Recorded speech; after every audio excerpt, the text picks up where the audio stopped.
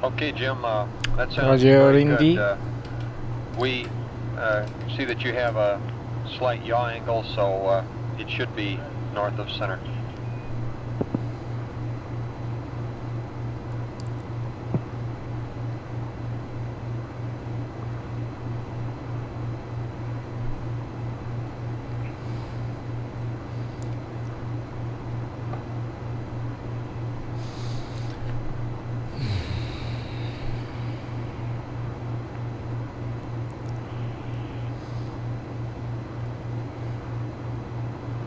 Apollo Control, Houston, 70.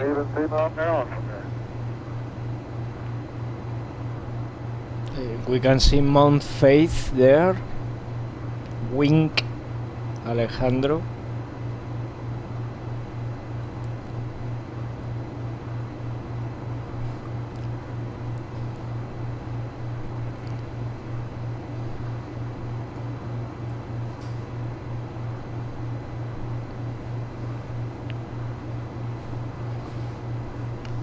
The reference that Jim Lovell made there was one of the mountains that he named during his flight of Apollo 8. This is Apollo Control, Houston. We're at 79 hours, 10 minutes down to the flight, 18 minutes away from the time of scheduled ignition on our Paracynthian plus 2-hour Flight burn. This will be performed in computer program 40 aboard the lunar module. The DIPS thrusting program using the primary navigation and guidance system. Lovell and Hayes will be in Aquarius at the time of the burn with Jack Schweikert in Odyssey. We'll stand by and continue to monitor. We now show Apollo 13, 4,717 nautical miles out from the moon and traveling at a speed of 4,675 feet per second. This is Apollo Control, Houston.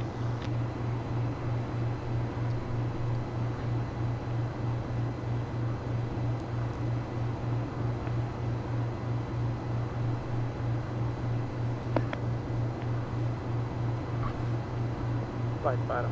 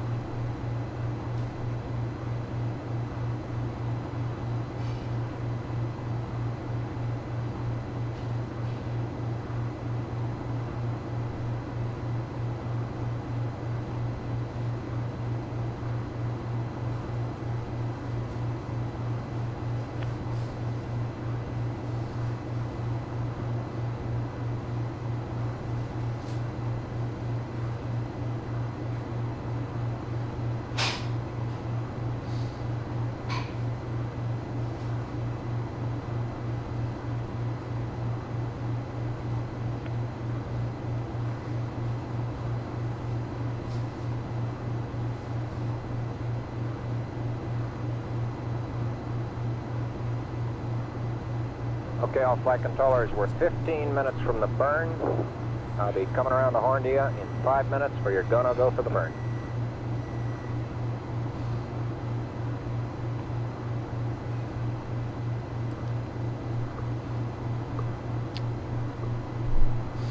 Okay, let's get into P40. Control from flight. Good flight.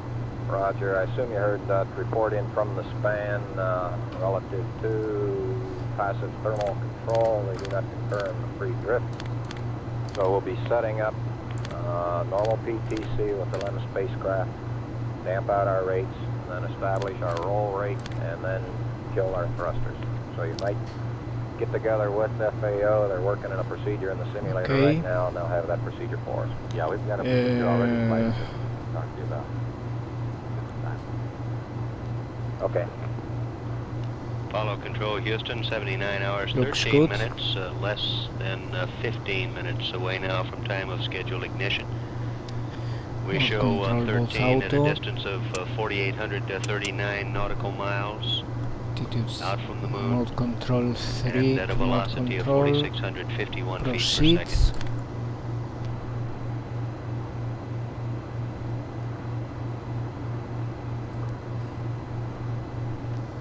Within the next several minutes, Flight Director Gene Kranz is And- expected to go around the room for a go, no-go status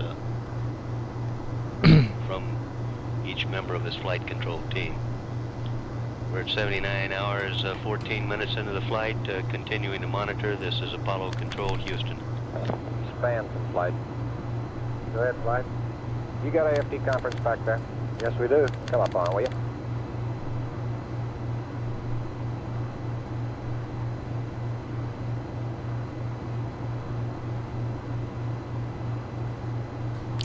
It's quite a bit until T-6 minutes.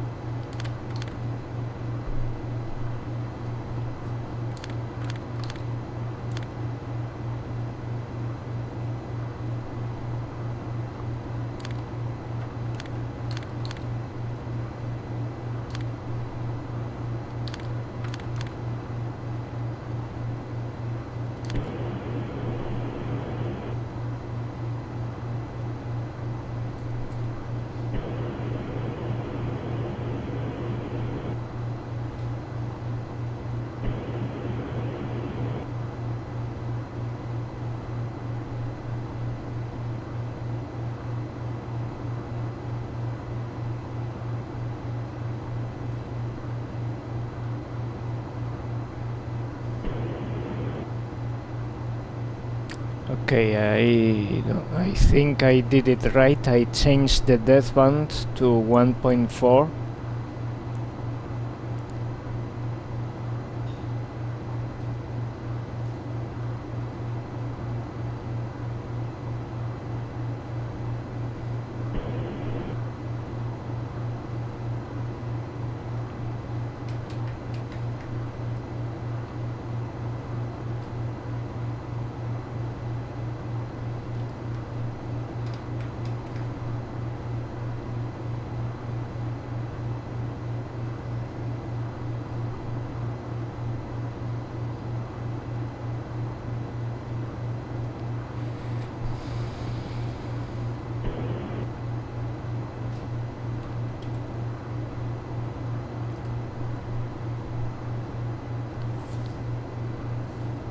All flight controllers, I'm coming around the horn.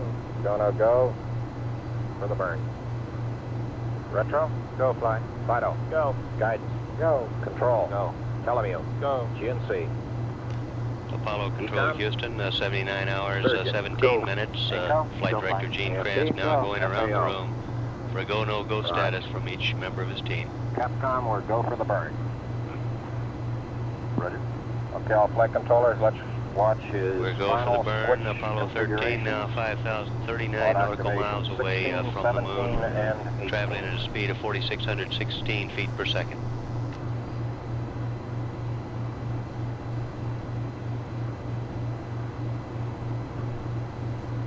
Aquarius, Houston, over.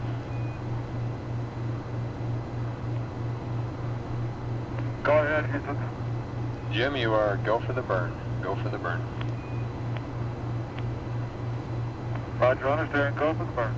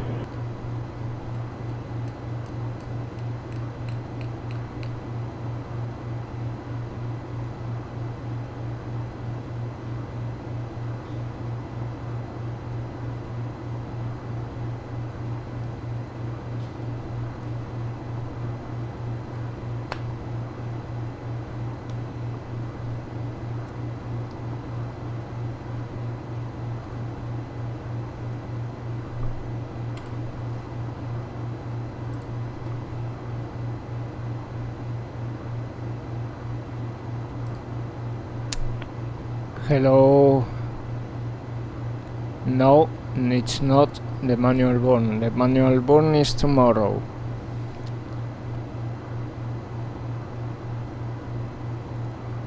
Control, is he in burn attitude now? That's affirmative, fine.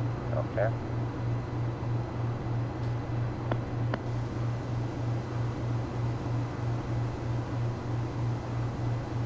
You have all your call-outs ready on there, Ping, on this throttle? Roger. Okay.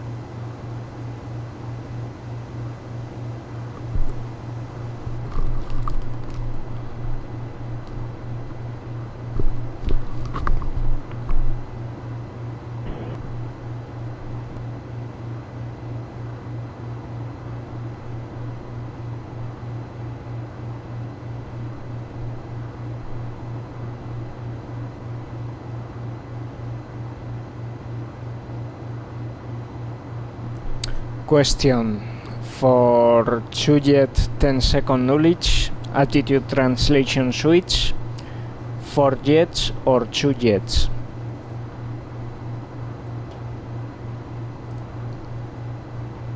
Thanks, Jinju. This is Apollo Control Houston. We're a little over 6 minutes now away from time of scheduled ignition. 79 hours, 21 minutes. Meanwhile, in mission control, both the viewing room and the floor of the mission operations control room have filled up with a considerable number of people. Question: for 2 jets 10-second ullage, Mr. George Lowe, attitude Deputy translation Administrator switch, 4 jets Frank or Borman, 2 jets? who commanded the flight I of have a Apollo 8 question and, there. Jiminy 7. Control 8. And a flying companion named Jim. Go ahead, Level Uncompensated bias on all Mang is here. kilometers is less than .00. Al Shepard. What the hell is that noise? Do you hear it, guys? On the Mocher floor at this time, as is Ed Mitchell, the lunar module pilot, along with Stu Russa, Okay. who is scheduled to fly in How's the he command looking, guys? module for that flight. Looking good, fine. How about you, Control? Looking good, fine. Tell Yeah, me you correct. We're The coming switch up is on, for axe 5 control. minutes Okay. until scheduled time of ignition. Gene Krantz is The checked, switch is for axe control. with Okay. a couple of his systems, members of his flight control team who monitor systems. They indicate they're happy with the data they're looking at now. We're standing by, continuing to monitor. This is Apollo Control Houston. Perfect.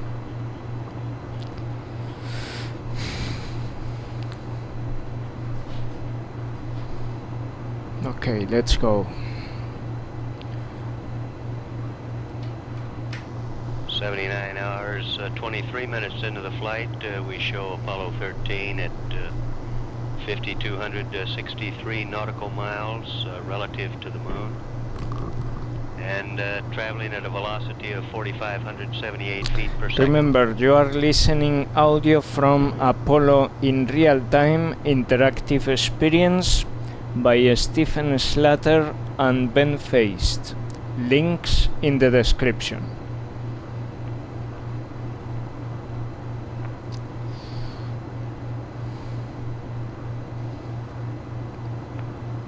Four minutes.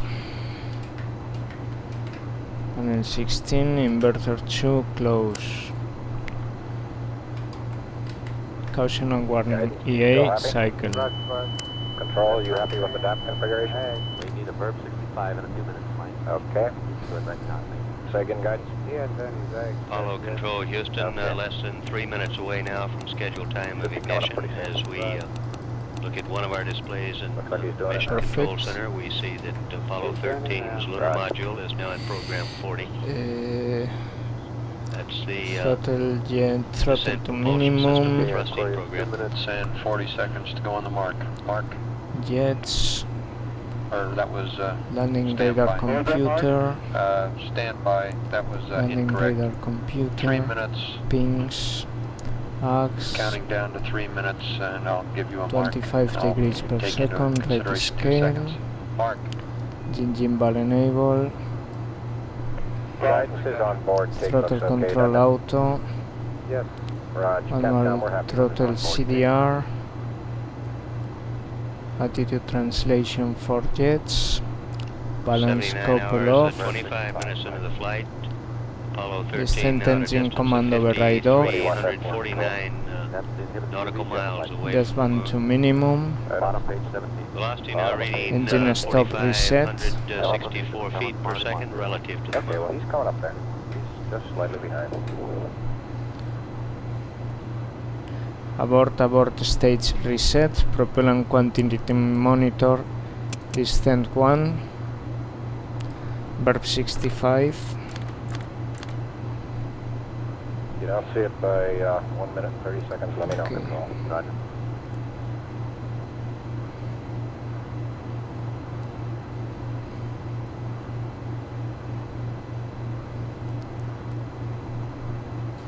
Less than 2 minutes away now from scheduled time of ignition. Velocity reading 4,560 feet per second. Distance from the moon 5,383 nautical miles. You happy now, Control? thank you Got guys. it, Mike. Very good. How about propellant quantity monitor descent 1? Did you get it? Roger, we only got one red reading on it now, Mike. Okay. You happy? We're good. Okay. Tell me how you're looking. We're okay. Raj, guidance, how you doing? He's done everything but 470 rating. When's he due for that? A couple of minutes ago, it's good, Rob. Okay.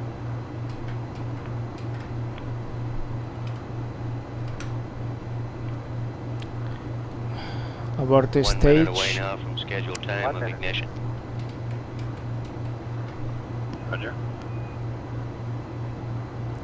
Apollo 13 now 54. question, does the G key do something in NASSP? The Golf key, G key, I just hit it accidentally. Guidance, how you looking?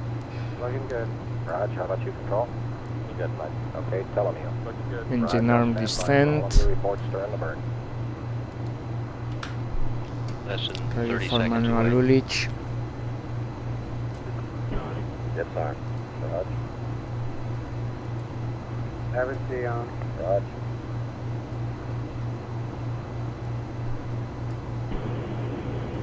The engine is armed, standing by.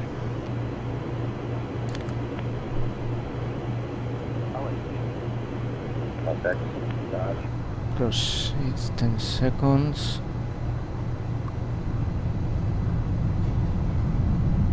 We have ignition. Raj. Ground confirms ignition. 40%. Raj, 40%. Houston copies.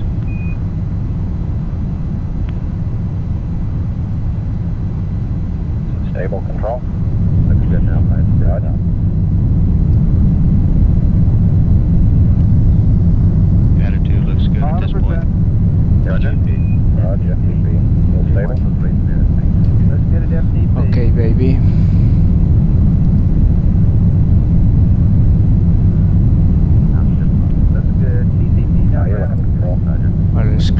axe. I completely forgot about the axe. Screw it. Whereas Houston, you're looking good. Sorry, axe. Roger. It's my revenge from amidst the OI. Let me know how the rating is. Okay, you realize you backed this throttle up?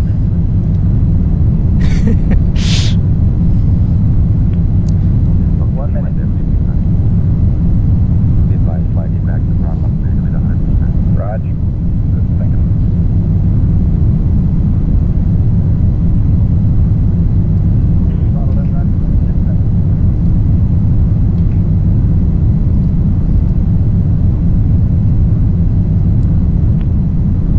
On to the air. How you doing, guys? Looking good. Control. Left throttle.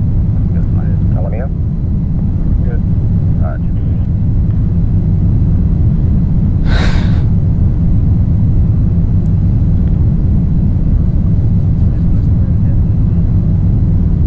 Looking good.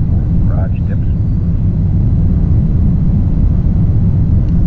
Dips is looking good. 2 minutes into the burn.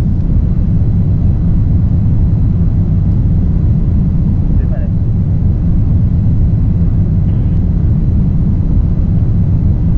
Whereas you were looking good at 2 minutes. 2 minutes, Still looking 5 seconds. 2 minutes, Roger.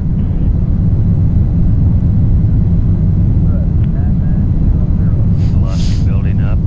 This key shows we've gained 451 feet per second at this time. FTCP is a little bit high.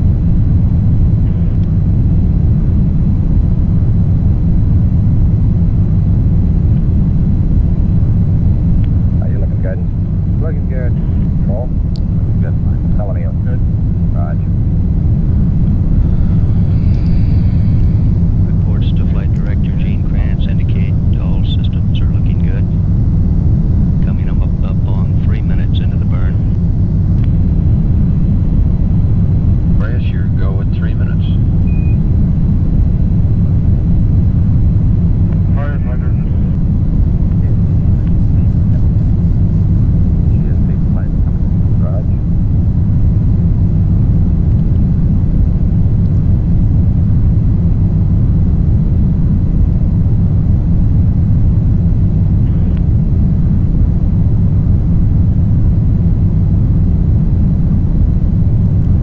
The onboard display looking, shows guys? less than a minute to go in the burn Control? now. Real good. Telling you. Okay. Trailing on ship.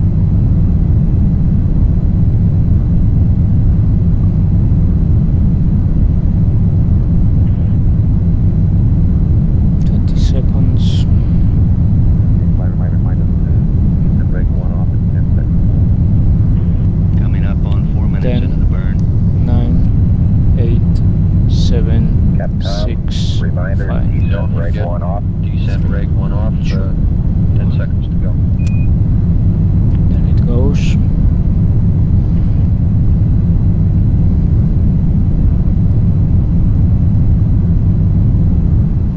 Shoot down. Shut down. Roger, shut Engine down. off.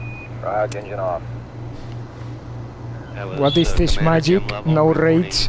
Shut down. The engine is off. We're Nice. 79 hours, 32 minutes into the flight. Proceed. Okay, all flight controllers, let's watch them go through Whoa. the securing of the system. Look at this. Got engine arm off, got control. What kind of magic is this? 1640, Houston. Roger, Roger. Roger, we're reading it. Whew. We'll proceed. Here's our residuals.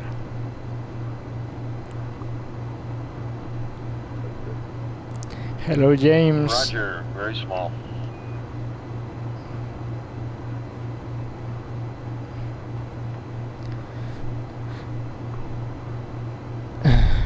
Okay. Follow Right, control. guys, we got him. Roger. 79 hours, 33 Proceed. minutes, 5,707 nautical Okay, miles telling you, out let's from the watch moon. Cool. the burn. I say that was a good burn. Roger, now we want to power down as soon as possible. Yep. Roger, we will, Capcom. Roger, understand. Engine arm off. Telemute flight. Telemute. I'd like to start powering down all the functions with the exception of those necessary for establishment of this passive thermal control. Indica power off. And engine stop push button reset.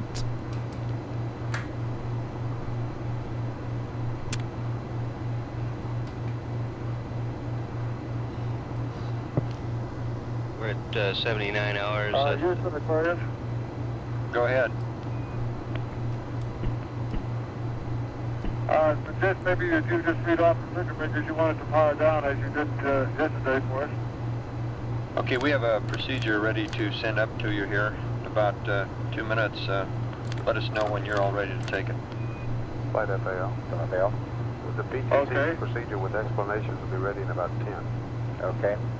Okay, is it going to be better to write this on a blank page, Lance, or can we use some portion of the power down, let's say, in a contingency book that already exists? Stand by one.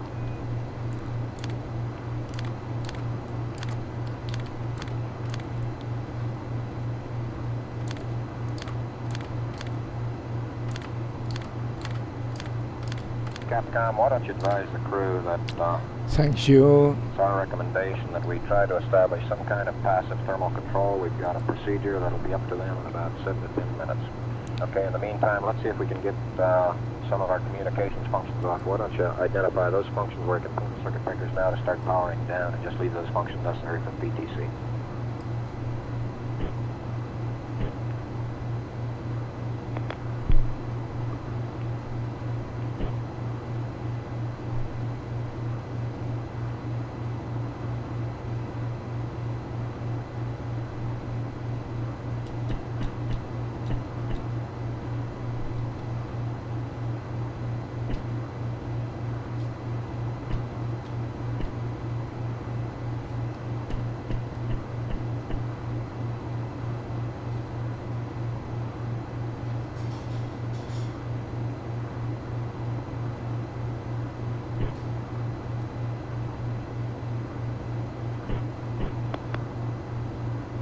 Guidance, or flight over flight. Go flight.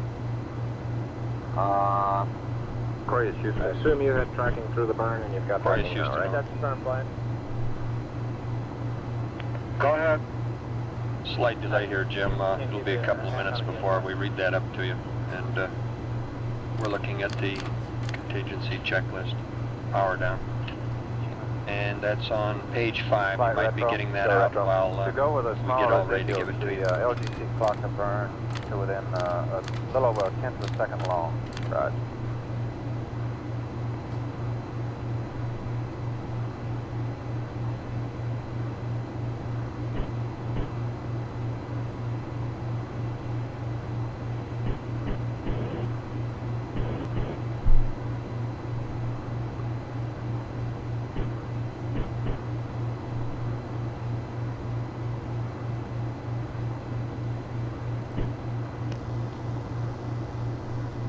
Apollo Control, Houston, 79 hours, 37 minutes into the flight. Vance, would you say that page number again, page 5, doesn't make sense?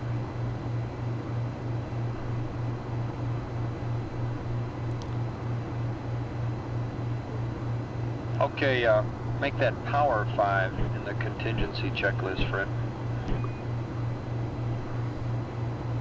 And it's the That's better. middle part of the page. It starts emergency power down, and we'll mark that up. We're at 79 hours, 37 minutes into the flight. Guidance reported that the burn duration was Okay, literally right on the money. Power 5, emergency power down. Okay, but hold off on it because we might have to start PTC up again here, and that's the point that's being resolved right at the moment, so stand by. Okay.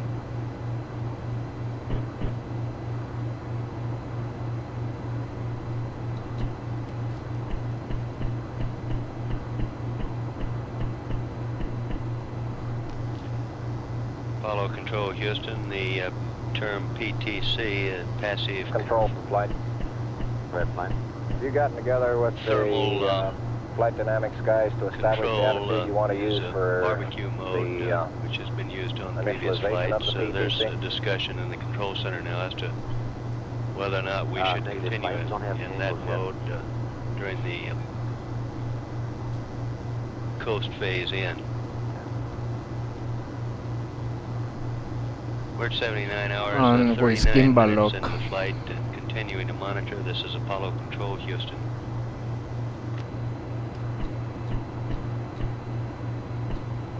Flight control. Go control. Once you get the angle to just pass them up and have to do a verb 39. Cruise line Yep. maneuver. Okay. I also like Joe Kerwin.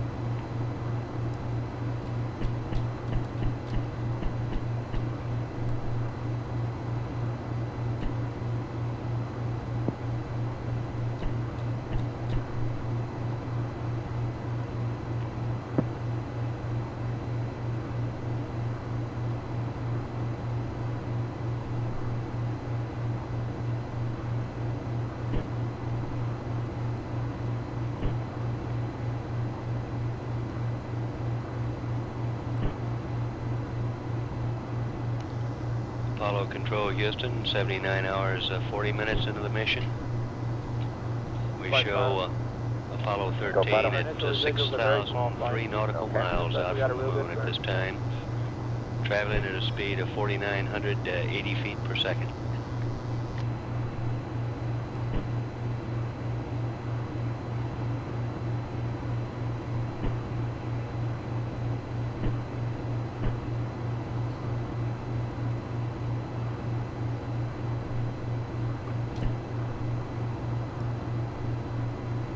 Alright, attitude stabilized.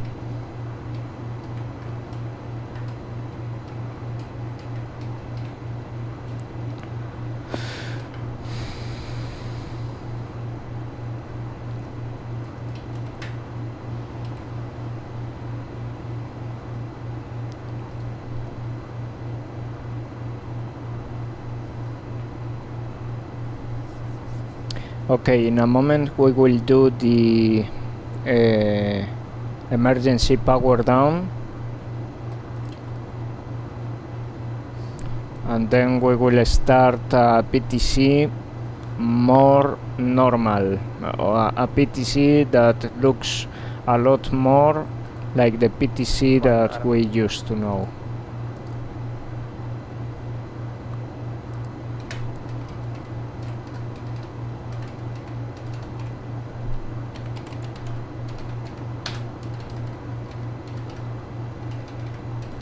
I cannot type.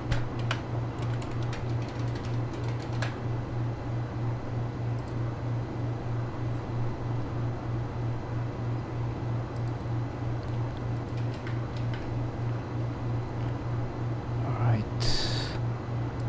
49%.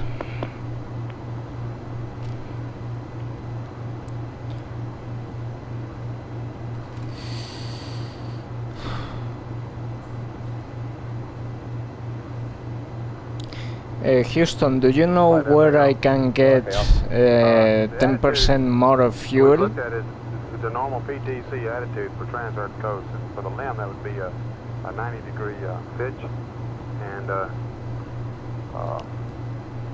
they can pick the yaw angle that they're at now. That's the limb pilot yaw angle. Go ahead, Houston.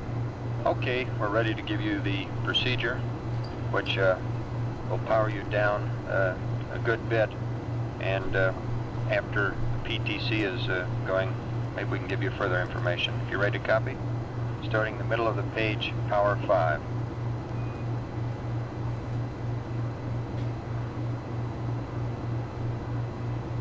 Okay, go ahead, man. Okay, after number 1, first line, cross out and VHF-A. Second line, cross out simplex operation. Third line, cross out prime. That refers to prime power amp off. That prime should actually be replaced by off. and that's the second prime in that line. Also in the third line, the last word off should be crossed out and replaced by PCM. Fourth line is okay. Fifth line, which is VHF voice, on, comma, off, Flight info. cross out. Go and go. On the power amp, we want to leave the switch in prime and turn the lighting power amp off by pulling the breaker. Floods, which is the next line, Now, what are you talking about? Are you should talking be about off, some but add the deviation following, from the checklist or that Telemu's given me overhead, before? What he's reading up slash right now, forward, he said turn the prefer power off. amp switch from prime to off. I'd like to leave it in prime. Will you and please pull the get breaker. together with Telemu and have him make that Okay, correction, step please? 2 remains the same, no change for the moment. Oh, standby.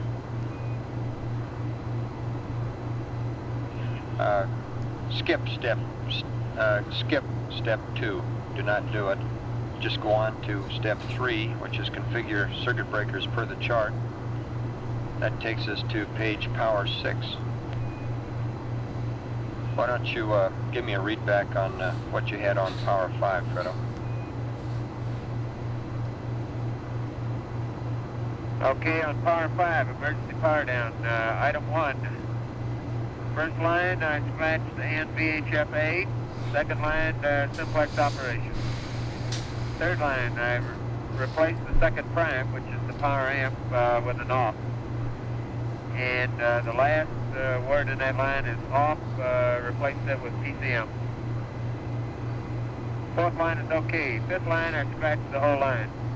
Lighting, we haven't needed floods yet, so we'll just leave them off. Exterior lighting off. Scratch line 2, and I'm now on power 6, waiting for your update. Sorry, but it's the only font that I could find. Maneuver, it says we, It's a fun font.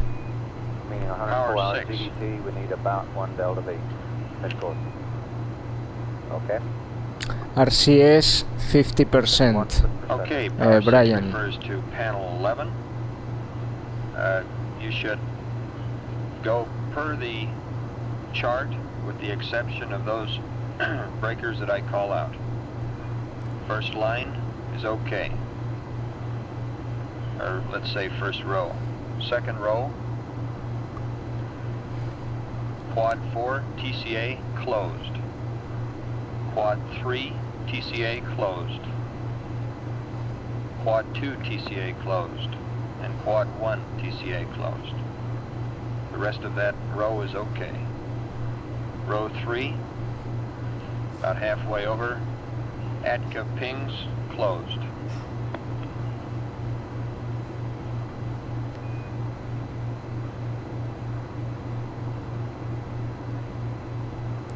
Okay, rest of that line is okay. Fourth line, heater, standby.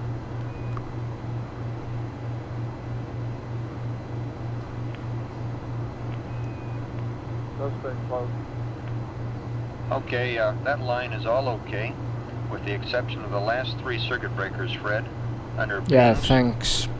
I have a plan B, and I which is, think you know what is the LGC plan B, MISP. but IMU I don't standby, want to use it. IMU operate. Those 3 should be closed. At least for the time being. And finally, the 5th line, it's okay as is. And would you give me a read back on that?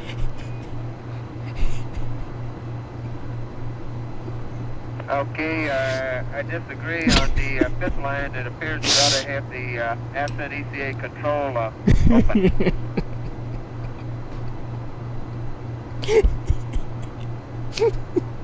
Okay, we'll check into Yeah. that one and while we're listening to the rest of your readout. Okay, and top row is correct as is. Second row, we want the quad TCAs 1 through 4 closed. On the third row, we want the ATCA pings closed. The fourth row, we want the pings, LGC, DISCI, IMU standby, IMU operate all closed. And you're saying the bottom row as is. Okay, we'll go along with what you said on the ascent ECA control. That should be open.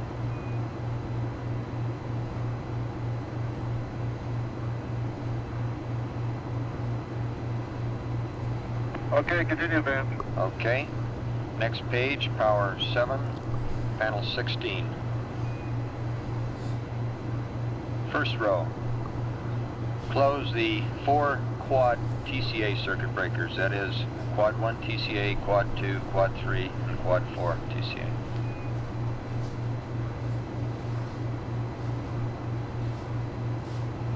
Okay, rows 2, 3, and 4 are okay.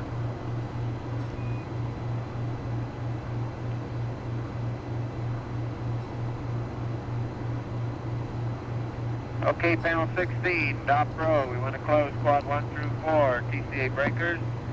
And you're saying the other 3 rows are as is. Again, I have the exception. The ascent ECA control on 16 should also be open. I concur.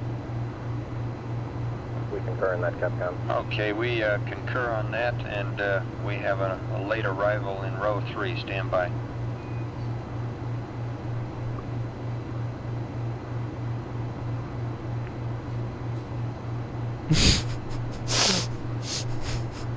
Okay, Fred, one addition, 3rd row. The S-band power amp requests that you pull that circuit breaker and leave the switch in primary.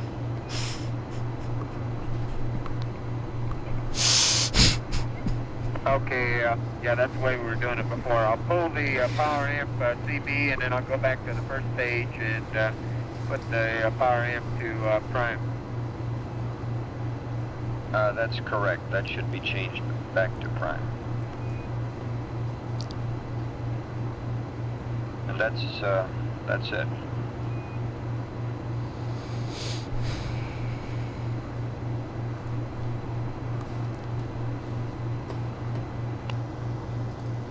Apollo Control, Houston, 79 hours. Thank you. Okay, let's do the emergency 51 minutes power into the down. flight, that was Vance Brand going through a checklist with the Apollo 13 crew for procedures and powering down the systems. Off and low. Okay, lighting buzz off, exterior lighting off. Okay, you want to get your breakers, Jim? We now show 13 Jim, at 6,515 nautical miles out. Prim off. Okay, the bus tire Land voice backup. PCM Yeah, go ahead. off reset. Off Sorry, low. I'll put the switch off, it'll kill caution word. Lightning fluid off. Control and guidance flight of you read these PTC Exterior procedures lining in. off. We flight plan update. Configure circuit breakers per chart. What I told you before, this says to do a manual maneuver in the verb 76 minute impulse. They claim that in the simulator they use less count doing it this way, and the maneuver is a pretty simple one, and I have no objection to this. Okay. And we can also inform the crew they don't need to go back to the 5 degree dead man. This procedure is based on the 1.4 degree dead man. Raj, tell them to hold their 1.4 degree dead man, and we have the PTC procedure they're giving you. 20 up. Vance.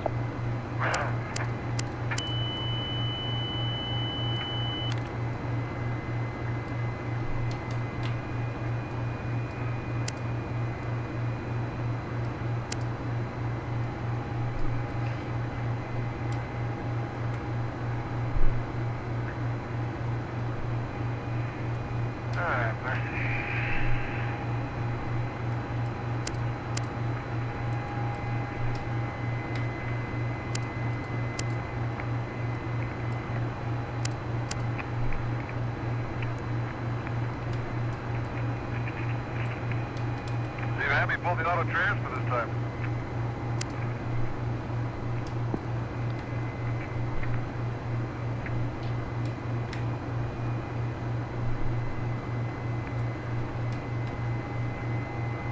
Why still have the VHFA receiver on? You don't, do you? Yeah. Why don't you give him a call, panel 11? Okay, Vance, I don't know if you read me now, hot mic? Raj, loud and clear, Fred. Hey, Jim, just noticed we got a VHF breaker in on pin 11 still. I think that probably should be open. Not sure. That's part of the power down. We had already marked there. Copy that, Okay, that's affirmative. Pull the VHF-A receiver. Okay, pull it, Jim. I got it already. Okay, now, why are we putting the cabin fan on?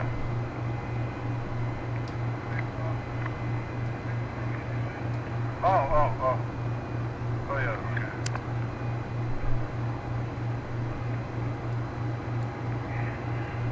Telling me you can flight. Go ahead, flight. What I'd like to do would be to get together with you about 10 minutes from now while they're setting up this PTC and going through all that work, come up with a good consumable status for these guys so that we've got it at about 81:15 or so by the time they finish their eat period prior to the time they go to sleep, so we can get the full briefing on everything we see. Cross tie plus circuit breaker in.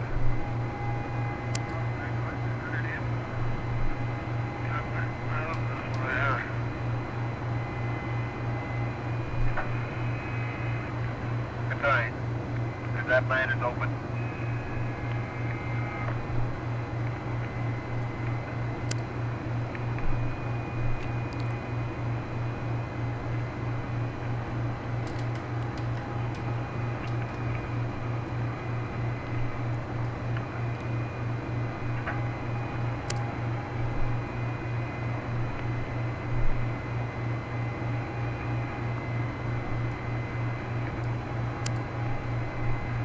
I'll look up with that cost in there.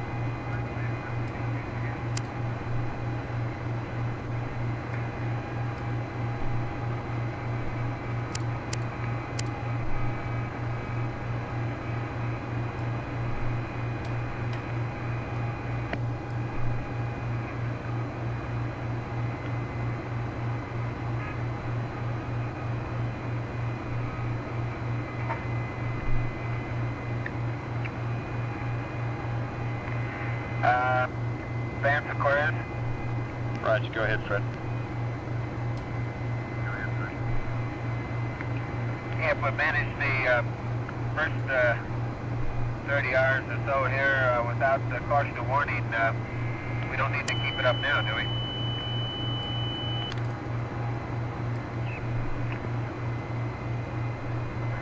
Flight zone. So telling you. Yeah, that caution warning is part of what we were talking about a while ago.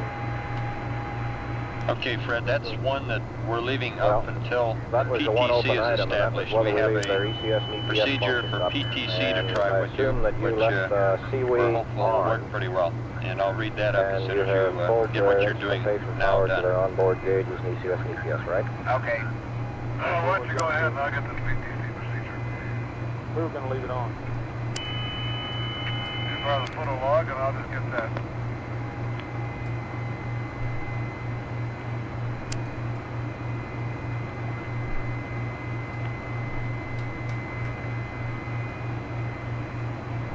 And one other question, Houston, you really want to pull the ASA breaker? You want to give up the Ags probably for good now, huh?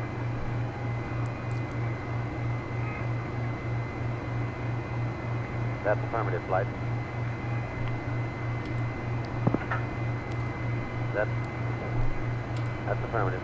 Say again, Dick, I wasn't listening. We wanted to pull that circuit breaker. Which one was that? The ASA. And Houston, I'm standing by to copy the PTC procedure. Okay.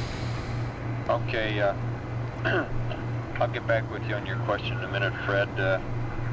Now, here comes the PTC procedure. Step 1, guidance control to pings. 2, mode control at hold. Verb 76, enter. Maneuver to PTC attitude. And that, incidentally, is roll 0, pitch 90, and present yaw. We realize you can't monitor that on your FDAI, but you can on a verb with a verb 16 noun 20.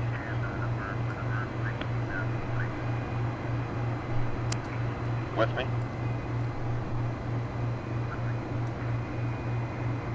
Raj, guidance control ping, mode control at home, verb 76 enter.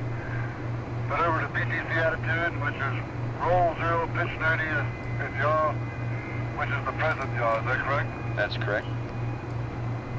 Okay, next. Mode when you're established at the attitude, mode control auto.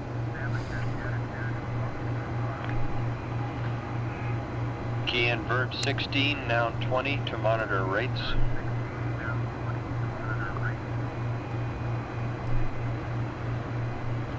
When less than 0.1 degree a second, rate in each axis, then disable plus X thrusters.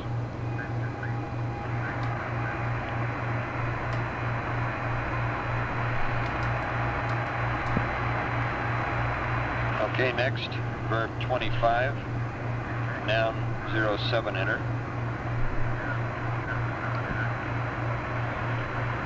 One, 2, 5, 7 enter. 252 enter. 1 enter.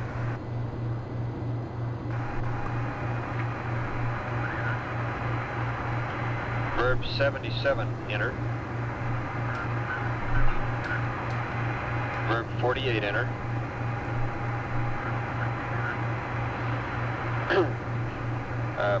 Put in the DAP 22110 and proceed.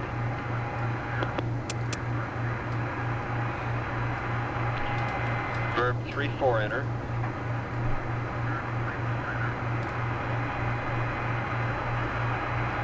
Then verb 16 noun 20 and monitor rates.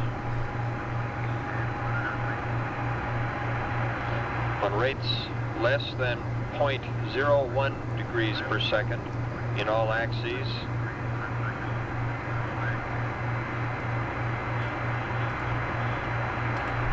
verb 76 enter. Mode control at hold.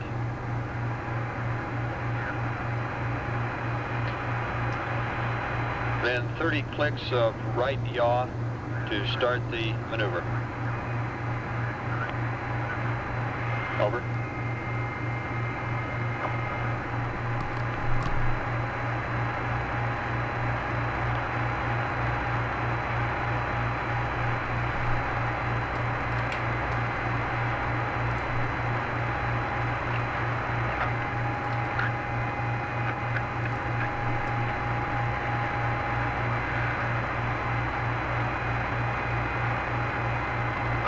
Okay, advanced PTC procedure, guidance control ping, mode control at home. Verb 76 enter. Maneuver to PTC attitude. Roll 0. Pitch 90, yaw 0. My ball now, of course, is inoperative, so I'll have to get that on the disk key. The 5 is mode control auto. 6, verb 16 noun 20, monitor rates. Rates less than 1 degree per second in each axis. Disable, and I didn't hear that last part. The next one was verb 25 noun 07 enter. 1257 enter. 252 enter. 1 enter. Verb 77 enter. Verb 48 enter. 22110. Proceed. Verb 34 enter. Verb 16 noun 20 enter. Monitor rates. Rates less than 0.01 degrees per second in all axes. Verb 76 enter. Mode control at home then. 30 clicks of right yaw to start maneuver. Raj, that's correct, Jim. Right. To answer your questions and to correct one point, yaw should be your present yaw, whatever it is. and that's up with roll 0, pitch 90, present yaw. The other thing is, you said disable and you didn't hear the rest. That's disable plus X thrusters. And finally, near the end, the 22110 referred to DAP loading.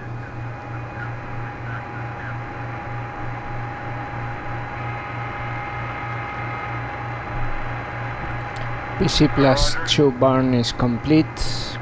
We completed the emergency power down. Pitch 90. And yellow. Pitch is here.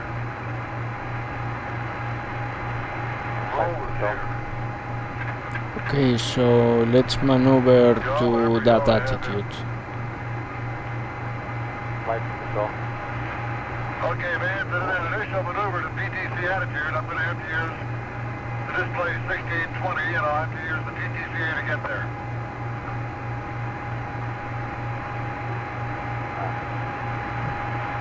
Negative, we want you to go minimum fault to do that.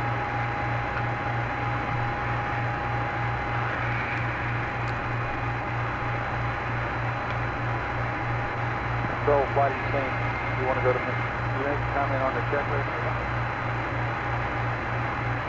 Stand by, flight, we got FAO. Hey, Dave, you said you wanted to do this thing with the geometry. Say again?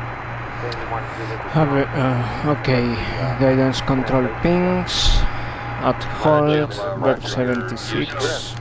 TTCA, and Pin impulse, just a FAO? reminder that It's cheaper in as maneuvering RCS that wise. that That's the roll way is to an get the next R3 beat, and the RCS. yaw is an R1. Copy, stand. That's affirm, and I'm going to take out roll first to get it 0, then I'm going to take care of pitch. Okay. On the loop, Control, that's going to be pretty expensive in field flight. Using the TTCA, we could probably do it with an auto maneuver and be efficient. I can't decide if you and FAO are agreeing with one another, are you or not? Yes, we're agreeing. We agreed on the procedure as written. Okay, and what are the reforms? Okay, would you tell Vance the thing that you want to change with it? We would like to do it in the minimum impulse, as per the procedure as written, to make sure we do not have an excessive amount of gas usage. Okay, what did he say he was going to do it in? PTC. We want to do it in min impulse, right? What he said, not in copy what he read back. Okay, guidance control ping. One other point. Control at home. But, well, they're not agreeing it's okay, Charlie. They're saying that it's going to use a lot of RCS to do that. They want to use min impulse. Control and FAO want to use min impulse based on the simulator data.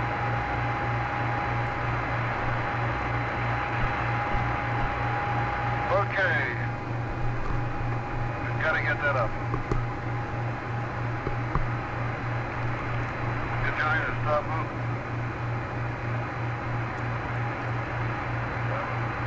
Flight control. No control. I believe you one other mistake. You said 1 degree rather than 1/10 of a degree. There we go. Step 6. Step 6. Okay, what we'll do is we come up in the time in all of these things. So step 6, step 11. and step 11, we'll sit there and we'll give him a go to proceed on to step 7 and proceed on to step 12.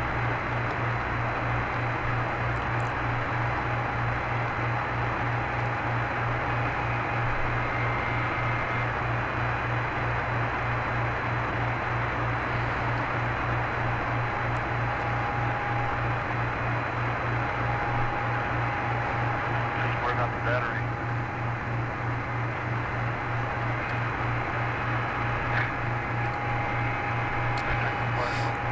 Okay, let's see if it helps with RCS.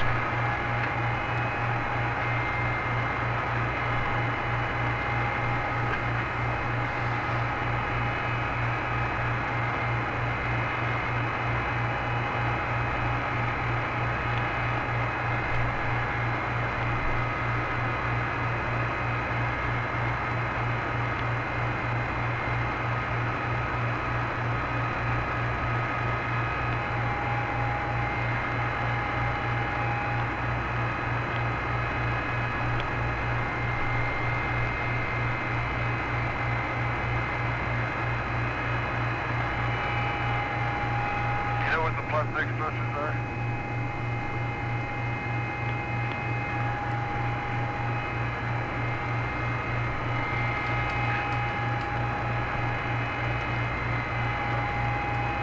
Yeah, okay.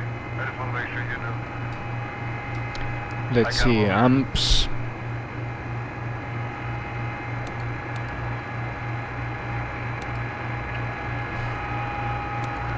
Aquarius, Houston, over.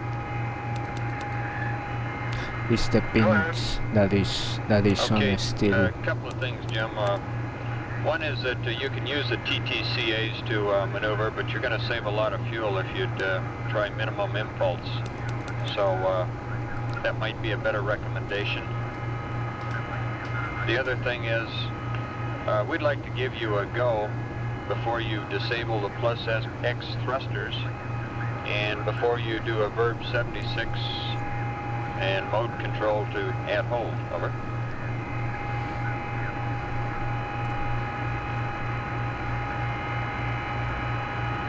Flight control. Okay, understand. You want to go before I mean, of course, I just hit a 76, and the mode control isn't at hold at this time, but this is later on now. Flight control.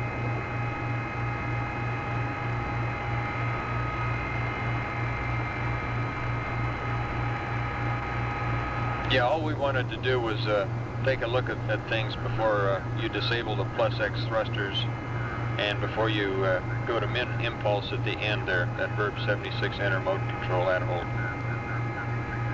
Flight control. Right, understand, and I'm maneuvering my roll now to 0. Roger. Okay, all flight controllers, looks like we've sorted ourselves out. Telling you how you're looking from a standpoint of your system configuration so far. We're right where we want to be flying. We're running about 25 minutes. Okay. And control, how's the fixed engine and the RCS looking for you? Okay, it's looking good. Flight, we've got 4%, 2%. Yeah, those are plus X, right. Got 1190 foot per second depth. Okay.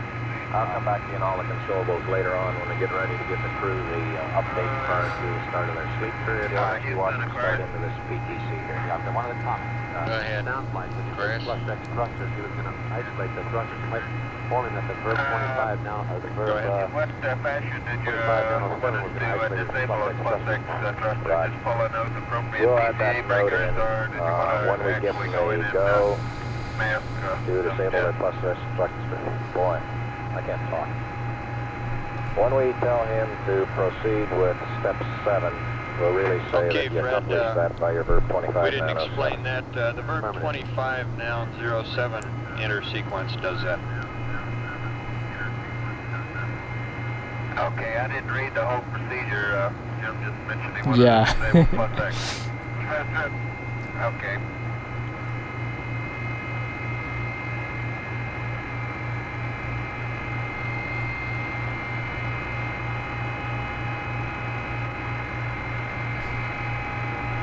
Let's look at the space digitals, see what they look like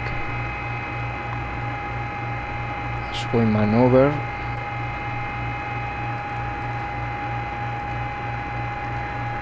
Control, let me know when he's in PTC attitude here. Roger.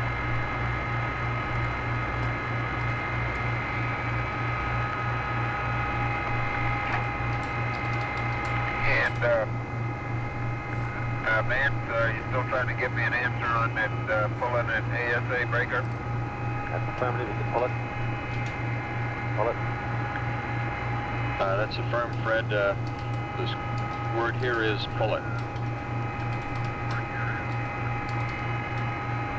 Okay. She didn't get much work out of the eggs this time.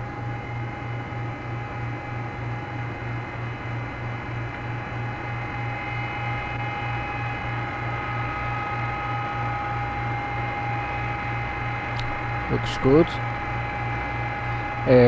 Question, what are those zeros there at the end of the columns?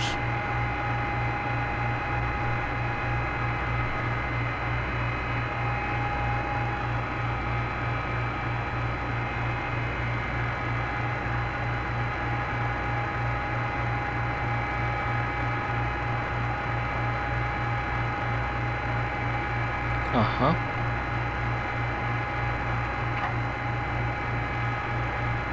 Ok.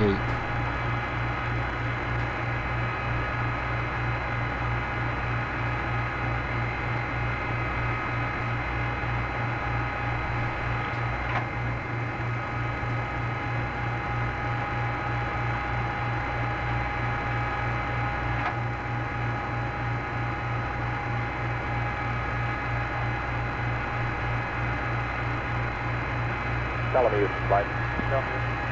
Looks like the only open item we got in this power down checklist that may have been cleared up while I was talking about the PTC was what kind of instrumentation we leave on for the crew. Okay, we're going to leave conscious warning on the crew plane. Okay, that has been nailed down. Yeah. Has it been I passed up to the crew, understand. do you know? They've got conscious warning still on. In our final power down list, we're going to leave it on. So it'll be passed up in that down. Going slightly.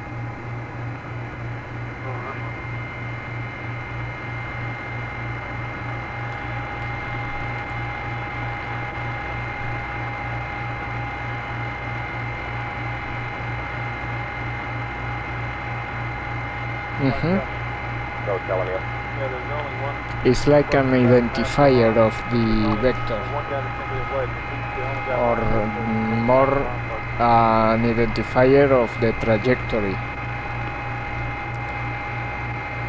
That's oxygen until the thing goes off. This is where we're blocked. Okay, let me ask you a question. Have you gone through everything you've seen so far, and do you see anything that could give an unnecessary MCNW anytime during the night? How about with all these heaters off and all that jazz? I don't expect you're going to see any MCNWs there. So, I'll tell you what, why don't you keep your backroom guys working that one, Joe? 'Cause I want you to Reminder, watch the we power are down. listening to mission control audio and the air-to-ground audio from Apollo in real-time experience by Stephen Slater and Ben Feist. Links in the description.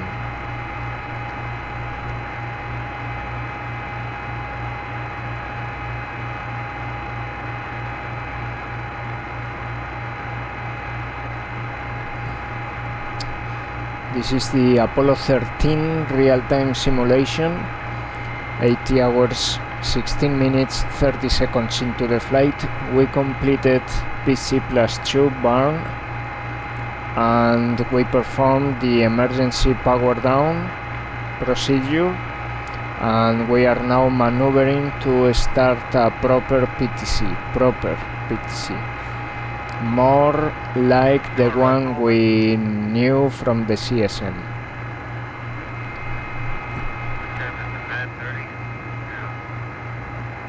I got up to what, about 10?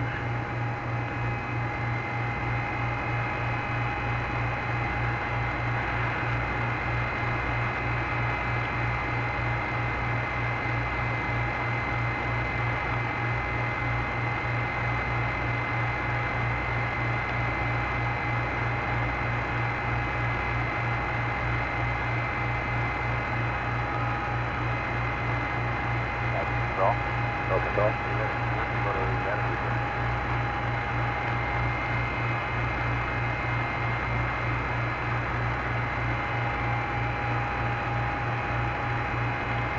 Still now, good then? It appears that way, good. Cap down, flight. Joe? You just tell them that we're standing by for his maneuver to PTC now.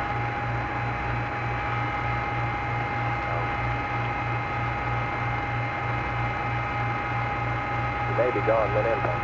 Sure you're not seeing anything? Control? The roll, move hovered all this time. Okay, you should be staying at its current yaw. See anything in pitch? Very little indication flight, but it's hard to say that's just drift. Okay.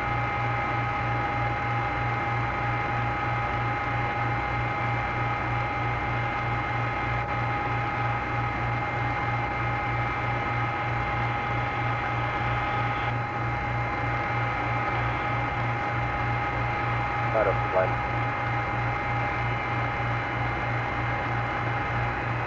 Go ahead, flight. Roger.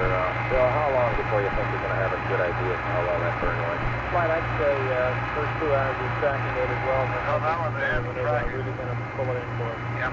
First about, what you're saying is about an hour and a half. Right, flight, right before we go off ship. Okay, good. What's different than before? Okay, remember, if you enjoyed the PC Plus 2 burn and other parts of this mission so far, make sure to hit the like button. Hard to do a B-37 in the wind.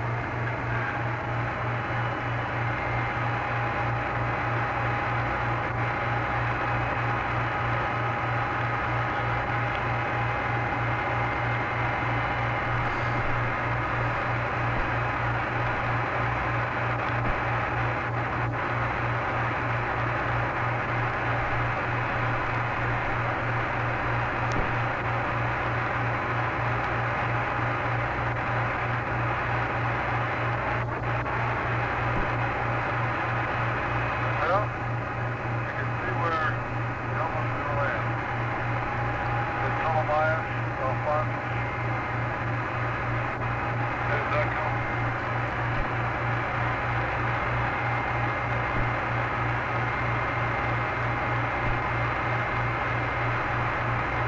Okay, we can barely see the corner there. Aquarius, Houston. Yeah. Go ahead, Houston. Okay, just some info. We're working up a procedure for you to use command module LIOH canisters to connect to your hoses, the outlet hoses in the LEM, so that as time passes in the mission, you can continue scrubbing the LEM atmosphere. And this whole thing requires modifying a kit so that you can attach the hose, or modifying the LIOH canister so you can attach the hose to it. So sometime in the future we'll be coming up to you with that procedure. Second point is we're standing by to watch your maneuver for the PTC procedure. Over. Okay, I'm in process now, Vance, of maneuvering to 0 yaw, 90 degrees pitch, using them in both. Okay.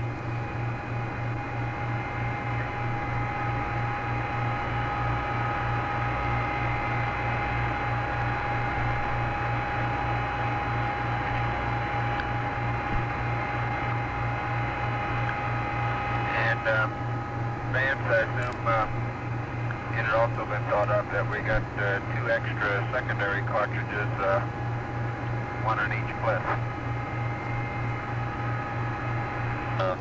Roger.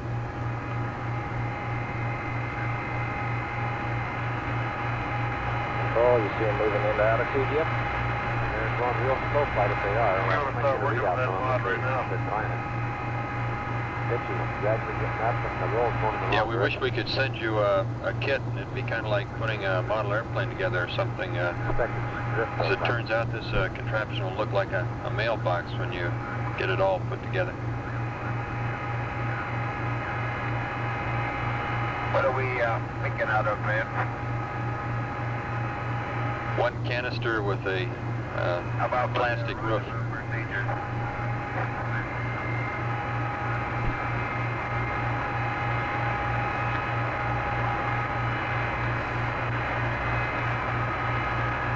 Just for information, Houston, during just prior to going around the moon, we saw a lot of debris that was fully biased, including some one rather large piece looked like a wrapping off of a line of some sort that still was with us. Roger, copy, Jim.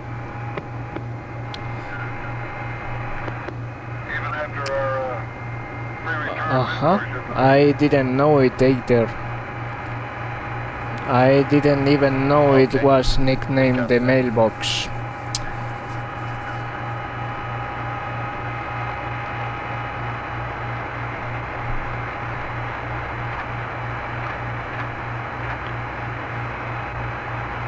No matter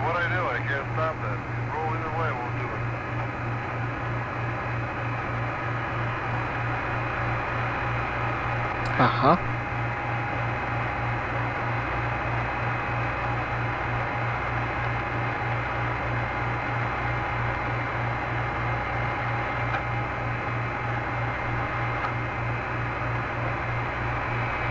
I don't see any way around it, James. He sure doesn't seem to be doing much, does it? Going on down.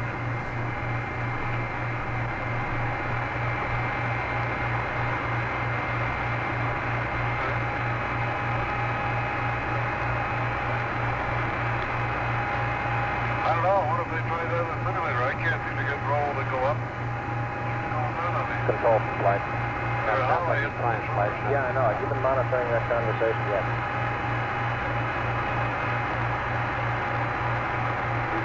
He's trying to get the roll out and going in the wrong direction. Yeah, but he said he's tried it both ways. I'm just wondering if we're getting enough of a vent off of the evaporator, supplementor, Everybody see a change in rate. to Try to move the yaw around. overpower the main impulse. Roll.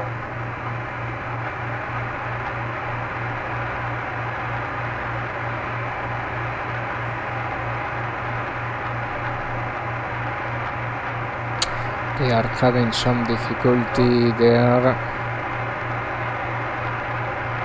with the roll. Okay, we're on in the back side of port control. You had, prior to the time we started this, no, that's good, Mike. You might check it and make sure he has not been instructor not down. I think we've got two choices here, Mike. Either do this thing automatically, maneuver, or do the thing with the translator. Which is the cheapest? We're finding out about that. Okay. One blast.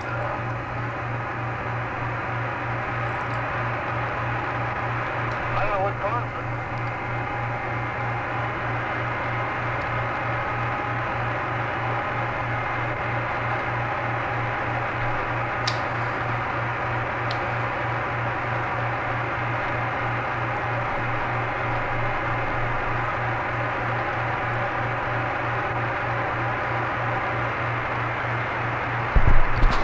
Find that right out.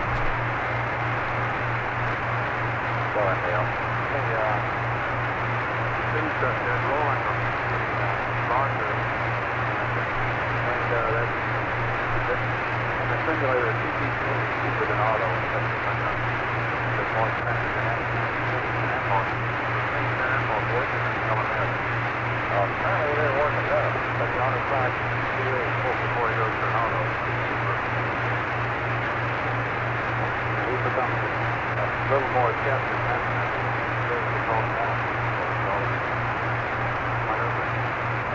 Tom, why don't we see if we can get some evaluation of this column and what he's observing up there. We might advise we don't have high-rate telemetry so we can't see that or anything. We just do anything else. Looking at local rate and all we can see is see if we can get some indication of what his problem is setting up the Apollo Control, I Houston. assume you're monitoring him. 80 hours, 27 minutes. Apollo 13, now 8,137 nautical miles out from the moon. And presently traveling at a speed of... Control flight. Go ahead. Can you show me the RCS profile? What channel you on? We've got 2% now. You really think that P-52 is going to take that much gas? Go ahead. Jim, we don't have any data on your movements right now. How does it look like this procedure is going to work out so far as getting an attitude set up, the first part of the procedure? Let's use the PCCA flight. Well, Bears, I've been trying to use a bit of impulse only attitude control to get my roll and yaw, roll and pitch rather. But with the attitude control only in this configuration, I can't command it to roll the way I want to. So I had to go to the TTCA to get my roll to build up towards zero. It was going decreasing towards 270. I really don't know what the combination is with the attitude control, if you can get the control to pitch and roll the way you want to. What we'd like to do, Flight, is take the roll out first. You've got to use the TTCA. Roger, copy. Use the TTCA, Flight. Try to take the roll out first, Flight. You want to remove the roll with the Pitch TTCA. and roll going towards the designated amount, passing through 23 degrees and pitch, and I'm going up past 321 degrees and roll. And I'm letting them go that direction. When I get near 90 and pitch and 0 and roll, I will go into auto and jam the rates. Concur that? Sounds good. Okay.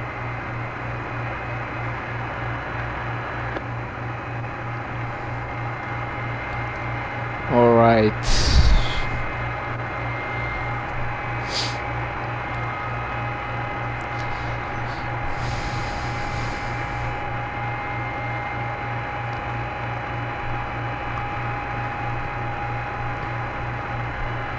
Flight control, double control. Once you're here, you might get in. Earth.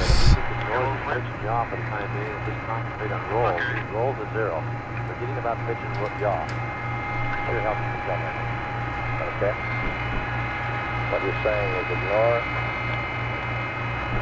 pitch and yaw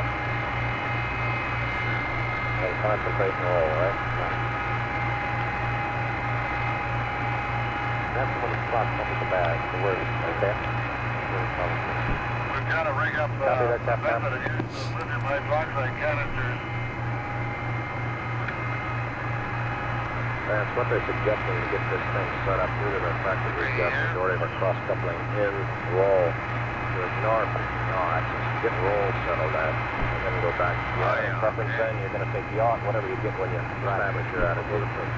So really, don't worry about you said we yaw. just got a mantle on and Get roll where you want it. light. I take it the Then establish your partial pressure attitude, and then you're in a CO2 position to start is, your that's what tripped it. procedure, right? Okay. We'll take the yaw we get. I've got the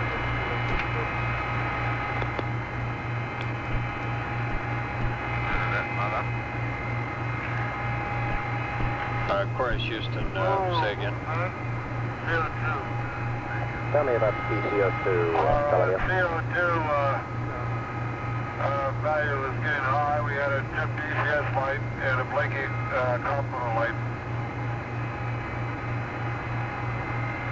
Okay, copy. Okay, I got that flight. We're reading 6.7, I'm supposed to 57.6. Looks like it's a little early. That's all right. Okay, let me ask you a question. Can anybody predict what the CO2 level, PCO2 is going to be at the end of the sleep period here? I guess the question is, what can we get some prediction on that, surgeon? We can try to run it out, but that's going to be what? 8 hours? That's what I'd like to know. Yeah, it's going to be Stand by on that PCO2. We figure we got about 4 hours by extreme with the 15 millimeters. Okay, but we couldn't work with, well, my question is going to this. Couldn't we switch over to secondary and then come back to your primary at the end of the sleep period? Because I'm just really wondering if these guys have been working pretty hard, probably be good to not have guys moving around cockpit switching. Because they're going to Okay, run, read your they're line going clear now, Jim. for them to go through the entire sleep period, they're going to have a fresh Okay, did you hear what I just said about the ECS light and the blinking complement light? Okay, we got that, and stand by one. Okay. Surgeon, you go stand by.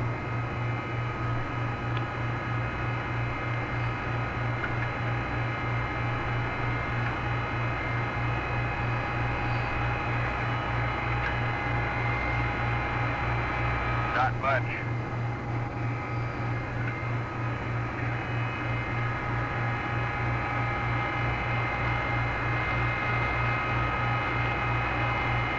Surgeon from flight.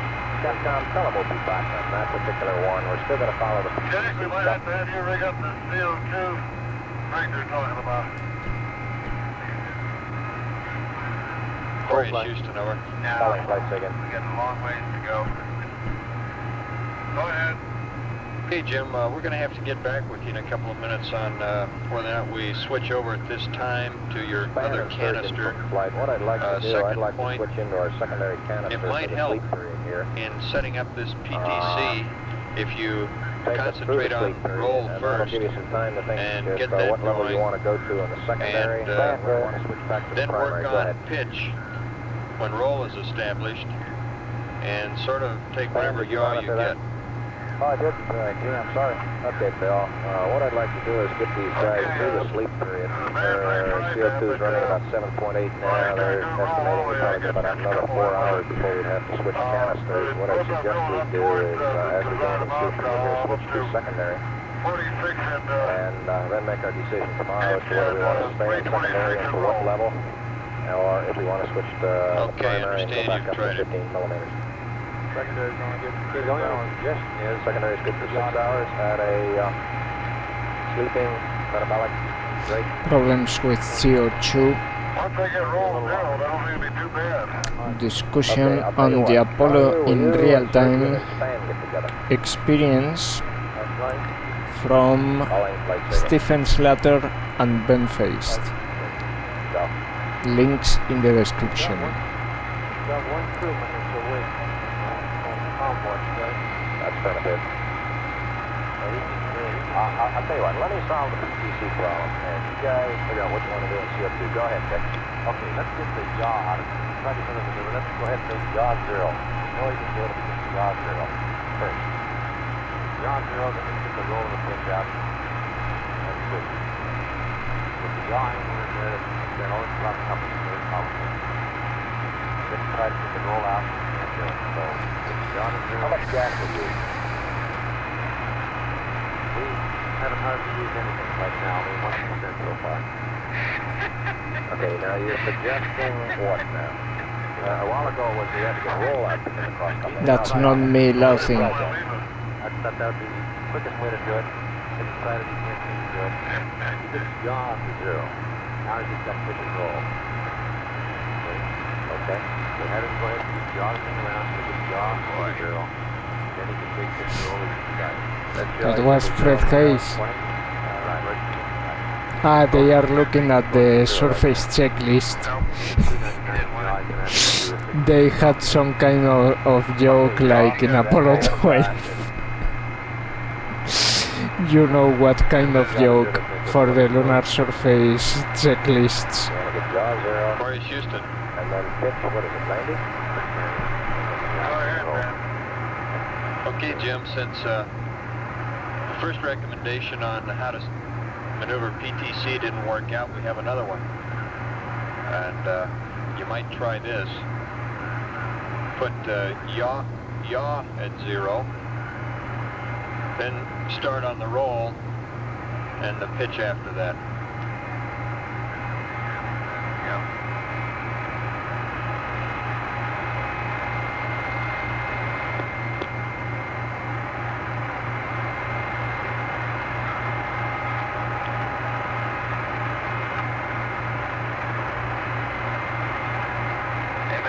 Do you read? Yeah, I do now. Go ahead. Okay, you might just tell me what sort of material you had in mind to build this mailbox out of, and Jack and I will go to work on trying to construct that thing. I assume we'll use the space-age mailing wire or the gray tape.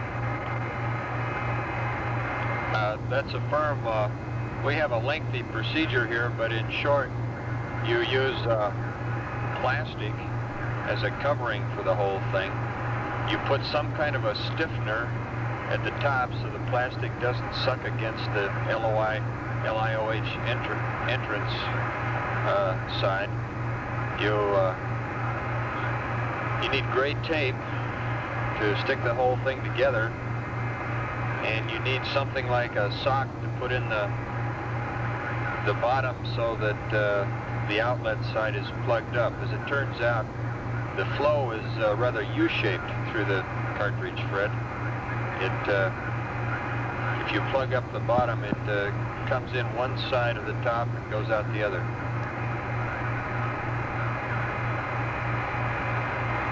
Okay.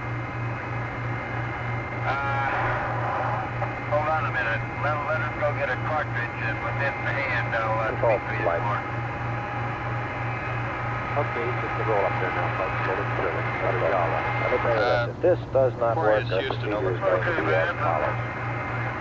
Orient Go ahead. the Z-axis. Okay, General direction. really, I think we should give you a more detailed procedure on that. Normal And, to the sun. in general, those are the materials Okay, that and then I want to are to be establish used, a but let us get relatively back low with a roll detailed rate, procedure on how to and make we'll live this with what we got. cartridge arrangement Okay. work. Okay. Right. We told you this was a long procedure. Simple one.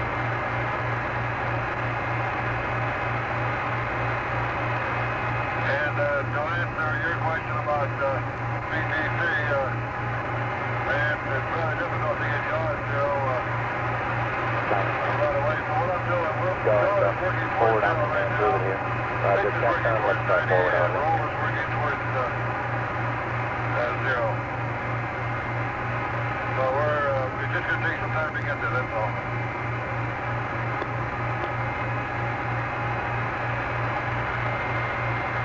Roger, there's quite a bit of noise now. I understand you're still having a problem getting there with the PTC.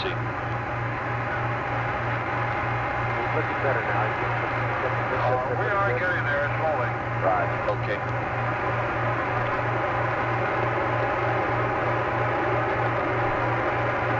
So did we get on this one? Which one do you want forward? Next time, let's try forward on here. Aquarius, Houston, let's try forward Omni.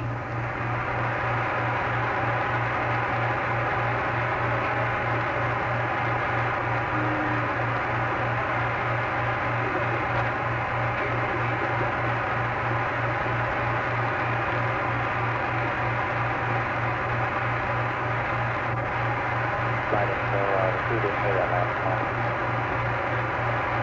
Still want to try forward on me, right?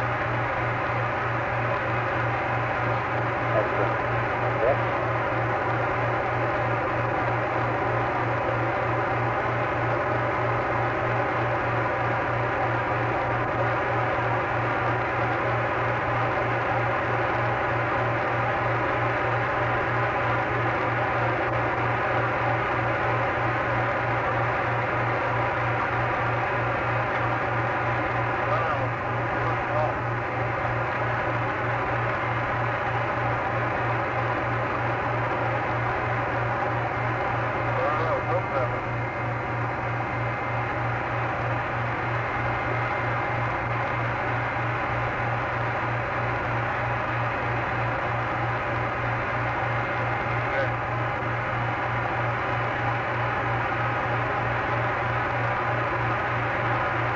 Control, how you looking? Real good, buddy. Okay.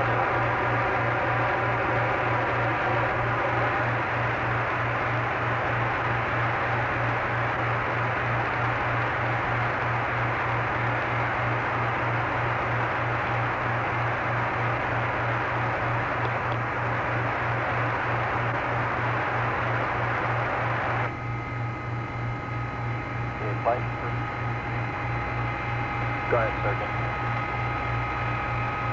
You want to entertain our proposal? Okay, Houston, how do you read now? Lithium hydroxide chemistry. Raj, span from flight, you monitoring this? Clear flight.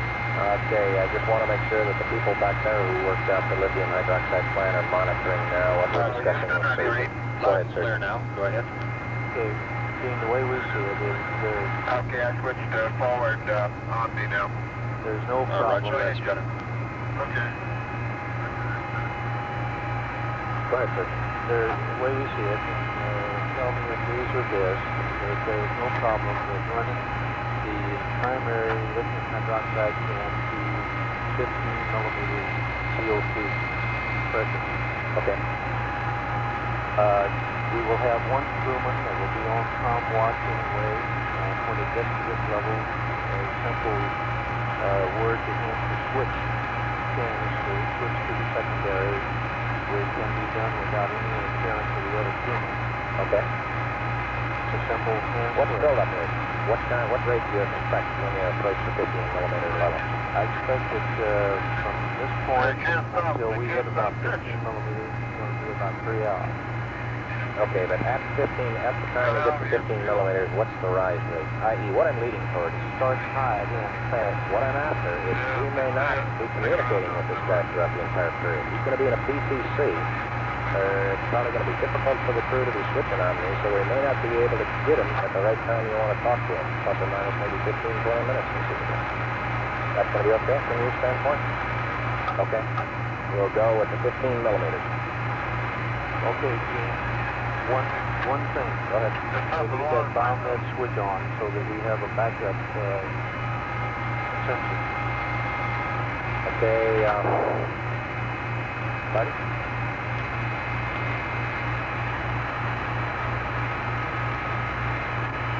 And call from flight? What's going to be the effect of bringing the biomed data up? We lose about 2 to 3 dB on our gambling signal strength margin. Okay, is that going to make any significant difference to us? Yeah, we'll lose some data that we're getting now. Are you expecting some things with high bit error rates in your data, or are you expecting that you're going to totally drop out data for longer periods of time? In other words, what Our low bit rate threshold changes when we turn the biomed on at 2 to 3 dB, and then we'll lose everything. Not just drawback, we'll lose the whole data stream earlier than we ordinarily would have without the biomed. earlier in looking for what? As it goes out and attitude, we'll lose the whole data stream earlier. How much earlier? Depends on how it drifts. That's a variable. Hello, Luke. We tried to land on the moon. Unfortunately, as happened 55 years ago, an explosion on our service module. We don't know still exactly what happened. Disabled our spacecraft, and we cannot land on the moon. We are returning to Earth. We just completed a burn to accelerate by 10 hours our return to Earth. Splashdown is now approximately 60 hours from now. 62 hours from now. Good, fine. How much longer do you think it's going to be before we get an attitude here? I'd say 15. Thank you very much. Okay, and then we've got another about 15 to 20 minutes to damp rates, and another 15 minutes after that. So we're talking about that part of about an hour before we're due setting up the PTC. That's what it looks like. Right, still span. They all concur what the primary to 15 millimeters and then narrow the thing. Okay, I'm going to talk to Jim McDivitt out here. Like one. Go ahead, tell him in. And we'll give you, try to give you about a 30-minute warning on the approach to 15 millimeters. Okay. I think that takes care of any flip-flops you got on the line. Okay.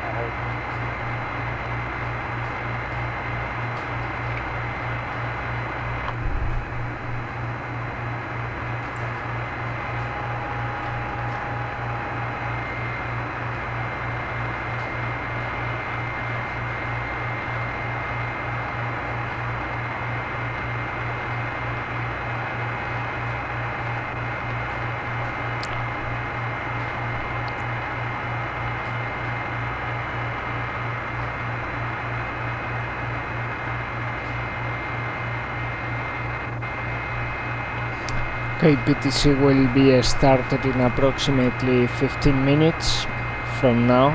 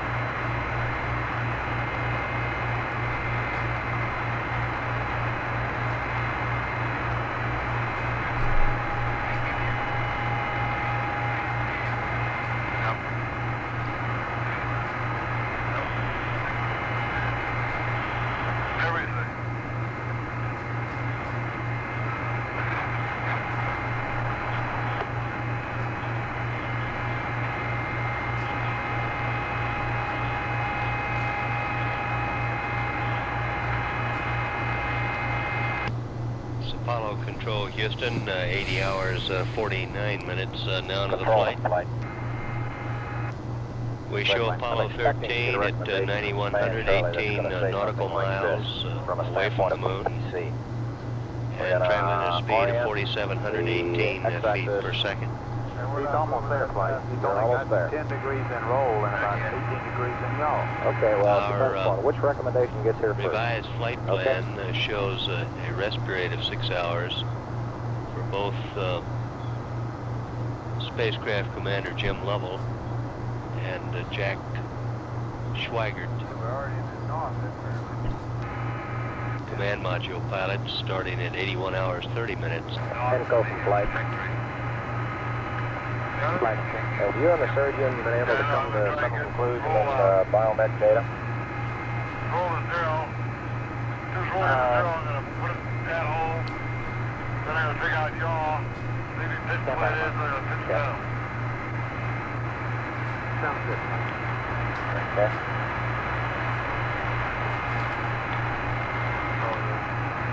Of course, the start of the sleep period is dependent on setting up They're using power though. That's using. attitude. Tell me how much for, further below this PTC. level we're going to be able to get when we We're power at down 80 around, hours what, 8 and amps? 51 minutes now into the flight, and this is Apollo Control, Houston. Okay. When we have to try chasing that cannon. 15 even. Huh? Let's go 15. Where's it right now? Nothing. No. We're not reading anything. Well, that's the one they want you to leave in. It's in. That's how it triggers the... Okay, Jack, I'm going to push it on this thing to stop it.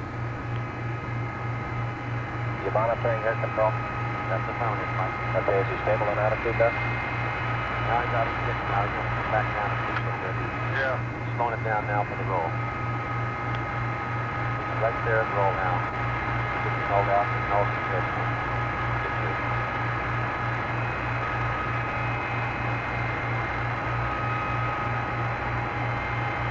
I just turned the man alarm back on. Now that it's on steady, I'll leave it on. I can understand why I get a power. Oh, I know. That's light. That's the can.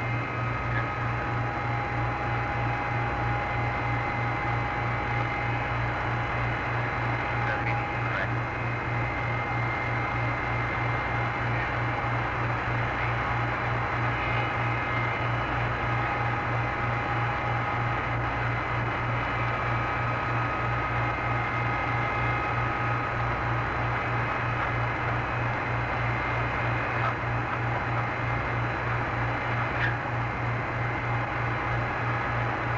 We're in roll now, Mike.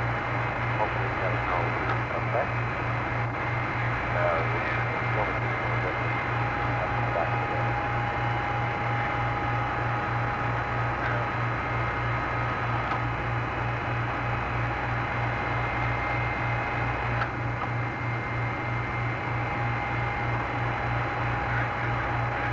Saying you got pitch and roll squared away now? You're home. He's coming down the roll. He's Oh, now, wait, Mike. That roll from this back to the down to How far are we away in pitch?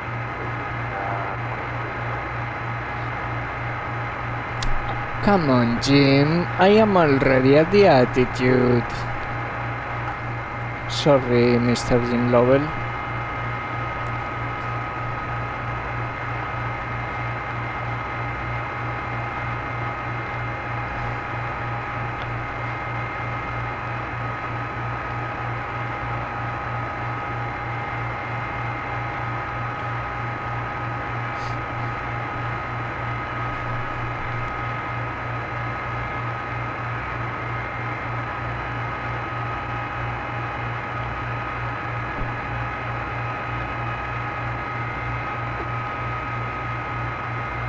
Finding some. Going some.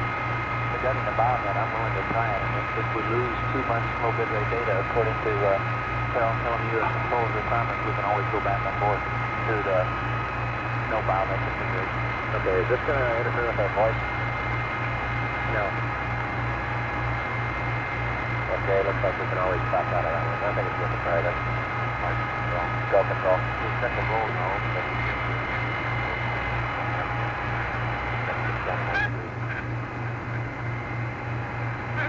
Is he going away from it now? It appears that way. Capcom, we show him with the roll nose, but he seems to be moving out. Okay. That's just surprising. I'm sure he sees it. All right, could I hold off on that till we see if we get something from Stan here? However you do it, you're going to have to orient your pitch. Pilot pitch, this is your x-axis, I assume. Normal to the sun, so that's the only one we need to use the span recommendation. In other words, you got to have your x-axis normal to the sun. Looks like it's faulting the wrong direction. Okay. Aquarius, Houston, over. Go ahead, Houston. Jim, it looks pretty good, except that the pitch is going out in the wrong direction now. Over.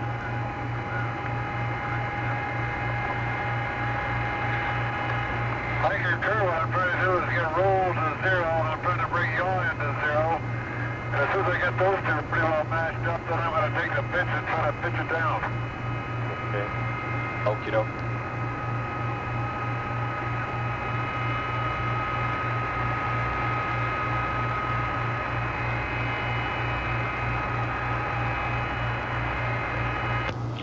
Apollo Control Houston, 80 hours, 56 minutes.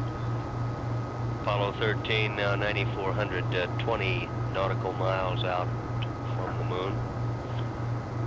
Velocity reading 4,701 feet per second.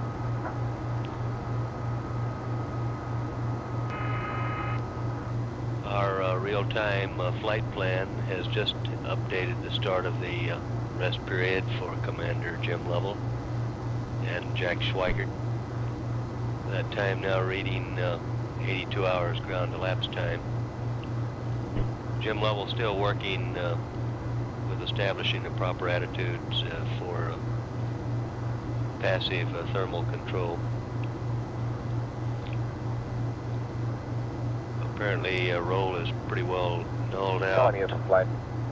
Still moving out I'm of going it. to assume that the crew stays at this power pitch level for the next axis. 30 minutes to get this peak. We're at 80 hours, 57 minutes into the flight, and this is Apollo Control Houston. Assumptions, tell me how much power I've used, what I've got remaining, what average we have to maintain throughout the rest of the flight plan, and give me a summary for the same assumptions on water, and write down something in lithium hydroxide for the crew update, and I'd like that in about 30 minutes. Okay.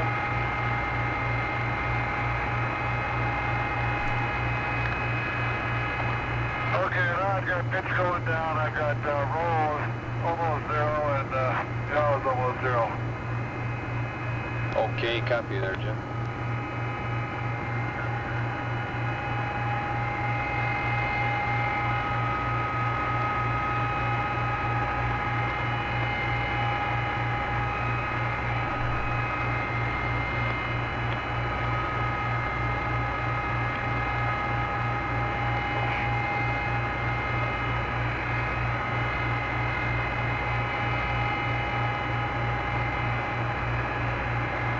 Telemeter flight.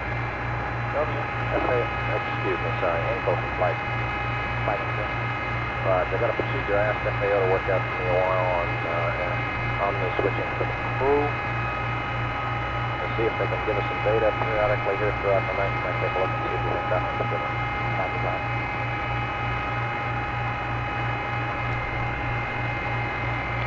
Control, how's he doing? He's coming in flight. Coming down the pitch.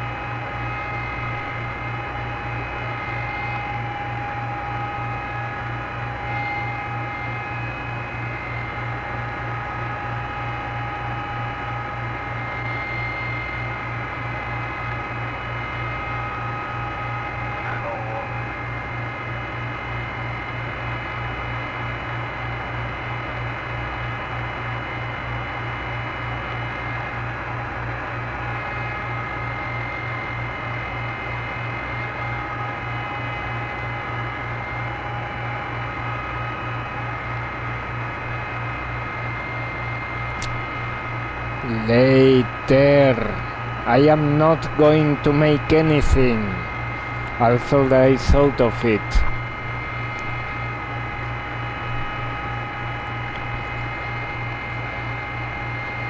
Not yet.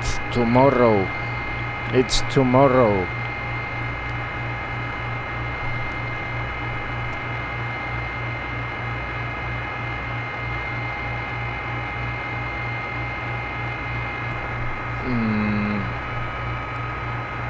Well,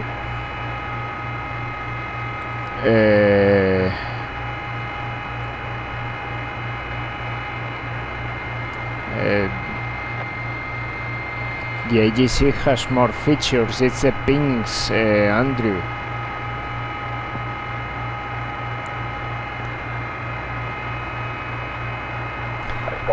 Alejandro, if you want me to get kicked out of house and so that you land on 17 before me, that is not the way to do it. I believe what they're going to say is you got to hit your 90-degree pitch attitude. Stand by one.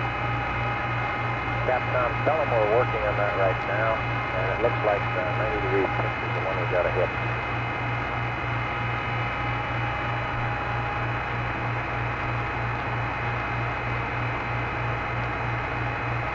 Aquarius, Houston. Although it may be another idea from yours, Alejandro, to live with me, but you know that is impossible.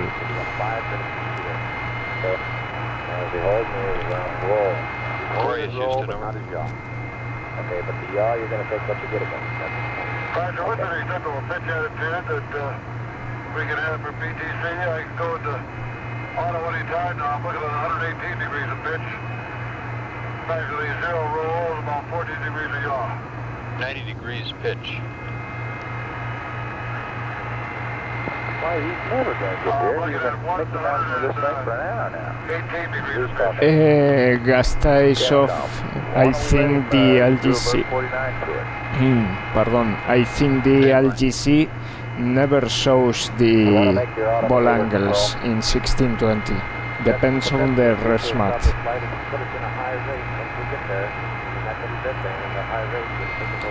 Depends on the rest mat, I think. And Gasta and dice are off right now. Pitch is the important thing, but stand by one. Okay, it's coming down. You got fine, get it in there. Because you're going to pay for it time-wise while you wait for your race to stabilize out. Yeah, we've gone a hell of a long time without any sleep. I think we've gone a hell of a long time without any sleep.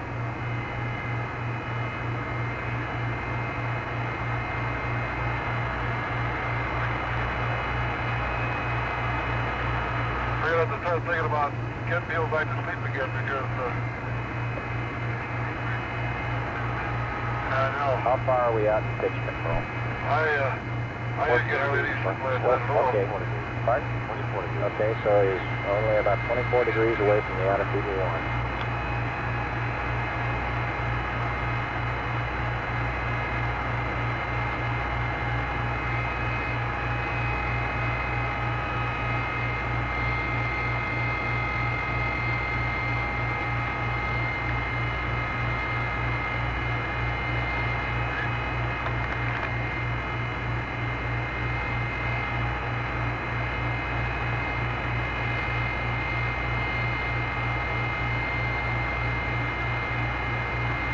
Still moving in the right direction, control?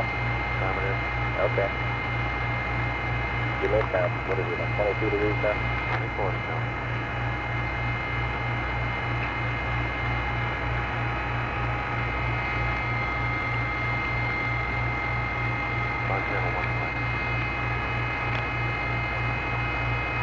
Got it.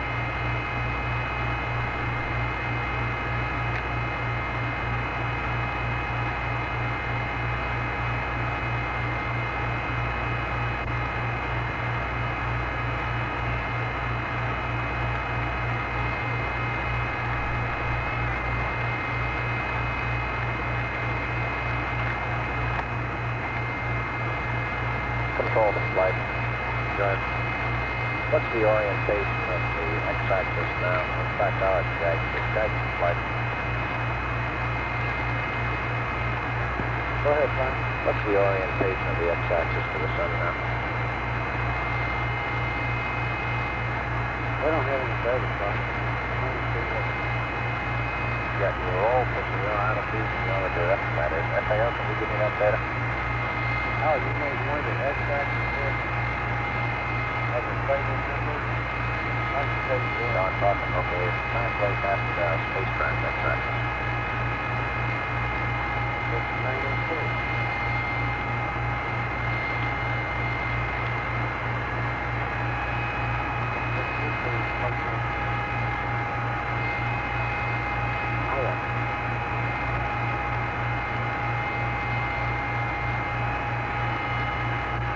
Hey, Fred, these jettison bags that are real airtight stuff if you want to use it for Flight control. wrapping for a lithium hydroxide bath or something like that.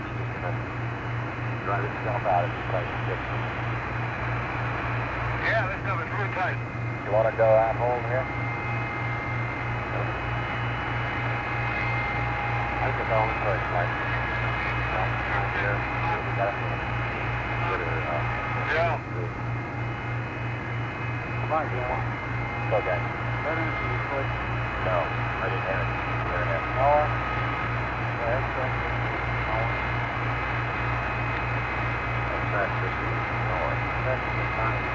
Okay, so the X-body should be normally the sun. That's the sun. This is the No, he isn't. Oh, I thought he was. No, he's at 112.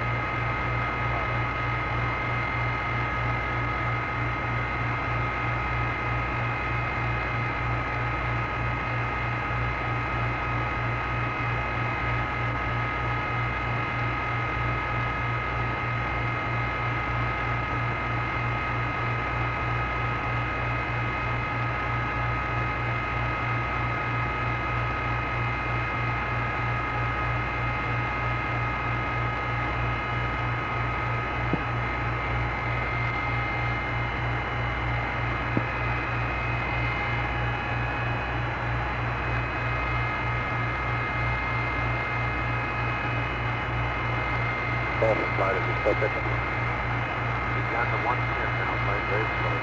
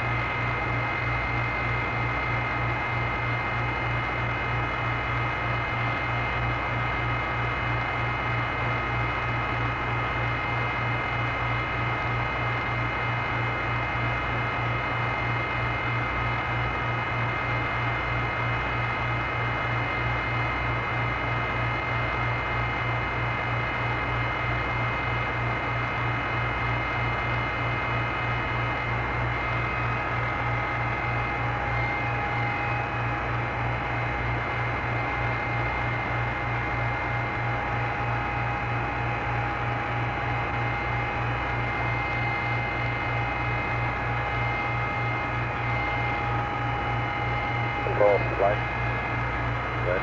Aquarius, We're ready to Houston, start stabilizing over this attitude. What do you want to do? Go to hold? Go ahead, Houston. Okay, Jim, would you stabilize your rates here at the attitude you're at now and go at hold? Over. He's got a procedure there. We got 5. Most of the auto flight. Okay, will do. I'm now at 106 degrees, 106 degrees pitch, and 2.5 control. Roger. And you'll monitor the rate of flight. When it gets to 110, we'll let you know. Roger. You know when he's got it.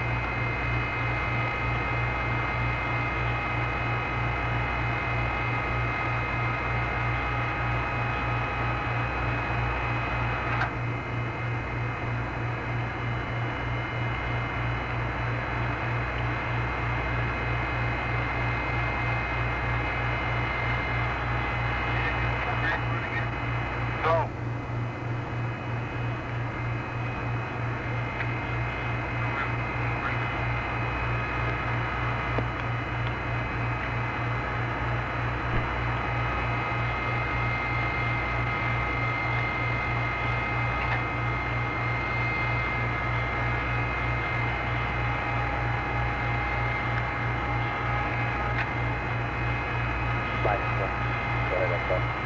Besides mile there, we need to go mile one right. Okay, stand by that.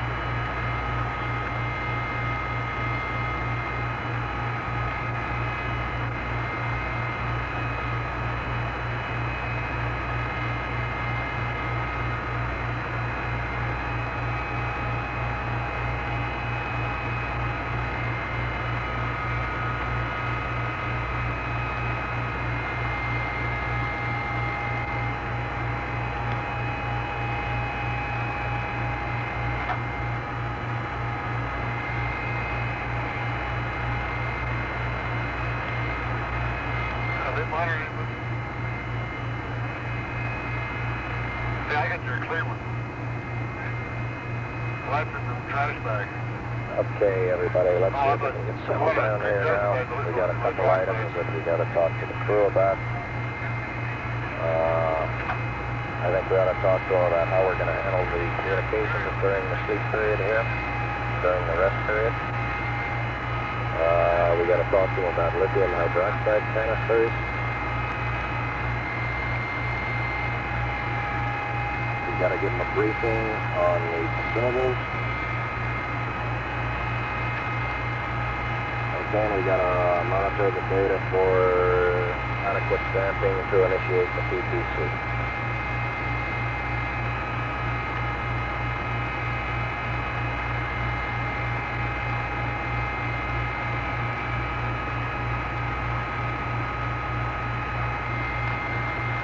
Okay, Houston, you monitored my angles. It appears that it might be less than 1 degree per second. Okay, we'll check them. Stand by, we'll check them, Jim.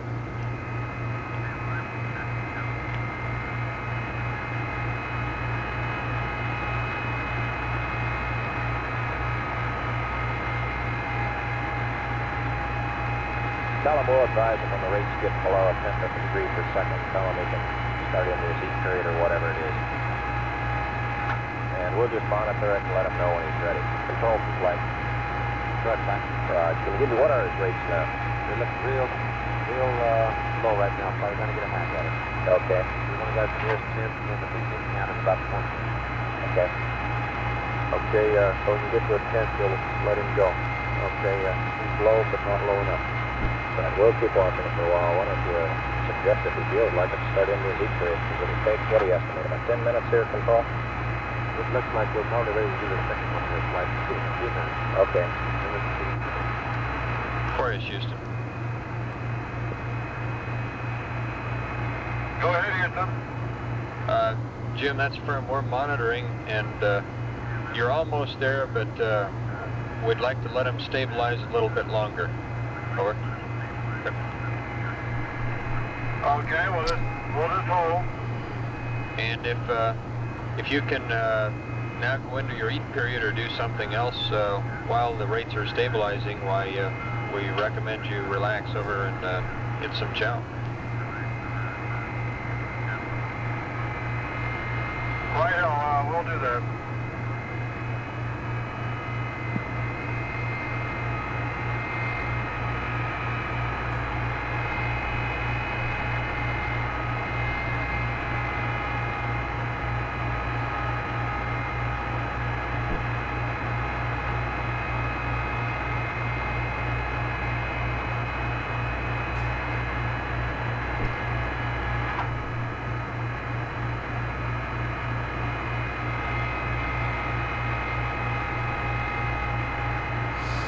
Right. About 3 minutes to start the PTC. I don't know very well why they had such difficulty. Control from flight. Flight instruction.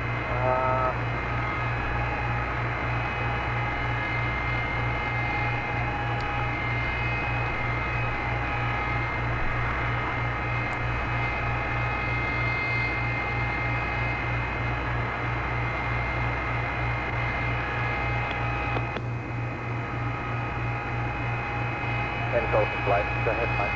Did you review the procedure FAO gave me for Omni switching? That's affirmative. Sail has one, so that includes most of that. Okay. That I apparently. Flight control. Go ahead, control. Let's go on to step 8. Verb 25, now 7 is able to step next step. Okay, now do you want step 8, 9, and 10? What do you want? Through that. All the way through to 11. Through 11.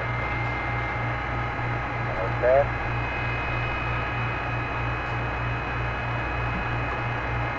Countdown to flight. Go. We're cleared to go ahead. We're going to have to figure out how we tell this to the crew to make sure we don't blow it here. We want to complete steps 8, 9, and 10. Okay, in the PTC. Okay, and then we'll monitor the rates again, and then tell them when to go into step 12, 13, and 14. Okay, so you're saying rates are low enough? That's affirmative. Okay.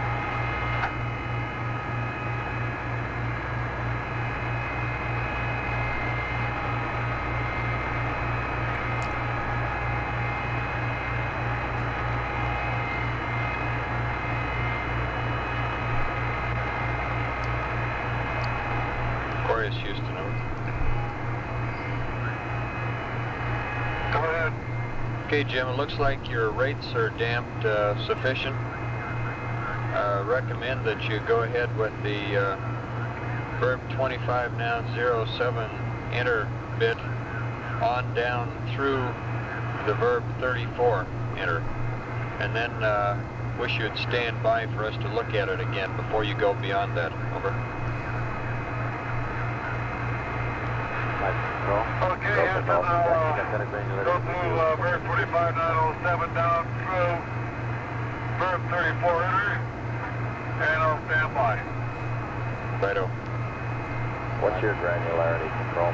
4/10 of a... Apollo Control, Houston, 81 hours, 19 minutes now to the flight. Okay, why don't we do... We presently show Well, I Apollo don't know. 13 at 10,431 nautical miles out. Okay, let's go with that procedure. Yeah, that's just what I'm Its saying. velocity Just reading 4,600 to have them go 49 through feet that per procedure. second. We'll look at them, let them go through their eat. A couple of points of clarification. The master alarm on the CO2 canister was expected to occur at some point in the mission. It is normally set when we get down to that step, we can say, okay, at it looks like you're stable out. 7.6 16 down 20 that you're raising millimeters of 0.01 CO2. degree per second.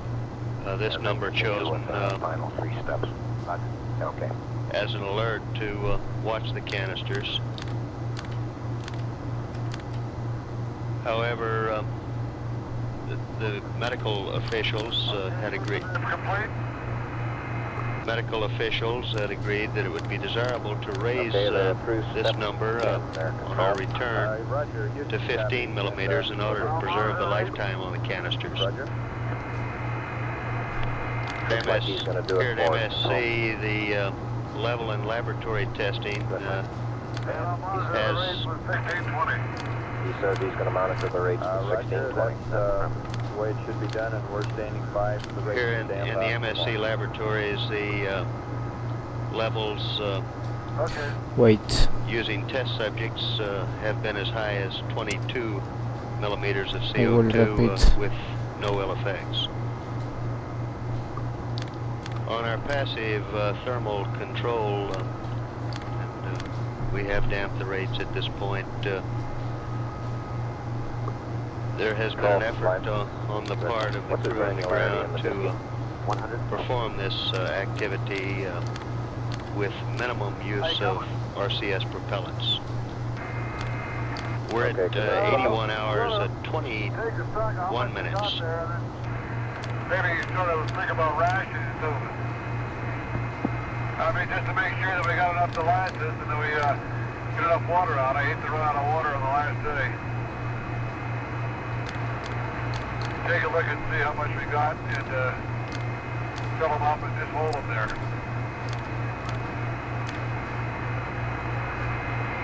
Yeah, and the stuff that's good to eat now will be the the candies, the sandwich spreads, maybe the feed of the dehydrated stuff that you have to rehydrate is going to be kind of difficult.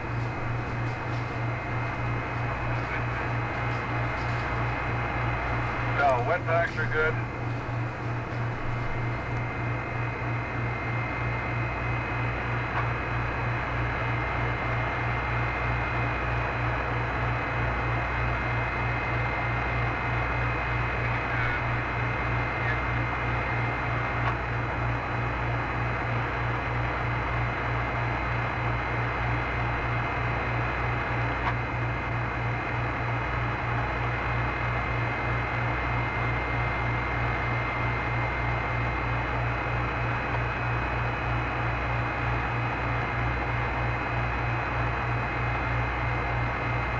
Matter of fact, we might use it.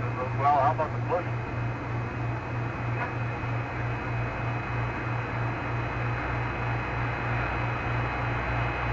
Yeah, I know, but I mean the pushes are bombs too. We're damping rates.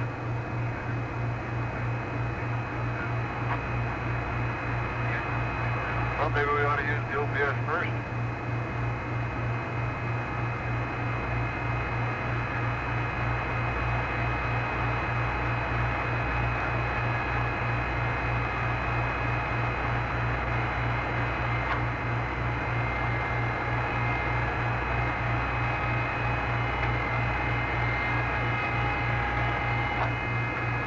Telling me you can flight. Raj, can I go over your consumable status with you now?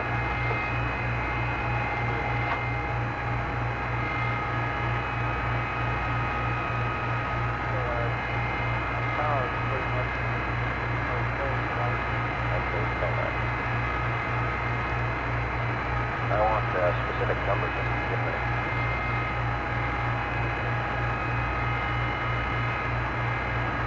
Guys, you got a start Capcom down there, man. You might copy this down while one of the other guys, in other words, so you can translate it and read it up to crew shortly.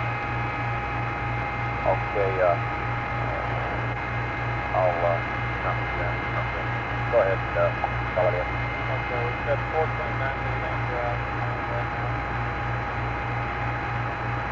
Today's 124.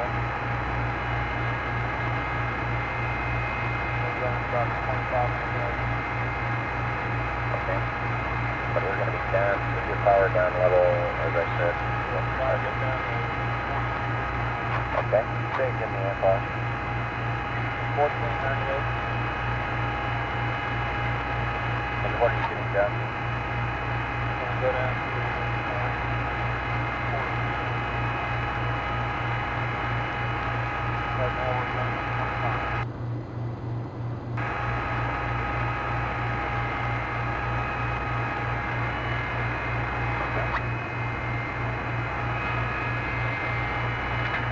Right now,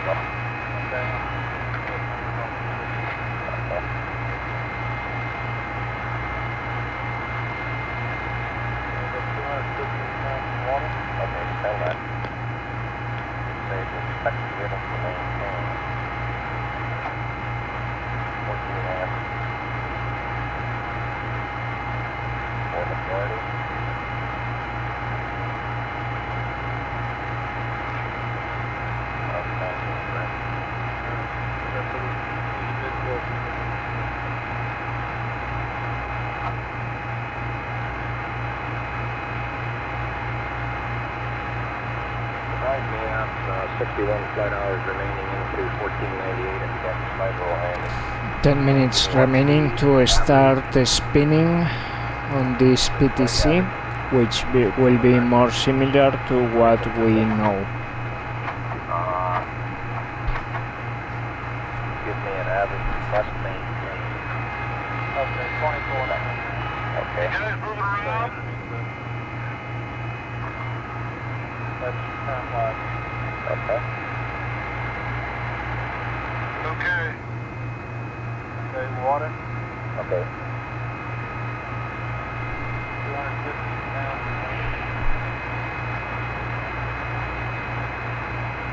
Captain, why don't you verify that they're not going to make any urine dumps or anything while we're trying to damp rates here? They might be doing that.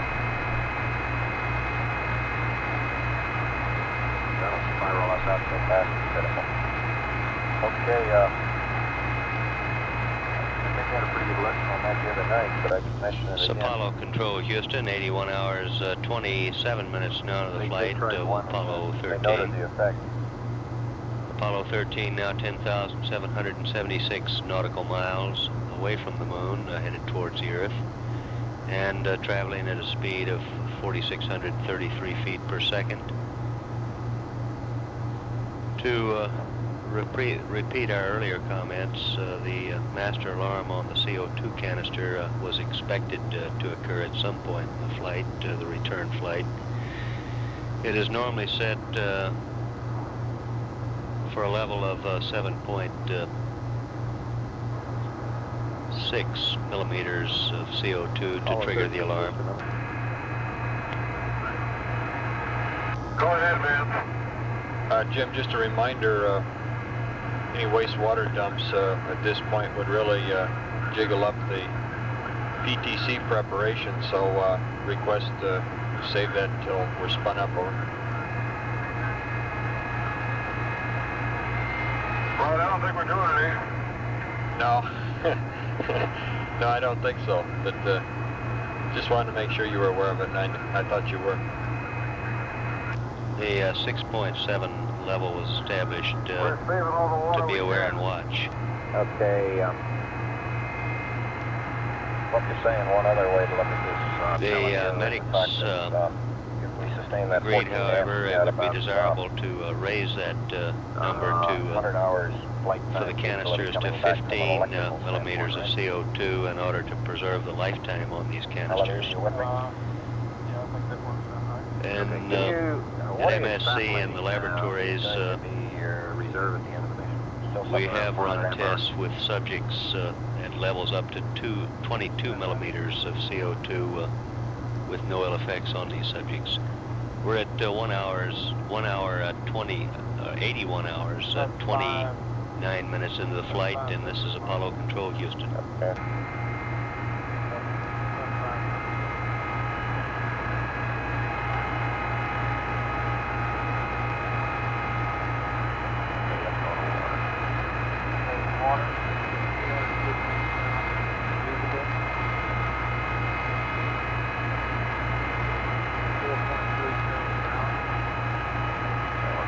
Now what do you expect to be at when you get down to 14 amps?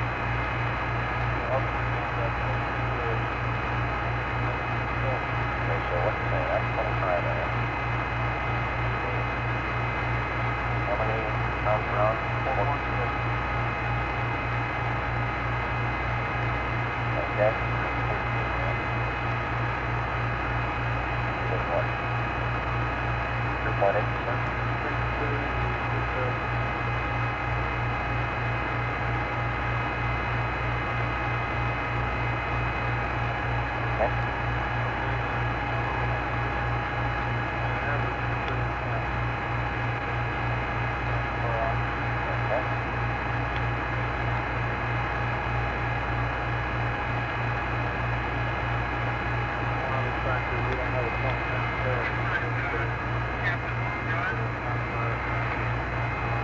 What's the new spaceman wearing?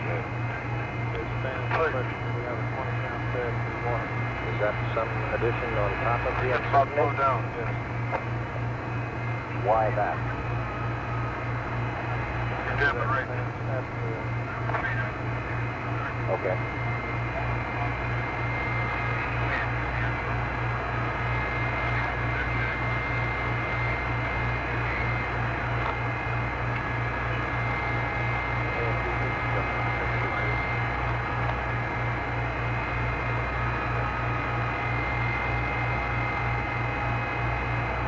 Well, go ahead, control. We're measuring about 200 right now, and that's pretty looking at 0.02.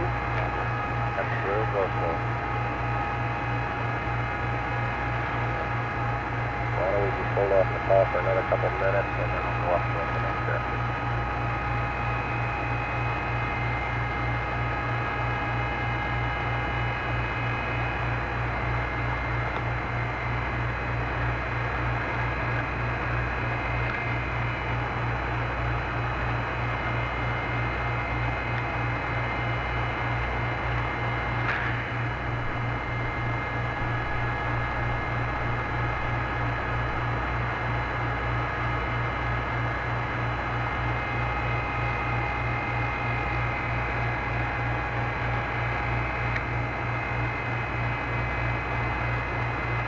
There she is. Right, control. Mode now about 7 minutes. We'll warn the order. Okay.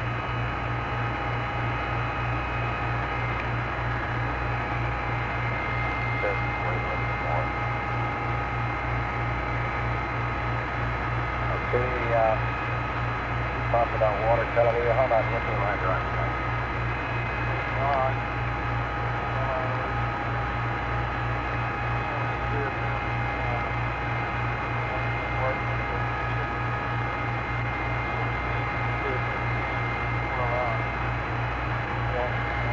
And Houston, Aquarius. Houston, go ahead. Okay, break. Okay, Vance, a couple of items we uncovered for that cartridge mod. One is the special dust covering bag that we were going to use on the tote bags. That is pretty thick and non-porous. Then we went up to the upstairs kitchen and drained water a couple more times and made up a whole bunch of drink bags again. And from the pantry, we retrieved a fairly large enclosure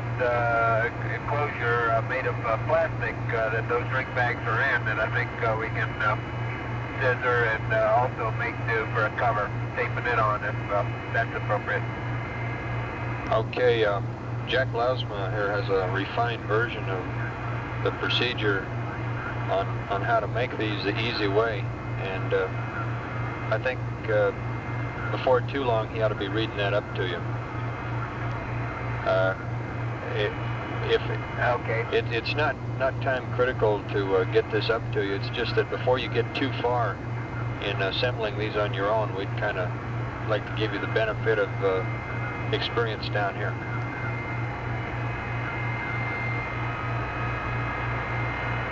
Okay. Who built them back there? Tony did some of it, and Jack's been working on it too, so we've had a big effort on it. Telling you, flight. Okay, how much time have we got in this limit canister?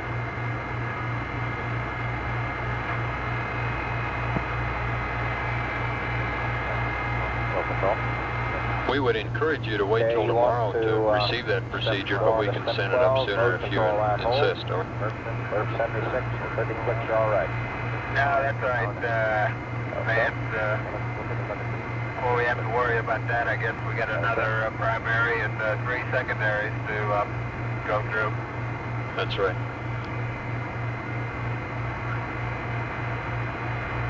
Capcom, flight. Go ahead.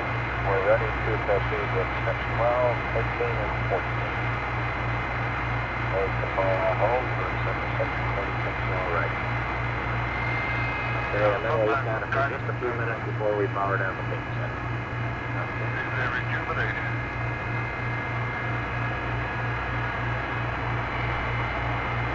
Aquarius, Houston. Man, that's a wicked low pressure down there. I wish I was there.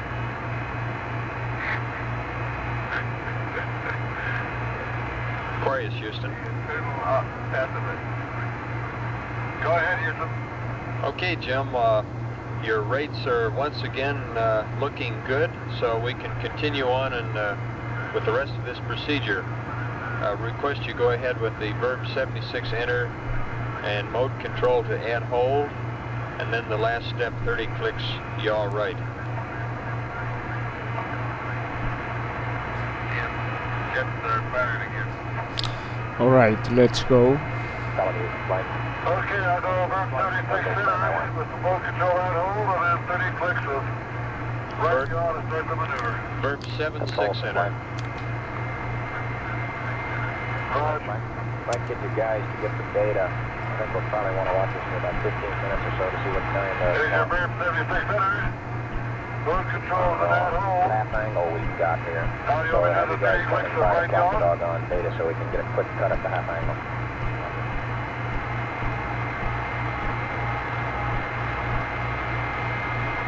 and that's it. Man, did you say for me to hold on the right yaw, or do you want me to start it now? They're cleared to start the right yaw, aren't they, No, Control? no need to hesitate. You can start now. Go ahead. Okay.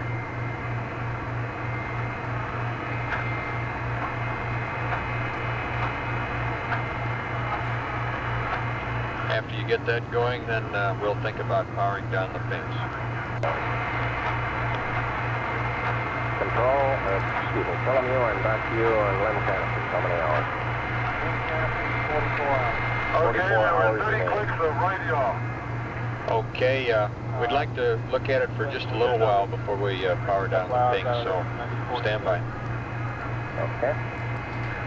Do you have any other consumables you want to talk about?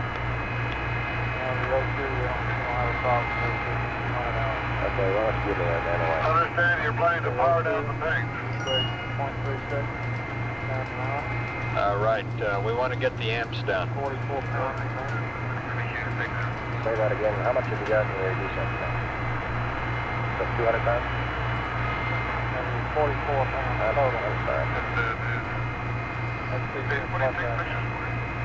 Why not?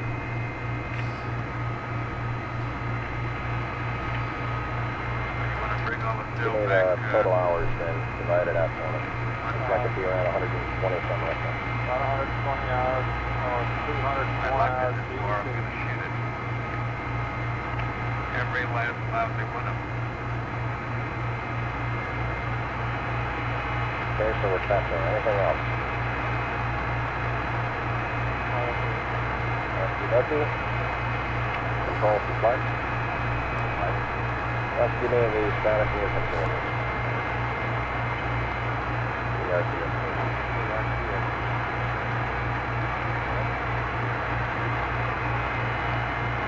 Well, that means I've got a... Hey, let me see if I can see stars.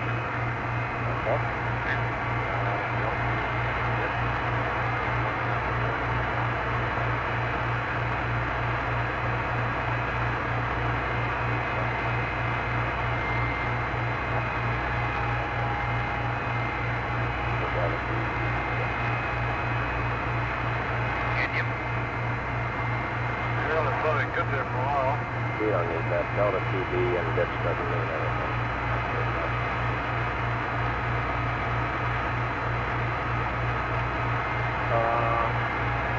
Decom, why don't you give me a status on CSM, what you think you got there? I think the main interest there would be the entry batteries. Okay, why don't you give me that number for me? Last number I had was 99. That's my energy. Okay, I'll help you.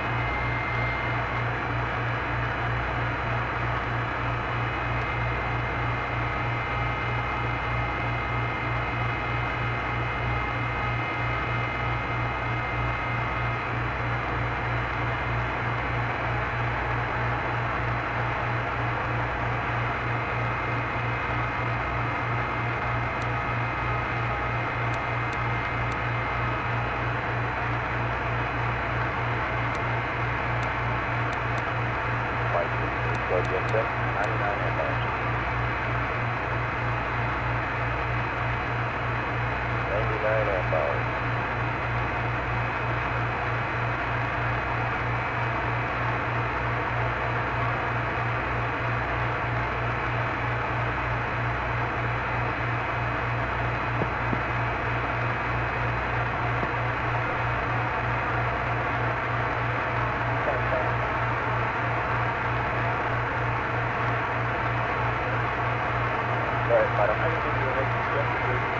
Hey, how about it? About that 2 hours, isn't it? Go ahead. It's taking me about an hour and 45 minutes of the data process.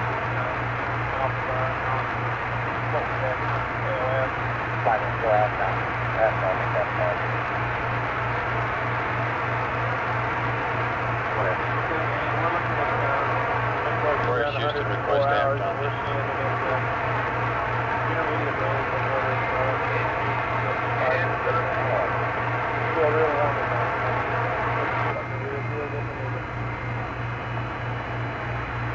You got it, man. 104 plus Roger, 00 that did it, thank you. of about 6 to 8 feet per second. Right. And that's pretty good vector, but I think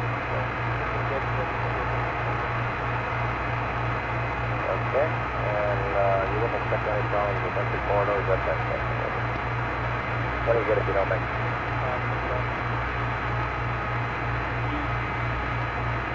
The best data we've got now, 5 feet and a half to make. Flight retro. Yeah, retro. Mid-course, power not that big. Short amount of track. Yeah. Okay, and what you're saying is you expect it to grow smaller? I would anticipate it. You feel that way, Phantom? Probably right, but it's only an executed bit. It's really hard to tell. Step down, flight. Well, I get that date on the mid-course correction at 104 hours. Looks like it's going to be around 6 to 8 feet per second. It'll probably grow smaller as one second later. Okay, 104, 4 to 6 feet per second. So if Dick's got all that data plus the mid-course data, I think we've got a good start at the distribution today. Let's see what else you got. Look at that outside. I'm playing. How's the PTC looking? Yeah. Control. Looks like we're going to do with Earth alignment. We need it aligned again. Go find him. One other point, our guys are now investigating the mid-course procedure and will not require power. Right.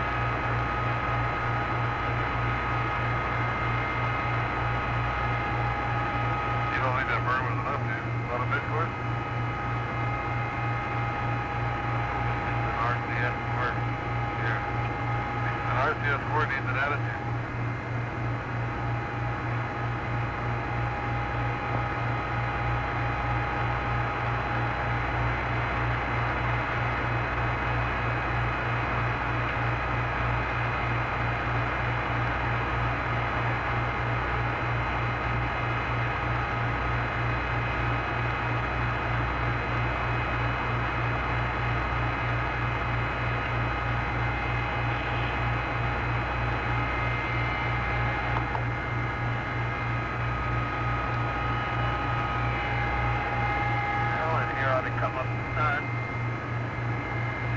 Got us in the right plane, Jim. We're in the right plane. We're pointing north and we're swiveling again with Earth, Moon, and Sun.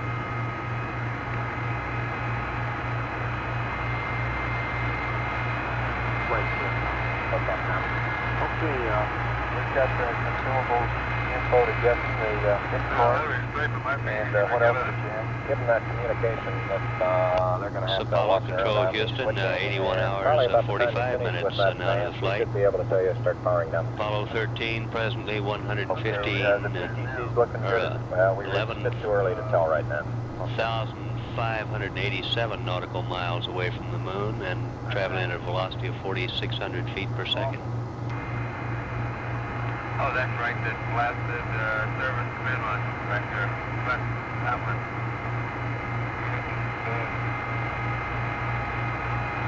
That one? It's not much better. Keep the flight planning. Aquarius, Houston, over. Go ahead. Jim, we have some status information for you, if you're ready to copy on a piece of scratch paper. Stand by, man. Okay. We're looking for it. Putting that away and get the status paper here. Go ahead, man. Okay, first mid-course correction will probably be at GET 104 hours, and all we look for is a 4 to 6 feet per second delta V.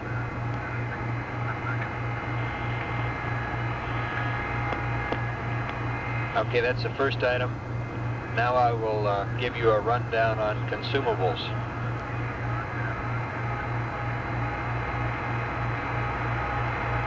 Okay, in the LEM, you have 1,498, that is 1498 amp hours remaining. That means Over over just to get consistent 61 here, hours, that would average out to 24.5 amps. We expect after power down that you will use 1.4 or 14 amps per hour, and that would leave a reserve of 500 amp hours at the end of the mission. Are you with me? I don't want to do that kind of OGT. I don't need to. Well, you'll need to. Roger with you. If this vector is Okay, my number was yesterday. we'd rather do it. Okay. In the LEM, you have, Raj, in the LEM, first time. you have 215, that is 215 pounds of water usable. That would average out over 61 hours to 3.5 pounds per hour available. Forward on me, Captain. They've got it flying. Okay. Okay.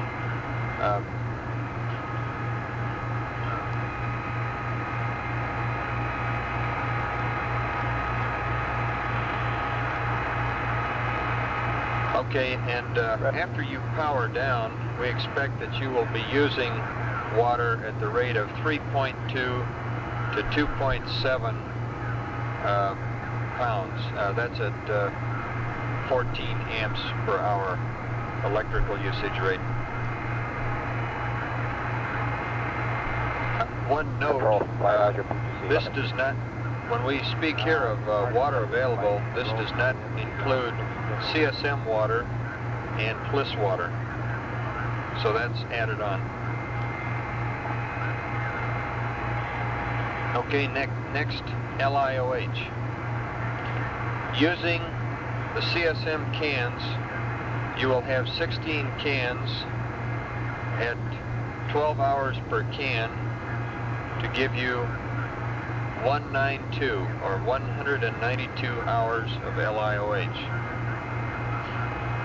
And in the LEM, using its cans, you have 44 hours remaining.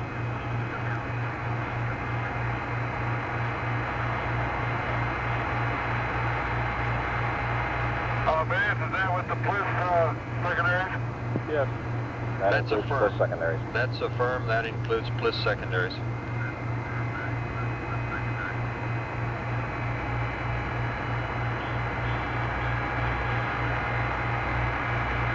Okay, oxygen. You have remaining 44 pounds in the LEM. At a usage rate of 0.36 pounds per hour, that leaves you 120 or 120 hours of oxygen.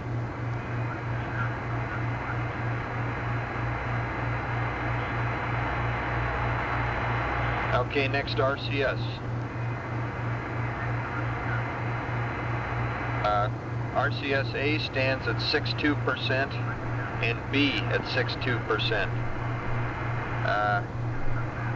We only expect 2% to be used for the PTC, so you're in good shape for RCS.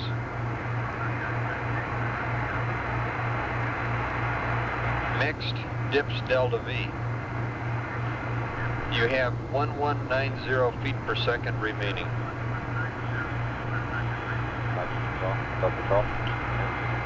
And finally, CSM, EPS, that's,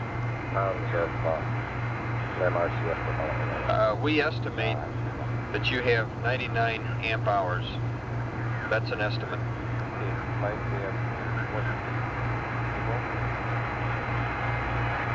And that's it, over. Okay. Okay, I copy.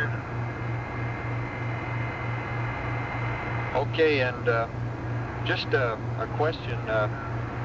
Be interesting to hear from Jack to see if he thinks that main B bus is good. If he has any idea of whether it's good or not, this would influence for your evaluation our steps in the future. For example, we might want to try to test main B to see if it is in fact good, so that we'd know how to set switches for entry.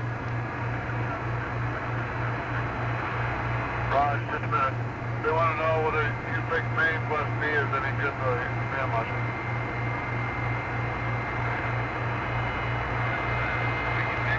Oh, flight. Sure.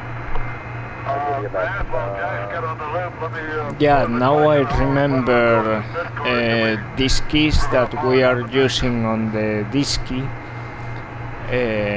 are retrolit keys, Would you stand by on that, Jim? We'd like to give you a are procedure for that not later on. the same retrolit keys that okay. I showed on the video I uploaded a few weeks ago. We are flying an upgraded version of those keys right now, and they came with this vest in January with the Apollo 13 engine cranes vest. They got here in January. Relax a little bit and be ready for tomorrow. Capcom are ready to start powering down the pings. Okay, let's start powering down the pings. Go ahead, Jack. Okay, let me give you my observations on main bus B. Things happen pretty fast there, and we first heard the Jack Sawyer describing his feelings. explosion or whatever caused it, I'm not sure. The next, about 1 second later, there was a master alarm, which was a main bus B undervolt. I looked at the voltage, and the voltage was good at this time, so I'm suspecting it was a spike. Cell 3 was also good, with good flow. However, Fred, at that point, was coming into the command module and got over into his seat. At that time, we certainly had an AC bus 2 light. About the time he got in his seat, he looked at main bus B, and the main bus B was reading 0. However, and the fuel cell flows were 0. I'm kind of suspecting that perhaps we do have a good main bus B, but that's merely a guess. I never did try to reset it. We were having other problems with main bus A having an undervolt and a few other things like that. I'd kind of like to hear what your feelings are down there. The last time I talked to Arnie, we went through Jack, the CSM we status, copy command module your status. information, And based on the data they we'd were like seeing, to they hold didn't off feel there because were we're any still problems working with the main problem. bus B. Is that So still your we'll understanding? have Is that to plan give you information later. Flight control.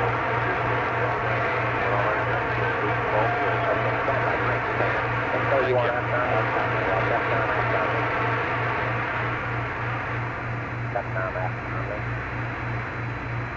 Aquarius request aft Omni.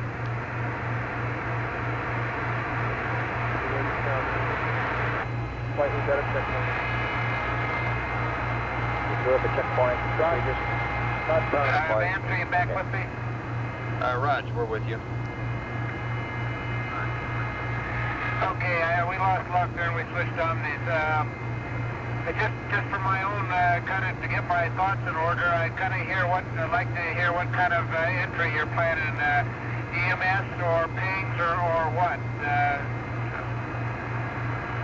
We're planning a ping. Okay, ping's entry is being planned, and people are at work on checklist changes and that sort of thing. Okay, real fine. And we'll give you the CSM stuff tomorrow, but basically we suspect that main bus B is good, and we're going to work up a procedure to test it. Okay, those are my thoughts too. Roger. You think main bus B is good, don't you? That's a firm, we think it is, but we want to check it out anyway. Yeah, we think you guys are in great shape all the way around. Why don't you quit worrying and go to sleep? That's our boss.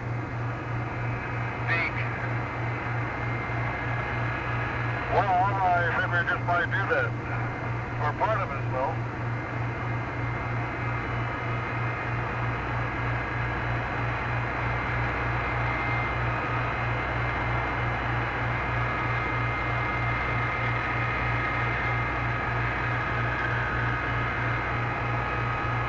Dick Slayton said to the crew, "Why don't you quit worrying and go to sleep?" Go control. And they answered, "That's what we want to do." Yeah, I mixed up, you had 15, I mixed up 7 more, so we got 22.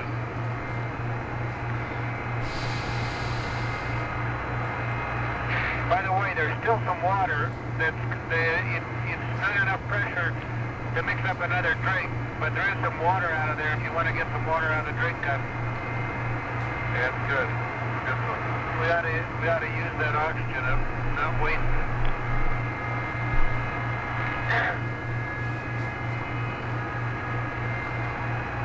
Back down to flight. Clear flight. I just want to get that stuff. You monitoring right now? Yeah, just stand by them. He's sitting there right now. We're pretty good for him. Yeah. Okay. I will.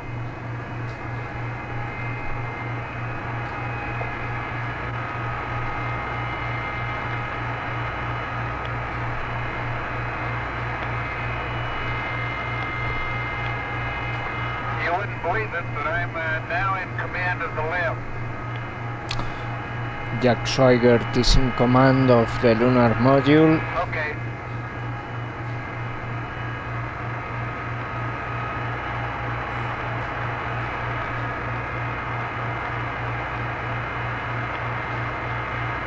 Vance, I'm probably the only CMP that's ever witnessed nips burn sitting on the ascent engine cap. Flight up.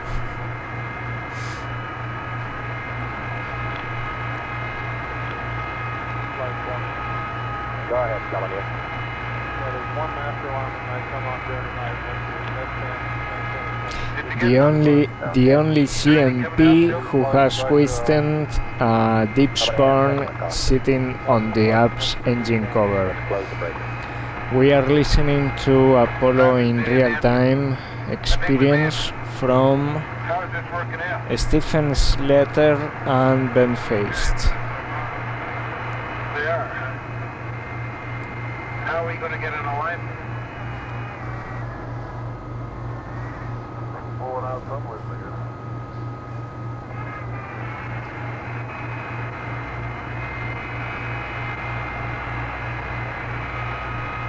Maybe we gotta watch that one right there.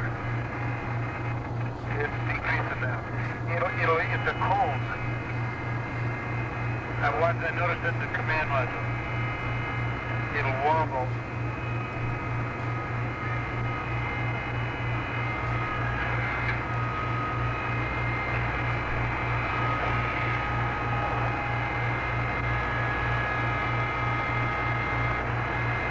Coming off the flight. That's how you're going up. Go ahead, Doug. I assume you're going up with that stuff to the crew now. Okay, you're ready for it. Far down? That's affirmative. You ought to tell them the common procedures first. You haven't given them already. Okay. That should be pretty brief. I don't Switch think on they have these to copy it or anything. Just read it to them. Houston, Aquarius. Go ahead, Aquarius. Raj, you're planning to set up here very shortly a power down procedure? That's affirmative. If you'll take out your contingency book and turn to page power 6, over. Flight Roger, stand by. Cruise the Henry Contingency power 6. Okay. Get the book over there, contingency power 6. Control for flight. And while you're doing that, let's put attitude control 3 switches to mode control. Okay, monitor this now. We're going into the power down. Roger. All 3 attitude control switches have been in mode control. Okay, and when you get to power 6, you ought to see a circuit breaker page, panel 11.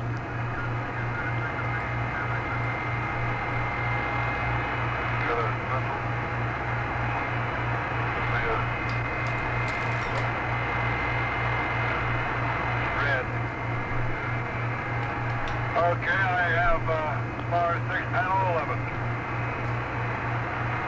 Okay, on power 6, panel 11. Take the slide out. The top 3 rows, configure them as you see them.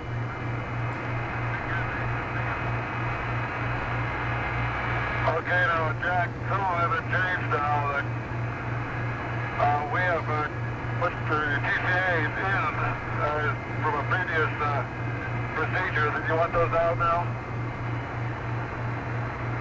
Yes, pull 'em out. That's affirmative. That's affirmative, Jim. Pull them out. TCA's open. Okay, I'm changing them to get back again. First 3 rows. And you're including the Atka Pigs, huh?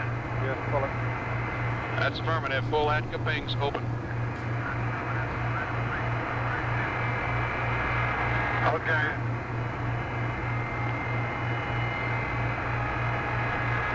I got that. Okay, are you ready for the 4th row? Affirm. Okay, now and when we get in the 4th row, we're going to open the IMU operate circuit breaker. And what that means is that we're going to lose the capability to watch your CDUs. So we're not going to be able to see your attitude. Therefore, we will not be able to advise you on which antenna to select for communications. The way we want you to handle that is to turn the LEM uplink squelch off, and when you hear the noise, switch antennas. We'll be able to see you switch antennas, and it's going to take us about 3 to 5 minutes to establish a lock-on again after you switch. After each time that you switch antennas, we will initiate a voice check. Basically, when you see the Earth out the window, you can be on forward antenna, and when the moon's out in the window, use the aft antenna. You copy?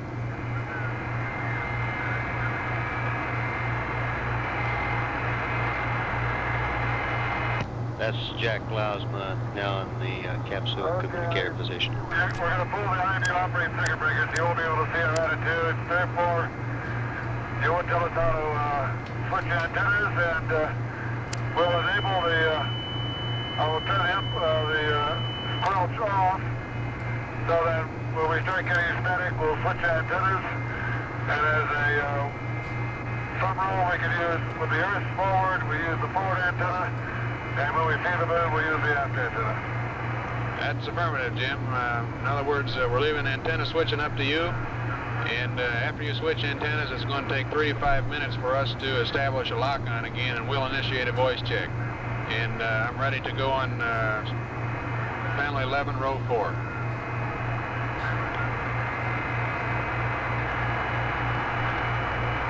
Okay. Okay, on row 4, under heaters, RCS system AB-1. Open, quads 1 through 4. Under ECS, the only change is under glycol pumps, close, auto transfer. Under COM, Want to get a light? the only change is open VHFA receiver, open commander audio. Under pings, the only change is close and leave closed IMU standby circuit breaker so we can have heaters. Read back.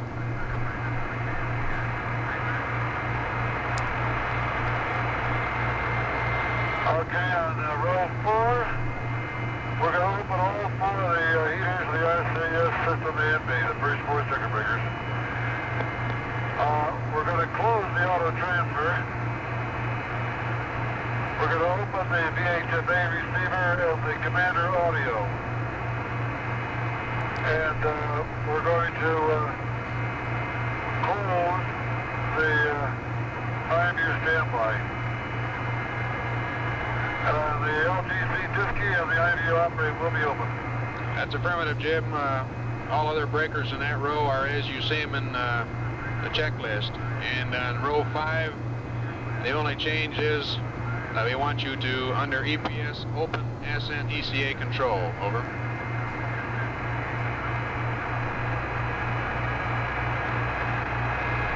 Right, I think we already have that opened. Ascent ECA control is probably already open.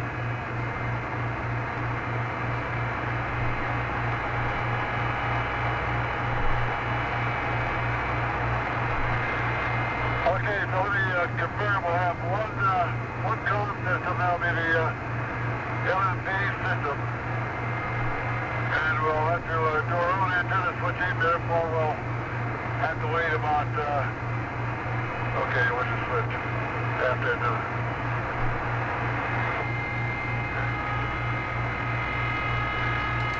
We'll have to wait for you to get a lock on again. Is that correct? Didn't copy his question. That's down. What did he say? That's affirmative, Jim. You'll be working off of the LMP's panel over there. Okay, what else do you have for me? Okay, panel 16, that's on page power-7. Top row. The only change is under RCS System B, open PQGS displays. Over.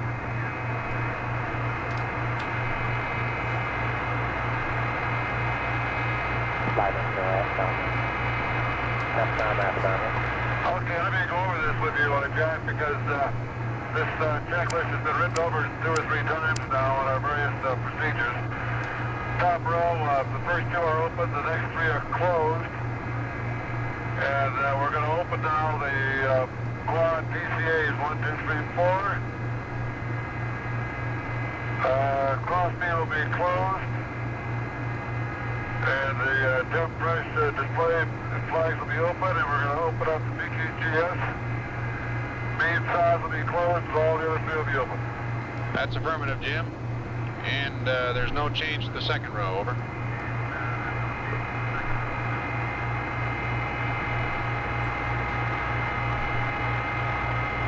Okay, again, let me go through this with you. The first 4 are going to be closed.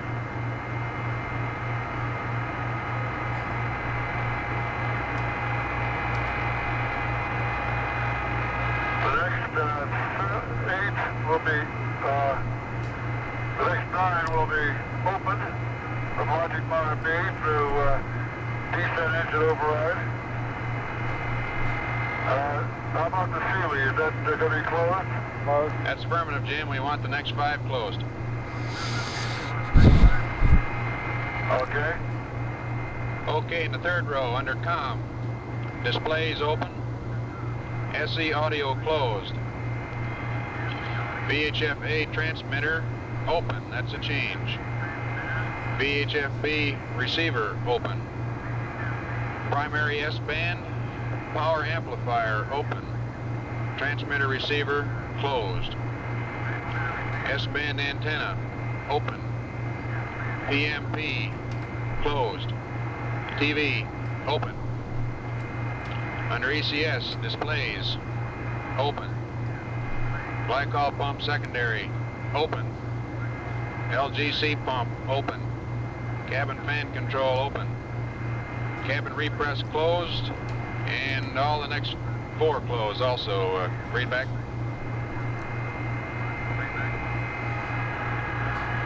Okay, we have displays open, SE audio closed, VHF-A transmitter open, VHF-B receiver open, power amp's going to be open. Transmitter receiver closed, S-band antenna open, PMP closed, TV open, display is open, next 3 are open, cabin repress is closed, and all the rest closed. That's affirmative, Jim. And in row 4, under heaters, we want them all, correction, we want all the quad heaters open. Correction, we want all the quad heaters closed. We want displays open. S-band antenna closed to avoid a master alarm. Camera, sequence camera open. And under EPS, we want displays open.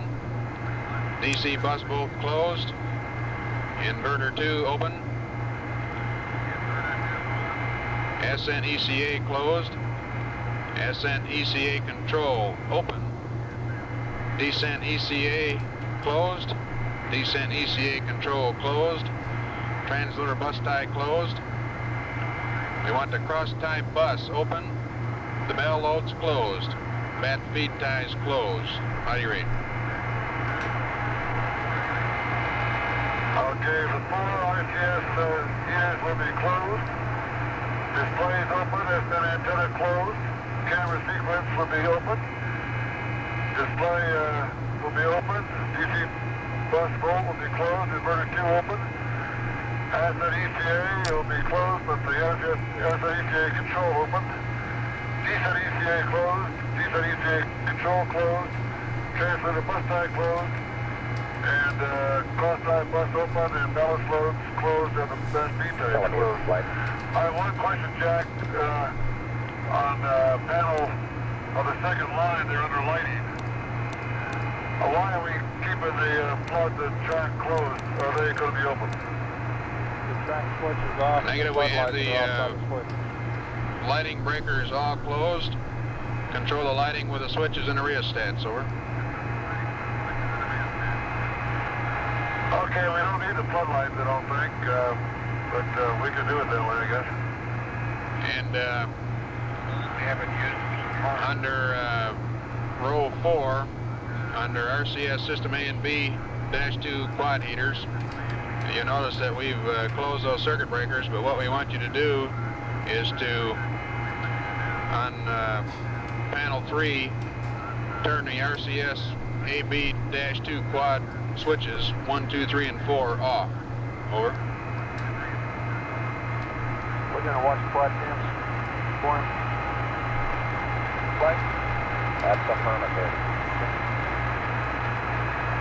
And we're going to watch your quad temps for you, and when we need to warm them up a little bit, we'll tell you to throw those 4 switches on panel 3.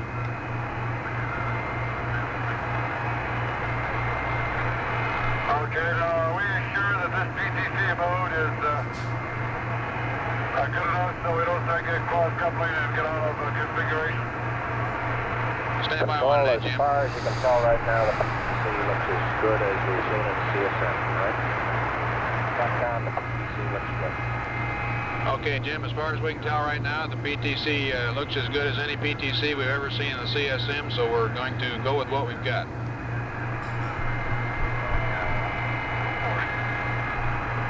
Okay. Okay, and if you turn over the page on Power 8, we have the spacecraft functions remaining to you. We've got low bit rate TM. Flight. However, we don't have any What is VHF. our half angle in PTC? We have seaweed. We have glycol pumps. We have suit fans. We have cabin repress for you.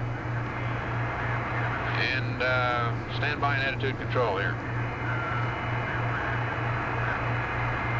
Okay, in attitude control, we'll have hardovers for use as an emergency. And for normal usage, we want to have a 15-minute delay to get the heaters on to warm them up before use. How do you read? Okay, for emergency we have the hardovers, and for normal use requires a 15-minute request to get the heaters on. That's affirmative.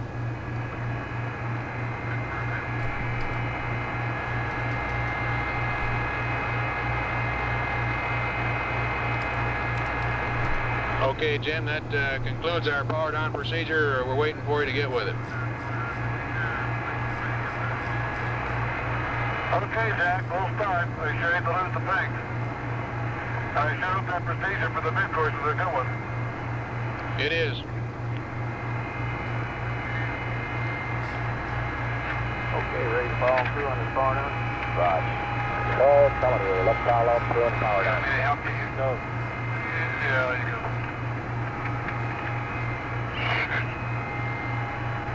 Okay, emergency power down.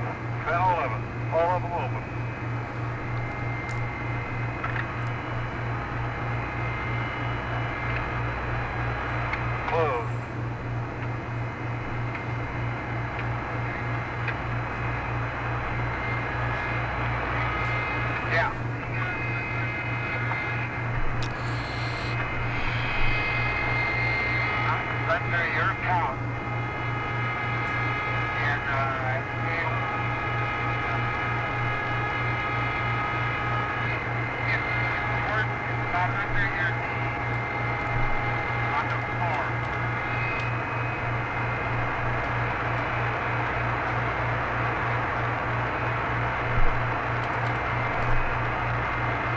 stand by for mass alarm. Oh, yeah.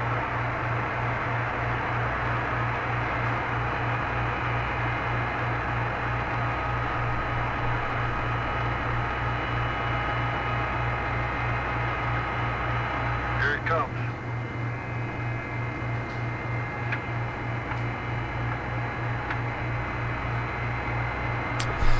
Okay, I am going to go into P6.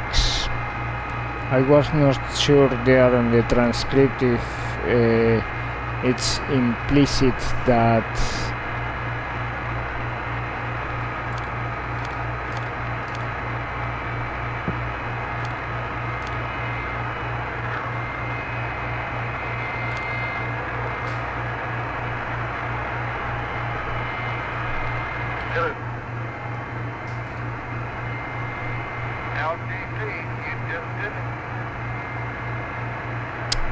that's a firm I have to, because if not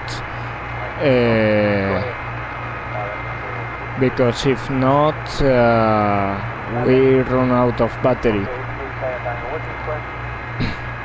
doesn't have a question, but I'm we're supposed to start.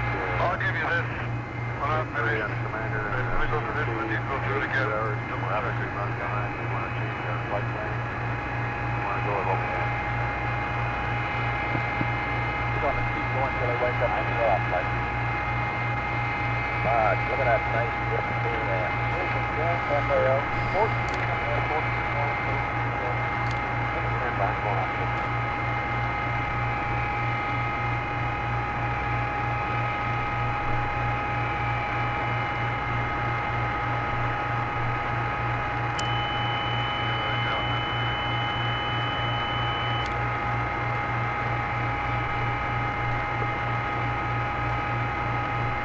What was the answer, Jack? I don't see any point. Now the floodlights are on, right? That sounds like No, I kind of don't think we need to. What did FAO say? They said don't change over gas. They get these guys that responsible. Give me the. We're not away from up anyway. We're supposed to Get back there. Move forward, close. I think he's up now. Thought I heard him on the loop already. No, that's Jack. Haven't heard Fred at all?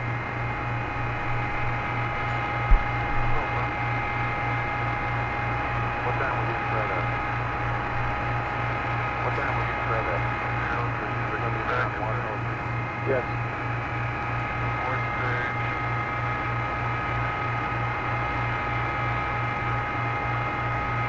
Heck.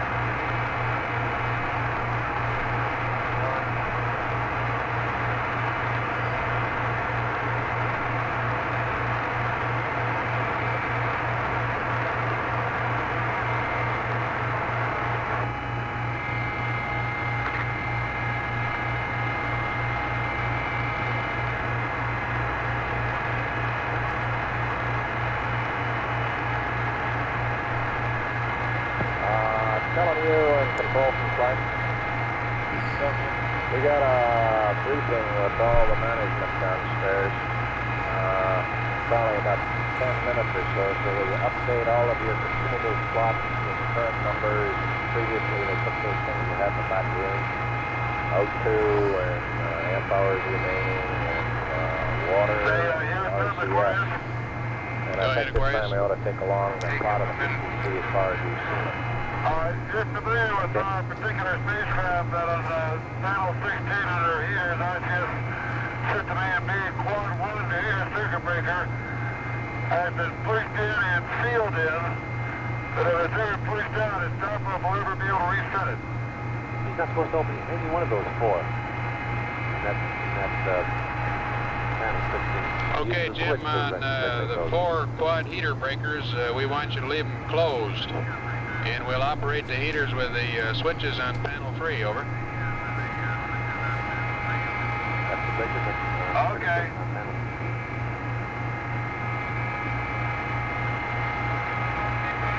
No.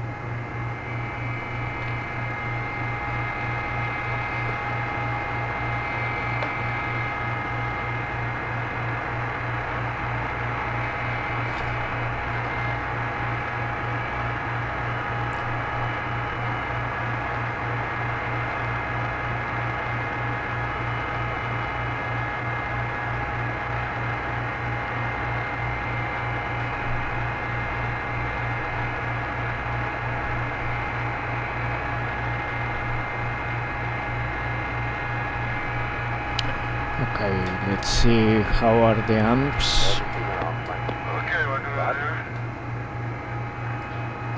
Okay, and I'm closing the heaters on panel 4, Perfect. quads 1 through 4. I am happy with these amps.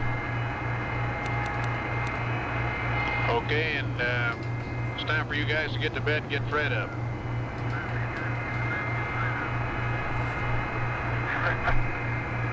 I still have one question, Jack. I still think that the underlighting of panel 16, the floodlights and the track lights to be open. We're not using them. Do you have any argument at open? Telling you, do you have any argument in opening the No breakers? problem, Jim. Go ahead and open them. Track and flood, that's all right. Okay. Track and flood room. Now, why don't you go through that, Jack, and make sure that I had a... Okay, I'll take that. Okay, and Jack, my only other concern now is the CO2 rise and the spacecraft. I guess you're keeping a handle on that.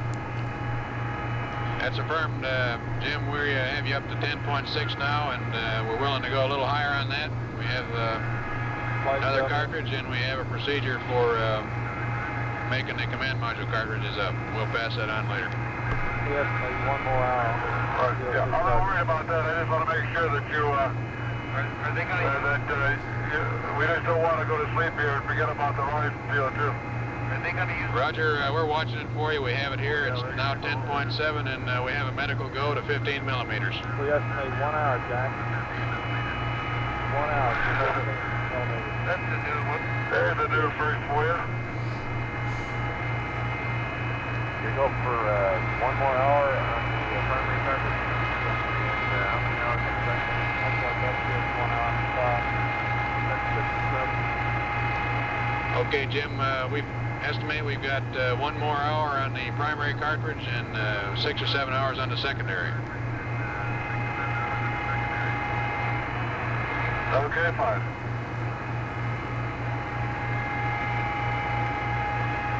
That's a spare primary cartridge back there too, isn't it? So that's good for another, how long?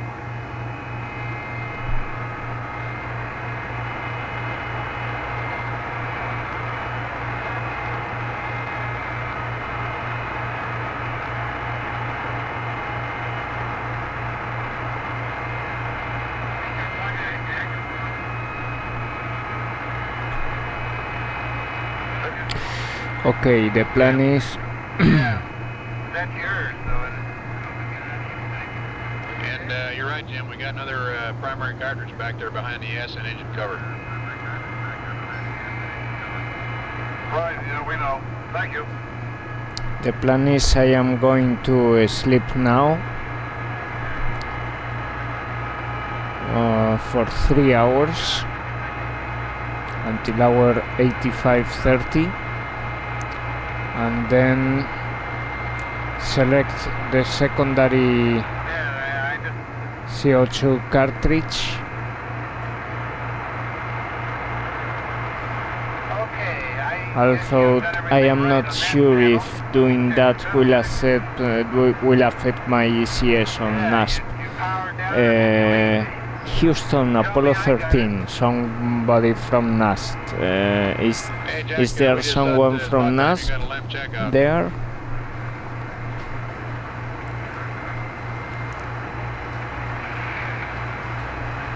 But he has given it me inert. Of course, I'll give him my command module too, which is rather inert right now too.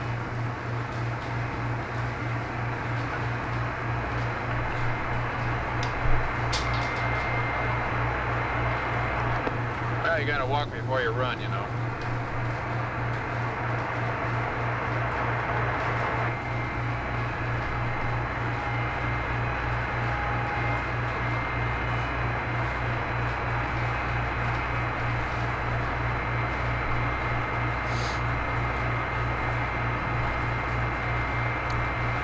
Houston, Apollo 13, someone from the NASSP team watching?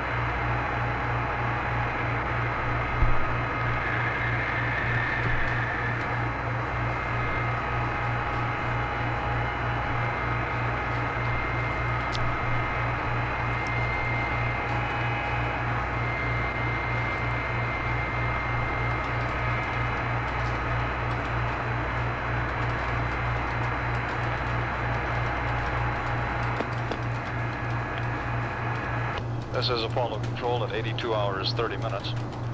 Here in Mission Control at this time, we're in the process of completing a shift change. Flight Director Milton Wendler and his maroon team of flight controllers replacing Flight Director Gene Kranz and the white team.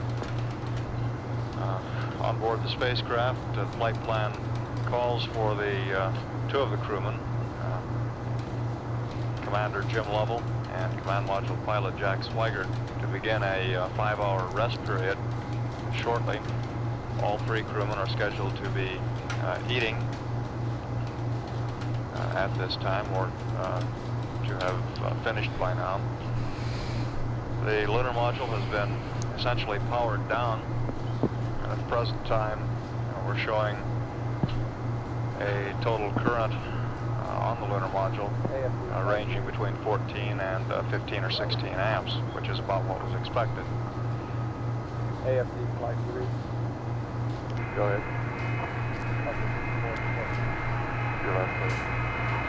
Okay, we've semi-handed over, or handed over here. Everybody that belongs to the principal, that belongs to whatever work they make. Retro and Gatto, are you here? Okay, Capcom's here. Guidance flight.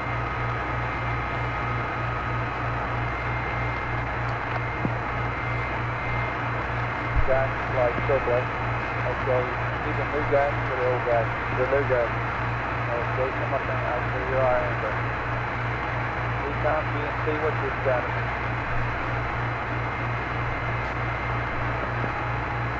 Okay, are you the new Ecom or the old Ecom? Both.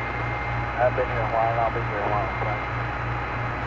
Okay, come up and BNC, is there one? Flight span, BNC vector, is this one? Okay, I see Jerry here. He's going to take your place. Is that right? Jerry, you coming on? Okay, come up and control flight.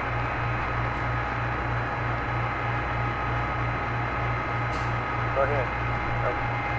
Control. Okay. Years. Control flight. Good flight. Okay. Third flight. You get ready to leave you. Okay. Come up and then. Okay, and then Until flight, PTC handling there. yeah. I'm thinking about it. Hand over here there. Yeah. Okay, y'all guys come up in. But we decided for most of y'all that are still on the loop that haven't gone away yet, that we thought that the white team would run tomorrow. But we're gonna take them off tomorrow. Next shift the white team will have will be for the flag. And team will be talking to y'all and the idea. And the reason we're doing this is to enable the white team to spend tomorrow working on the entry. It also gets y'all kind of synchronized whenever you have and everything. It also gets you synchronized into your baseline for this flight plan. So if you decide to that and we'll be able to do that. We'll be going from now on black, gold, green, black, gold, white. We'll have to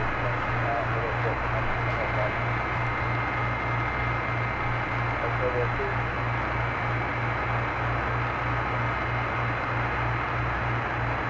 Take the other check.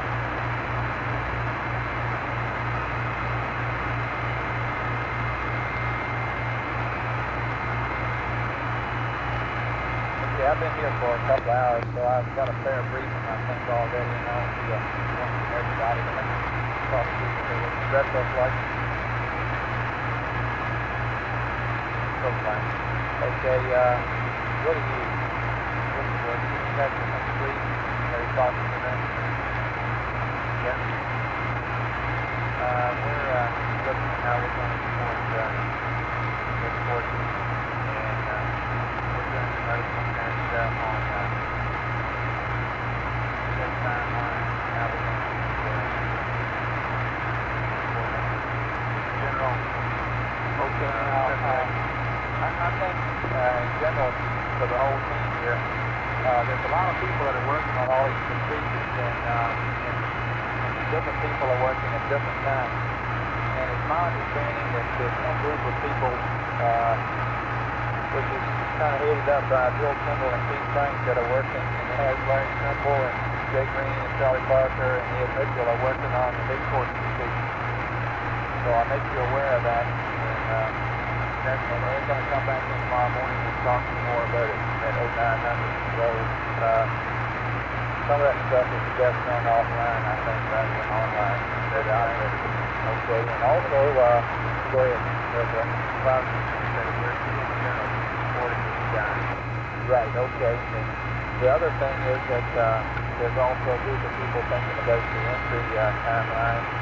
And maybe some of the things people I have to real things to kind of head it. It has a while to do that, but I think some other people are working on the checklist. So they'll be looking at the last page, and it just indicates the white team should be thinking about helping them do everything that's on the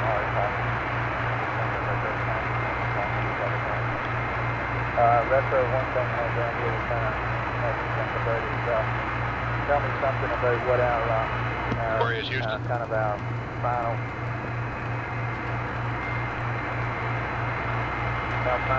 maneuver situation is as far as any final opportunities that we have with the shift to the Delta capability that we have now, and also if we have for some reason really got into a bind and had to connect up the SPS. I think we ought to have those in our hip pocket. Aquarius, Houston. Yes, I think you talked about weather avoidance. Weather avoidance, or even reducing its flight time. Right. Roger, for your information, Jack, all of our analysis is based on power down to 14 amps, but we're okay, I am right going now 12.3, so we're better off than we were in our analysis. That sounds good.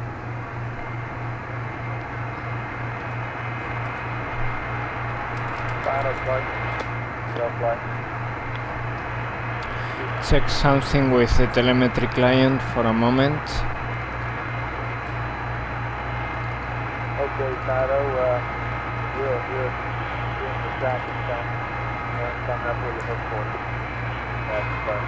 Okay, and I think at some time reasonably close or in the near future. Jack, I thought you were going to get the sleep shift where there wasn't any equipment. When you get a fair copy of the Well, I detective, tried, you ought but to it didn't generate a block data type pad that they can maneuver to get back in the car. I thought you were supposed to be sleeping now. Perhaps you'd already planned to do that. Copy that. Roger. I think we ought to get it to him, not Fredo is getting but you can tell me how you think Tim about that. is starting to Roger, back that's a out, long so I'm contact taking the thing, con here until Fred gets we'll set. kind of tweak that up. Roger that. Okay. Guys in exchange for support on that. Very well. And I'd like to hear later on about the practice plan for these courses. That'd be awesome. Now that's taken out. That was Jack Swigert reporting that Jim Lovell at the Okay, present 9 time amps. is resting. Fred Hayes is getting something to eat. And when Fred finishes eating, Okay. Jack Swigert is scheduled to get a bit of rest. I have to make one of those commander decisions. It's what I've been thinking for the last 10 minutes. Are you ready to take over?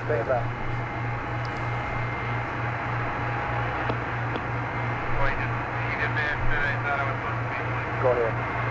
Okay, I am going to sleep now. Waiting to get more science, most burn before we do it. So we can look at. We're waiting for what? We're waiting to get a longer data arc before we update the film. But we are looking at HDC definitely running.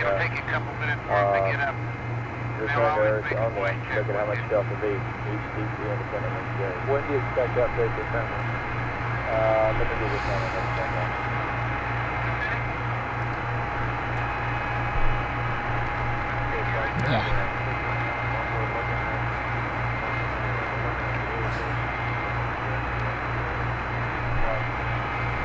Okay, I am going to sleep now until hour 90.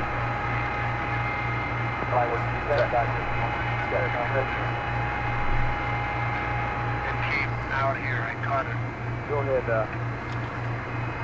Adam. Okay, you get squared away, I'll give you the con. Okay, control and self-deflect. Go ahead, Bob. So what, did you copy the temp complex and the list of temperatures that we're going to be monitoring for? The crew wants us on the list? Yeah. Okay. Squad temp, that's generate that complex. They're showing right now 12.3 amps. That is what I will do. Their analysis is based on 14, so they're okay, hit this here.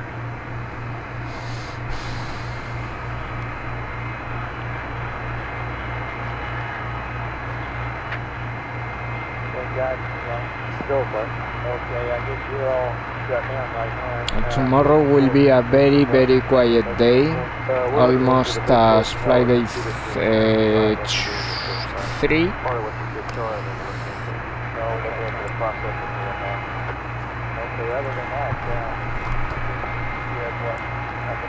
We have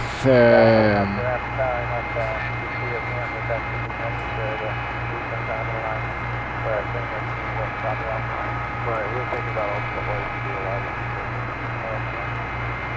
no data to look at. We have the switch configuration on the command module. So when we wake up, we will be doing that, and then we will see how the day progresses.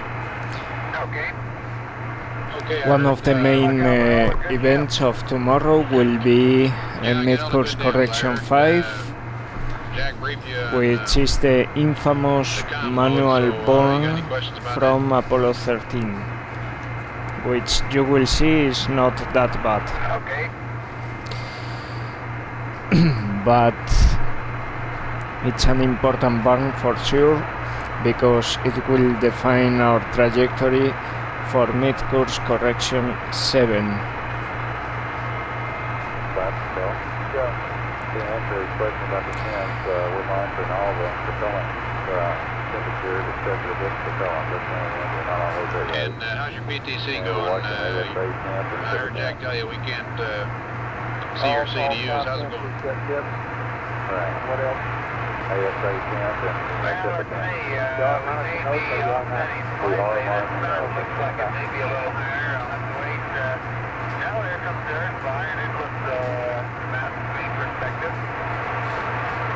I'll have to wait and see the moon on the other side, Jake. Okay, Fred, I can't hear any more on kind of background noise. I assume that, I think I heard Jack tell you what we're going to do about uplink squelch off. You'll take care of the antennas because we can't see your attitude. We'll give you a voice check when we come up. It'll take us 3 to 5 minutes to come up. And to make it astronaut proof, when you see the Earth, use a forward antenna. When you see the moon, use the I think tomorrow we will also look at telemetry. Yeah, our 102. Yep, here it is. Okay, so tomorrow will be an interesting day. We have the CM switch configuration, and we have the mid-course correction 5 and also the power up for telemetry of the command module. We will receive telemetry to check the command module status. Okay, and with this I am signing off until 6:13 UTC. So see you back then. Thank you very much for coming with me so far. I will leave you with audio from Apollo in real time from Stephen Slater and Ben Feist. Links in the description. Thanks very much. See you tomorrow. Think that'll satisfy Capcom, or do you need more detail than that? All the prop temps except the dip, plus the ASA and Pacific temp. Okay, I'm on the quad those are going in. All the RTS maps. Okay, quad temps, prop temps except for dip, crack, dip call.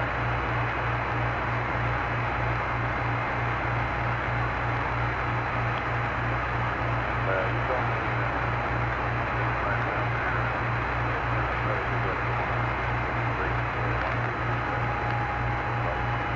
Okay, there's one battery? Really thick. Earth will be by over there in a minute.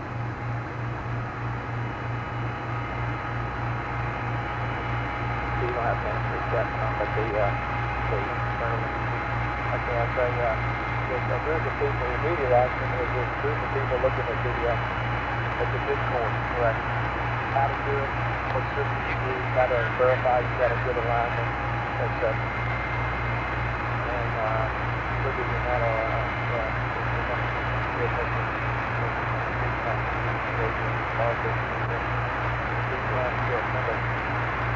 and there's Becker's probably has several different people in that kind of thing. But anyway, also there's a group thinking about the entry system, how you get the CSM brought up to speed, the lines, and etc. And they're kind of working on that obviously in the second one of ground right now. So something's not doing the idea is to get the country down quickly enough to be able to calculate it and simulate it, because that appears to have done. And Jack, you still there? Still here, Fred. Okay, when I was upstairs just a minute ago, I noticed what appeared to be some new binning from down the service module way. I noticed it out window 1. And also saw one chunk of metal, loose metal about 4 inches square that was tumbling around, silver. in color. It looked like it had come from somewhere down in the service module. Okay, you saw some bending out window one? Go ahead. Yeah, that's where when I happened to be looking, the lighting reception had showed up as there, and what reminded me of it was I'm looking out the limb window now, and I see a good part of the new star field that's created for us. Just about 1,000 little sparklies out here. Okay, so you're seeing some bending out window one, and you saw a 4-inch square piece of loose metal, which was silver, and are you still seeing the bending, or has it zeroed out now? I don't know. I left upstairs. I'm down on the limb now. Jack, I guess Jack goes up. He can take a look and let me know. He mentioned that it was... Okay, I'll think about switching the amp here directly. I see the moon, and the moon looks pretty good, Jack. So I guess the PTC still doing pretty good. Okay, and we won't have any comm delay if PTC stays good. That's on the last time was we mentioned this was some food bending. I'm not verified that he has looked at it in the past. Not noticed it. So I'm going to get a kind of a feel for if it's new or is it just something that we might... Yeah, sure enough, the moon is getting smaller. Good, and we want to ask you another question about the venting.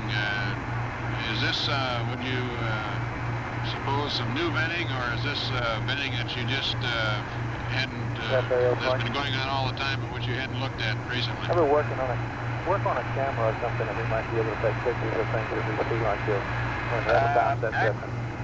I can't really say, Jack. We've been so tied up down on the limb, I guess we kind of forgot about the other half. But I'd been upstairs several times and hadn't particularly noticed any flow by the windows before, so my first assumption was that it was some new venting. It really wasn't very heavy.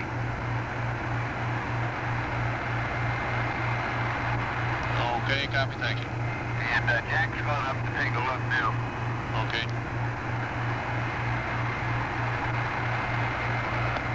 And for your information, all of our numbers are based on amperage usage of 14 amps.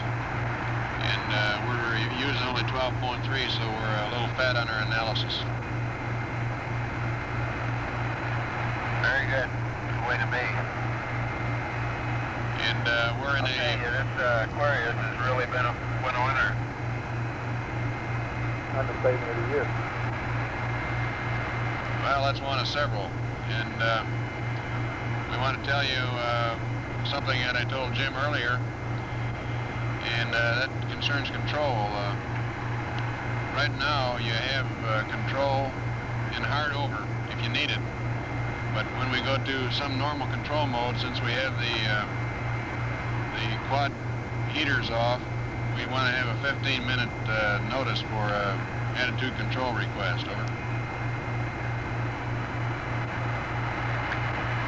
Okay, Jack, offhand, I can't imagine since we got the platform powered down, why we need to worry about any instantaneous control. But at any rate, we need 15 minutes warm up with the heaters before we can start using thrusters.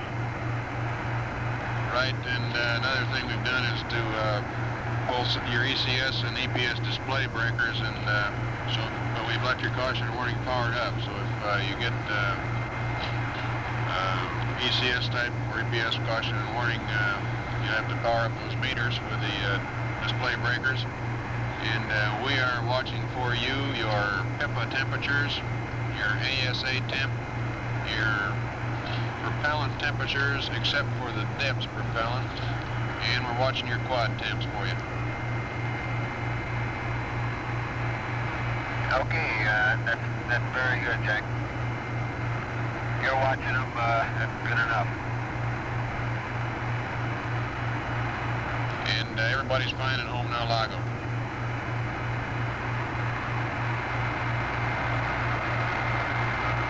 Great. Okay, Span, flight on flight direction. Go ahead. Get you top it all out of it. Down the huddle. Negative, we just caught an entry deck here, Bill. I'm sorry. Okay, Fred is up in the upstairs in the second floor there, looking at the #1 window, and he saw something he described as ending over the window, flushes a chunk of metal in the silver 4-inch square floating alongside. When he got back down into the limb, he said that he noticed also there was a lot of particles around, loose particles drifting around, which kind of confirmed the ending that he saw. And Fred, your CO2 is building up. It's at 11.3 on our gauge, and we've got a medical go up to 15 millimeters, at which time we'll switch over to secondary. Looks like we've got plenty of lithium hydroxide, about 192 hours, including the CSM cartridges, and as you know, we've got a way to use those, and as soon as we get it written down in some good words, why we'll pass that along. You might be able to make one. Okay. Yeah, we'll sure give her a try. And I'm showing on board about 12.5 millimeters of mercury. Roger, and I have a flight plan update. When you get a time to copy it sometime, we'll pass it along. There's no hurry on it. Fred said that he couldn't really say when it started, although he didn't work in it. However, when he thought about it a little bit, he said that he had not noticed that there was a limb in it before. So that kind of means that it would start recently. Although, of course, they have not started to look at the command module when they played it. It's still coming out only on the commander's side. So he saw it out the same window I did, window 1. And it's between the minus Y and minus Z axis.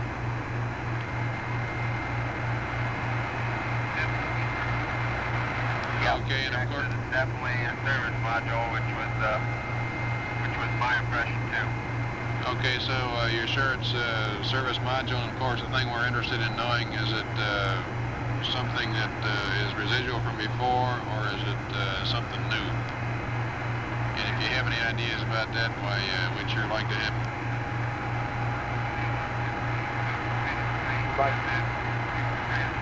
But also don't get some.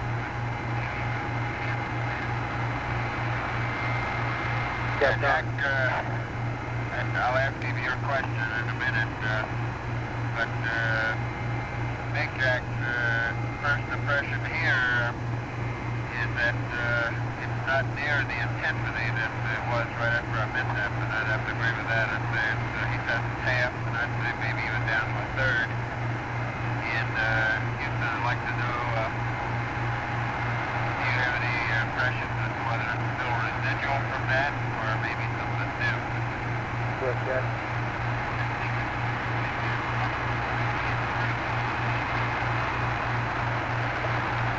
We don't know, Captain. We'll talk to it. Span, you copy all that now? I don't know why. I felt that. Yeah, I felt it was something new, maybe, sure. Okay, so the question is, we got an explanation for that, like the Odyssey something like that. Normal, overboard. Think about that for you. Also, Captain, you might tell Fred that we're thinking about, we're considering giving some camera settings for taking pictures of any pieces that he sees over the window, if he thinks that this is a practical task for him to do. And if he already has one on the show, he might tell us which one it is, and we'll work on his desktop. And Fredo, if you think it's practical, we're ready to give you some, or we're working on some camera settings for pictures of the venting. And if you have a camera out and ready to go, let us know which one it is, so we can get settings for that camera. What do you think about that? Okay, Jack's got one with the 250 millimeter lens on it. That's the standard EL. And I have a surface camera out that I've been shooting hundreds of Earth moon pictures with, camera 1. And we also have the Rizzo upstairs that's pretty handy. command module DC camera. Okay, and I copy the... Take your choice. I copy the 250 millimeter. The Rizzo is available, but I didn't get what other one is.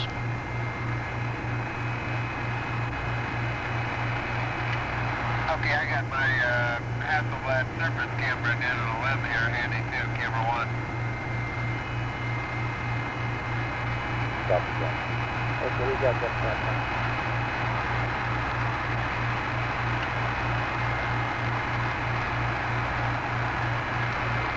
Okay, we've got the 250 millimeters, we've got the surface camera number 1, and the Rizzo is available up to you. Yeah, we got that thing. We're working on that.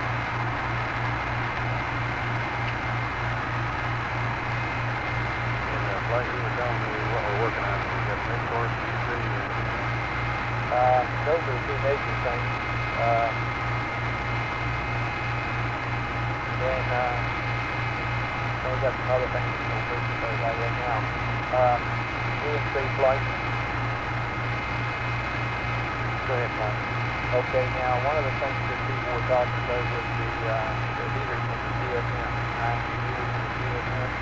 At one time we thought we needed to put those on so that we could still have separate. And time back they said that we would need to do that right away. I'd like to get a better story on that if people are saying that we'll go down to 142 hours or what. We'll get you one. Okay, and I don't know what else that you have to work on other than fitting to the end of the timeline, but I don't think much about that. Well, as you wish, but anyway. Yeah, I think we'll work that part. I guess you don't have to make that decision. Okay, econ flight.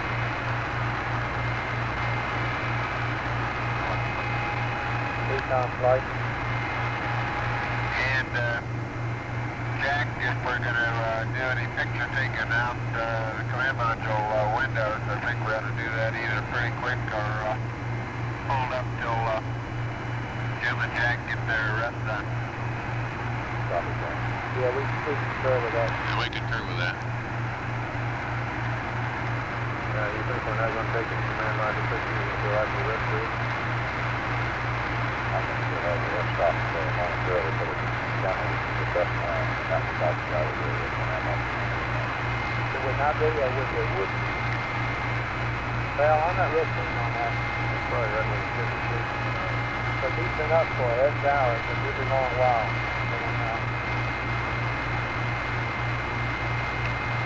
And I don't want to do that. So let's think in terms of getting that stop and getting cameras ready. If something goes by the limb window, fine, and we can think about what to do later. If the other one is more important than we get safe. We can get rest situation. We can take a picture of the corner and stuff.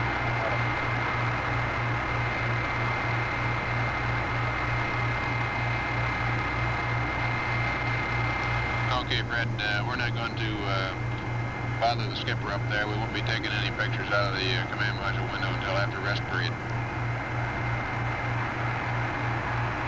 Okay.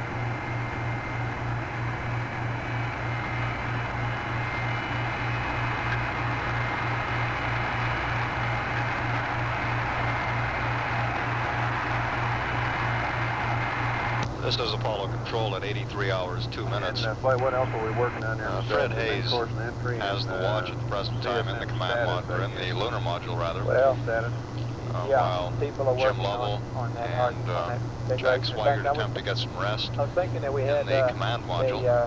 already had a The flight plan calls for a 5-hour rest period for both the commander and the command module pilot. Recapping briefly, Fred Hayes' remarks after coming back to the limb from the command module where he'd been getting something to eat. Fred reported that he'd observed some venting apparently from the service module and had also seen a 4-inch square piece of metal, which he described as silver in color, float by the window of the command module. He was looking out the number 1 window, which is the viewed from inside the command module, is the window to the left of the commander's couch. far left window. We need to power up the comm, although it's kind of academic, because we would need to... Hayes was asked if he felt the venting was something new or if it was residual venting from the original event which had caused the loss of power and oxygen to the service module. He did not know, and we also have not determined here on the ground We're in pretty good shape. whether this is an event associated with the original loss of power from the service module, or whether it is something new. That's being evaluated at this time. That it would be 15 by about 28, 83, Hayes 21, said he did feel definitely that the event was coming from the service module, that the piece of metal that he'd seen float by was from the service module, and that the venting was from the service module. Econ flight. Flight econ. Okay, there was some debate going on as to Flight whether it Director was really Milton advisable Wendler, to after reviewing the situation, elected to wait until after the commander, Jim Lovell, and command module pilot Jack Swigert had completed their rest period before attempting to get back into the command we module all agreed that that is the best thing to do, is to let it go to 15 the venting and whatever secondary, which will give us about 6 more hours. pieces might be visible I don't think it is, but out the we're window. just about there anyways. You don't think it is? I think we need you guys to make this mailbox thing, so that might be another input in. We do need you guys to do it? For a couple of the parts of the procedure that Nikolai should have to Okay, what I had in mind, Capcom, it really doesn't have anything to do with the mailbox, really. Well, it does in a way, I guess. But we'll proceed on the basis of going to 15. Now, if we have difficulty with that communication, Surgeon, I want to go ahead and switch over to the secondary right away. In fact, Surgeon, what do you make of the fact that the sensor on board is about a millimeter high? You want to go with the onboard sensor or stay here? I tell you, it's right. I think that onboard reading is actually a little more accurate than the one we're getting, because it fits my projected curve better. So then we want to show you what I mean. So I really would like to have about I really like the numbers on board about 86. How that does compare with what we're getting. Now, let me mention one other thing. These sensors are not the impact of the world anyway. Yeah, roger that. We still have got biomed data on the experiments using the backup. Okay, that's what I mean. And range, you don't know exactly where you're at. Okay, and that's a good point. And as long as the comm is as good as it is, so you don't see any problem in going to that biomed position. Go flight. Go flight. Do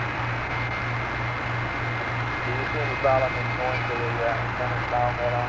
No, I think we might lose just a significant low bit rate, not a whole lot on the lake. We're not going to lose any voice quality. Not like we should get it through. No, I'll put it in a hole. Flight looking at it, yes, it's fine.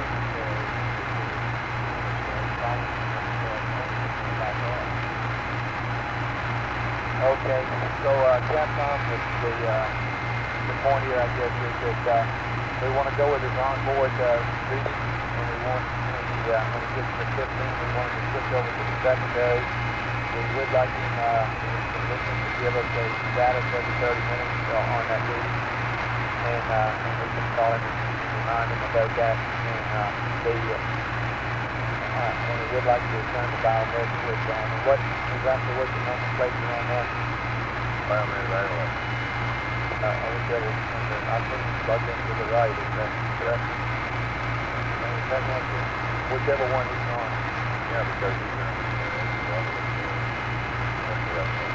Like, I mean, one more point of it. As soon as they switch to the secondary cartridge, it probably ought to change out that primary cartridge.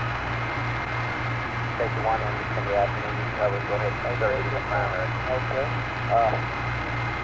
The reason there is occasionally you're going to see things swell and it may be very difficult to remove if you do enter on. The other item is that you understand that as soon as we finish with the secondary cartridge, we want to go ahead and try to implement these procedures and see if that's going to work at all. Okay, this brings up a point, Capcom. I kind of would like to see us maintain some moderate level of activity for Fred. Not overloading at all. In fact, we can raise the cap if we want to. If he thinks this action too much, he can certainly tell us that. But enough to keep him kind of occupied here, so he doesn't get tired or overly sleepy and all that. So kind of, even if shooting that hydroxide, we can be there and let him start on that and take 2 guys to do it and stop. Does that sound reasonable to you? Yeah, it does. Okay, so we want to switch to 15 on the crew gauge. And as soon as we do that, we want to go ahead and change the primary cartridge. We would like to biomed, and we would like to kind of a crew gauge report every 7 minutes if we do that for us. And our biomed switch is on the right, to right, I guess. When you do get to 15, you want to go to secondary and then put the other cartridge in. Yeah, stay on secondary. Right, tell you. Go ahead, Light. You want to stay on the secondary. That's fine. So you have the primary, yeah. Yeah, we want to go ahead and change it to primary cartridge, so we want to stay on the secondary. That's right. Stay on the secondary. Right. The reason I'm asking is because I earlier heard that we were going to use the 2 cartridges we got with the early primary. And that also, in order to use this mailbox, you've got to have the primary cartridge out of there. Well, we can with these, you can take the secondary cartridge out of it if it doesn't make any difference either one. Right, but the point is that we want to go ahead and put another, to get that old primary out before it swells when we have trouble with it. That's right. That's the point there. Later on, we can take the primary cartridge out if we decide to do that to move it. And, it won't be, I was just trying to save the trip to put the primary cartridge in and take it out without having to move it. Well, the problem is we're going to end up without any place to store it. And if we can use what we can do... This is Apollo Control at 83 hours, 11 minutes. But it is smaller.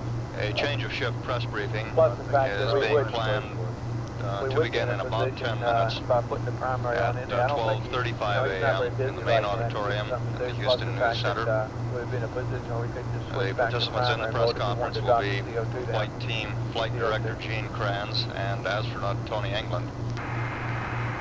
And repeating, the time for that change of shift briefing is tentatively planned for 12:35 a.m., about 10 minutes from now. And tell me your flight. Go ahead. I'd like to hear more about the hydroxide plane. In fact, I think I'd like to hear you and the FAO come up with a big rotary pipe. Okay? FAO can copy that.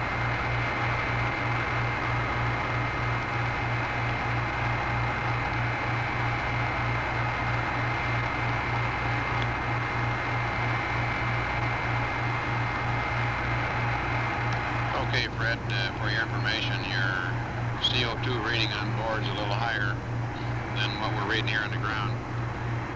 And so when it gets to 15 on your meter, switch to secondary. And we'd like to get a status about every 30 minutes. We'll give you a call on that. But just to let us know we're still thinking about you, we'd like you to go biomed right, please. Okay, going biomed right.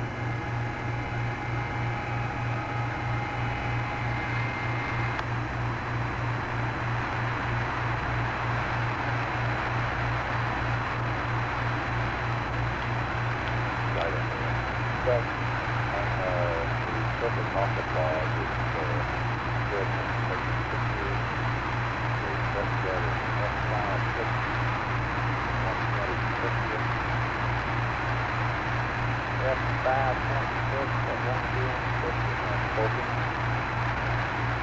And you might try to take further pictures. You might go up and up and down. Okay, and how do you read me on this com mode of the space band? 5 square, Fred, help me. Info flight. Go for it. Okay, how did that time go? So now we've got that down. The BME surgeon. Good go ahead.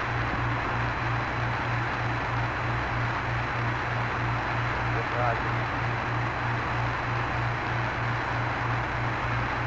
FAL flight. Red light. Okay, incoming approaching distance. No, look at the slider. You have to make the distance. Red light. Okay. This is for which camera, by the way? That's the surface off the ground. Surface on the ground. Copy that camera.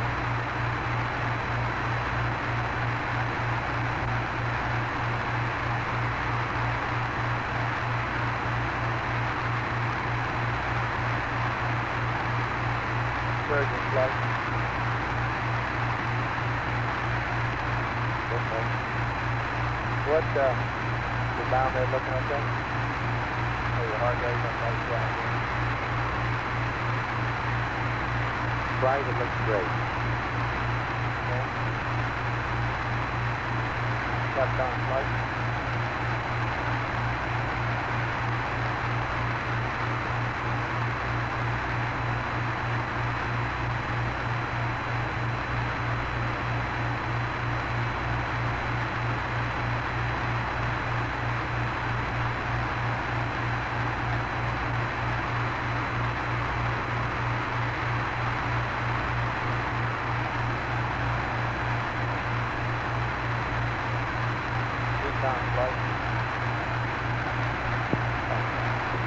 Okay, I'd like to do the thing that how you can mentality of the different. Okay. Okay, think about, I'd like to have some kind of analysis of the efficiency of that operation. Like how many amp hours does it take to get 10 amp hours to the field? What do you want to use the amp hour for? Pardon? Does it make Well, it's not a very difficult matter to get it into the CFM. It's just a matter of... Okay, I think you ought to think about the different, well, for one thing, charging the battery. Another thing, powering the car. Another thing, powering up the fuel and the control system. And perhaps, okay, and is the efficiency a function of what you do with it? Or is that just Well, the battery charger is, what you're doing there is you're transferring energy from one battery to another at a cost. And the rest of the time, it's just a matter of whatever drop is. Okay, well, tell me what you think that would be. Okay. And, okay.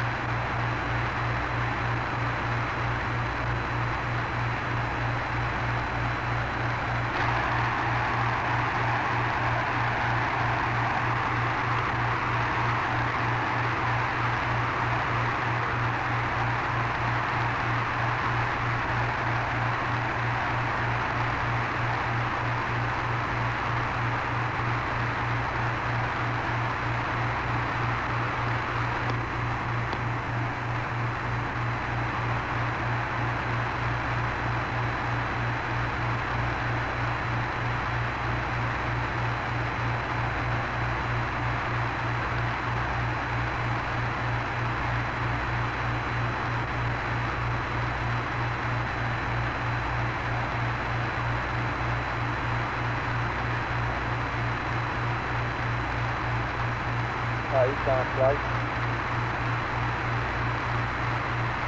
Right. Okay, the other thing I'd like to be aware of then is the water transfer from the CSM. Okay.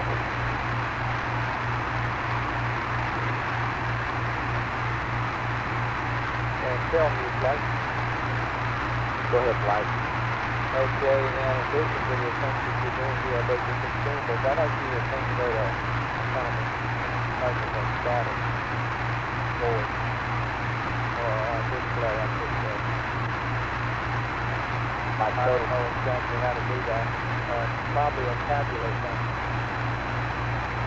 Wait, what time to go, rate, things like that. Yeah, maybe what the prediction is based on, and what our current rate is. The sort of thing if you can do it, and maybe you can't do this, it might be too complicated, but if you can think in terms of a something that you might put on display, exactly how you put on the article, where you can tell the glance what the complete status is. Okay, I don't update every 2 hours or something like that. Okay, we'll try to come up with something. I think they've got some. I'm not sure how that goes again. Right. I'm assuming that you're happy with the things that are going on now. Is that right? By that, yeah, I'm happy with everything be under the circumstances. Okay, but what I mean by that is that the power level's gone down to something that's equal to or below the prediction that I've got all these consumables that Bill gave me earlier. About the light pump and so forth. They were, for example, the power was predicted on 14 dollars power. Right, our average is about 12.3. Okay, and there's also water usage rate that was 3 point something. Is that right? Yeah, we're coming on down as because the power's been off. It'll take about an hour before we get a real good feel of what it's going to be. Okay, doing what you expected. Yes, okay. yes. And we bumped into lithium hydroxide and oxygen. What about that? Plenty of oxygen. Okay, I want to talk to you some more about that, about some of the assumptions that go into that.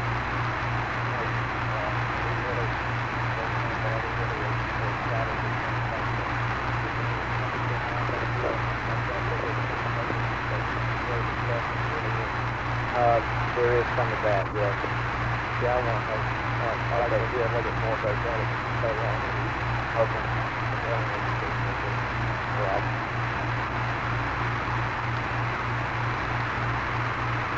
Okay. Joel, you go back to screen. Okay, each time I talk to you, go green. Network, how are you doing? Network flight. Flight number?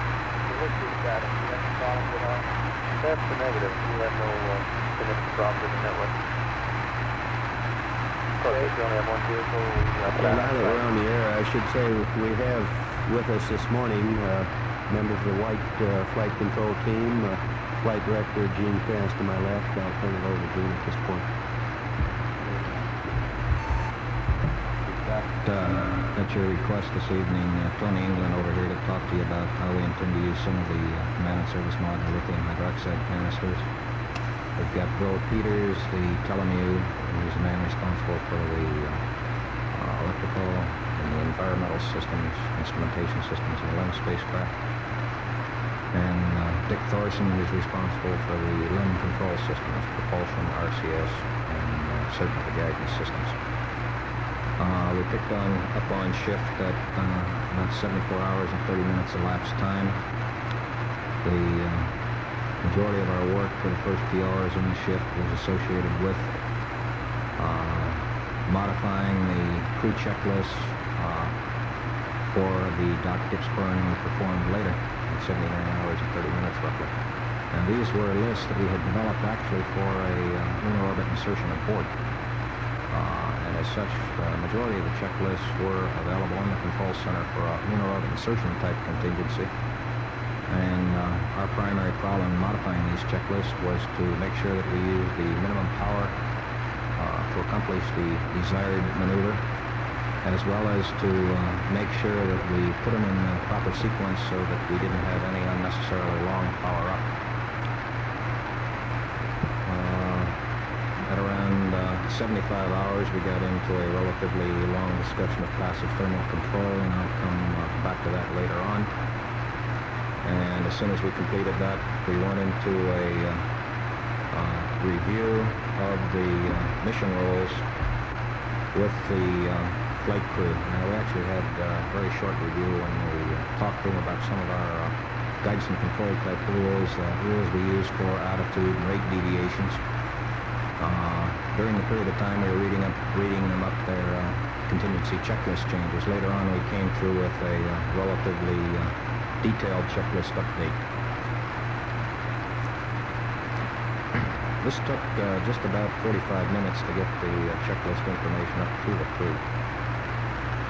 At around 75 hours and 45 minutes we had provided the spacecraft, the state vector and the target load for the mid-course correction maneuver we were performing. And we went through a consumable status, and I'll come back to that later again. At 76 hours and about 30 minutes, we went over the rules with the flight crew. Again, we're being very conservative on this particular burn because I think we were aware that if we did not perform the burn, we were on a free return trajectory and would splash down in the Indian Ocean at around 152 hours. So we wanted to set the limits for the crew monitoring of the burn very tight. In other words, we had to have a nominal performing descent propulsion system in order to initiate and continue the burn, and if for some reason the descent engine should start deviating in performance, we wanted to shut down the burn. We were doing this primarily because we could make a small mid-course correction sometime later on in the mission and bring us back to a free return trajectory again. So we played that particular maneuver very conservatively. I believe you've probably got a transcript of the air-to-ground communications at that time, so I don't think there's any need to go through all of the rules we read up to the crew. Now, one of the items that was of concern to us as we entered the burn was how good was the platform orientation. And we made two checks, one looking at the sun, and the other one, that's using the AOT, and the other one immediately prior to the burn where we were looking for some kind of a bore sight to make sure we were in the right attitude for the burn. And unfortunately we happened to find that the moon was on the commander's LPD. So through these two checks we felt that we had a very good platform alignment. We had almost insignificant drift on the platform from the time that we originally oriented it just prior to the time we left the command and service module.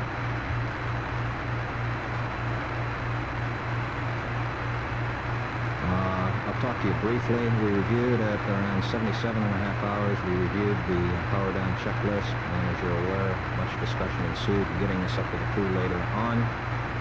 But our basic configuration gives us low bit rate telemetry from the spacecraft, S-band voice from the spacecraft. We've got a coolant loop up and operating. We've got suit fans on. We've got the cabin repress capability. We've maintained a RCS manual attitude control capability, and we've got the caution warning system powered up in the spacecraft. At around 77:56, the S4B impacted. I have the precise time later on here. I'll look for it in the notes, and I believe you probably got that word. At around 78 hours and about 15 minutes, the crew started the powering up of the LEM spacecraft core to Doc Gibbs burn. The burn was scheduled, and I'll give you the delta V's. The burn was scheduled for 79 hours, 27 minutes, 38 seconds ground elapsed time, and the X component of the burn was 833 foot per second, and the Z component of the burn was 215 foot per second. The effective delta V was somewhere around 900 foot per second.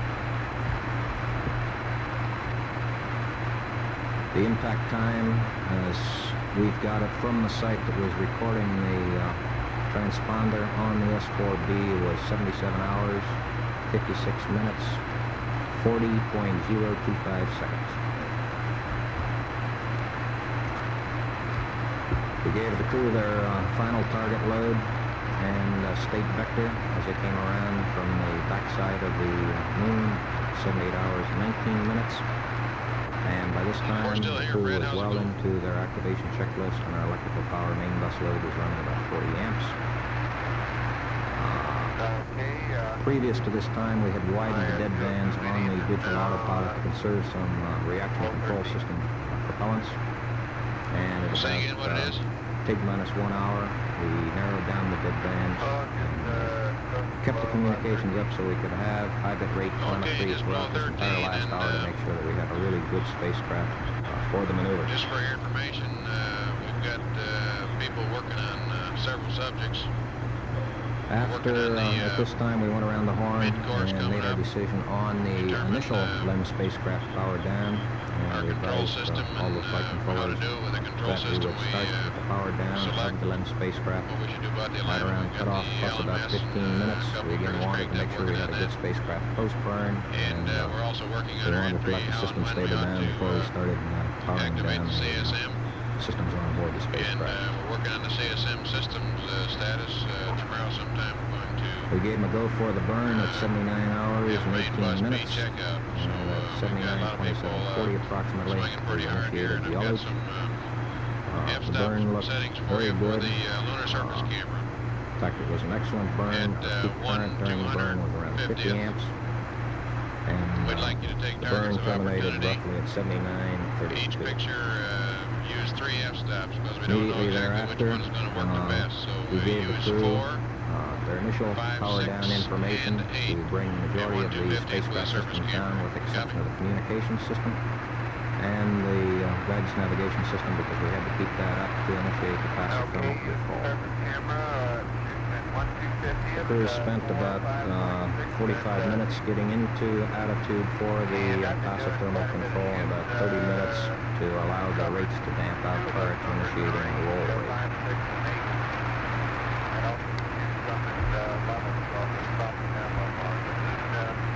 The tracking in the burn came in at about 81 hours and about 15 to 20 minutes.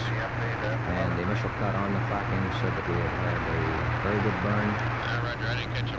Preliminary indications were that we performed a mid-course correction 5 at around 104 hours elapsed time, and the altitude would be between 4 and 6 feet per second. It may turn out to be something less than that by the time we get more tracking this evening. We had a long discussion on the lithium hydroxide canisters, and I believe Tony can fill you in on whatever questions you may have there. We got into the attitude for PTC at about 81 hours. We gave the crew a total briefing on the consumables, and I'll summarize the consumables as they stood at around 81 hours, 24 minutes elapsed time.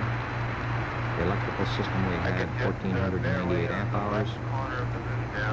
This means that we must maintain an average load in the spacecraft of less than 24.5 amps. At the present time, we expected to be able to power down to around 14 amps main bus current. We're running somewhere around, I guess, 13. Is that right, Bill? It's running 12 to 13 amps right now, so looks like we'll start making some money in the electrical power system throughout the night and throughout the next day. From the standpoint of water, we got 215 pounds usable. Some broken communications. That has not happened yet. It seems we've got a good stable PTC. But if the communication should become broken, we may be able to communicate to them only 50 to 75% of the time. So we gave the crew gross procedures they could use for selecting the antennas for us to allow us to communicate with them much more at a time. And that was about it. We got off shift at around 82 hours and 30 minutes. Okay, why don't we open it for questions now? Please hold your hand and wait for the mic. This gentleman over there. The sounds of all the... Mr. Trans, can you tell us two things? There was a report of what may be some new venting. Can you tell us about that? And can you tell us what sort of physical discomfort the crew is in at the moment?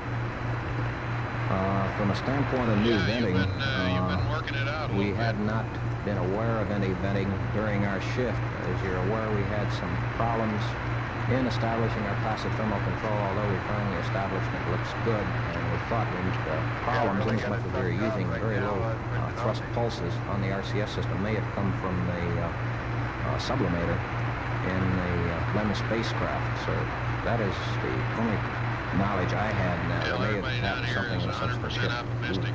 Looks like we're on the upside when of did the that whole occur? thing now.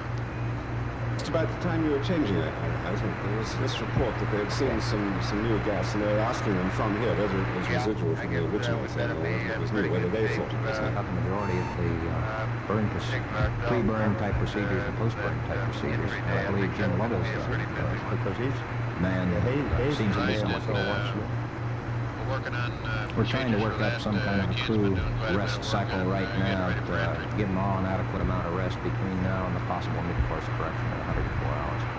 Very good. hurts, man.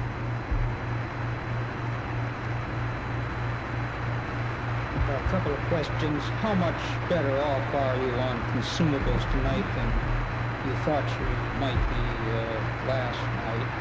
And secondly, what does a flight plan call for in the next 24 hours? To answer your last question first, the flight plan for the next 24 hours is basically going to be passive thermal control.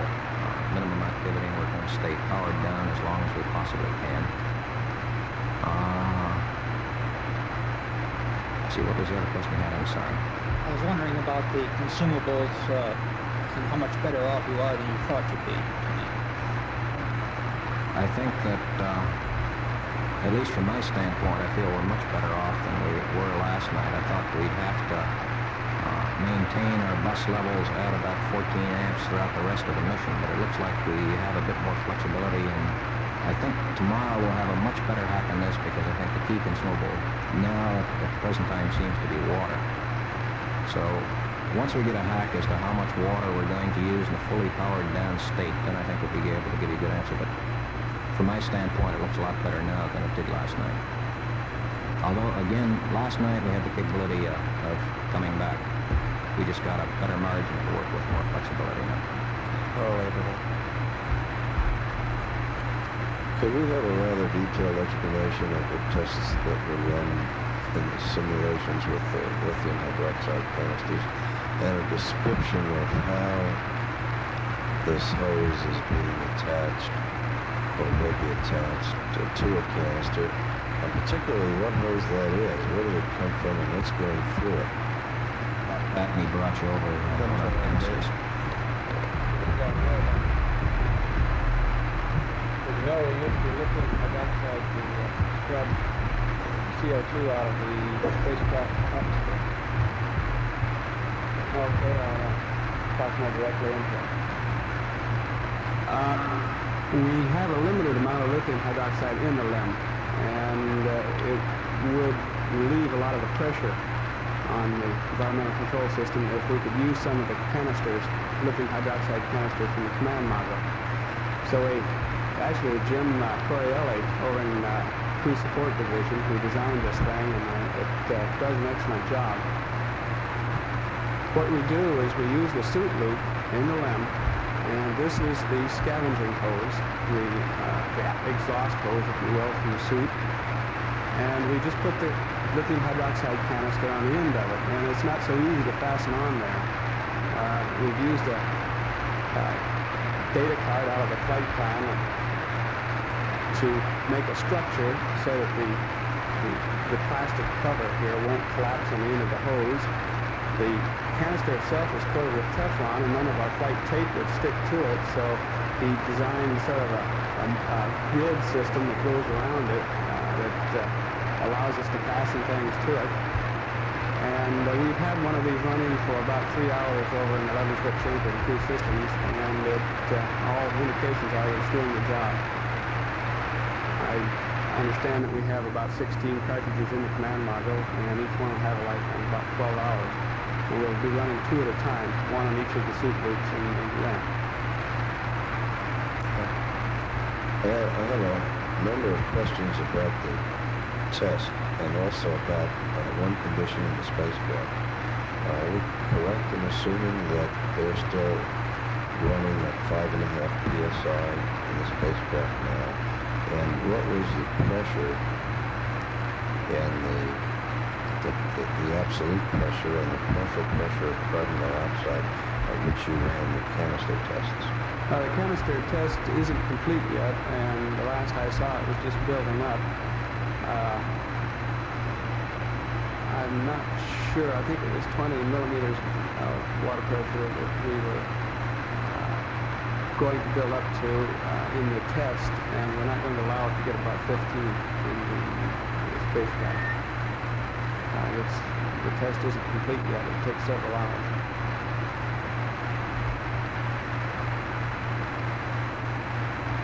The other question was, is the cabin atmosphere in the spacecraft now at 5.5? Yes. Okay. 4.7. 4.7, 4.8. Dr. Kim. What is the humidity situation and how do you control the humidity? The LEM has some water separators in the seat loop in the lunar module, and they're all working, and they're separating the water and controlling the humidity properly right now. There's no problem with humidity. Mark Bloom.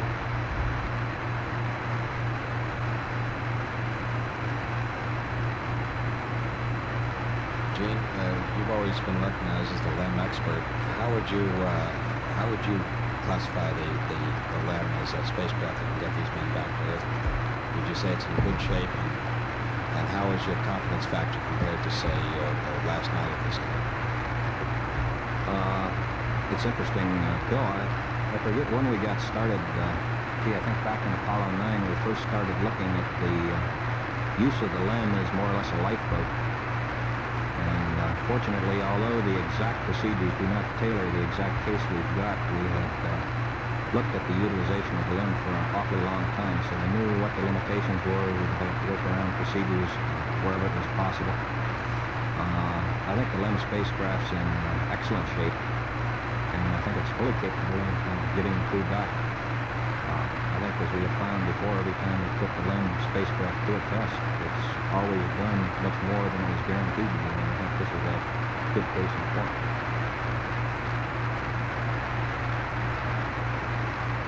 Was your confidence factor anywhere on the other side last night about this time? Yeah, it was, let me put it this way. Last night I felt we were going to have a much trickier management problem in our hands. It is not the easiest right now, but I thought that the overall management, all of the energy, the water, all the consumables in the spacecraft were going to be quite difficult. And I think one of the things that was very pleasing to me this morning, when I got on shift around 12 o'clock, I guess it was that we were still running at relatively high power levels, but our consumables rates had steadied down to slightly less than what we had anticipated, and we were also happy that we were pretty well off in the RCS system. So from that standpoint, I think we have a tricky management problem coming back, but I feel that we've got a good handle on the situation and know how to manage it. Jack Jones. You described the crew as reasonably uncomfortable. What's the discomfort besides maybe the tension? Is there some physical? No, I'd say that the primary discomfort would be from trying to rig up some adequate sweeping capabilities in the LEM spacecraft. I have not had the opportunity, maybe Tony can answer the question on that. I really haven't looked into that in detail because our primary job has been managing the systems and getting ready for this burn. But I believe it would be primarily in getting those guys into a point where they can sleep comfortably in there while somebody's moving around, using communications and making periodic checks in the spacecraft system. Oh, yeah. That's right, they could very possibly be. I guess I ought to break myself. If they're testing this canister setup, how are they handling this in the spacecraft at this time? To put this in the circuit until sometime tomorrow. We're going on the secondary canister in the LEM any time now. The CO2 level is getting up near 15.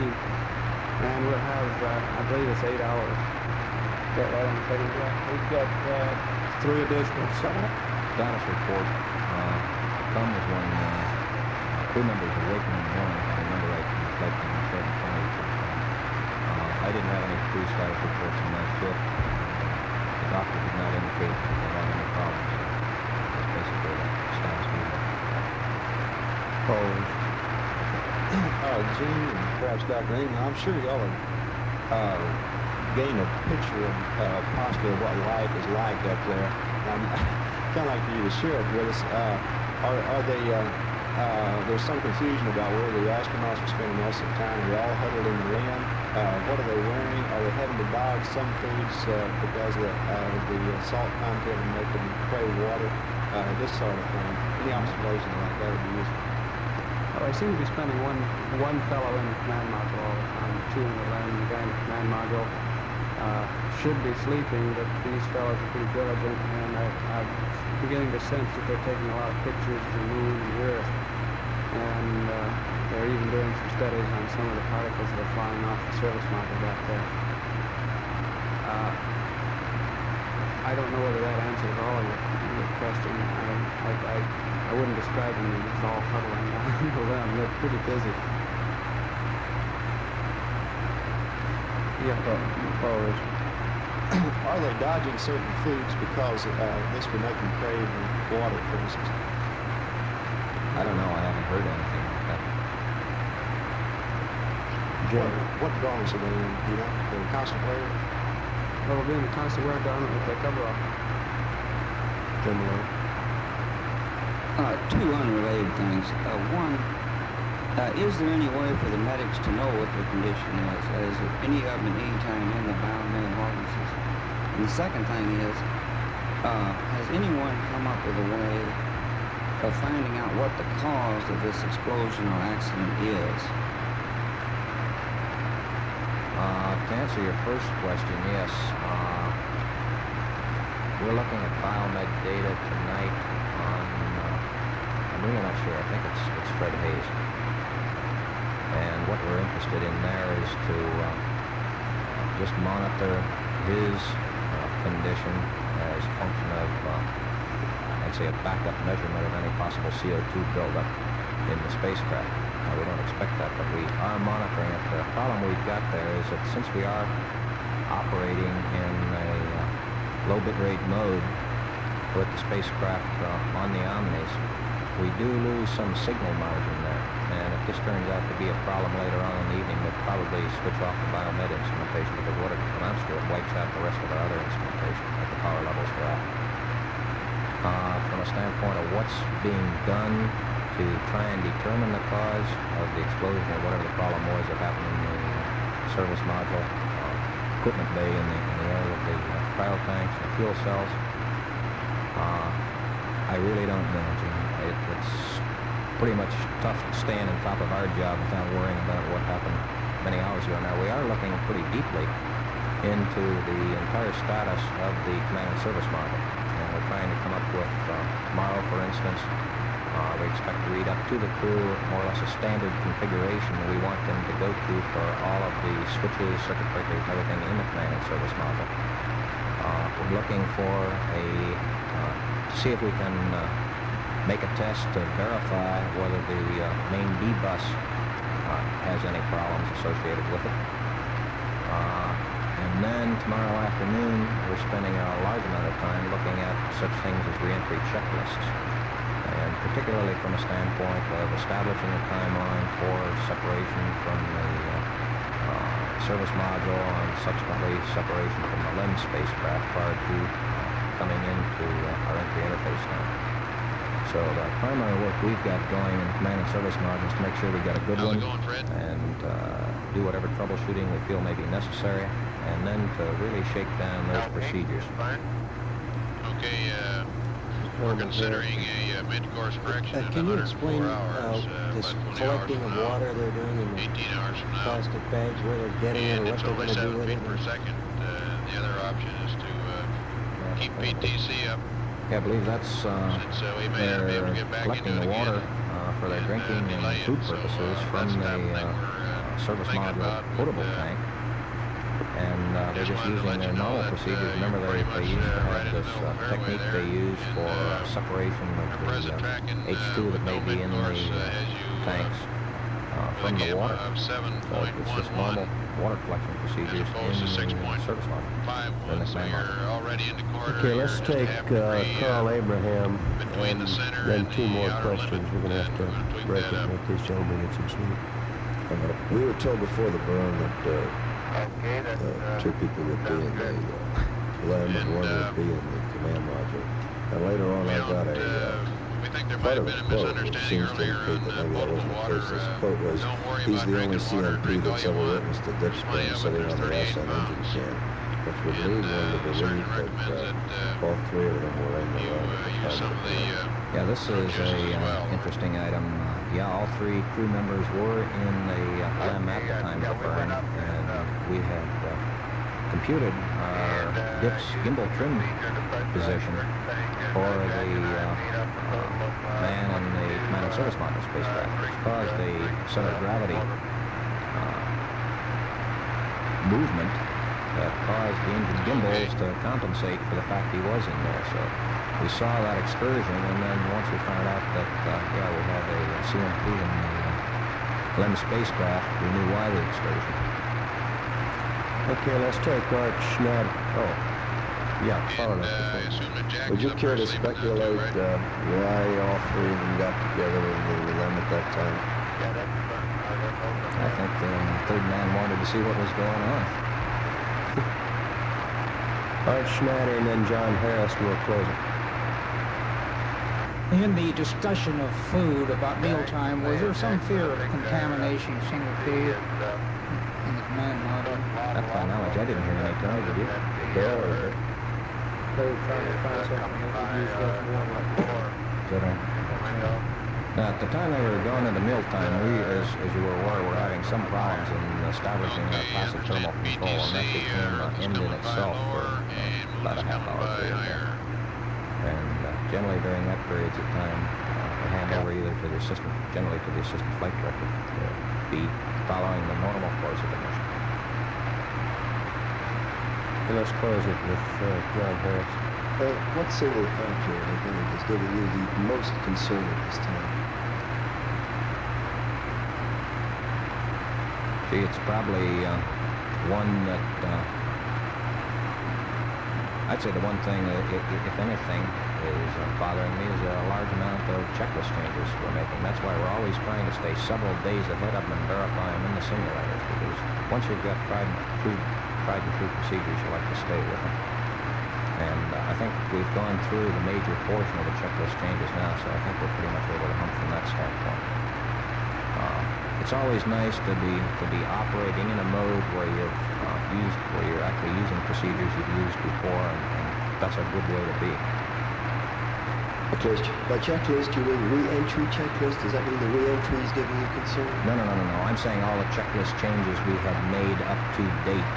From a standpoint of discomfort, that was about the major item, because I think we thought we had a good handle on how to manage the systems now, and how to go about making this burn. We had made long dock dips burns, for instance, back in the Apollo 9 mission. So we were pretty confident of those procedures. Thank you very much, John.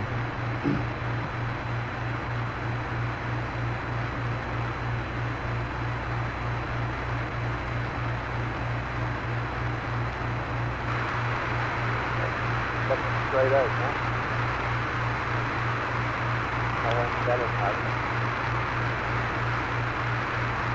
And Fred, on this jury-rigged command module lithium hydroxide canister, what we're going to do is we're going to have to make at least 2 up and use 2 at a time, 1 on each set of hoses. What we'll do is we'll connect one of these jury-rigged boxes to the red fittings, and air will be sucked through the lithium hydroxide and then blown out the blue fitting. And we're also going to, when we do this, remove the LEM lithium hydroxide canister from the suit loop, either the primary or the secondary. And we're getting the words together to make it easy to build one of these things, and it looks like it'll probably take 2 guys, so I think we probably ought to plan to do that later. In addition, we have to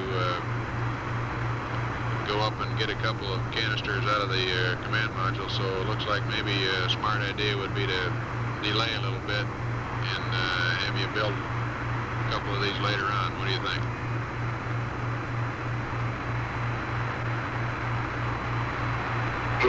Yeah, I agree, Jack. Jack Swagger and I went upstairs earlier and broke out a canister, and we scratched around for some material I think I might use it. And that's actually why when we made up all the water drinks was we needed the plastic container that they were housed in the pantry. And we had that ready to use for some material, plus we got some pretty thick porous bags that we're going to be used for the dust control that we make it cut up and use too. Did you come up with a design or? No, we just thought we'd see what we had in the way of materials and stand by for your word. Of course, we also have lots of shipped back cardboard from flight data. Yeah, we have decided to use a canister, and you know that the liquid-cooled garment has a bag around it that we think we can use too, or that we know we can use. We've tried it. So what you have is a bag within a bag, and inside that is a liquid-cooled garment. The bag that is closest to the liquid-cooled garment is the one that we need, and we've got 2 of them. And then of course we got to use some tape, and as you say, one of the backs to flight data file, timeline book, or something like that. And just using those materials, we can make this jury-rigged canister. So the bag that we're looking for is the one that is right next to the liquid-cooled garment, and if we're very careful about where we cut it, we can make a pretty good rig. Okay. Looks like we'll have to use that bag over again, though, because we only got 2 of them, and I expect that we'll have to make more than 2 of these canisters up. Roger. Flight network. Yeah. We've tested info, and you have 4 minutes to the handover. I'll give you 2 at 1 minute by accident. 4 minutes to a handover. So time being in the middle of his good opportunity. I'm fine. We should have no down and skating off. We'll just need the up for about 30 seconds. Yeah, but that makes sense. Just lost the down. That's right. Okay, 4 minutes to the handover. Yeah, just got the We'll be right at 8400 with handover. Be about 30 seconds before we establish the up.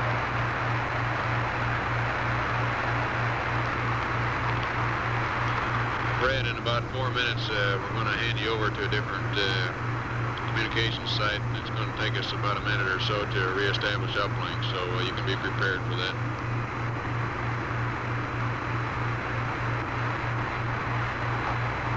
Okay, Jack.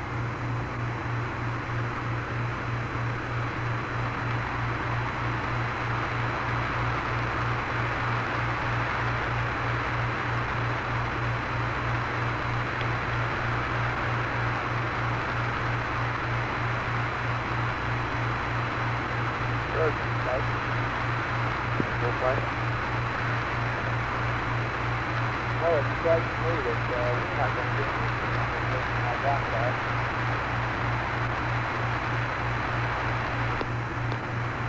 Are we? Well, they're going to run his PCO2 up to 15 millimeters and get it all nice and saturated, and then they're going to turn on the secondary. with this nice fresh lithium hydroxide, and we're going to circulate a whole bunch of stuff, and we're going to scrub it all out, and all that means is we're going to use up the secondary current for equipment. That's right. That's really true. You're going to reduce your time. I don't know by how much you're going to have on that camp. You guys are scientifically figured out that we have a next engineer by the end of this day. So we've got molecules of lithium hydroxide, and we've got molecules of CO, etc. Yeah. That's all from those people. What I know, it's only so many, and all one takes the same number of hours. Something like. One thing it is true that with some of the cartridges you hit them with a real heavy load to begin with, you do decrease the lifetime. However, the flip cartridge is more capable of taking a higher input than the 15 wouldn't hurt it.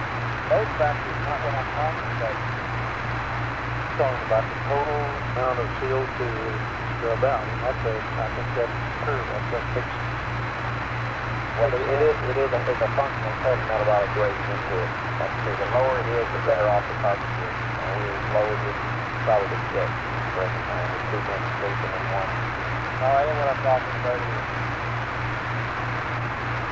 Talking about if we go to 15 parts per million on the gauge, we have always done. Okay, I'm letting this go. Well, I'm saying is that we're going to, one of the things we're going to do is build up the right. But if we run, then that first thing is the secondary tank, we will stop all that off. True. Yes. So next year, in other words, you just, you're taking all that stuff out of one tank and put it into other tanks, but then you really start getting more total molecules of breath.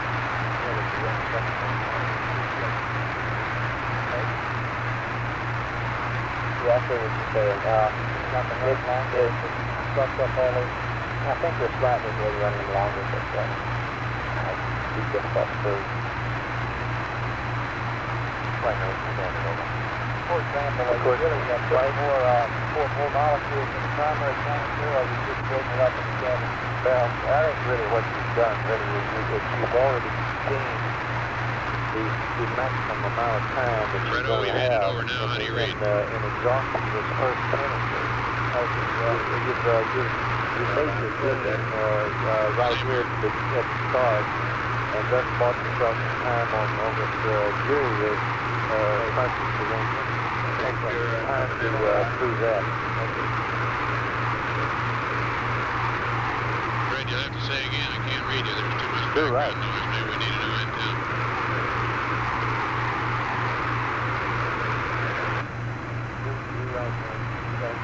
Yeah, I'm on the other Omni now. It's that you're coming in even louder than on the previous station. Raj, maybe it's because I'm standing up. You're coming in better now, too.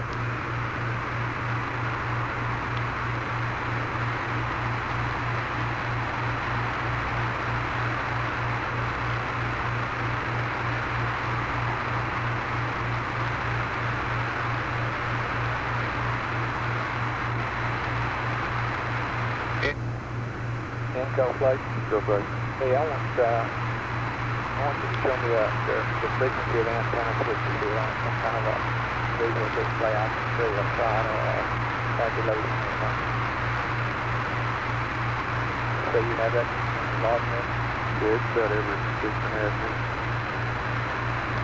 Go back and see what it was at the first one, CPC, and what it is now. Would you please? I'll try to look at one, yeah. Average just that, not every time, but average of those 4 of those cycles right back at the beginning and average the last 4 and see if it comes up to 6.5 minutes. Okay. Still. AFL.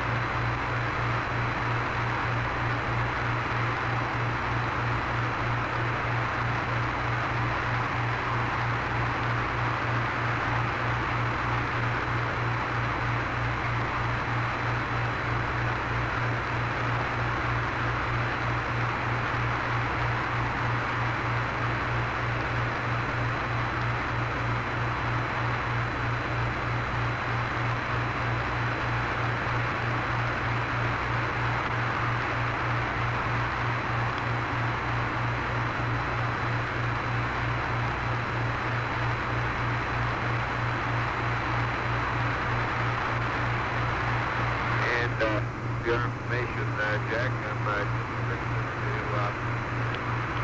tear into some beef and gravy and other assorted goodies. I presume you're doing this with the full permission of the commander.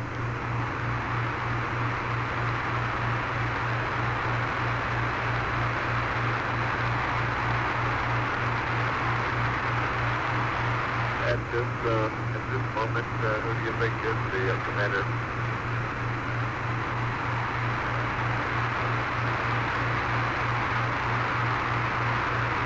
If I was him, I'd make you sign out everything you ate so I'd know.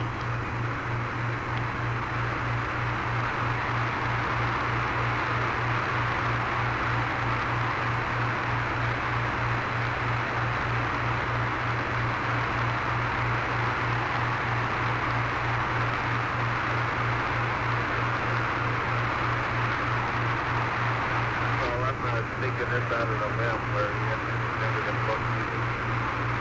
Incidentally, this PTC must have a wobble mode around our x-axis there, because now the moon and Earth are back in about the right spectrum. Good, let's see if it goes the other way.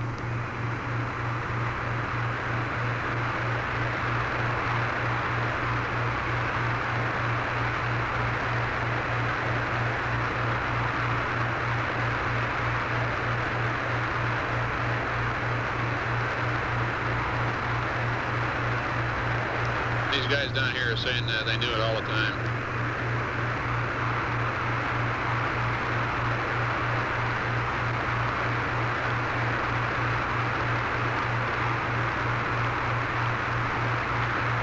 Now that's right, they do good work. Never heard of doing PTC with a limb.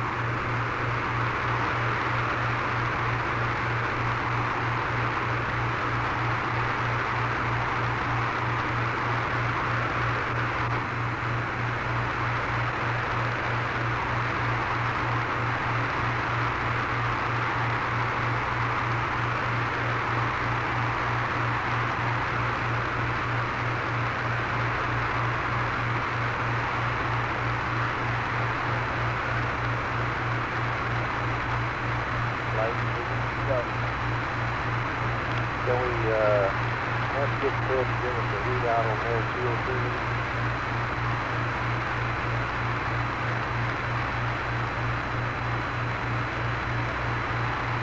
Yeah, why not? We've gone an hour. This 30 minutes, Mark 20. This is Apollo Control at 84 hours, 8 minutes. During the change of shift briefing, Capcom Jack Lausma kept up a fairly constant stream of communications with Fred Hayes, who is on duty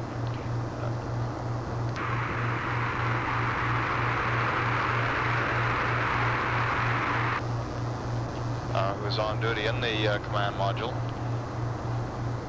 in the lunar module rather, and I would like to recap for you some of the things that were discussed during that period of time. Lausma advised Hayes that the mid-course correction being considered at this time is a 7 foot per second maneuver, which would occur at 104 hours. The other option, which sometime when you're not too busy chewing on that beef, how about telling us what the CO2 reads?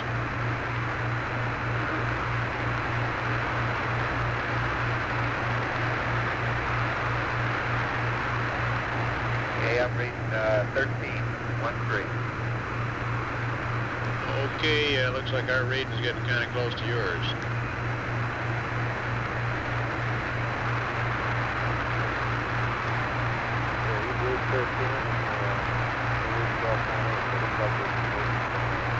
Yeah, I thought you said 13.3. 13 you said?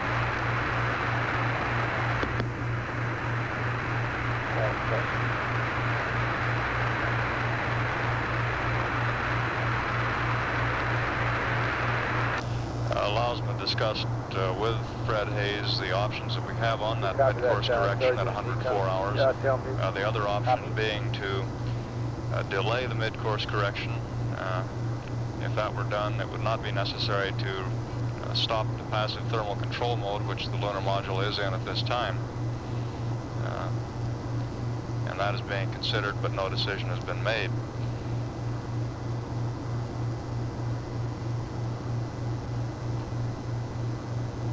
The carbon dioxide levels in the lunar module were also discussed, and a procedure was passed up to Hayes for keeping tabs on the rising CO2 level and for changing to the backup lithium hydroxide canister when the level reaches 15 millimeters of mercury partial pressure. The surgeon also recommended that the onboard reading be used for this indication. It was felt the onboard reading would be somewhat more accurate, although we've been reading about the same thing on the ground as Hayes has been reporting from the spacecraft. And at last report, the level of CO2 was at about 13. At one point, Hayes reported that the passive thermal control appeared to be degrading a bit. He said that every time the spacecraft rotated one complete revolution, the Earth would appear to be a bit lower in the window and the Moon appeared to be moving higher in the window. I believe you heard Hayes report later that there may have been some sort of a wobble in the passive thermal control and that the Earth and Moon were now back in the proper position in the windows. So that's another area that we'll continue to watch and see how the passive thermal control mode maintains itself. We've also had a communications handover, handing over from the tracking site at Goldstone, California to the tracking site at Honeysuckle Creek, Australia. Yep. Surgeon, this is recovery on recovery loop. Get you on flight.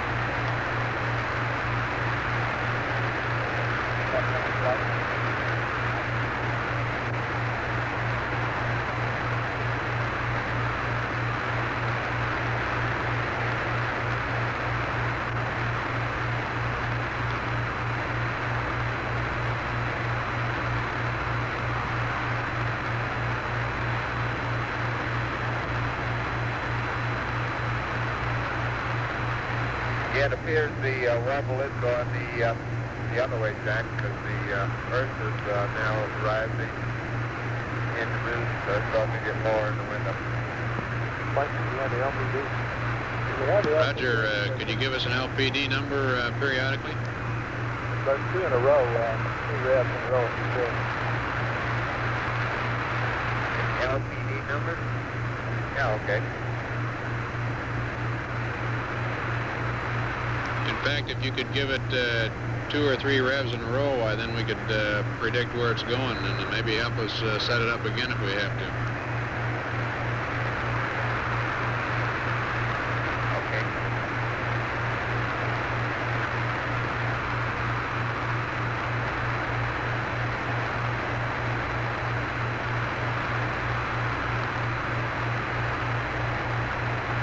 Okay, the center of the Earth just gone by at a LPD number of 4.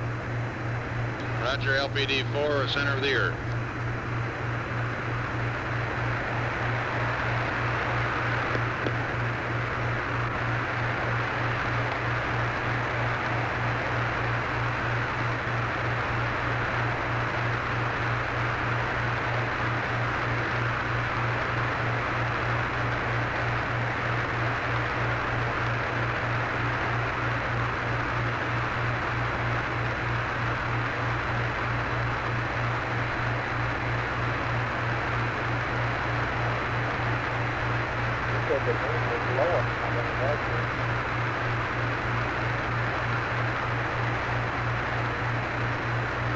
So Earth was high, yeah.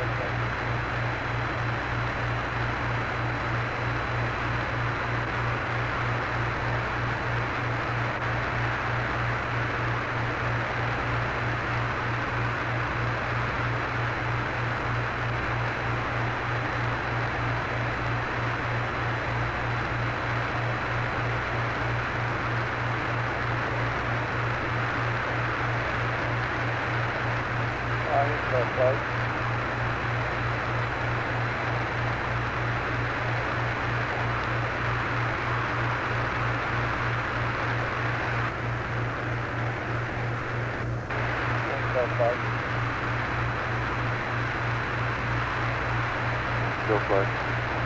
Number 30, 30, That's one revolution. so that's half, okay.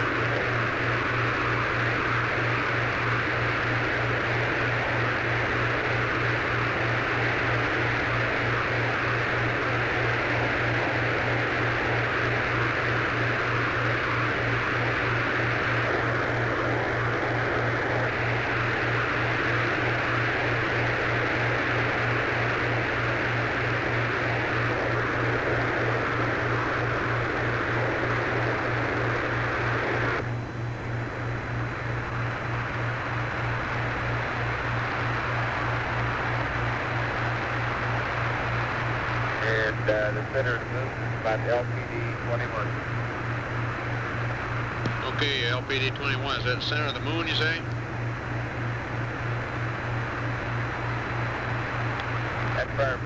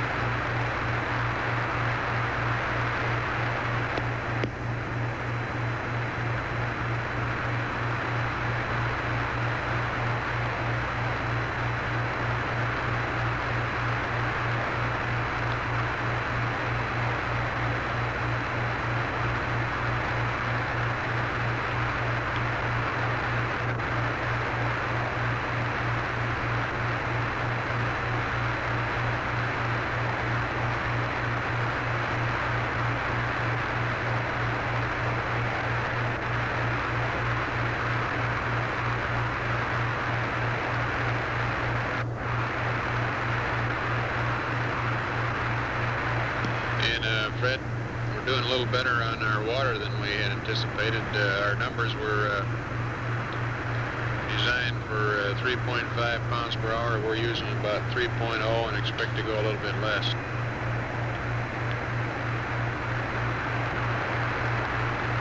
Beautiful.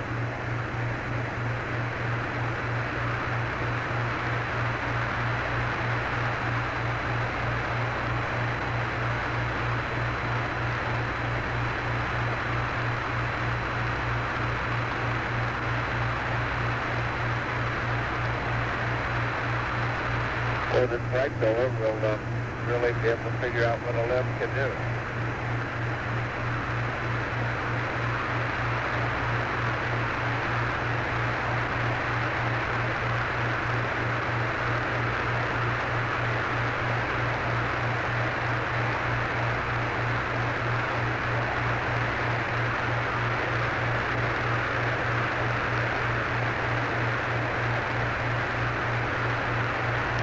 Maybe they'll make some more of them.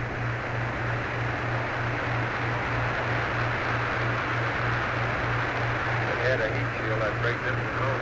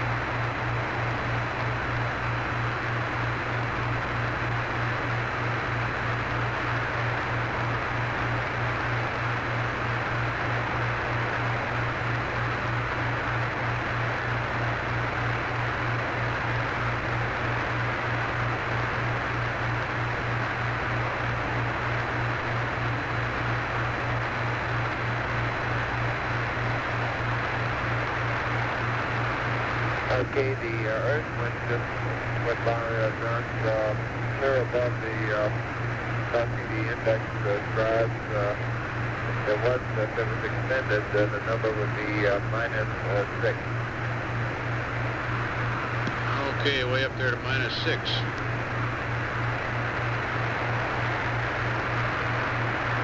Yeah, there's actually a no-pitch number. I just extended the line beyond 0, which is -8, and that's what it would be if it was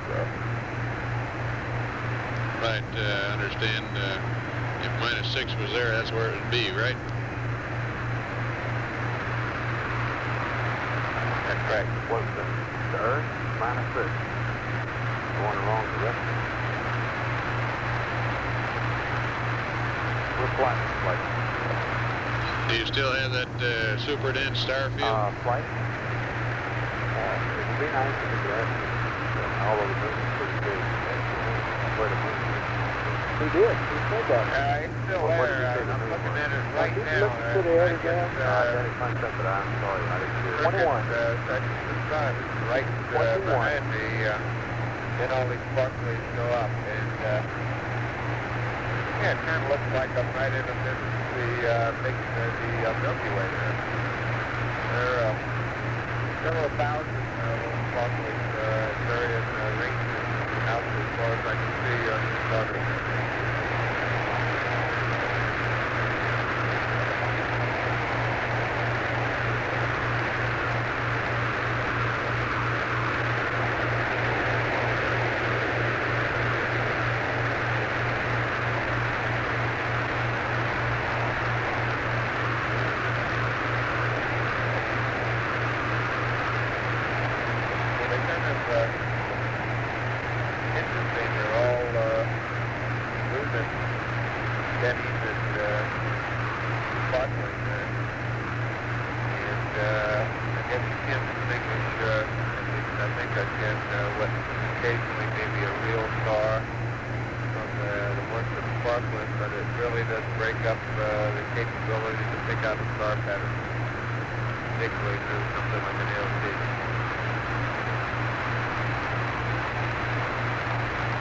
Okay, so far we haven't identified what the sparklies are, or what is bending.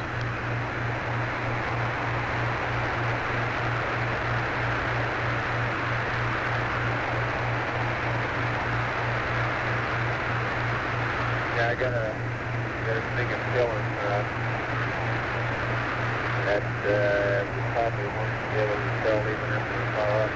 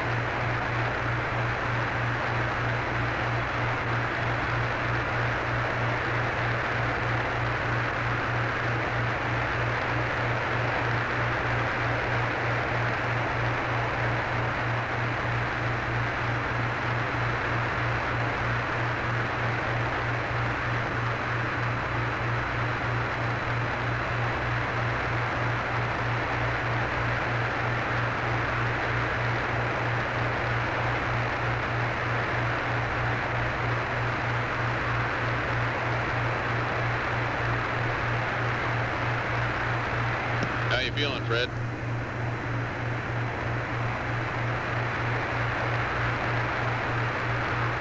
Oh, as soon as I come down this grape drink and grapefruit orange drink, I think I'll be in pretty good shape.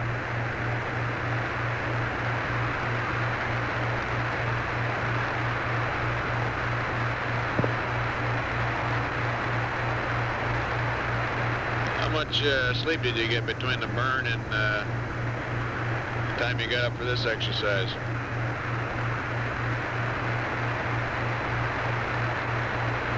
Oh, I'd guesstimate about 4 hours, Jack. Oh, wait a minute. Which burn you talking about? That was the burn that we just made. Did you get any sleep between it and the time you got up for this watch? Oh, no. I hadn't been to bed since all the action the night before, and I went to bed for about 4 hours. Yeah.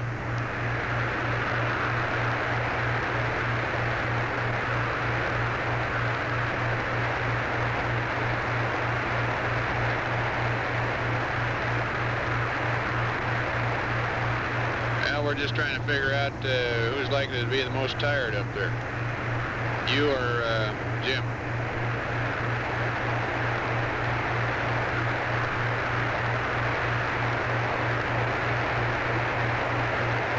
I think we'll get caught up pretty good for the next couple of days. Say again? We're going to get caught up pretty good for the next couple of days.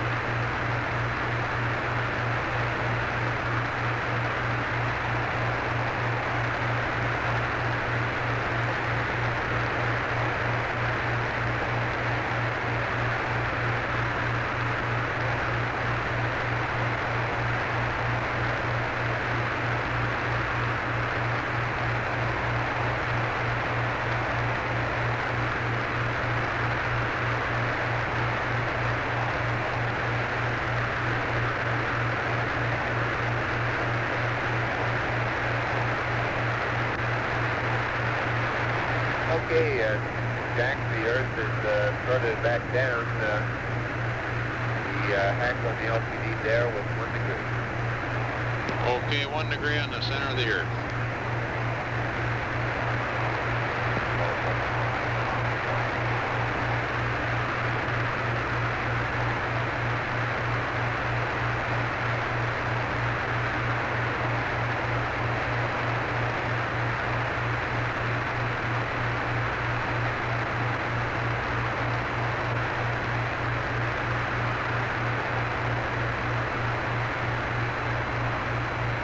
Thank you.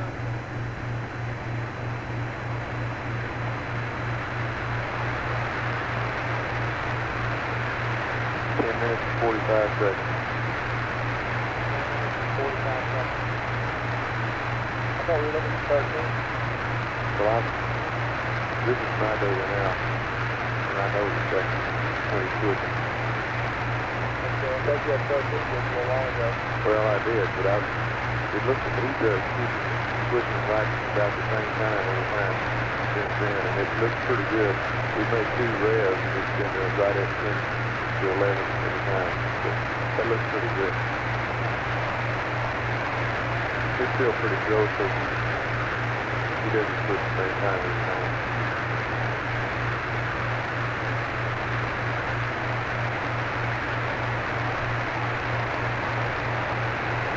He didn't tell me anything market. If you can tell from the antennas over several cycles, you can be down to be about right. 11 to 13 minutes. Of course, that's quite a bit, but it's somewhere right in there.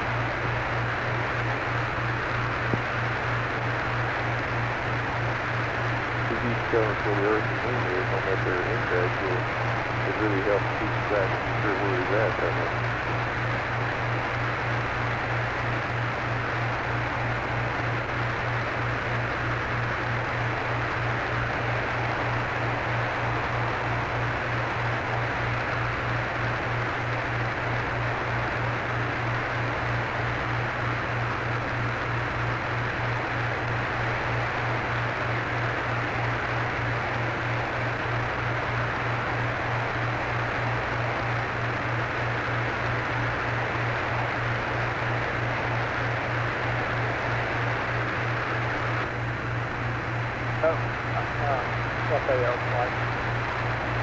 He started with an 8-degree cone.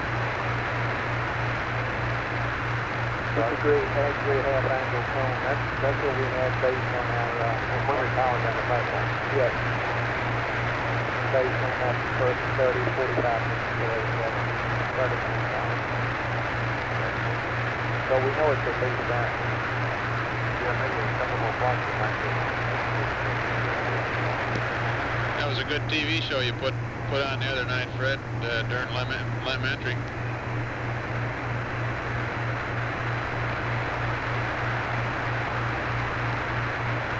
Yeah, it would have been an even better one about 10 minutes later.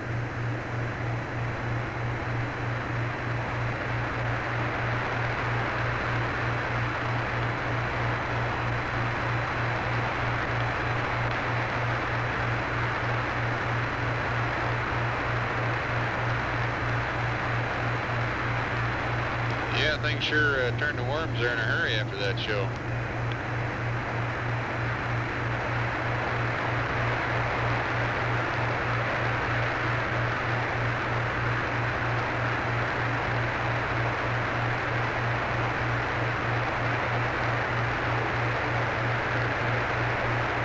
Yeah, you're right.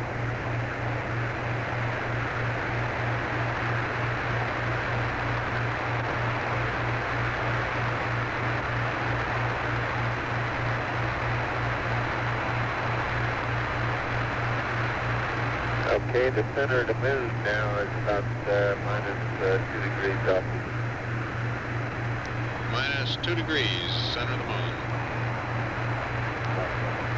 Frank, would you believe that's what we calculated the nominal LPV This is angle for the Apollo moon? Control at 84 hours, 44 No, I minutes. wouldn't believe that. The numbers that Fred Hayes just read back down from the spacecraft refer to the position of the moon with respect to the landing point designator on the LEM window. Hayes reported earlier that the passive thermal control mode possibly was degrading a bit. He said that every time the spacecraft rotated, the Earth would appear to be a bit higher in the window and the moon a bit lower. And a short while after that, he said that it may have corrected itself, that the Earth and Moon appeared to be in about the right place. So Mission Control asked him to try and give us the degree readings on the landing point designator, for a couple of revolutions as the Earth and Moon rotated by, and we'd keep a little closer watch on it and see if there was any significant change. Charlie said to say hello.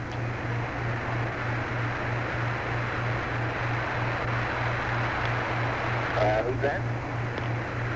Charlie?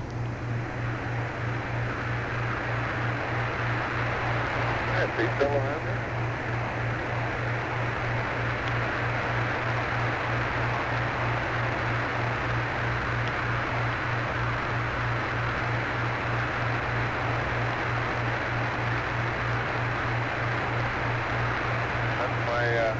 Watch is on. It says it's almost 2 a.m. back there.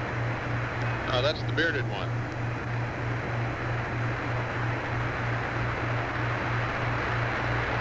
Oh, okay.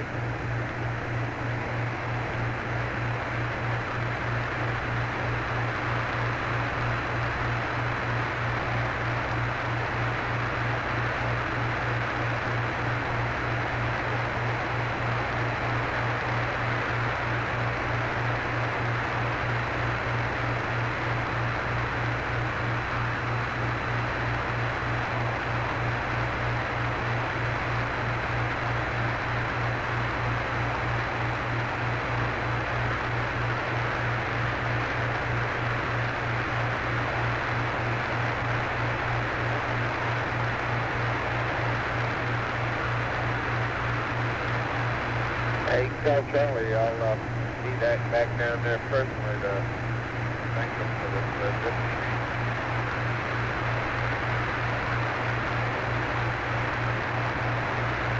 Sure will. I did.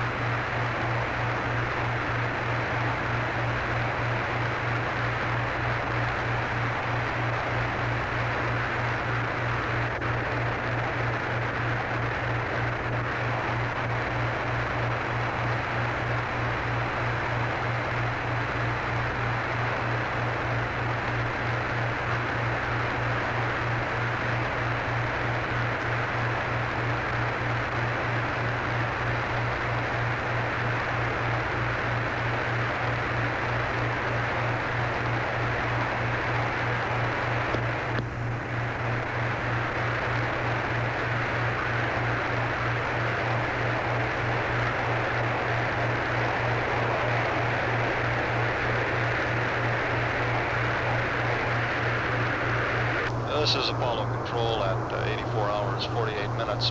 The Charlie who was referred to a few moments ago in the conversation between Jack Lausma and Fred Hayes was not astronaut Charles Duke, but rather one Charlie Mars, who looks after the lunar modules at Cape Kennedy prior to launch.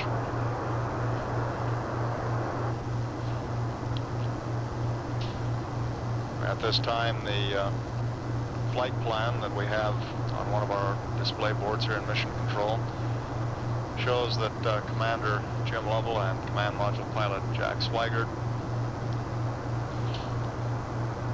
have a little bit more than 3 hours remaining in their sleep period. You got any recovery plans, Ray? The flight plan is relatively open. Right. Also from 87 hours to 88 hours, which would indicate that there might be a bit of flexibility in extending that sleep period. For 2 days? Are they going to go to Hawaii for a week? Or are they going to come right home? Where would they like to go? How about Hawaii for a week sounds good.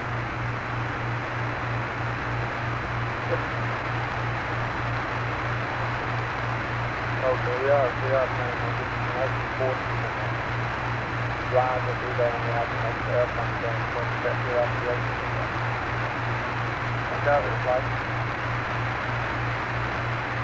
Go ahead, Pat. What's your present plan for after you recover too? Wait one.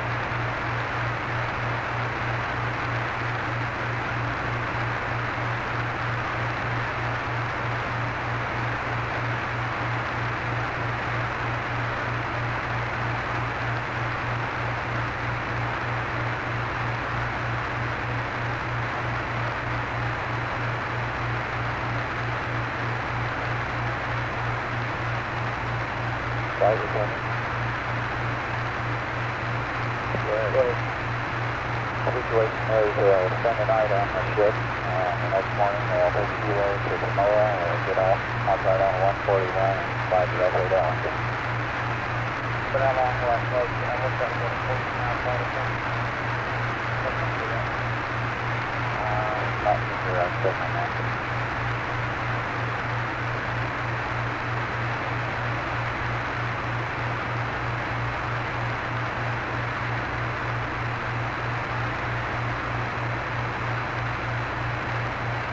Okay, the Earth went by there, Jack, at LPD about 18 degrees.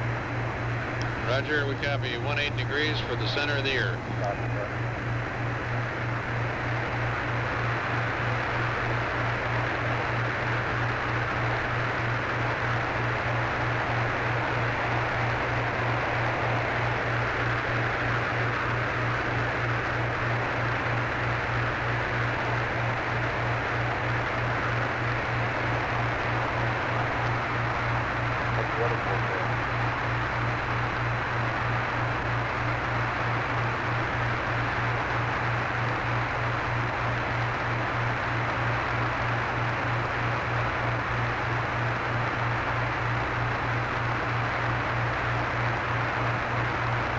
Flight is seven.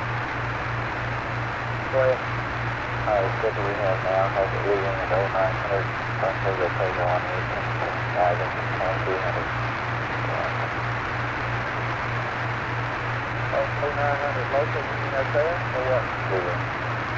Either 0900 Zulu and arrive Ellington and how much? 23? 2300.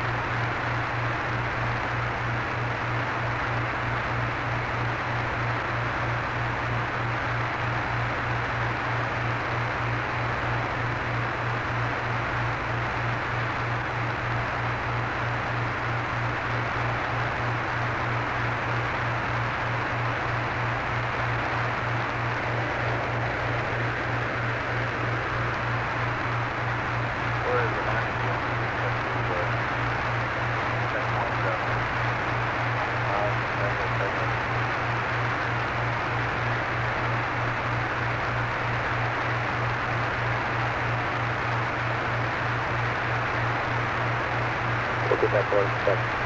Yes.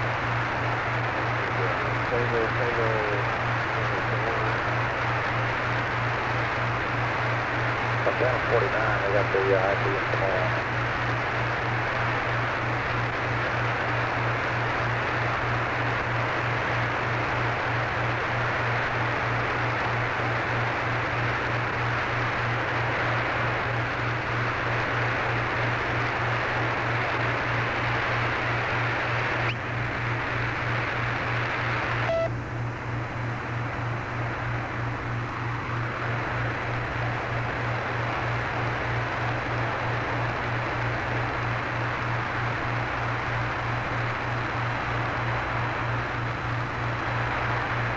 Distance from the landing point to Samoa is 560.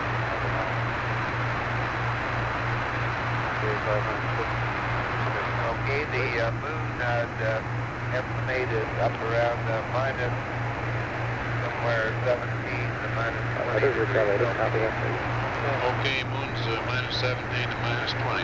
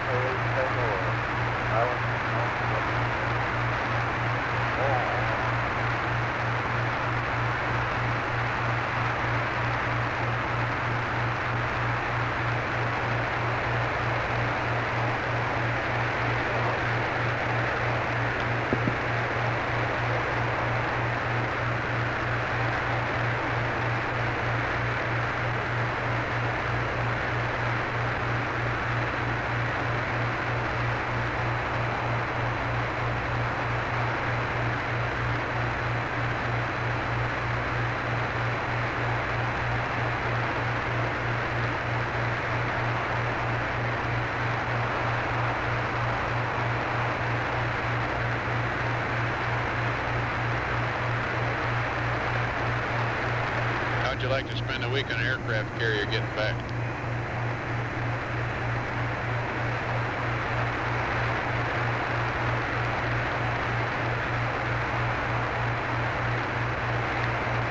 I can get on an aircraft carrier. I don't care how long it takes, Jack.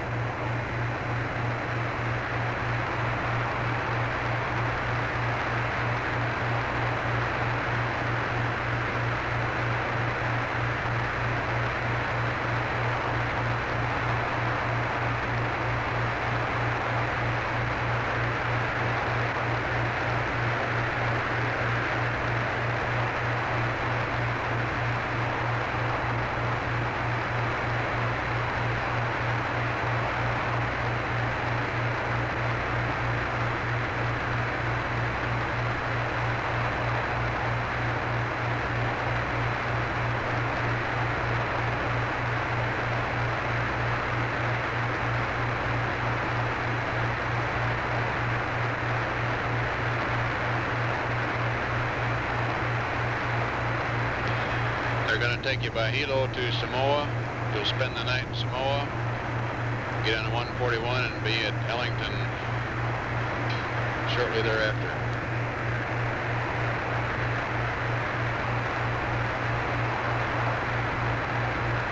Okay, kind of sounds like the original plan for the March launch.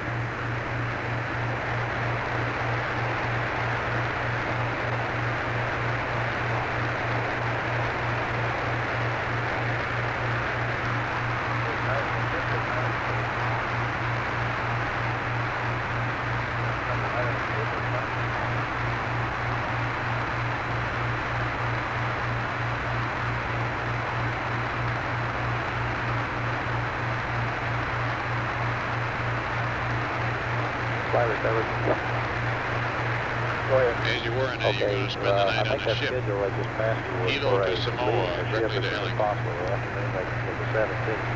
And our last minute word we got in here is crew wants to stay on. So the feeling is electric crew stay on board overnight. That's scheduled for 6.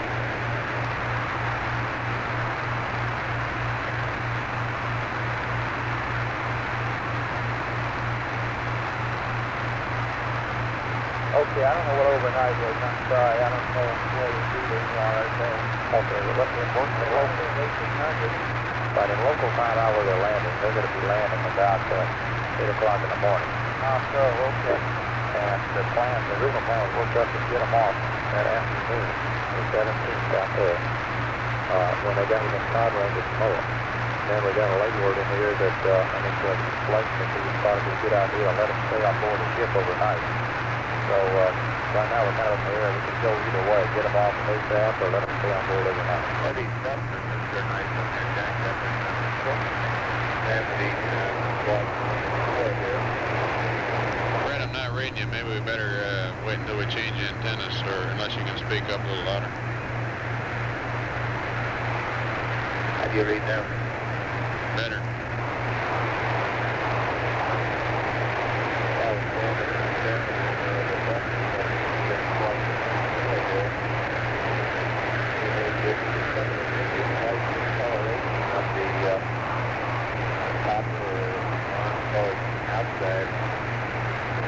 They look like they've been burned.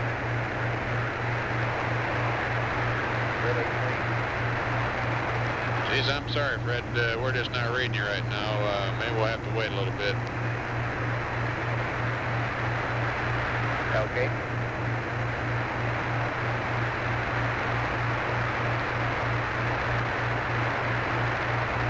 Now let's try it now. If you can speak up, the background noise has gone down a little bit.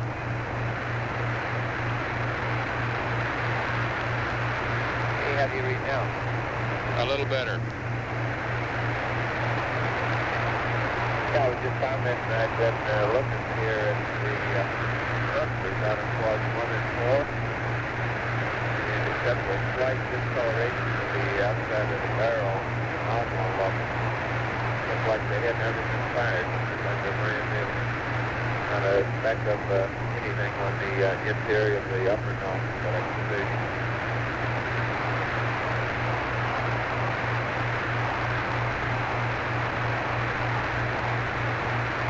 say the coloration of the thrusters appears they haven't been fired on quads 1 and 4.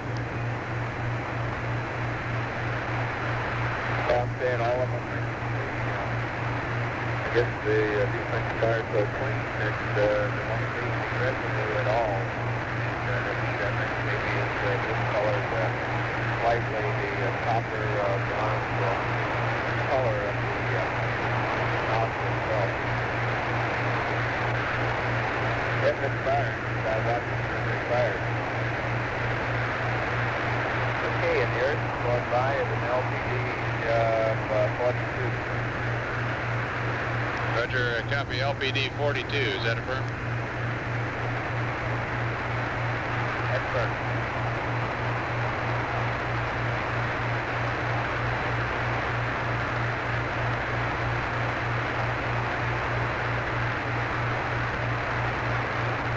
And Fred, that may be why the comm is a little bit degraded, more background noise, because we're getting out of attitude a little bit there.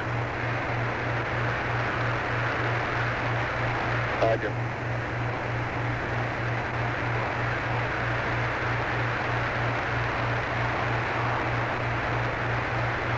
What do you make of that, test? Or FAA demand?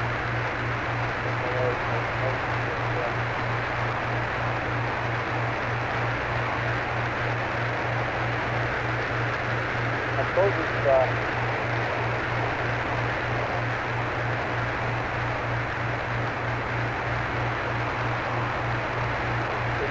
possible that we might even have to, we might not even get this. We might get to the position where if it never goes to another one, then just leave it and eventually we get it back on the same one.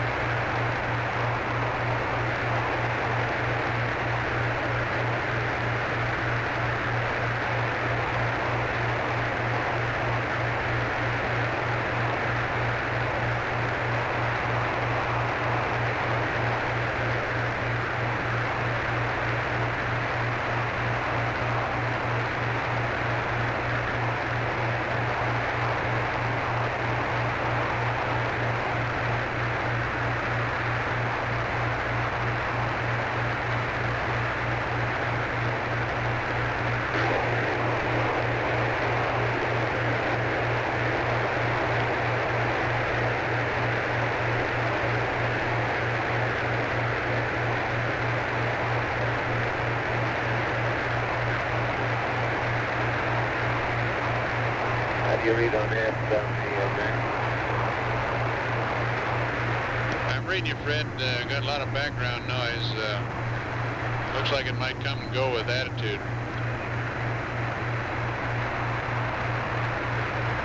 Yeah, I think that's probably just looking through the command module, let me know.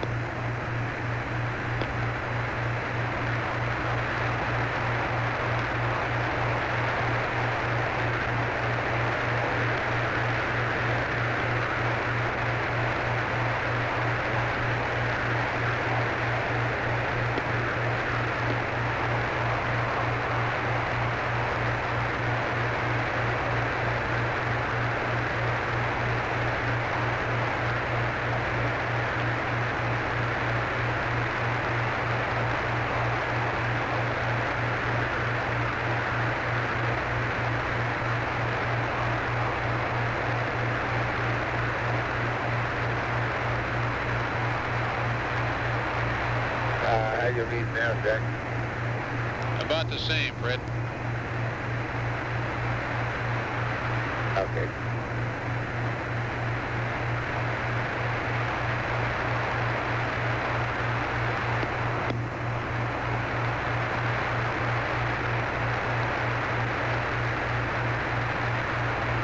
Okay, and the moon just went by at about minus 14 degrees.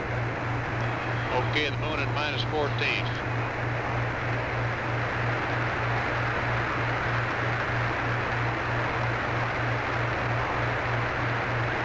That's good.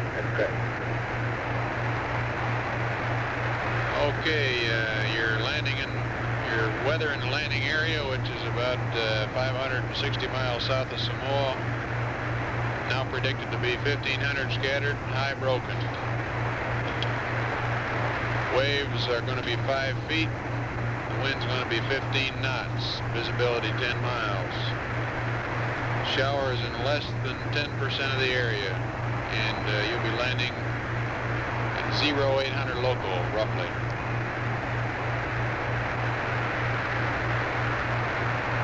Okay, that's all sounds pretty good.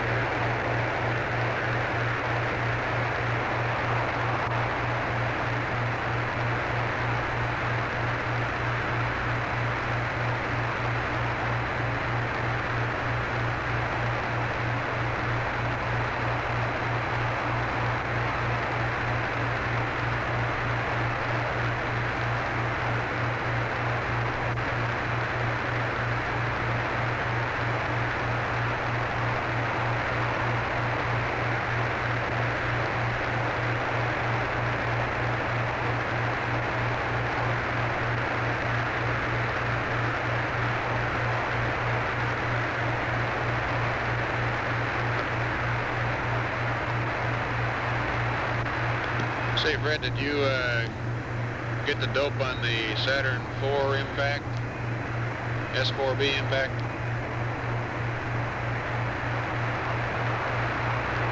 Yeah, just as we came around a corner, man told us that his kids, I don't recall the position now, but he said they had impacted and they had recorded it on the 12 seismometer.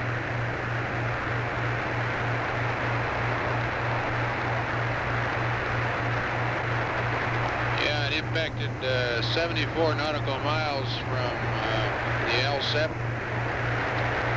and the passive seismic detected major seismic activity on all long period channels. And this activity was detected for 4 hours afterwards with decreasing amplitude. And the impact also was detected by the high energy channel of the SAD. The high energy channel of the SIDE.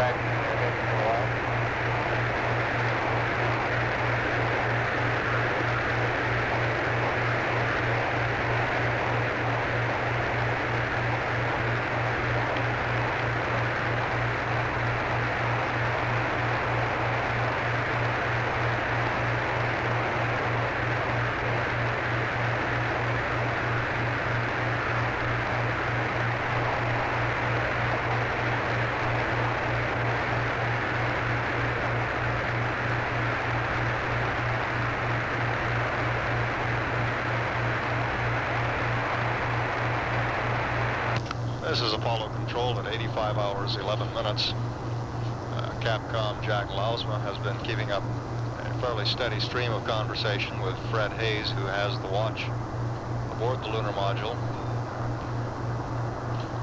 Commander Jim Lovell and Command Module Pilot Jack Swigert have been in a scheduled 5-hour rest period since a little after 82 hours ground elapsed time.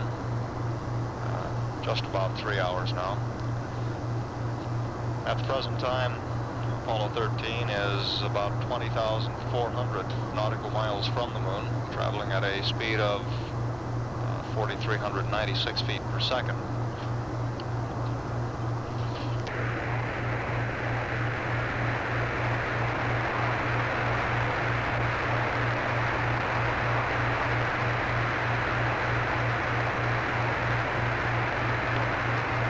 Okay, the Earth LPD number that time was 32.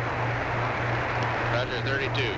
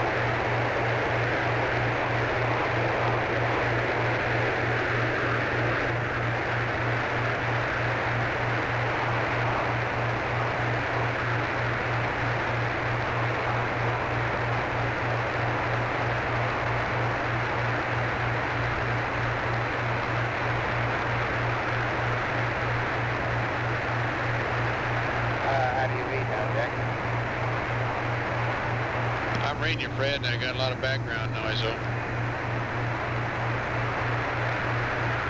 Yeah, I can definitely tell we're moving away from the moon now. I got it all in the monocular at one time.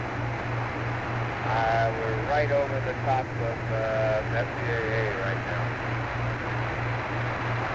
You're right over the top of what? Our point between it and Serena. SCAA and the point halfway between there and Serena.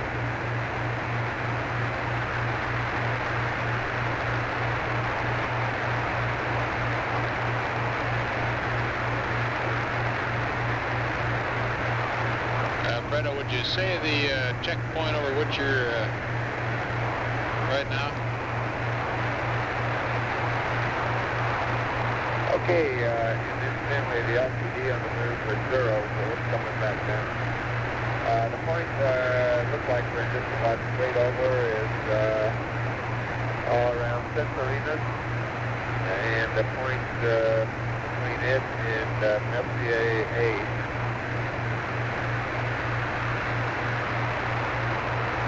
Okay.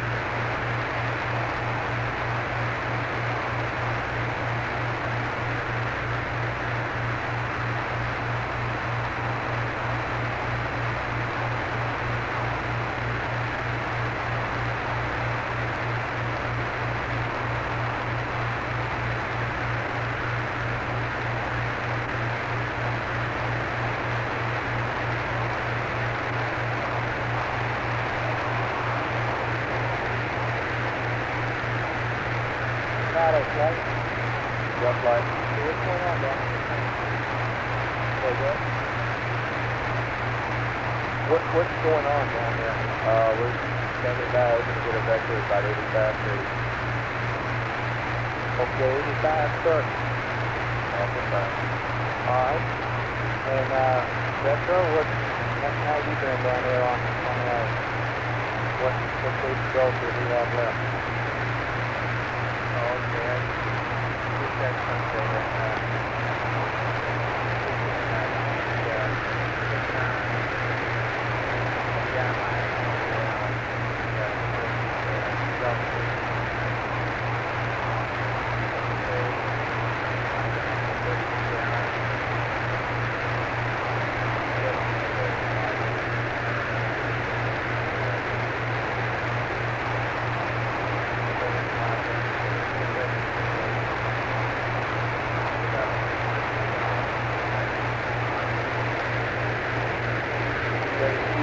network flight. You got one of those famous squeals in here again. Well, have to get that flight. I think we're just in a way where, excuse me, Retro, about the service module where we got down, sorry. Okay, service module.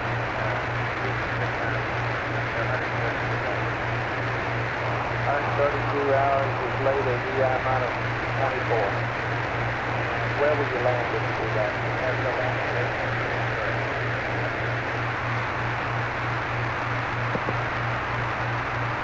Not ready for service module.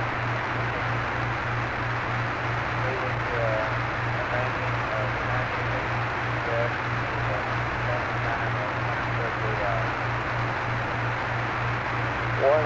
38 hours. At this same time, the I-24. And it land at right at the latitude. I didn't get the longitude.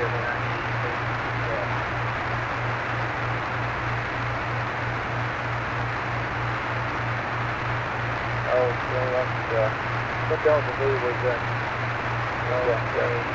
first about 29 seconds. Not less. By tell me. Go tell me. Mirage Blue is at about 14.7 millimeters of mercury out of construction. Selected secondary card.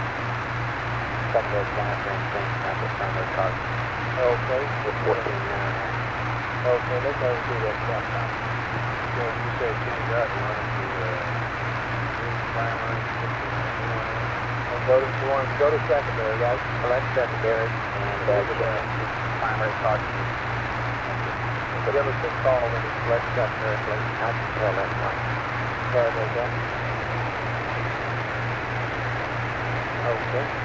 Okay, and Jack, the Earth LTD angle was 24 degrees. Roger, Earth at 24, and it looks like you're getting up to about 15 on the CO2, so we want you to select secondary and swap out the primary cartridge, over.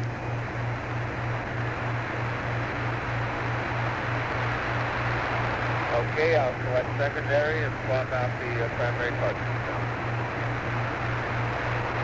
Okay, when he swaps out the primary, you want him to stay in secondary till he use it up. Affirmative, right, tell you? Take in flight. Stay on the secondary until it's used up. That's affirmative flight. Okay, what channel do you have that on, Tony? Okay, Fred, and when you swap out the primary cartridge, don't reselect primary. Stay on secondary until we use the secondary up, over. Select secondary. Okay, primary and stay in secondary.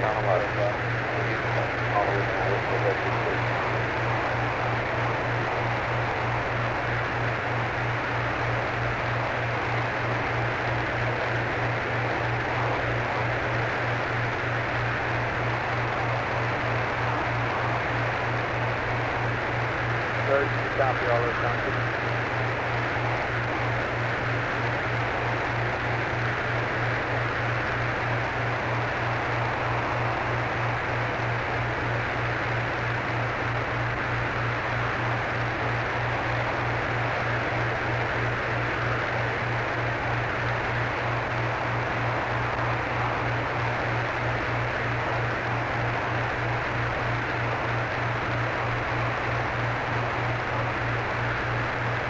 Okay. Tell me, like, what do you make of all that? It went down to 6, and that came in real quick, like it went to 6, and then it seems to be much slower going below that. Is there some reason for that?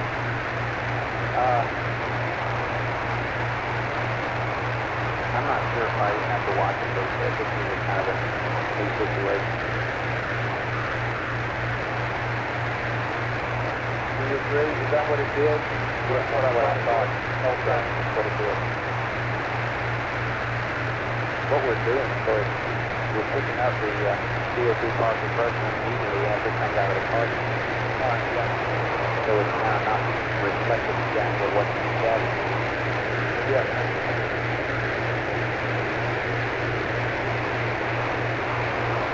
Right. So,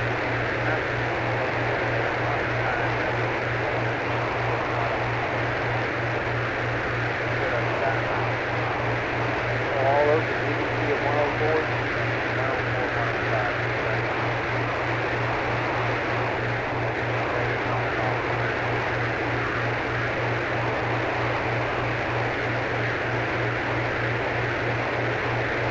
Is that what you think is the last time that we have to do to take that kind of action?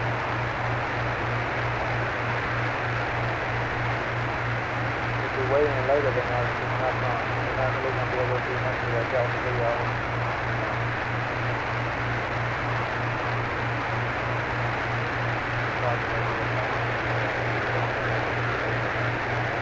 Okay, how about the SPS?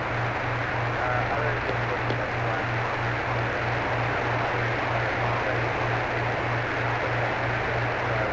What other studies have you been doing? This is Apollo Control at 85 hours, 26 minutes. What In mission control, our displays were very quick to show the effects of the changeover from the primary lithium hydroxide canister to the fresh backup canister. The partial pressure of carbon dioxide, which had been reading 14.9 millimeters of mercury, has dropped to 4.6 at the present time and is continuing to go down from there. They're going to do a star field study for separation. So I've given them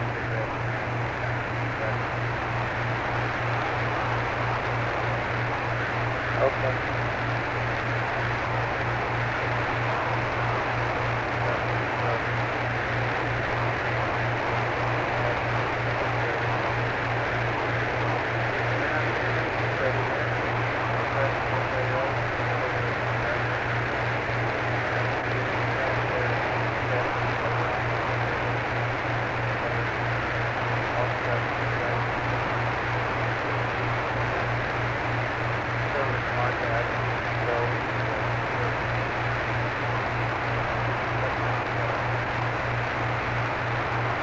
Decide when you're down and see if there's the accident.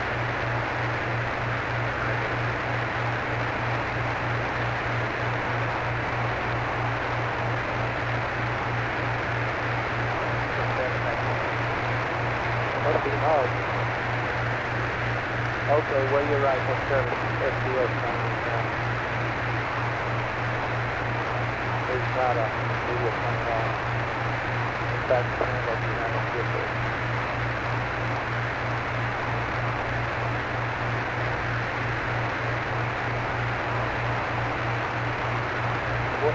Retro flight. What is it that you're working on for the FAO?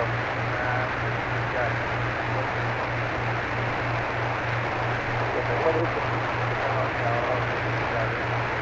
Oh, I see. You just got this in hand. I thought I meant to get it. Okay, well, look over that. I wonder, for example, if that may not be more important to start here than that. Eventually, that's true, I say. It is, so that's,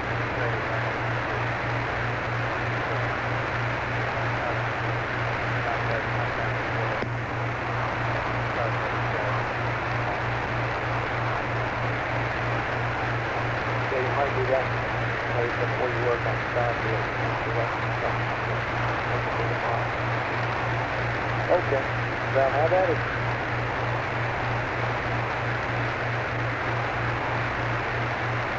Friday, Ariel. Good.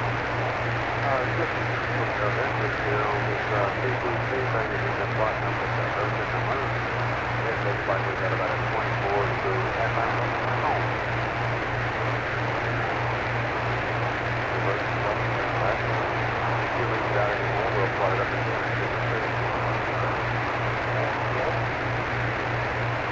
Looks like they need a lot more than 2 points there and then go a whole bunch of hours. Just need 2 more points.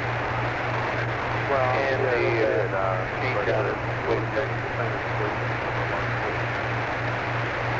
Okay, copy the change out complete, and we're reading 4.5 on the CO2 here.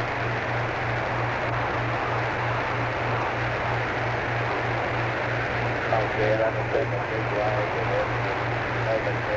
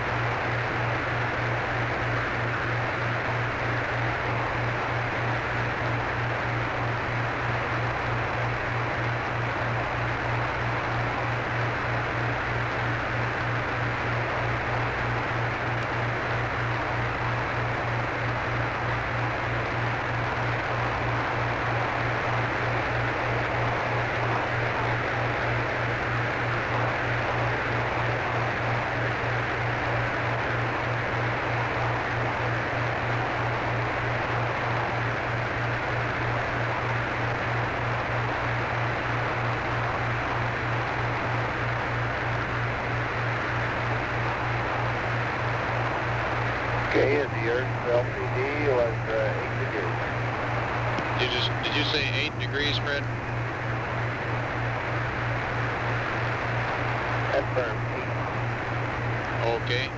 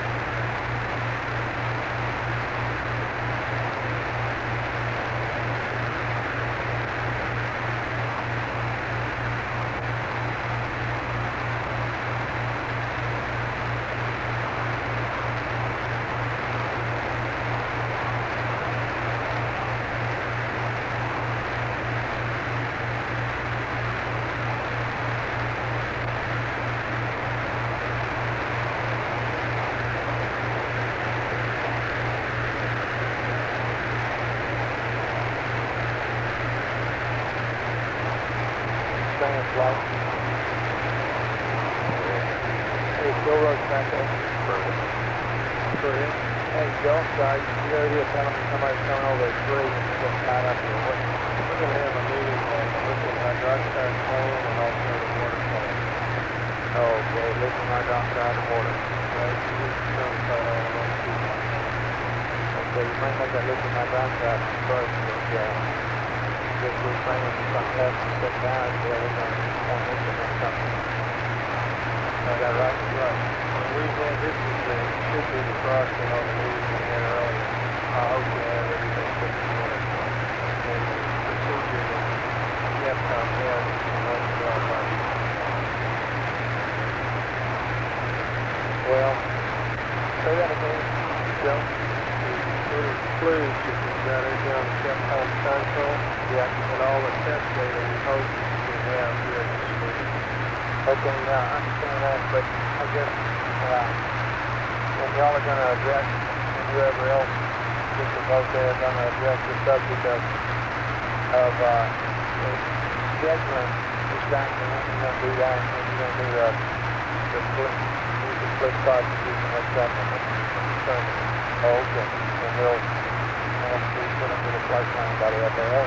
Well, when the doctors are coming in, and then they select the one that come on.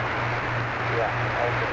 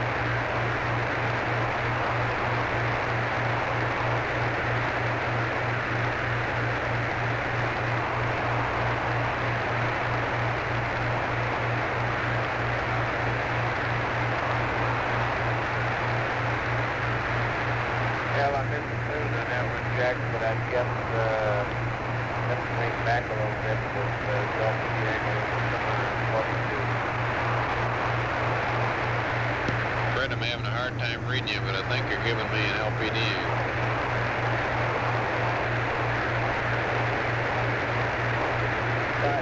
Jack, where the moon is about 22. You say the moon is at 22?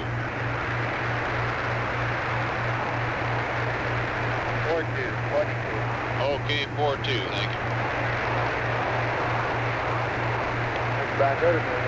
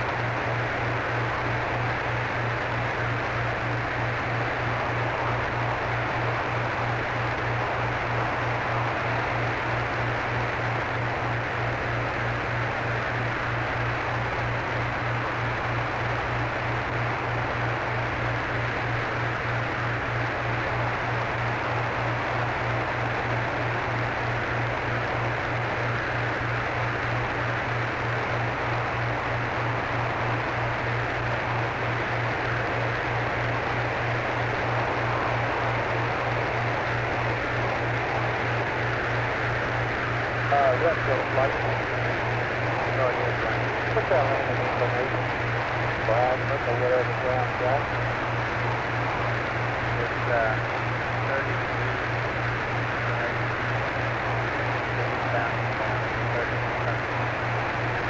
That's about 30 degrees towards from the north. Yeah, exactly. Good. Okay. That I think we all down there.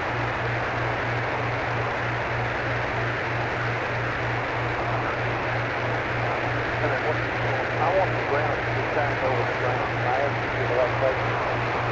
If I was to fly a line through the emulation point that represents the ground track and lifted relative that I'm making 30 degrees or 8 well, maybe 30 line there.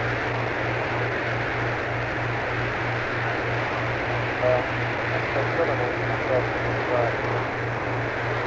I want to lay the ground track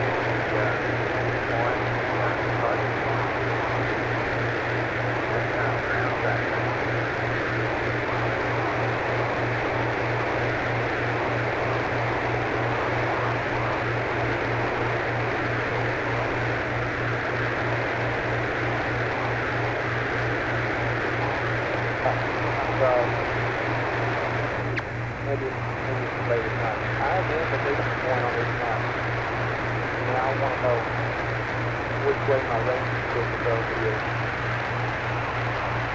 Is it at on an angle of 30 degrees? Okay, that's all. I think we've got that flight on. Maybe that's just on the yesterday. No, that's on 49. Right? Yeah. Yes, it is. Okay, so it's southern flight. Which one of those is the ground track?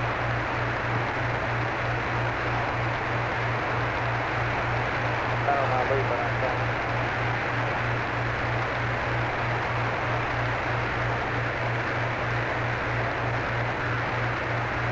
I can see it there. Barely. Are you on recovery?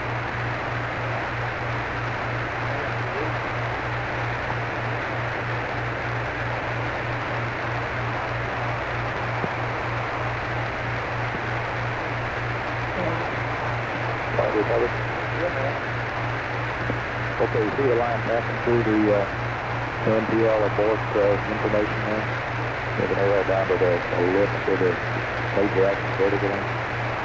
Point to the ground right on that. We'll do that. Looking at the map. Got that, punch it down, that's where we're going to line. Yeah, and move it down range. We'll go out back at that line. Well. Yeah, just Thank you. I thought all this time the ground track was the other line. What's the other line comes to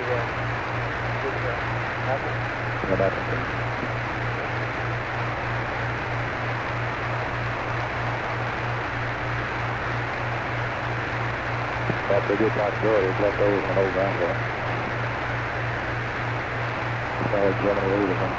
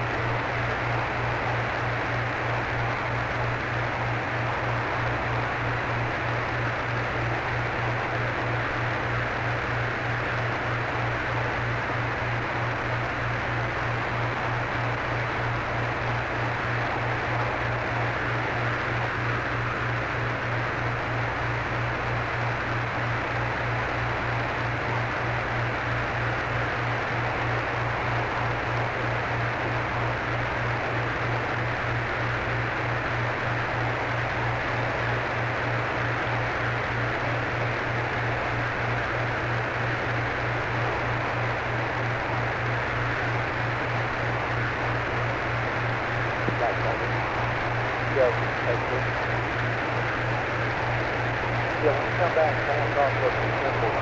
Where are we at on the symbols? You got an 85 hour update or something? That's right, 85 hours. Yeah, you get back to the flight station.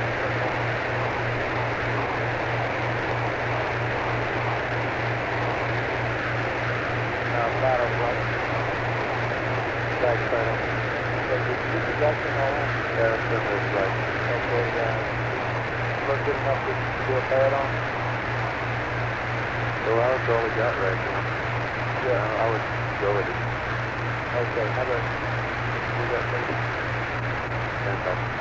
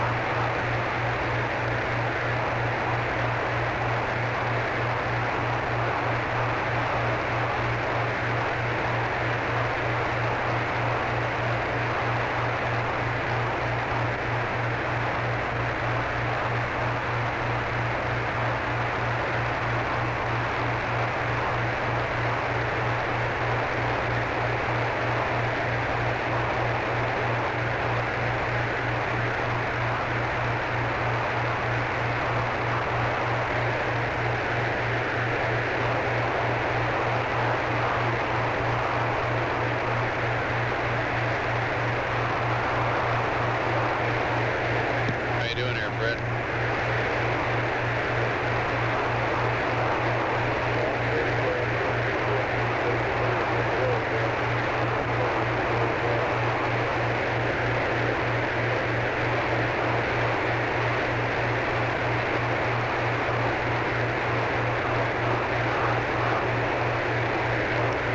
Okay, Fred, I can just barely hear you saying something in the background and can't make out what it is.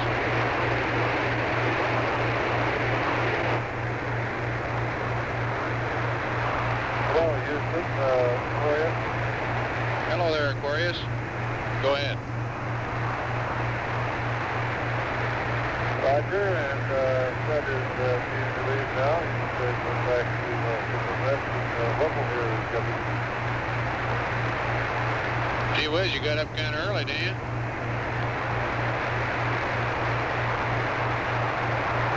It's cold back there from the camera.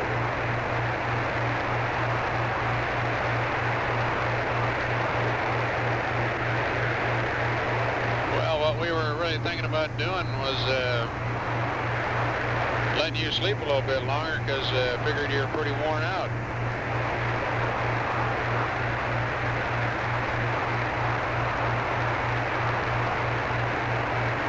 Well, we'll go back and forth up and watch here.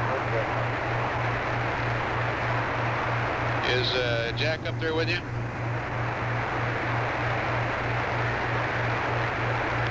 Jack's still back up.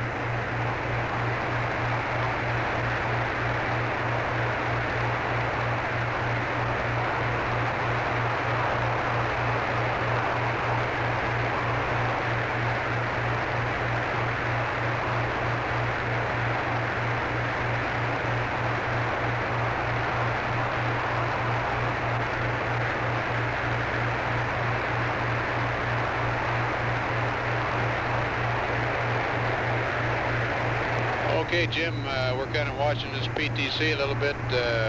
Fred's been giving us a few LPD angles as we swing by the center of the Earth, center of the Moon. We notice that the comm has been degrading just a little bit, so you might have to talk up.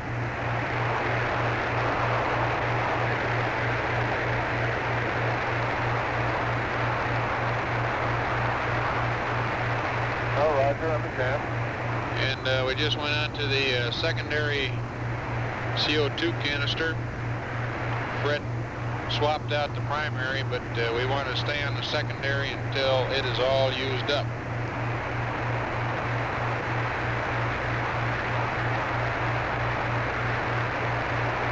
Okay, so how do you take bacteria the partial infection CO2?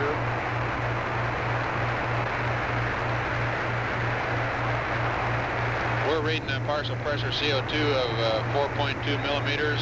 We're cleared to use the secondary until it reaches 15.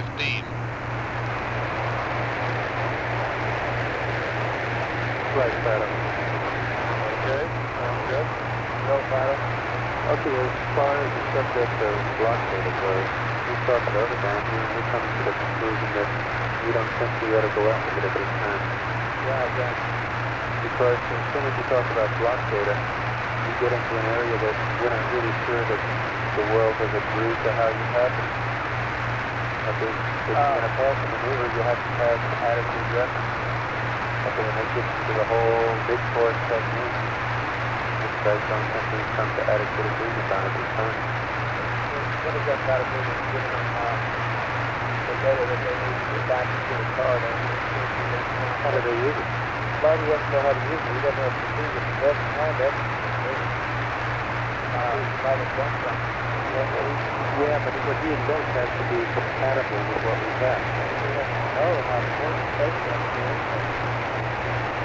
There you go. It's going to be a burn. We have to know how to work it. And that's very involved. This policy is the attitude. What kind of attitude reference is it? That's right. At 9 tomorrow, we're supposed to have that just to go down. I guess put some sort of finishing touches on the course technique. But That hasn't been done yet, and I don't think you can pass block data until we get to that point.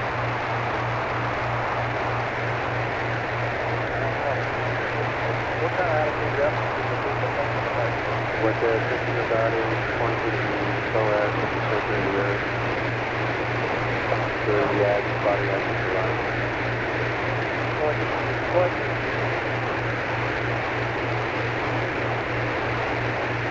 Well, my point was that if we ought to set up something on board for the worst case, I can't worry about how painful the street is. Now, it might be wrong. If we have Tom tomorrow, we can update it. I guess the thing with us about it, we want to create tomorrow's procedure. Something like that. The answer is if we're not. Well, then I think we better get the people who are in the meeting together to get a procedure that can avoid something.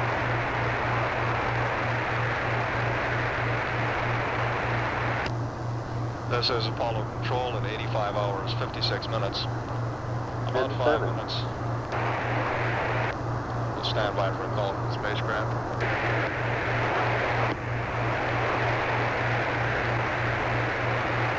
Yeah, but what we're saying is that we have to also at the same time go up with a procedure on how to use the blockade.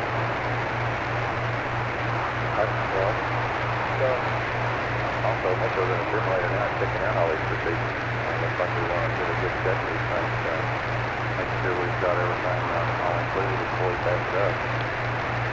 Yes, we would like to do all that. However, you're probably not going to go another 10 hours down here, or whatever it might be, before everybody comes to a 100% final college agreement, which is a fine for the bona fide discourse fine. But I'm just wondering if we should let the crews go that long without having a blockade of type thing. I see what you're saying. And I'm questioning whether we have a choice. And if we want to come up with block data now, we have to agree on a procedure that they use past to us now with the block data.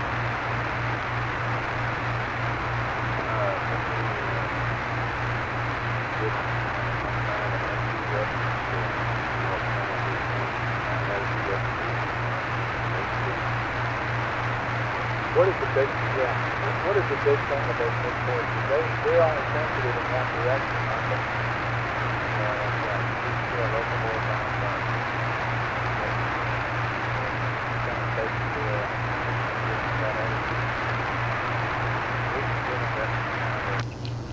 This is Apollo Control at about 85 hours, 51 minutes. We received a call from the spacecraft.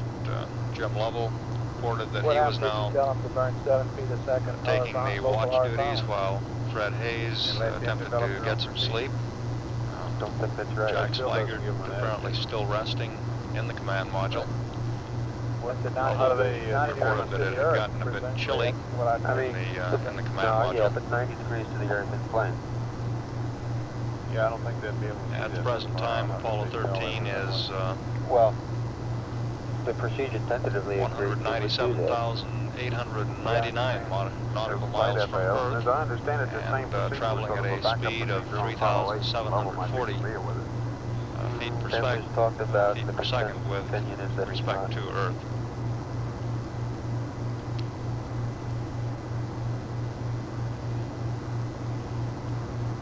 Yeah, by tomorrow we all will. But what do we do now is the question.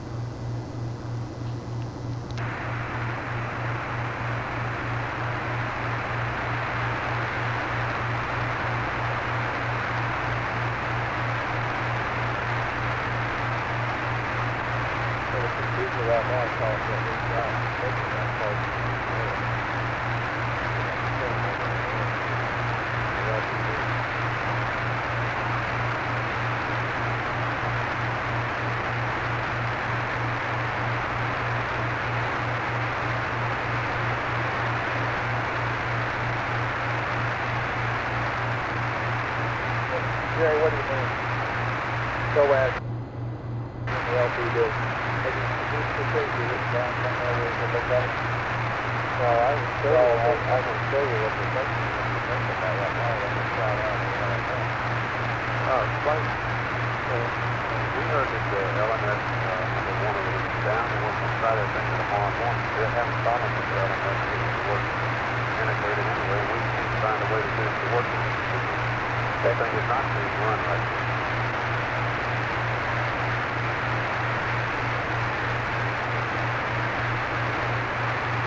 As far as the attitude reference goes, once they get to this horizontal attitude, you can go after the Earth, and you would go 300 yards and give a body axis a line. And then bring up the FCAI, and then use the Pyreneedle, and with the flag trolling to attitude control. You must have to go to another. But you must have to go to some other attitude after your line.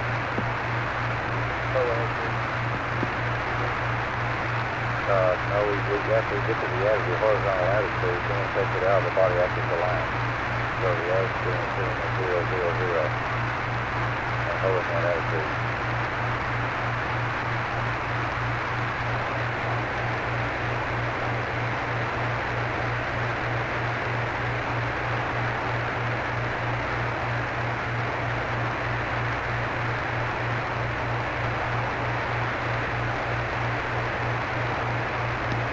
Aquarius, and comparing our initial estimates of water usage and electrical power usage, it appears that we're right on the money on our water usage, and we're using a little less amperage than we had originally expected in our first analysis. So we're either right on the money or just a little bit ahead of the game in that regard.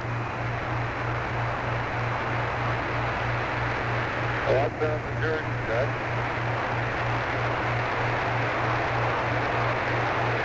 And there's a few temperatures we're watching for you. You have the heaters powered down. We're looking at them, and those include the PIPAs, the ASA, the quad temps, and your propellants, except for the DIPS propellant.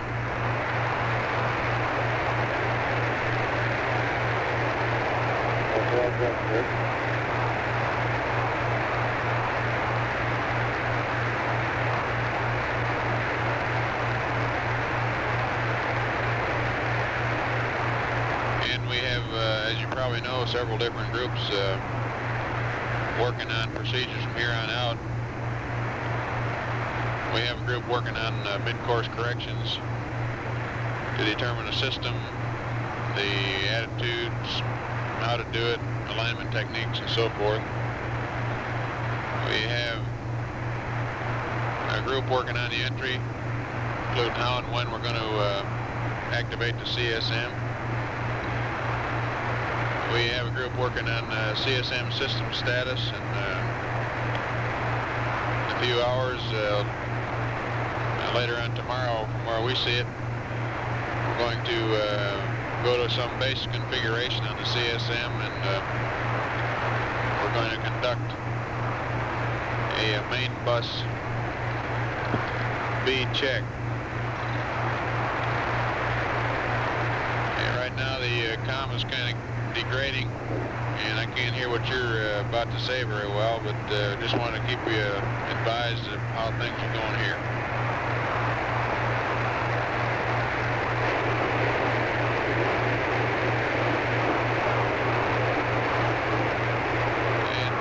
You got the duty on the antennas.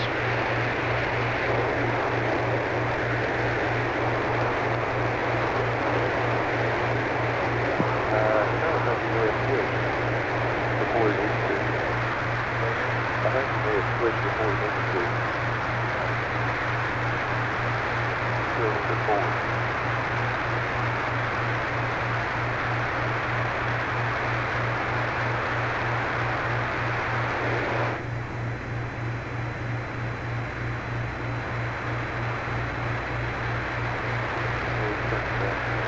Aquarius, are you reading Houston?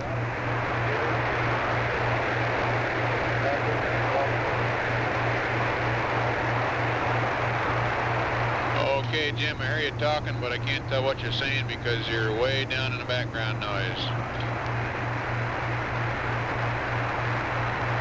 Okay, can you hear Aquarius now, will it? Oh yes, that's much better. Did you get my report on the various types of people and what they're doing around here?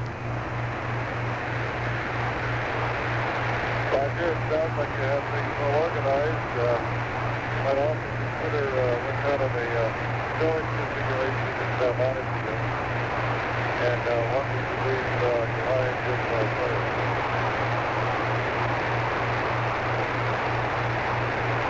Okay, Jim, I didn't catch that suggestion. On account of the background noise, maybe we can pass it on when it gets more favorable.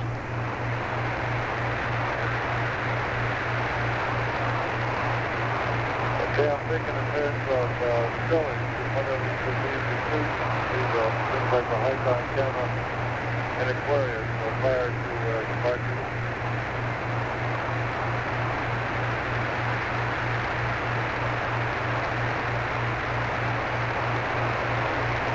Okay, I heard you say something about using the high-com camera in Aquarius.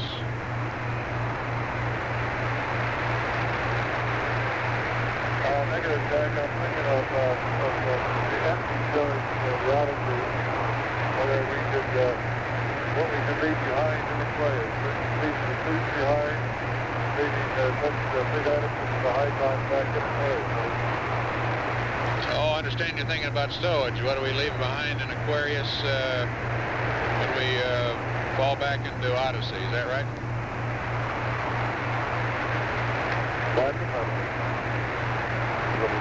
Okay, we have people working on that too.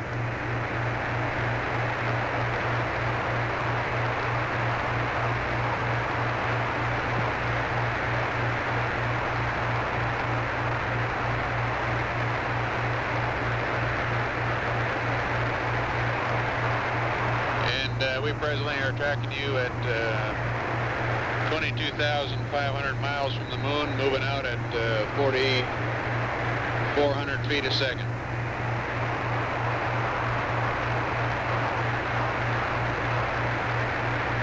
Aquarius, Roger.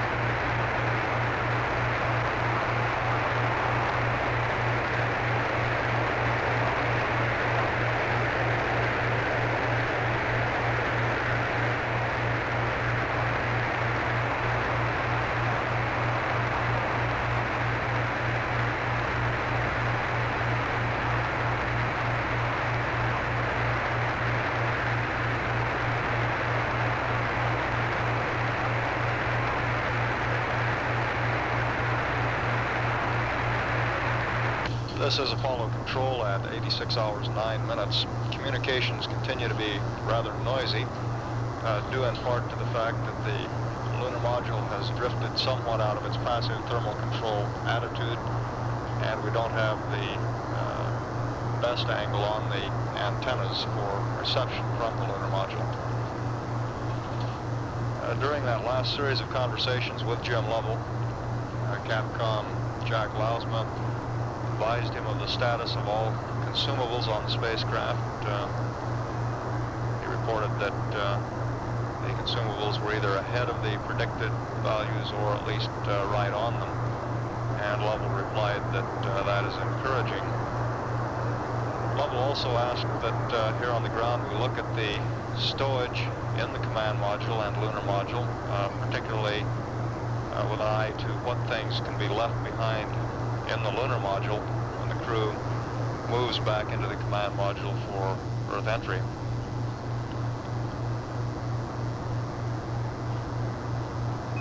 Jim, earlier in the evening, we thought there was a misunderstanding about the amount of potable water you can drink, but we want to advise you that you can drink as much water as you want to. There's 38 pounds in the potable tank, and that's about all you'll need. And the doctors suggest you drink as much fruit juice as you want to. Roger, Jack.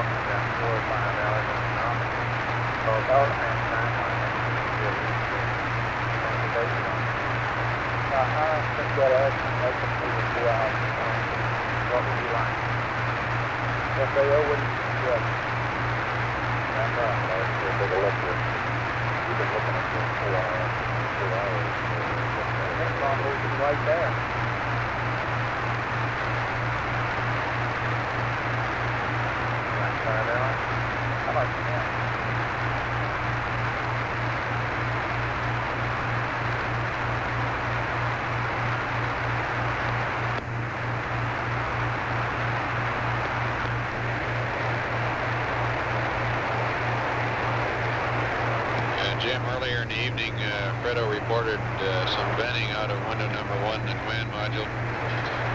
He also reported a piece of loose metal about 4 inches square, silver, floating by.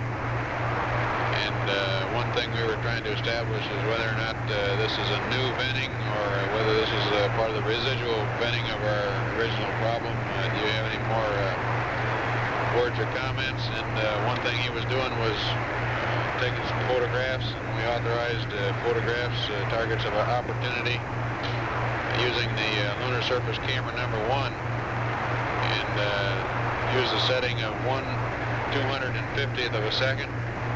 And not knowing precisely what f-stop to use, we suggested taking 3 of each, using settings of f4, f5.6, and f8.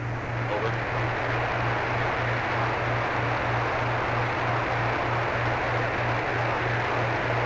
Roger, Jack. This venting appears to be a new venting, making quite a bit of chaos here coming out. It might cause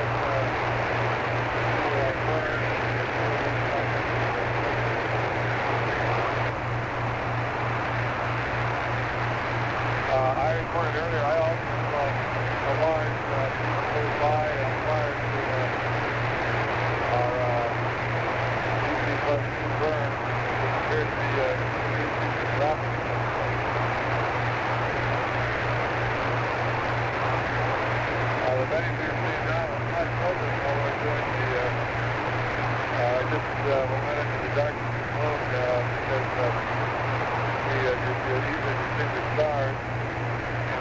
flight articles or flight options on. And all off the camera here, big photograph. Here we just pick up some orders from Blake.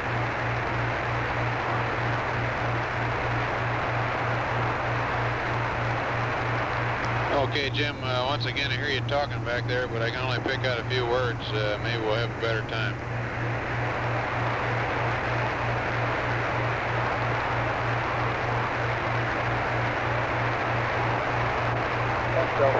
Still flight. Is that biomed interfering with that voice at all? I think you might have the voice still very concerned at all. Figure still might help.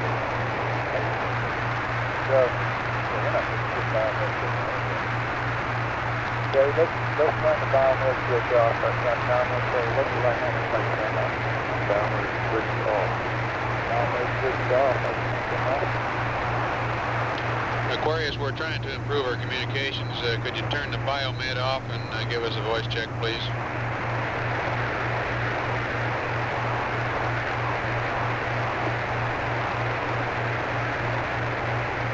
Voice check follows. 1, 2, 3, 4, 5, 5, 4, 3, 2, 1. Voice check out.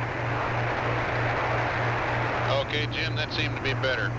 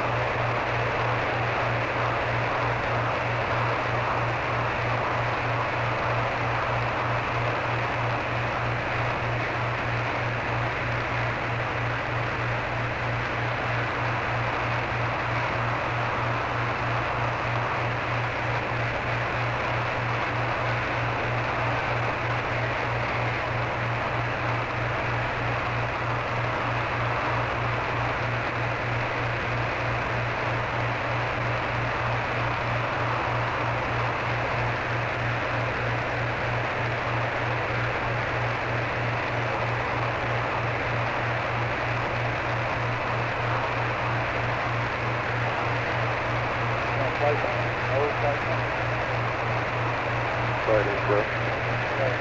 He's trying to DVA on. No, wait a minute. I think it's right.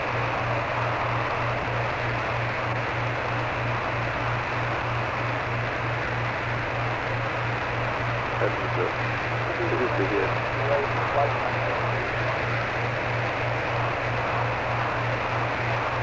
What's the distance from the Earth at this altitude? That's 5 over 5.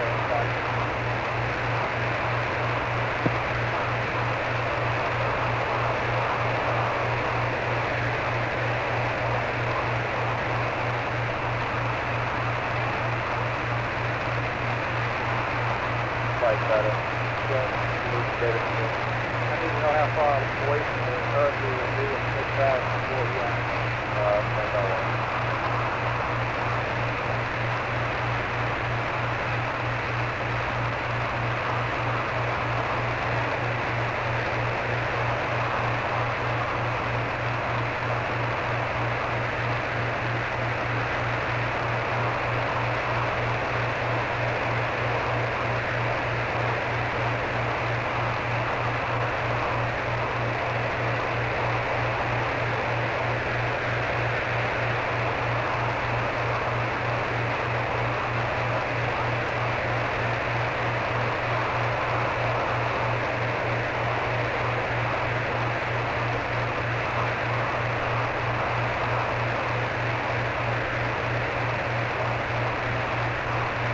Flight better. 43,263. 43,263. Got one other input flight. PV margin of flight is going down right now. We still have good data coming in, but you want to be aware. So what margin is going down? The PV margin coming down there. This is big number.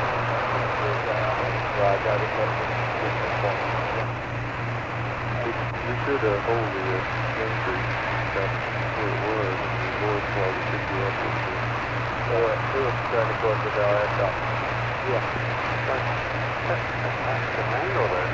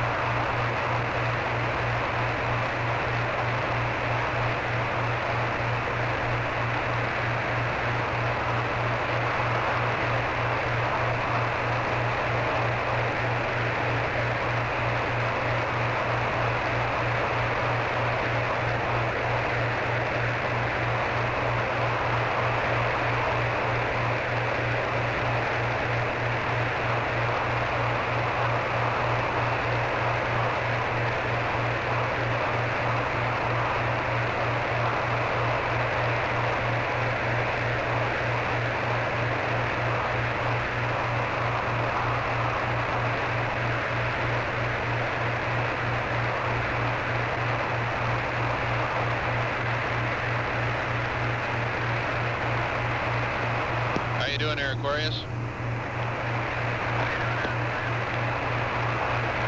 We're doing good, Jack. Okay, sometime when you get 2 guys available there and you could construct one of these lithium hydroxide rigs, I'd like to have you get the materials together and we'll go through the steps together. Okay, sounds good. And how do you hear me now? Well, there's a lot of background noise and sometimes it's worse than others, and right now I hear you better than I have in the past. Okay, Jack, I'm kind of curious the amount of perturbations PTC attitude is taking. I noticed that we are getting off attitude, and I'm just kind of curious how far we can let this go.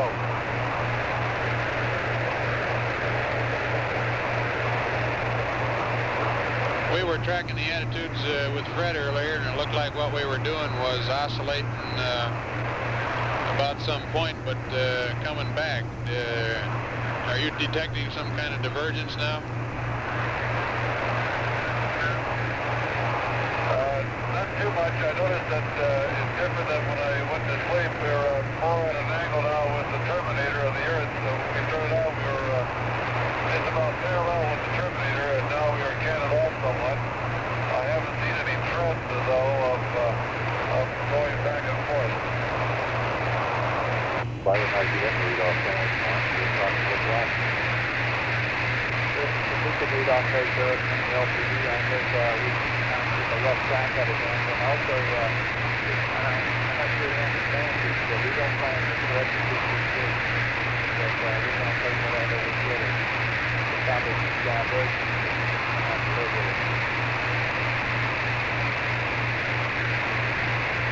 And Jim, our current plan is to not correct the PTC. We're going to take whatever we get and live with it.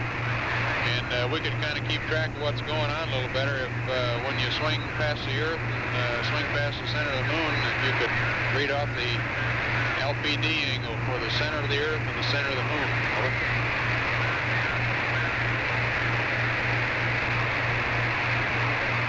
Roger, will do, Jack, and I'm looking to the AOT now to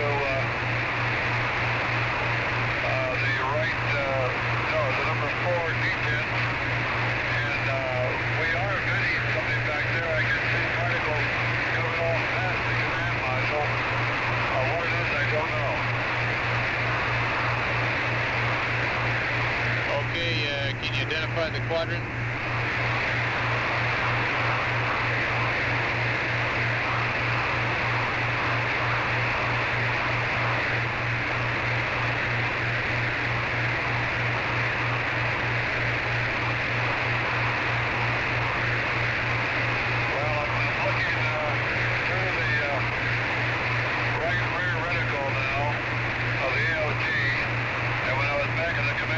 I could see it out of the CF1 window.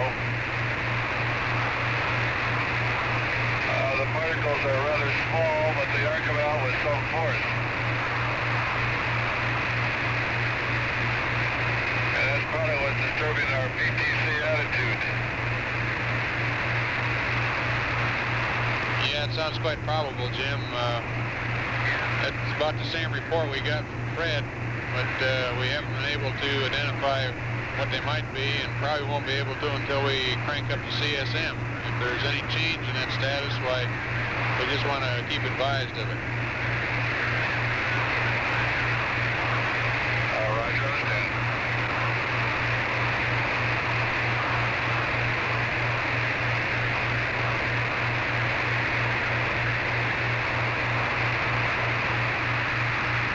How is our vector? Where are we headed? This is Apollo Control at 86 hours, 35 minutes. That conversation was a bit difficult to 104 hours. Copy entirely. Yeah, okay, Lovell reported that we are outside he had noticed some small particles coming out of the command module, apparently coming out of the command module. The service module, to be more specific. He said he did not know what the particles were, but they were small and coming out with some force. and he's suggested that this venting You know, the was crew's been probably reporting it's disturbing bending off and on. the PTC attitude of the We spacecraft. can pick it up on our Looks like Doppler, you're a little though. bit outside We've the been corridor. Oh. We're looking at a 7 foot per second mid-course at 104 hours. We are going to come up with a entry interface -8 pad to use in the event of a lost comm situation.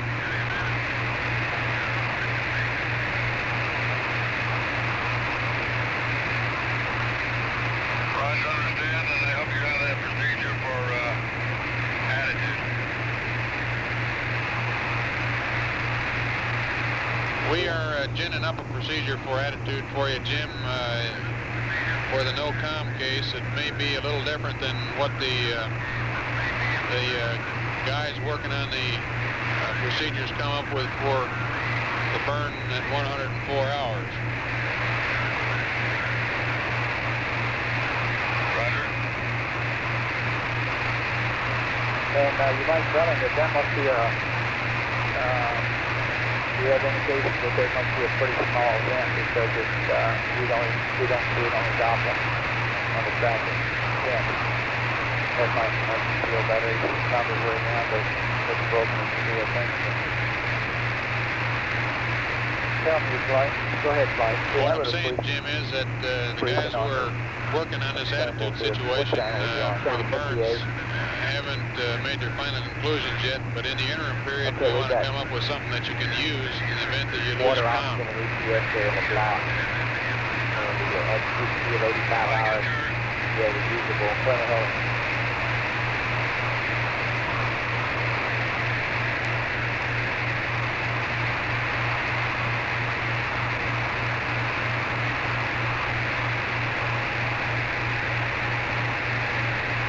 Okay, go ahead. Okay, you got the first row there, it's got the totally equal amount of water oxygen and EPS. And the rate that goes at the 85 hours, and the third column is the time remaining at that rate. And that's from 85 hours, and you can see it run out 150 for water, 204 for oxygen, and EPS 202. The nickel hydroxide, you got 1 primary positive, 3 kills positive, and 14 kills in positive, 212 hours total for the day.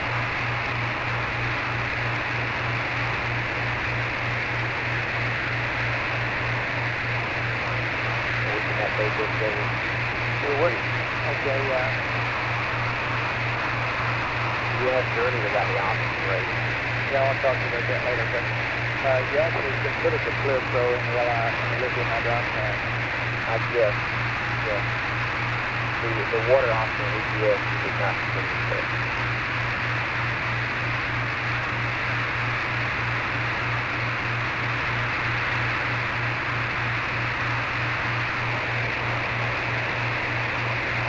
Okay, now you have not taken the train as powering up for the new courses. Is that a significant amount? Not really. Not sticking the water now, really, but EPS not a little bit, but we're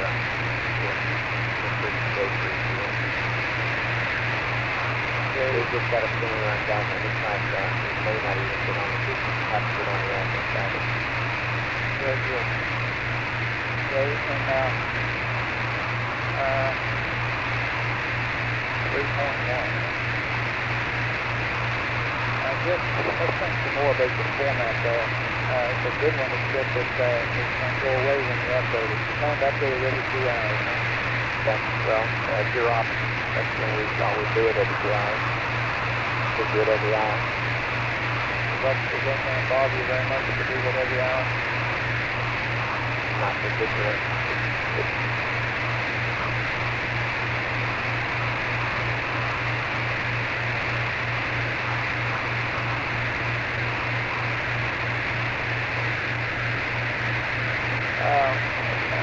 I like what you got there. Why don't you make it some sort of a table that's going to be big enough? You want something so you keep it thin. Yeah. Okay. All right, you go on the LPG. Okay, we copied 10 degrees. Was that Earth or Moon, Jim? That is Earth. Okay, Earth, 10 degrees. Thank you. Okay.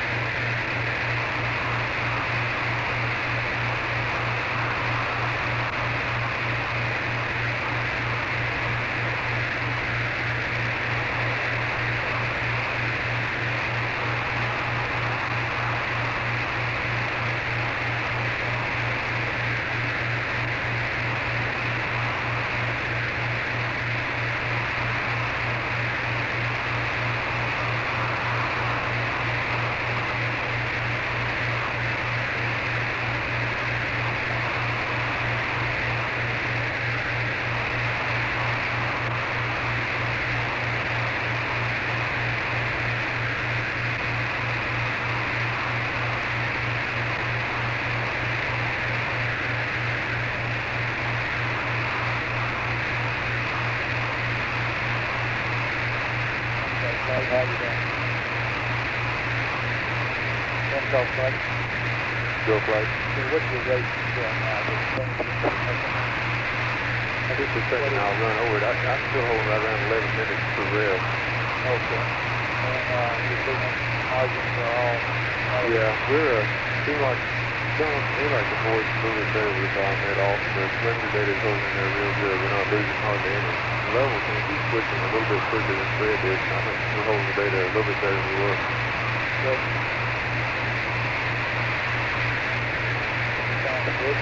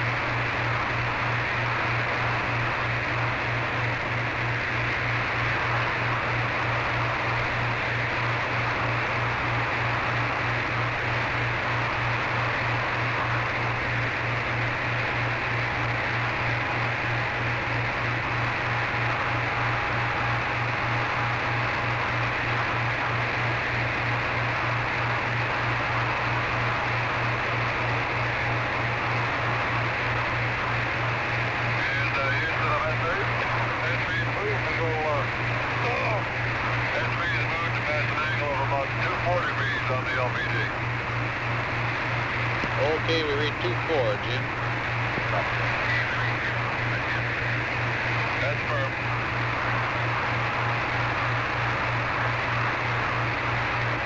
Jim Lovell continuing to report the relative positions of the Earth and the Moon as they rotate by his LEM window. He's comparing the position with a grid marked on the lunar module window, the landing point designator, which is a calibrated grid. And by noting the shift in the position of both the Earth and the Moon as the spacecraft rotates, we're able to get at least a rough idea of how much the spacecraft attitude is deviating from the original passive thermal control attitude. Go ahead, Mike. The Yeah, I see the combined CSM LEM stack is rotating at a rate of about 1 revolution every 11 minutes at this time. Repeating again, both Lovell and Fred Hayes have reported seeing particles coming from the area of the service module, apparently venting. Fred Hayes was asked at the time he reported it if he felt it was continued venting from the original event, which lost the power and oxygen from the service module, or a new event. He did not know. A short while ago, Jim Lovell reported seeing a similar phenomenon. He described it as small particles coming out of what appeared coming out of the spacecraft from what appeared to be the service module. He said that they were coming out with some force and mentioned that this was probably disturbing the passive thermal control attitude. We're watching this with some interest in mission control, but with no concern at this point.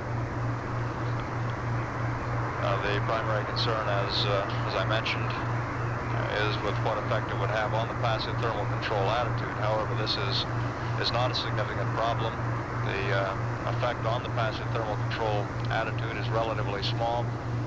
The flight dynamics officer has also reported that there is relatively little effect on the position of the vehicle as reflected in the tracking, ground tracking of the spacecraft, which would lead us to believe that the venting is relatively small.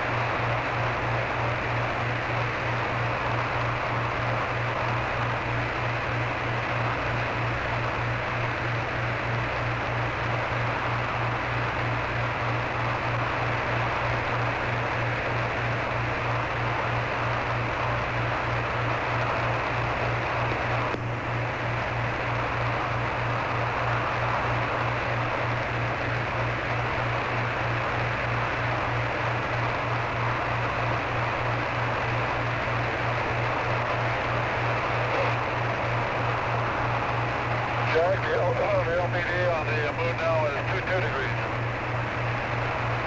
Okay, I'm reading you better, Jim. Say again, please. Roger, the LPD now on the moon is 22 degrees. I missed the Earth last time, I'll get it this time. Okay, 22 degrees, and looks like we come up with a procedure for the attitude control and the upcoming burns, probably the ones that we'll use from here on out.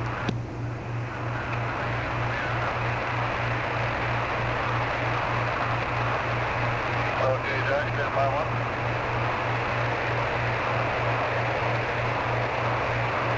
It's going to be a few minutes before I'm ready to read it up to you.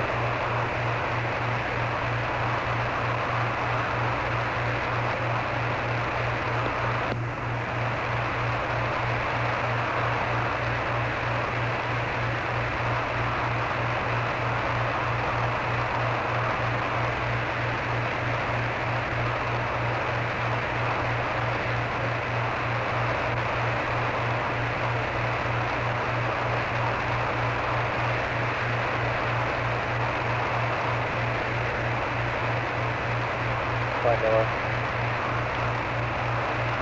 Go ahead. Yes, we'd like to be flight 60 at this time. About 2 minutes stable on. Control.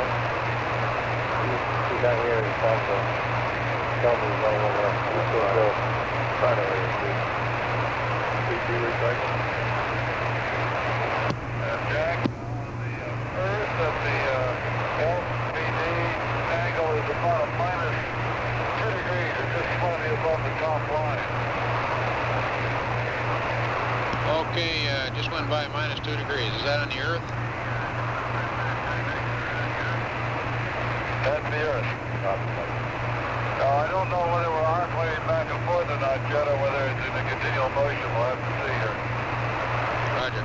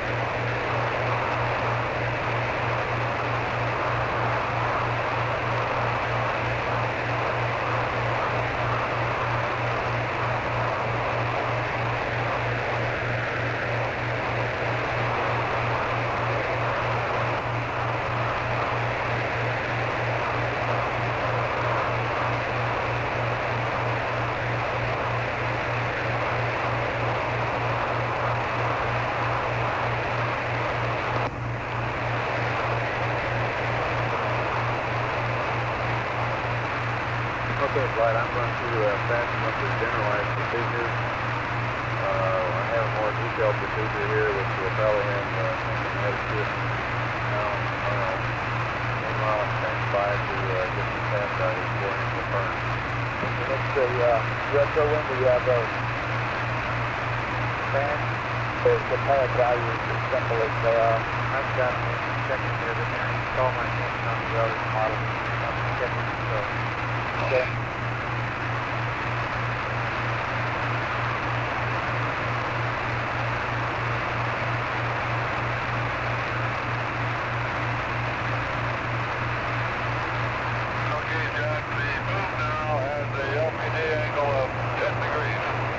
Roger, the moon at 10 degrees.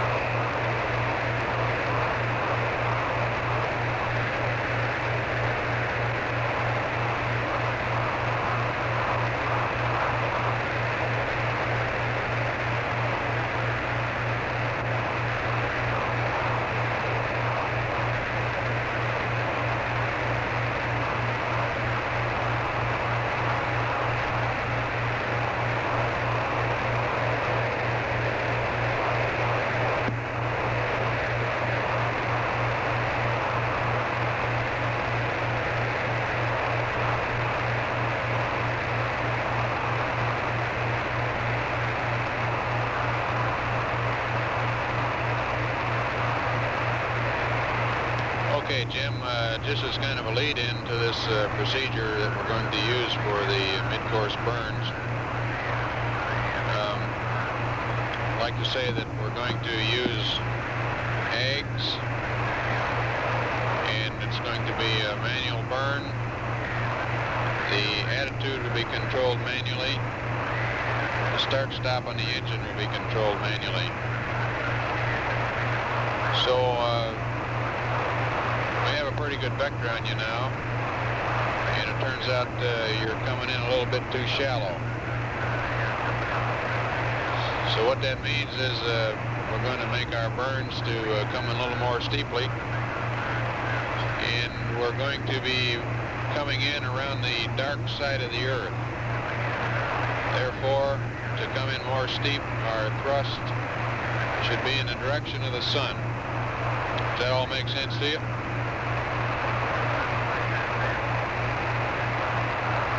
I think so. We're going to use eggs for bird monitor. The birds are going to be manual, and they're going to be started manually and stopped manually.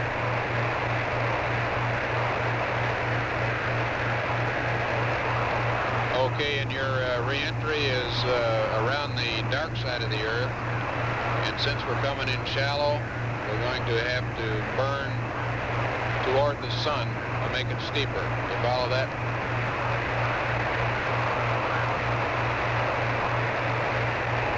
And the berm, essentially these berms will be perpendicular to our flight path, and to the sun, to the steeper entry angle.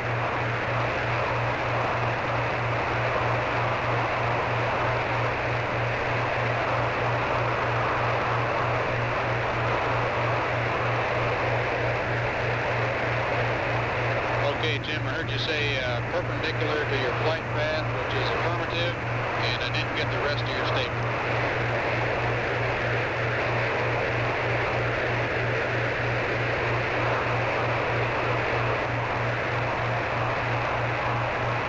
I understand the technique, Jack, referring to the sun to steepen our entry angle, and it'll be perpendicular to our flight path for quarter control. Okay, that's affirmative. So, in general terms, what we're going to have to do is to power up the eggs and bring up the eggs 8-ball, and then to set up your attitude, put the coas in the front window, and guidance control will be in eggs, of course. But manually orient the spacecraft to place the center of the Earth directly out the z-axis. Then rotate about the z-axis to place the points of the crescent on the y-axis of the coas. And this will have your plus x-axis in the direction of the sun, as we discussed before. So the crescent will be up with the points down. You copy that?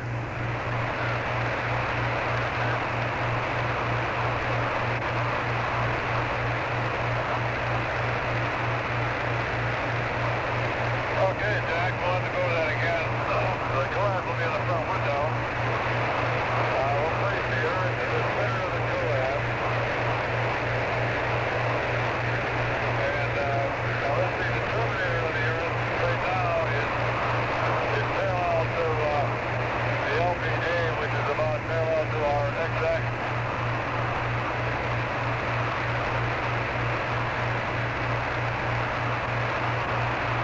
And we'll have to rotate about 90 degrees to get our x-axis pointed towards the sun.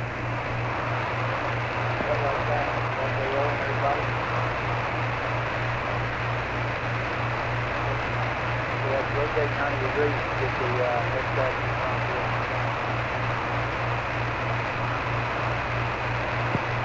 Flight control. I think we ought to point out during it all maneuvering. Okay, Jim, so we want to get the y-axis of the spacecraft parallel to the terminator by putting the points of the crescent on the y-axis.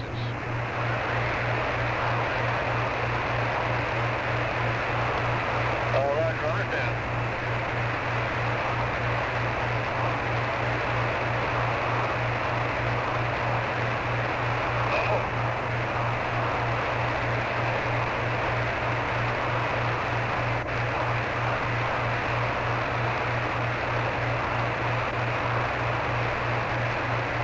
Seriously, Jack, when I stop the spacecraft looking at the Earth, I'm going to have to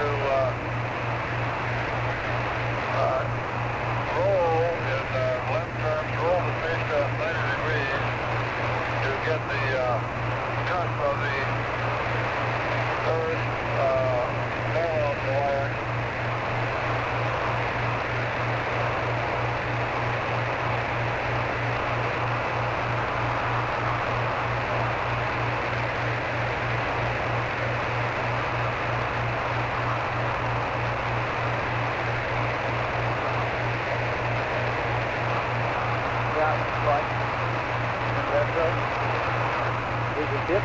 That's affirmative, Jim. You're going to have to roll 90 degrees to point your plus x-axis at the sun and put the crescent, the points of the crescent on the y-axis. The points of the crescent on the y-axis with the coas pointed at the center of the Earth will take care of your yaw and your pitch.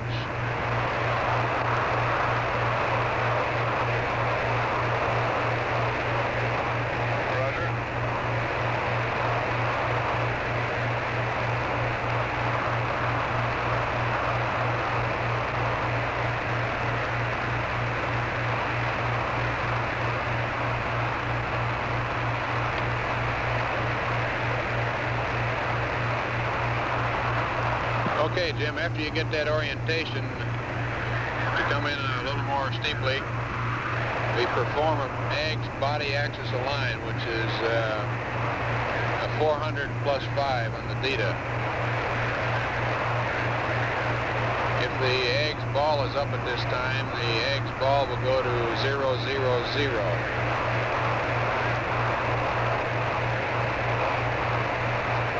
We can talk more about control modes later, but we'd recommend doing this, of course, in AGS attitude hold. Put your yaw to mode control and leave pitch and roll in pulse. Therefore, controlling your attitude with the TTCA. We don't want to use the gimbal, so have engine gimbal off. We'll make these burns at 10% thrust. We'll use a manual start and stop. For ullage, we'll use the plus X translational button, and ullage will be for 10 seconds. Over.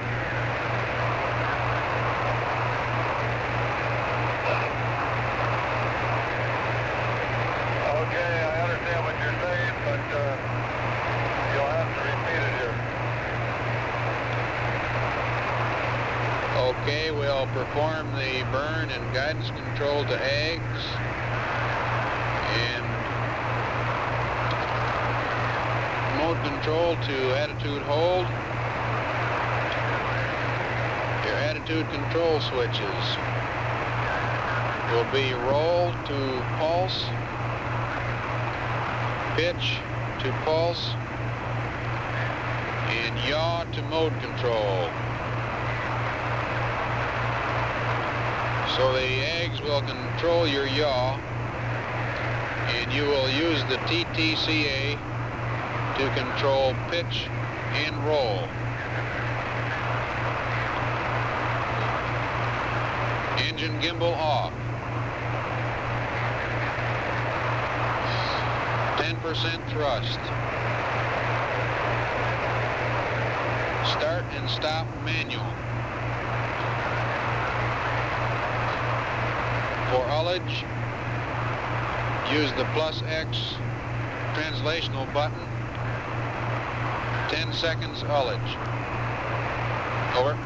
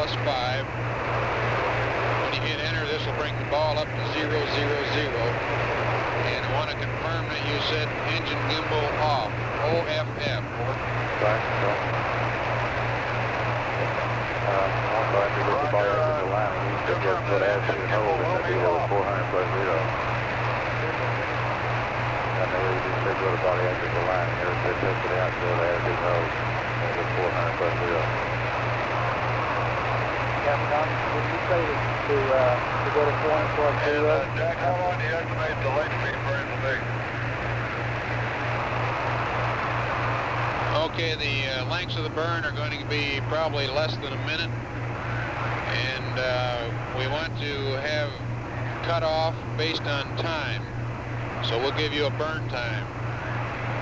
And I have a P30 maneuver pad for mid-course 7 in the event that we lose comm. If you're ready to copy.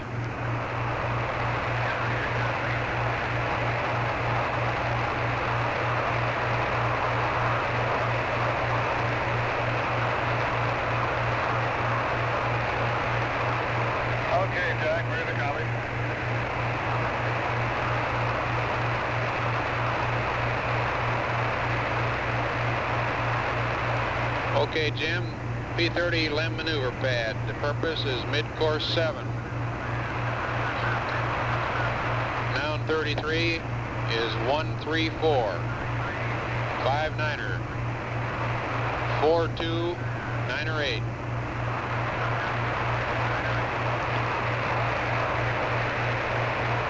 Noun 81 is NA.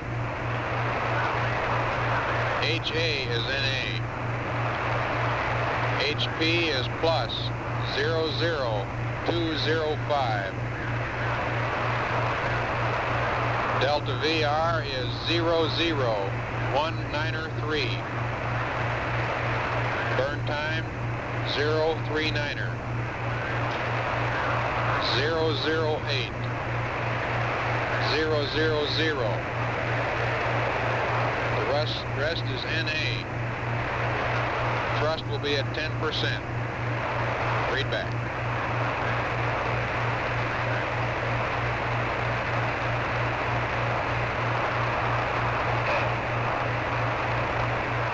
All right, this is mid-course 7 corridor control. That indicates you lose comm. It's 134594298. Count 81 is NA. 42, NA, plus 00205, 00193. Burn time, 039, 008, 000. All the rest NA plus 10%. Okay, Jim, that's good read back. And in the event of lost comm, use the procedures that I gave you. It may be that between now and tomorrow, these procedures will change a little bit. So we'll go with what we've got now and stand stand by for something better if it comes, over. Okay, Jack, I'm looking at your burn pad, and I see that the total W will be 19.3 feet per second.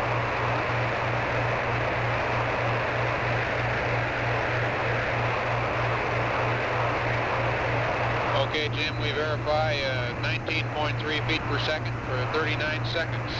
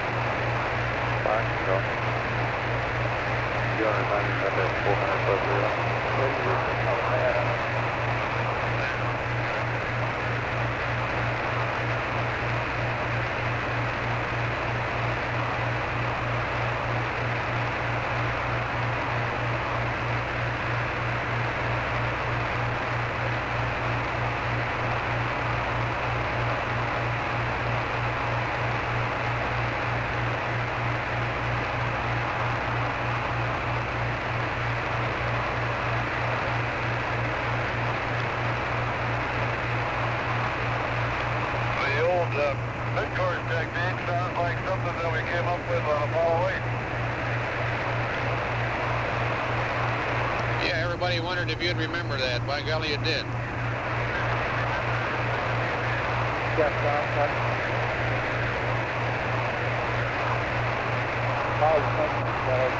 I got a question about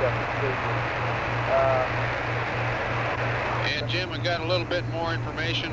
Maneuver pad, I've got lat long, range to go, verb 10, and GET. You got a place to copy that down and give it to you for the EMS.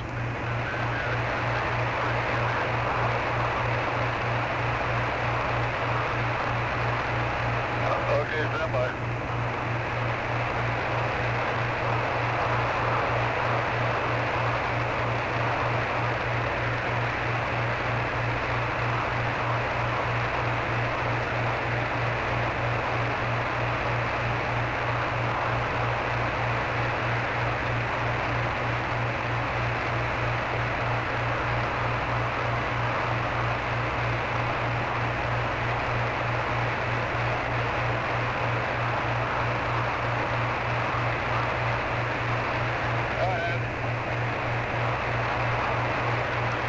Okay, Jim, I just have the last three blocks. Noun 61. Latitude minus 02162. Longitude minus 16537.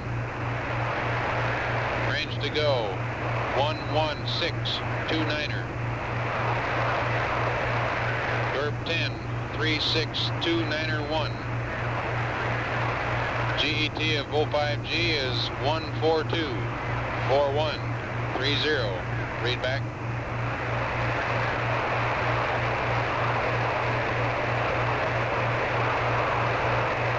Okay, Jack, I didn't get the latitude, but the longitude is minus 16567.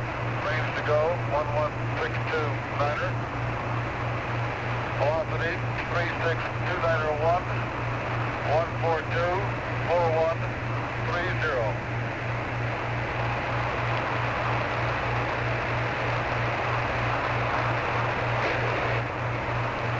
Okay, Jim, the latitude is minus 02162. I have a correction on the longitude.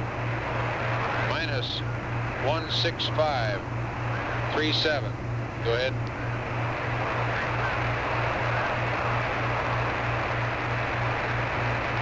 Roger, Jack. The latitude is minus 2162. Longitude is minus 16537. And this goes in conjunction with that mid-course 7 pad you gave us. That's affirmative.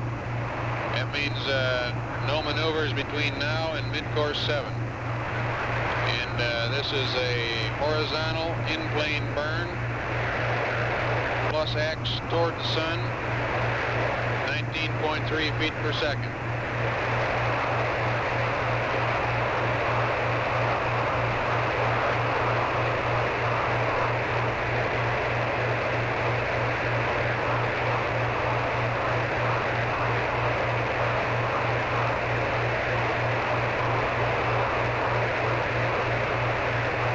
Capcom flight.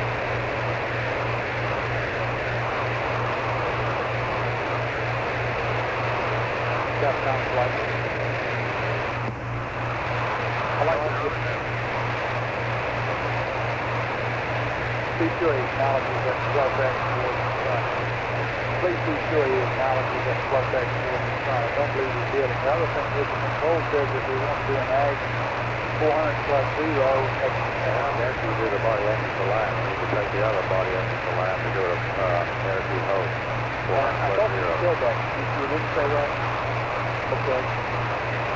Oh, look at the attitude hold. You want to go to attitude hold.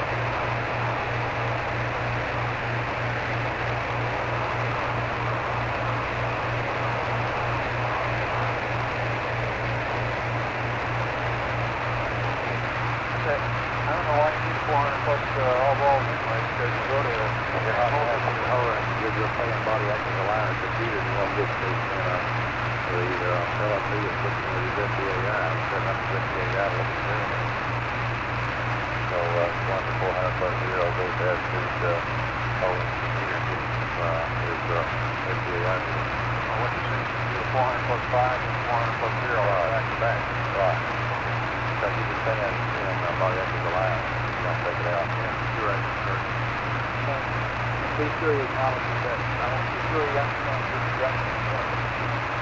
I don't think he acknowledges his statement. Well, do it one more time, please.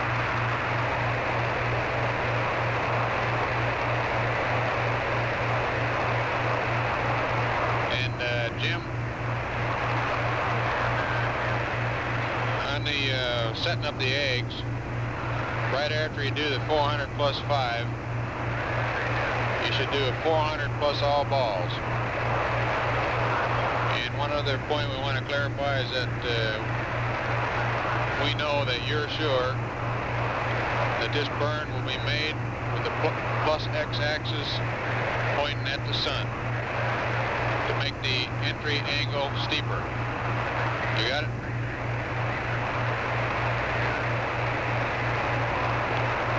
That's right, Jack. What I'm going to do is we'll stop up here to the commander's window, the coas down, and then I'm going to maneuver the spacecraft so that I have the lighted portion of the Earth at the top of the window. That is, the cusp will be along the front line of the spacecraft, and the top of the window, out of the rendezvous window, I should be looking into the sun. That means I'll be burning towards the sun and steeping in the angle.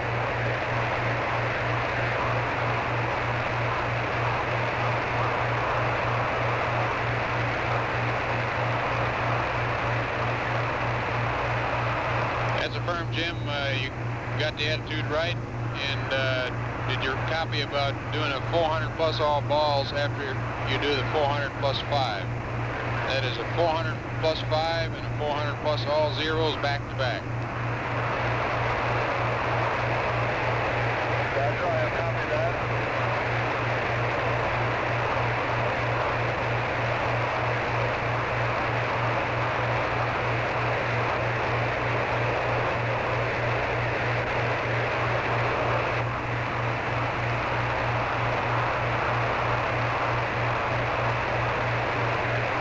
Okay, and for everybody's information in the room here, we have the voice station over that transcription over there, which is told in three, so people can come on later to have a word for word description of exactly what we know, station and the question of it.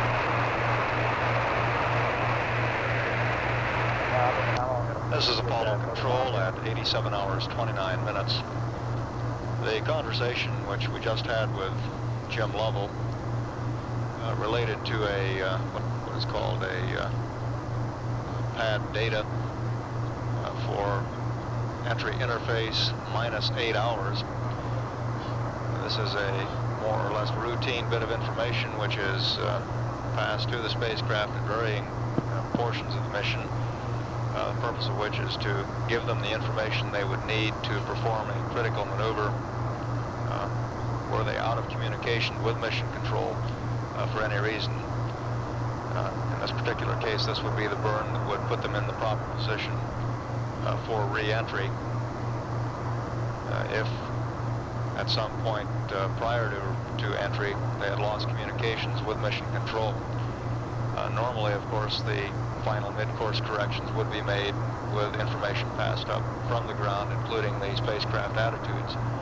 Without communications to the spacecraft, it would be necessary for them to determine their own attitude. This is Aquarius. I'm not too sure how long or with what force the vetting is going to do to our trajectory. However, you might keep a trend on that. It appears it's been going on now for some time. Tyler, you're not seeing that, are you? Okay, we're getting that. Okay, last check we had was that we didn't even see any Doppler, so it must be small. We're looking at Roger, Jim.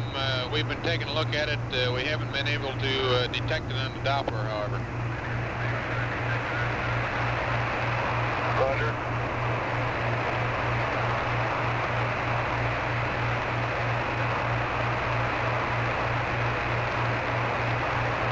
Lovell's question there pertained to the... It's pretty small. Lovell's question pertained to the venting, which he reported a short while ago. He was asking if the vent was having an effect on the trajectory and suggesting that we monitor it to determine how significant effect the venting from the service module might have on the spacecraft trajectory. As we mentioned before, we've been tracking, and Flight Dynamics Officer reported that he could detect no change in the trajectory, which could be attributed to a venting. For that reason, we would suspect that the effect of the particles coming out of the service module is minimal, and from that we would also conclude that the vent is quite small.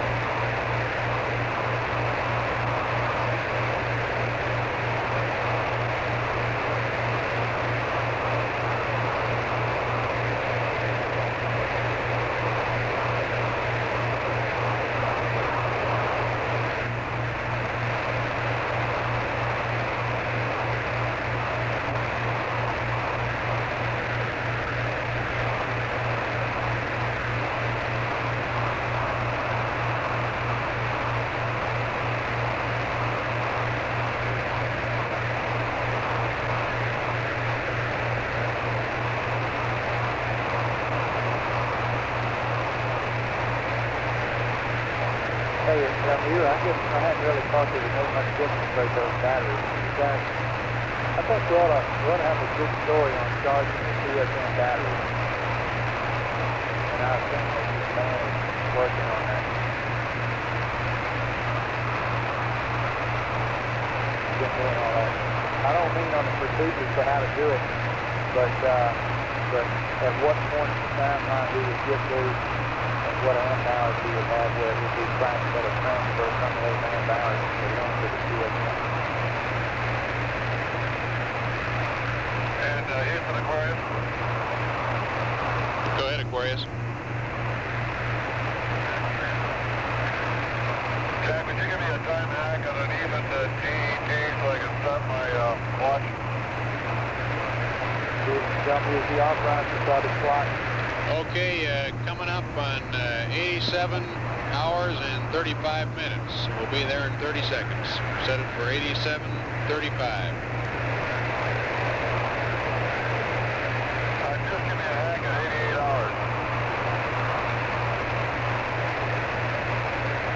I'll give you a hack in 88 hours. That'll be another 25 minutes. All right, thanks.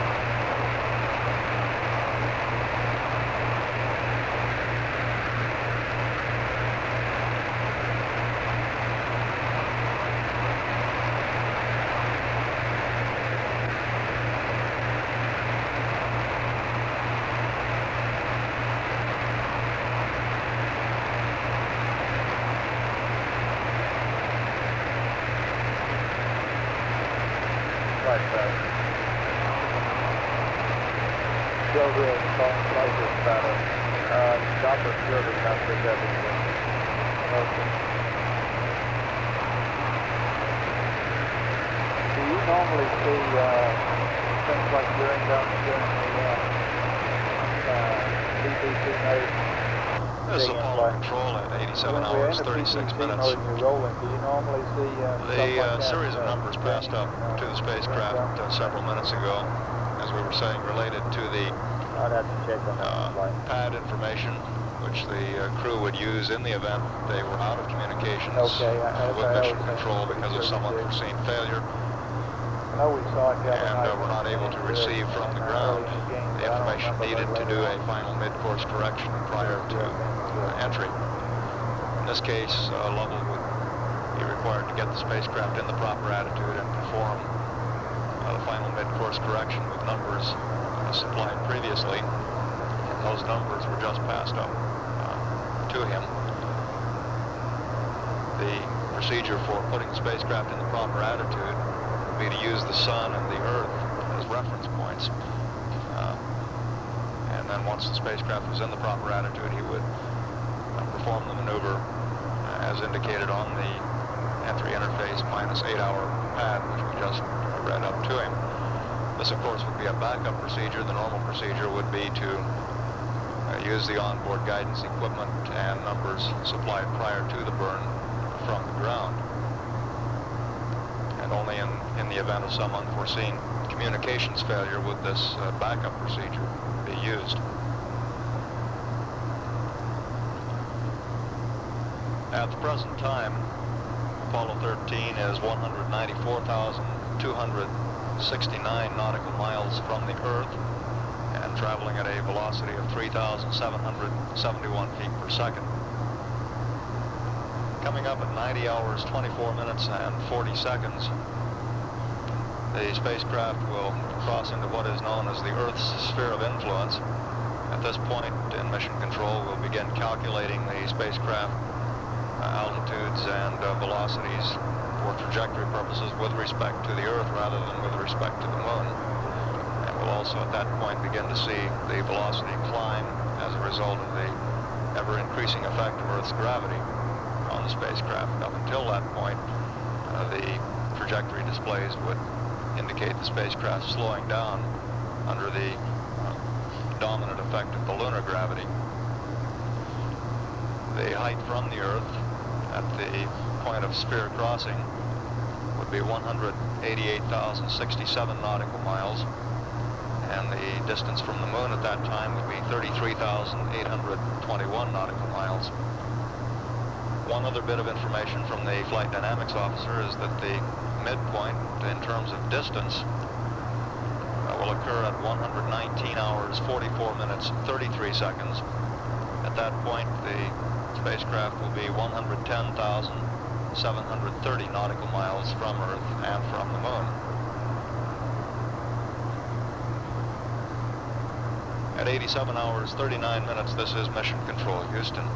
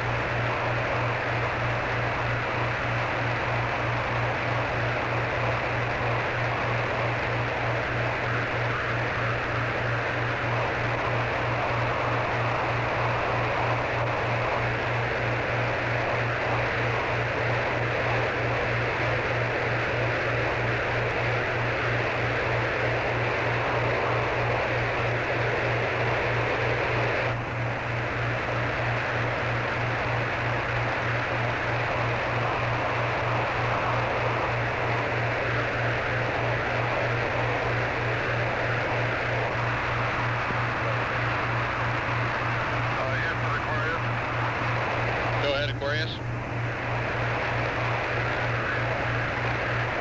Okay, Jack, let's just talk over how I'm going to get to the attitude and then do the burn. And what I'm talking about is the control technique. The way it looks now, I'll try and stop the spacecraft in yaw with the earth out my window. Then we'll be in guidance, or we'll be in ag control. We'll be in yaw, we'll be in mode control. Then we'll be using the DTCAs to control the pitch and then control the roll. I don't see any other way we can control the combination that we have here without using the DTCAs.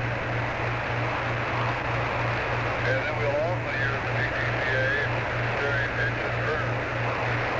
Now, do you be able to turn that technique?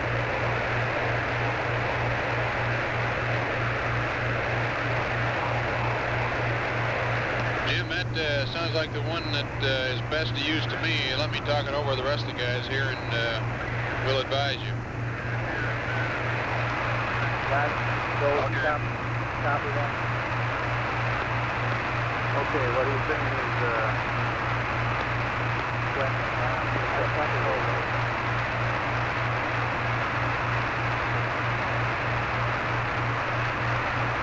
go ahead. Copy that program. Okay, he's wondering how he's going to get the present attitude into the burn attitude. He says it looks like the main thing you're going to do is we've outlined NASSP control mode of the burn. So the ag control, use the PTCA. Goes ag, attitude hold, puts the yaw squared away, goes mode control and yaw. He's going to go to a pulse and all of them until he gets the ag brought up. He should go to mode control and yaw, right? So he gets the burn attitude, gets in the attitude hold with the 400 plus 0. Even if he's not quite burning it, as long as he gets the yaw, so that his next action is pretty much the place he wants to be. So the mode control and then let ag control the yaw. So the problem there is get all of them in pulse. The DTCA was done when the cross couple started driving the thing around the sky. So his position is with the yaw as much as possible to put most control on that and control the pitch and roll. DTCA. Stand up. So with that control, the one action automatically. That's kind of like a little similar to the environment, so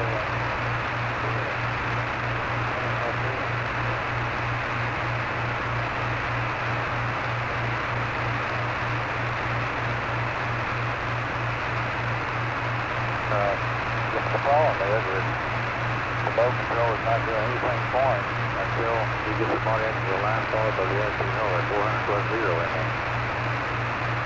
The ag didn't do anything until he 400 plus 0 and started go to ramp the ag, the ag attitude hold, 400 plus all ball. And the attitude hold in there and use that mode. So you do 400 plus 5 and 400 plus all ball.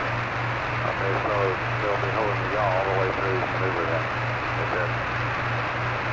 There's some kind of a mechanical constraint on the funnel or anything like that.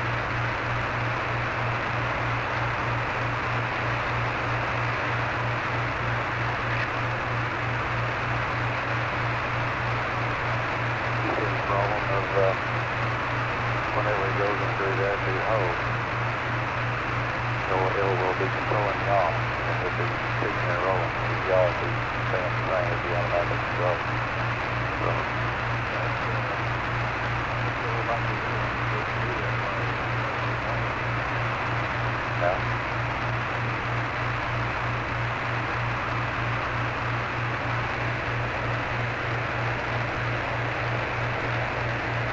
Jim, in that control mode, that sounds like the best way to go.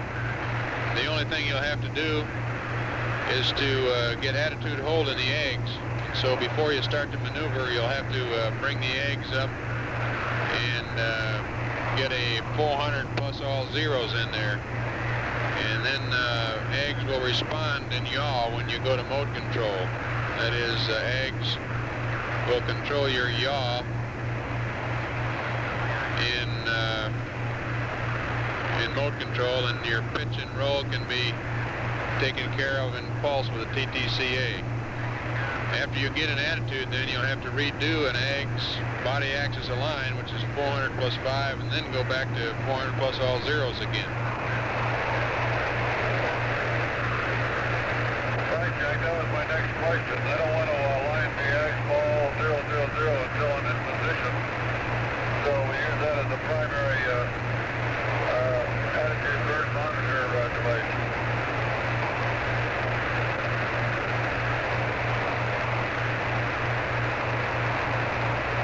Yes, off control.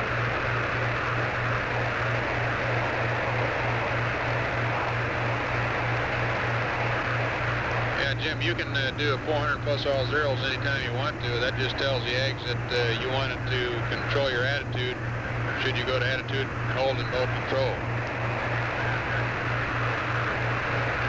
Well, I understand, but then after we get to the attitude, we'll do a 400 plus 5 to get the eggs aligned ball, and then we'll do another 400 plus 0.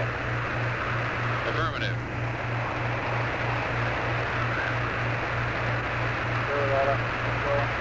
Roger, he also has ACA control in yaw that would zero his attitude errors if he did want to change his yaw. He could do it ACA until we come back to DCAM. We'll accept the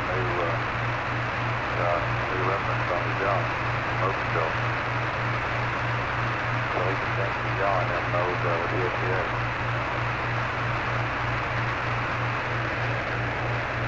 Copy, Captain.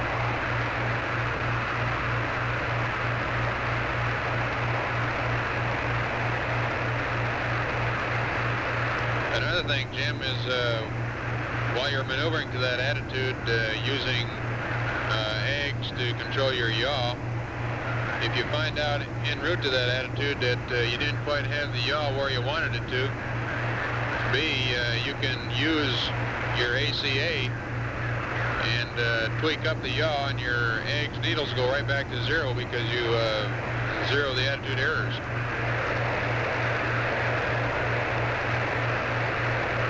Roger, sounds good.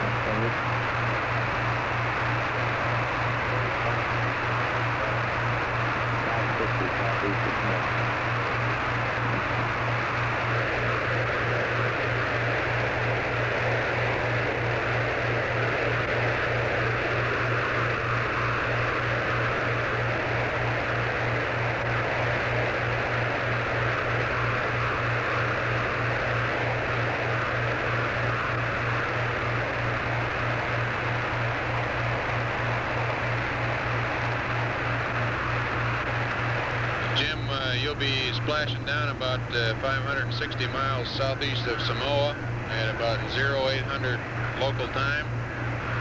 The weather forecast for the area is good. 1500 scattered, high broken, 10 miles visibility. Seas will be 5-foot waves, 15 knots, and you'll be going to Samoa by boat and or aircraft.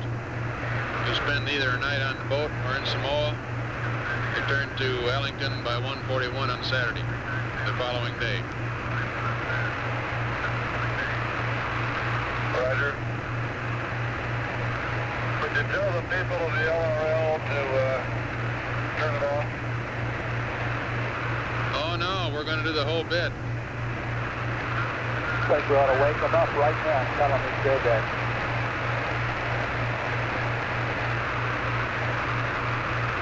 experiment flight.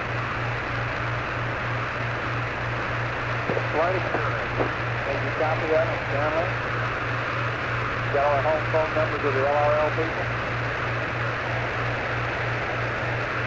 Roger.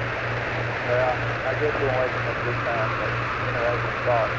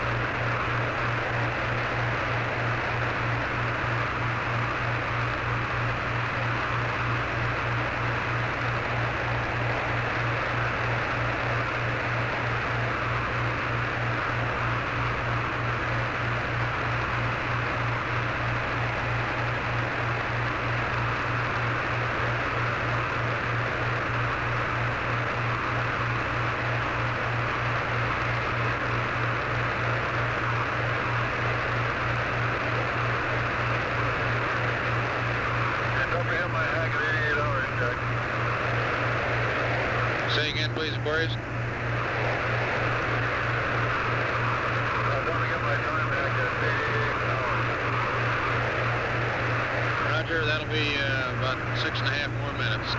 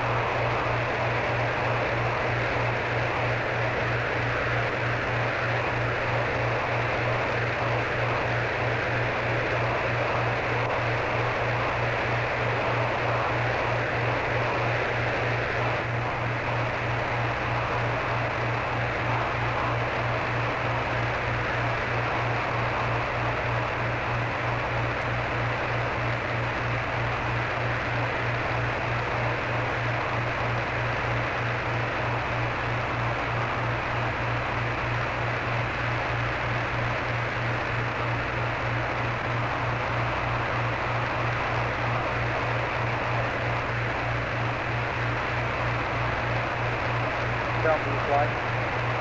Go ahead, Mike. How many pounds of work does it cost per hour for that 15 amp plus fuel sometime? About 117. Yeah, that's it, yeah, something like that.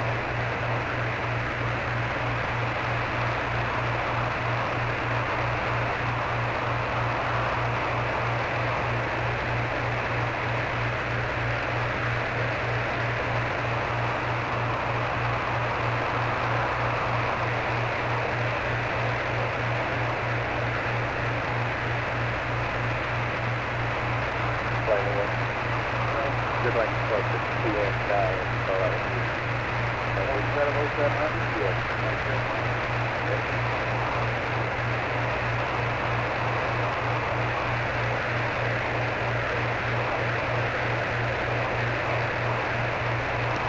Jim, we got a couple of news types items. President Nixon has chosen a judge from Minnesota for the position of Associate Justice on the Supreme Court.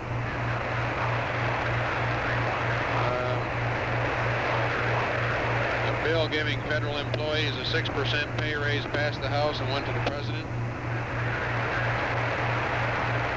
It includes military, and the air traffic controllers returned to work.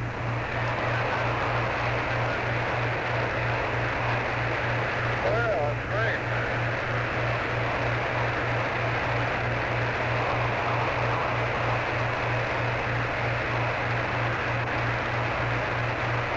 y'all consider this for flight bay?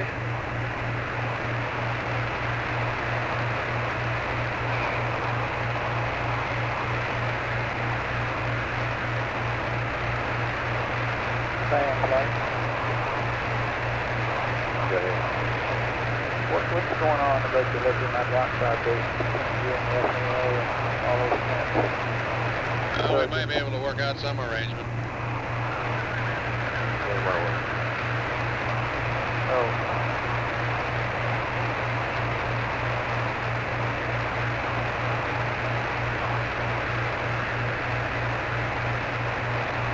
Tell me the flight. So flight. Okay, I see the PC now at 3.3, still going down? PC okay?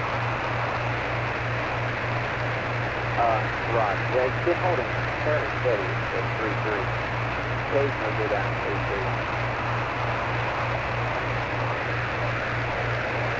Okay, alright, right, but alright, you know when you get the number where you think at the bottom starts going up. Okay.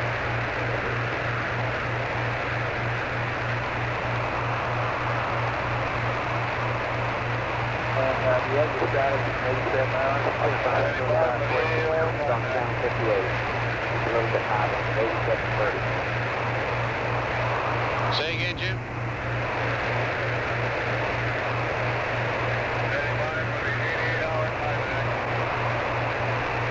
Okay, we got a minute to go.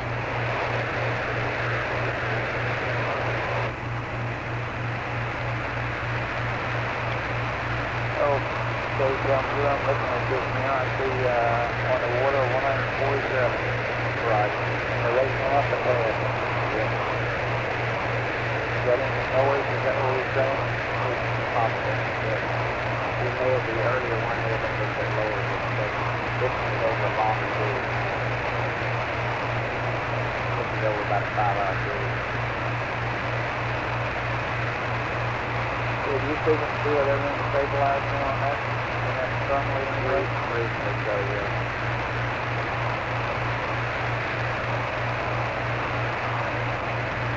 The oxygen rate is a little bit misleading. That represents what we made up.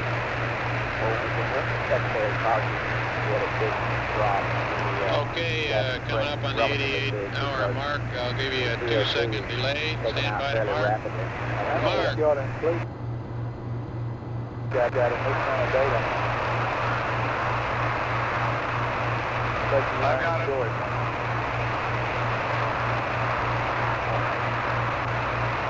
Well, we'll take it out. Well, I mean, it's just the wrong second. Yeah. Did you change your hours based on that too? Yeah. Well, I would do that.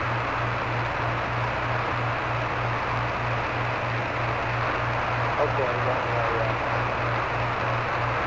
now, people are working on how to get some water over to the field. To the field, to the field now. I see what that they've got that. And this sudden, is there any question about you putting the close water into the land? You know how to do that? Yeah. How many hours is that worth? Well, it's 15 pounds of water. 5 pounds.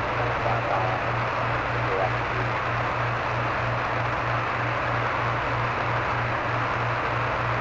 Okay, how do you plan to use your water tank? You want to go completely dry in the deep end? That's correct.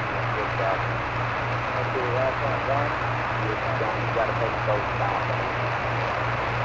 Well, then let me ask you this. Does the procedure say that you can pump the fluid water into the action tanks while they're deep? You can pump them in only. It doesn't do any good to pump them until the action runs down to about 10 minutes. But still, you wouldn't be using the out of fluid for that. That would guess my question is, do you really want to let the descent tank go dry before you try this procedure? It seems like you might have you go to ask me earlier? Oh, yes, I could. Well, that's the question, I guess. Why wouldn't you say something to the descent tank and then go ahead and use the ascent tank and then try this procedure, and if it doesn't work, you've got some time left while you think about something else to do. Whereas if you let the descent go dry, you see what I'm saying? You let the descent go dry and the ascent almost dry and it doesn't work, you've got very little time left. To figure out what's wrong and why the procedure doesn't work. Well, at that time, my only alternative is to try to find some more equipment to power down and get the battery up. Well, no, it's not necessarily. I wouldn't figure it is. I don't know how simple this procedure for pumping the water into the ascent tank is. I guess I'm just asking you, why wait until the very last minute to try that procedure? Why not go ahead and use the ascent water tank? Well, I think the idea is hopefully we won't have to do it at all. Well, it's really not getting involved in the whole thing unless we absolutely have to. Okay, but you can still make that decision by leaving some water into the descent tank. Of course, the advantage of using all the descent water is that it's just the damage you really, I think you're going to use it till it goes dry. That probably will buy you X pounds if you think it's not usable and all that. That's correct. How much is that one? About up to 14, 15 pounds. Okay. That's worth 4 or 5 hours.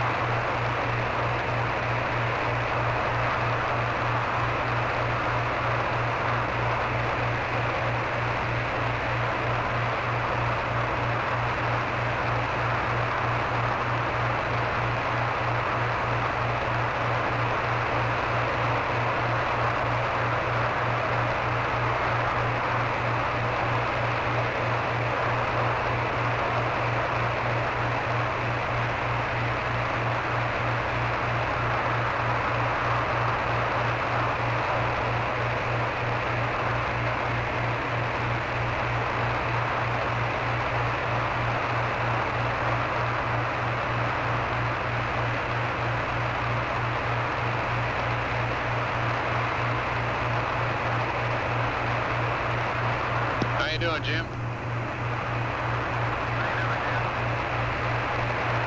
Pretty good, Jack. Hey, you might have the people look at our dip burn card to see what changes had to be made on it to be burned.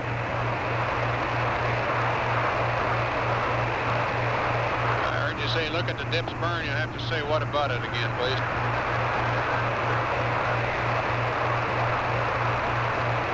Roger, Jack. You might have the people look at our dip burn card, our checklist card that we have in the lab, and see what changes might have to be put in that checklist.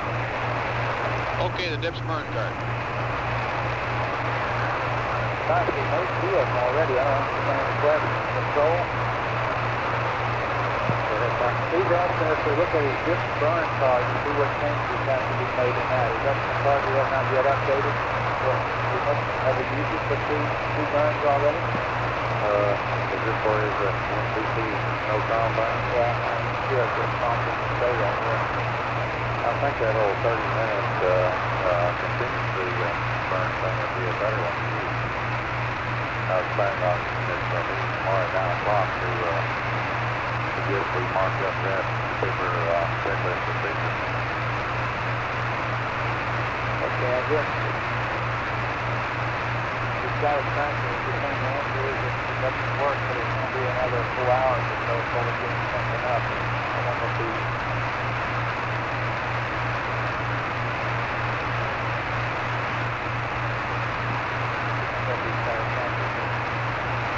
I don't see how we could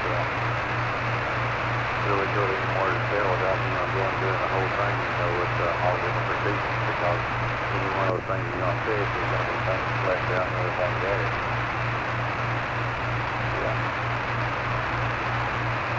Maybe you have to leave it real close to the way it is now, or else do the whole thing and get all the details.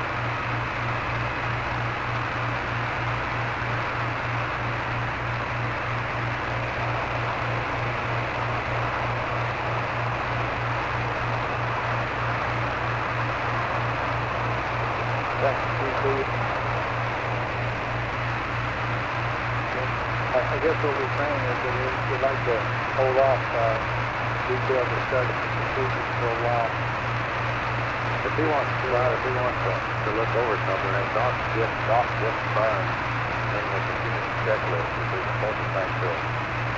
But it may not about this thing. That's when we're working on Delta. Flying the Delta procedure. Well, what he's thinking of is, do we have all these procedures ready to go? For example, is the point in the making a back dip burn procedure, is what you're talking about, where you pick up the dip burn chart and make sure you get it the way it ought to be. And this is it right here. And when you say hook planning in, make sure they carry it right, so if you work, pick it up and get the right go point. We hadn't looked at that in detail yet.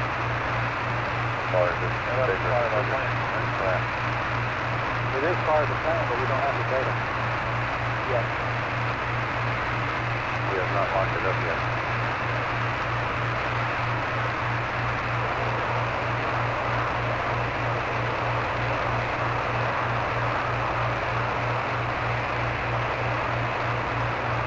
Final flight. Self-flight. What is this midcourse look like at 104 now? Will you do that? Stand by. Flying at 76. Okay, still 7.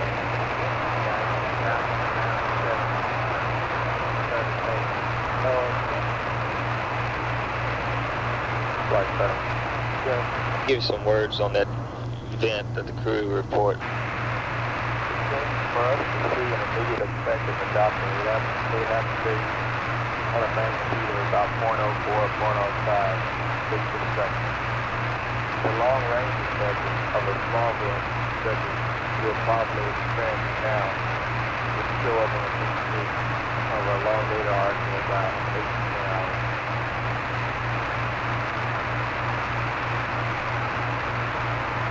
If it was rolling motion, theoretically, it would negate itself, depending upon the situation.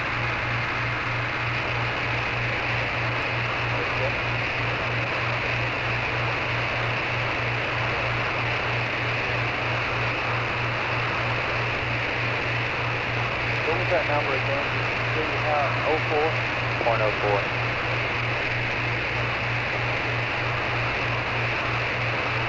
That's an immediate effect.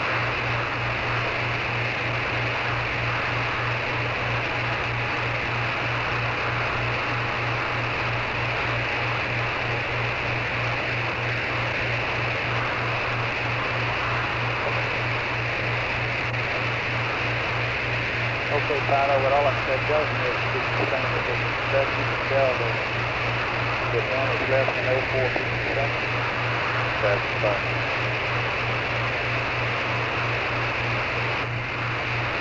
What we can also say is we got a Ferris engine on our first update. When we take a Ferris engine on our second update, we can look at that and compare. Yeah. And possibly some other things. Okay.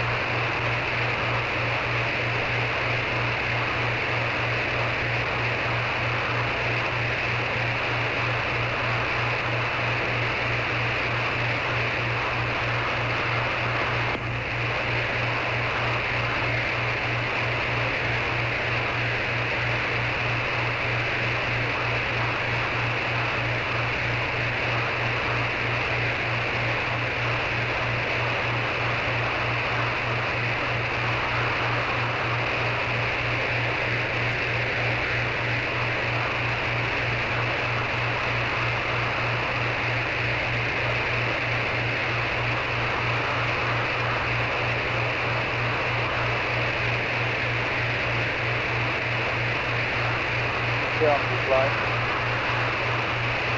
Go ahead, fly. You want to put that stuff back up on the stand 58, please? Right.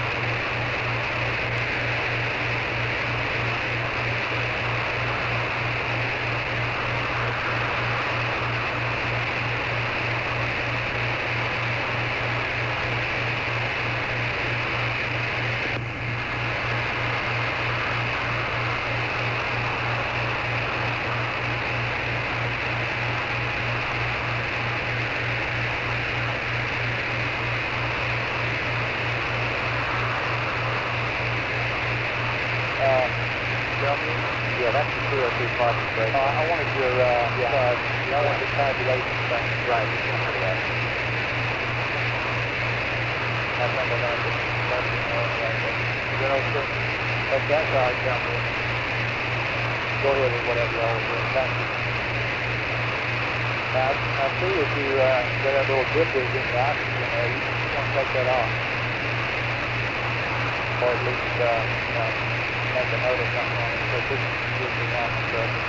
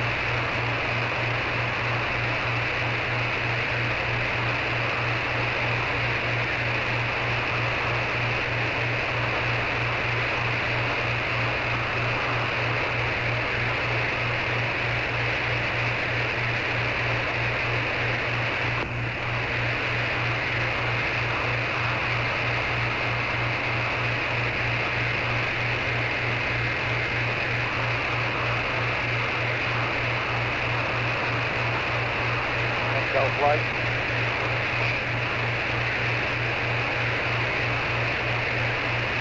Go flight. Go ahead, flight. How you doing over there? Doing just fine. We're using about 97% beta. Jay, how your RPM still about the same? No, they're down to about, looks like around 9. 9 minutes of rev? Okay. Can you tell anything about whether it's longer on one antenna than on the other? Might be starting to look at that now. We get into funny motions that may wind up where it's like that. I can try to figure out something like that.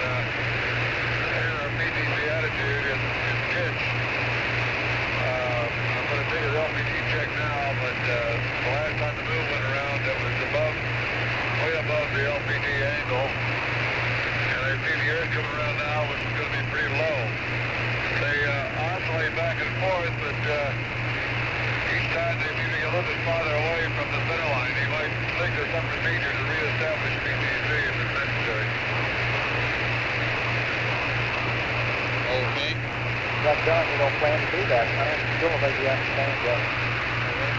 You don't plan to reestablish PTC. plan to handle it by switching out just like we are now. We may have longer intervals between times, but I don't think we've got a chance to do it that two other times to back up making an alignment. We don't want to do that. But the only way we know to do it is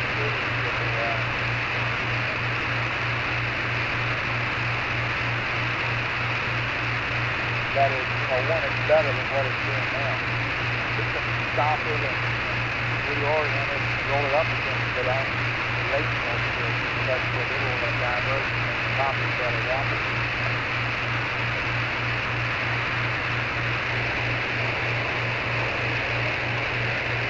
And the only way we know of getting as good or a better PTC as we got right now is to crank up the G&N, and we don't want to do that. So our plan is to just take whatever we get out of this and leave her run. It may turn out by the time you get to burn attitude, you'll be right where you want to be. Okay, we'll just leave her go.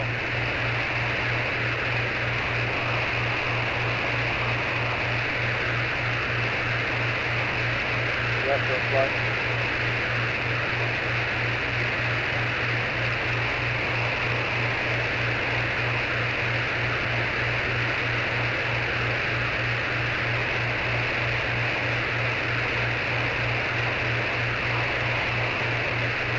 Guys, right. Go play. You got anybody around that can think of anything that they might could do manually as a kind of a sort of a last straw to reduce the diversion? Not right now, but I mean, we really decided to try to do that. So it's pretty yeah. I'll see if anybody can look at that. I'll see what I guess they're the ones that do it. Okay.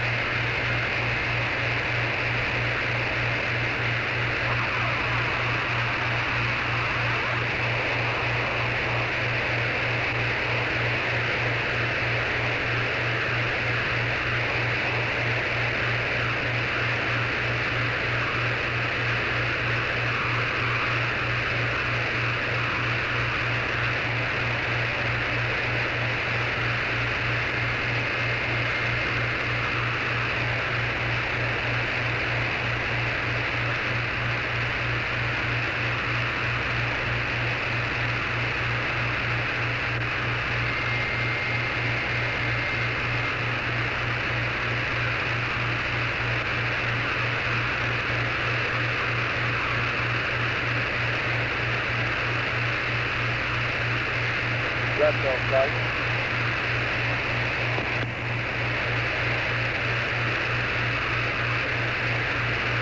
That's okay.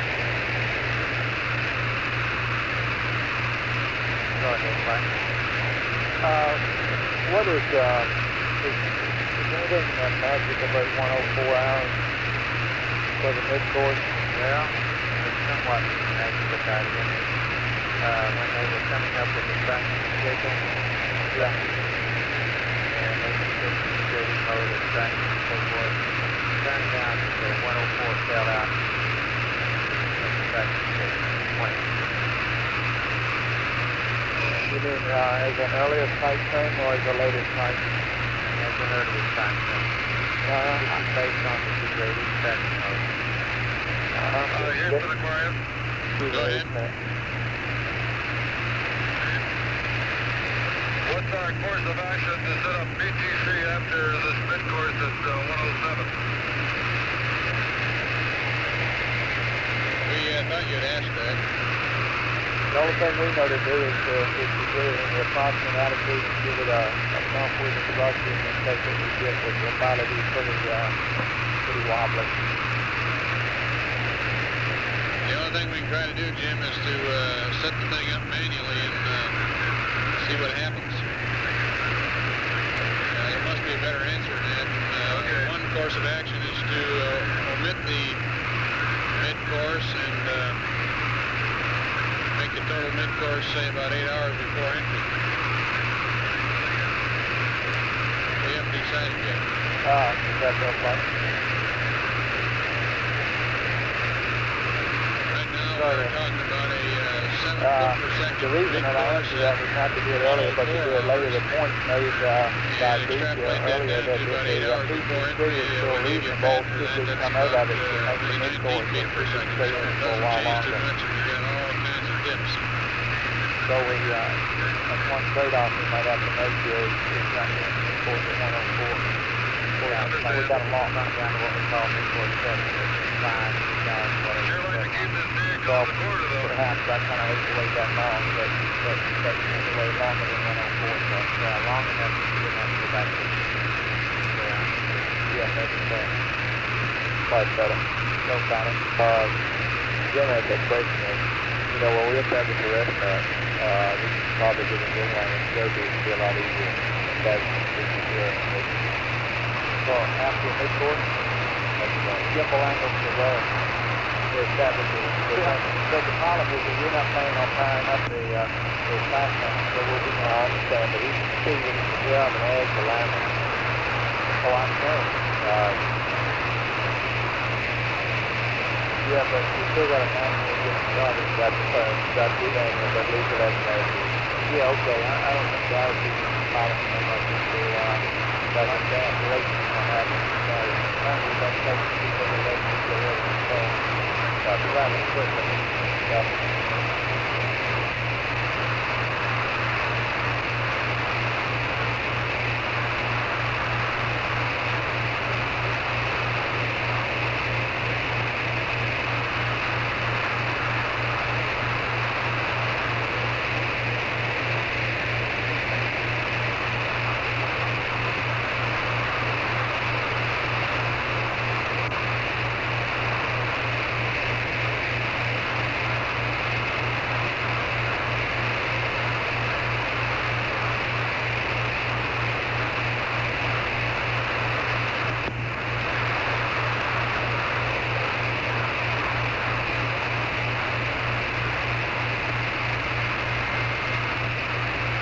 Tell me your flight. Go ahead, flight. We're still bumping around the PO2. I thought I was going to say it's already back up. It's been level for about 45 minutes to an hour. It'll probably stay there for a little bit longer and probably start back up. Okay, that's somewhat higher than normal. 3.3. Well, we had to take a big chunk of CO2 out, and of course we've been on the thing now for about 3.5 hours, and we're supposed to be 7 hours past, so it's not too unusual for the situation. Okay, but what normally when you would expect to go around that? If we started off the same way we started the primary, yes. Yeah. Oh, got it.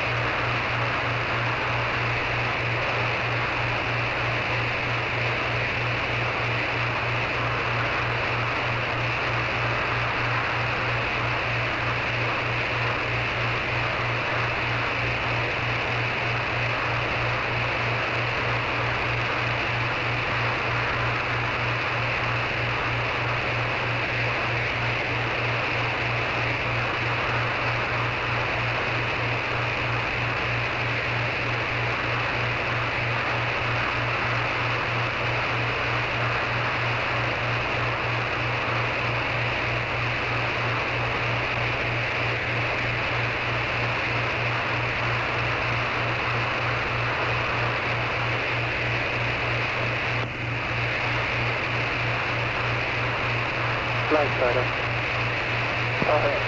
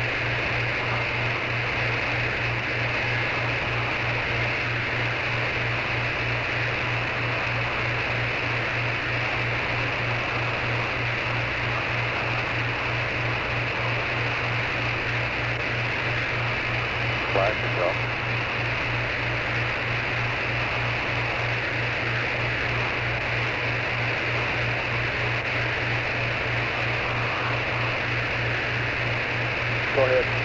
You wanted to dampen the thing down to 0.05 degrees of Celsius, is that right? That's the kind of number you got to get to before it'll stay steady. Help it take off quickly. Okay, we're looking at. Believe that's the right number, right? And you use that,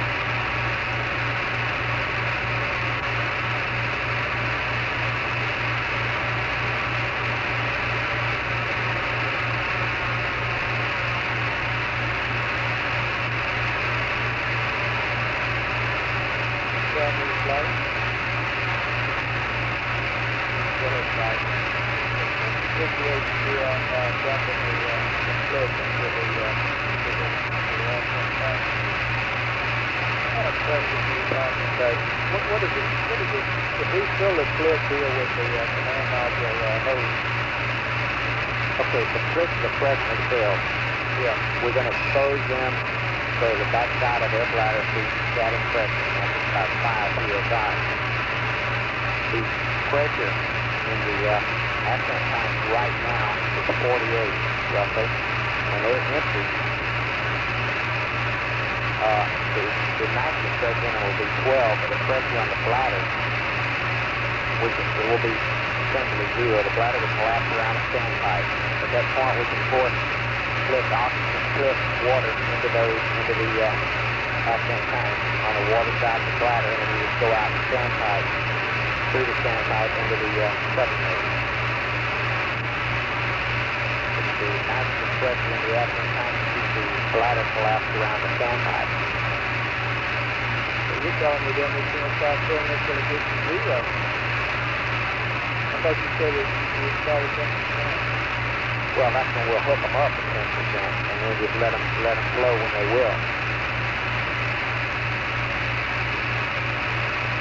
So, okay.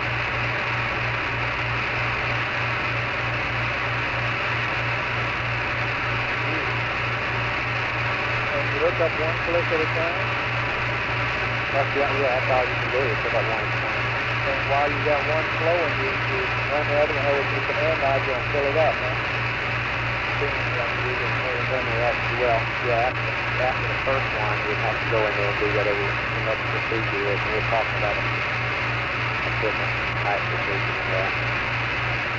What would be the second one? But you're saying you don't have 5 PSI or something? Oh, that wouldn't be right. You always have 5 because you're station gas. That's right. So what? We're talking about using some of the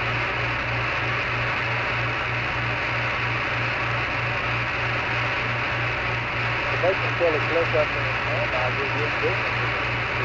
If you're working in the first place, that's right. Okay.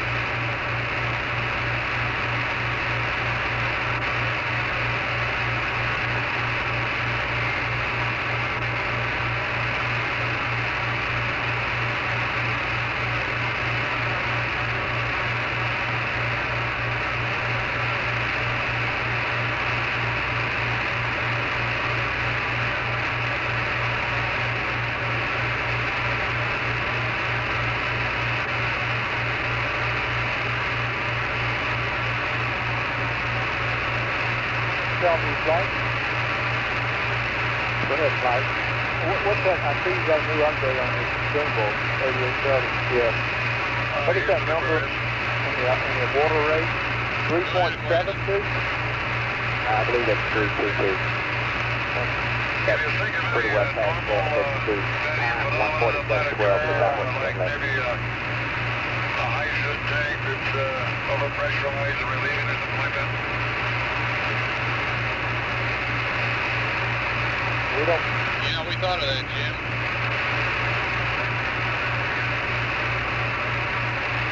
We don't think so. It's coming from the wrong place. Hey, go ahead. Okay, that's the possibility. Without but the guys in the stand told me it was coming from the wrong closet. We heated up that tank and we haven't been using any hydrogen, and therefore it couldn't be venting in the overboard relief.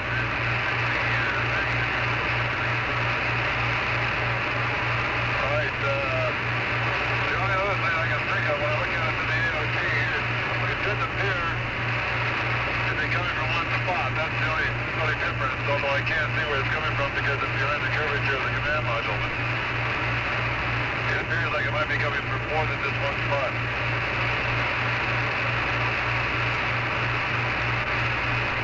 Okay, thank you. We hope that when we crank up the command module tomorrow that we'll be able to, or later on today, that we'll be able to identify more closely what it's coming from. But the guidance guys say that they haven't been able to see the results of any venting in their data, and it would take a very, very small amount to perturb their data. Yeah, that's a note of encouragement.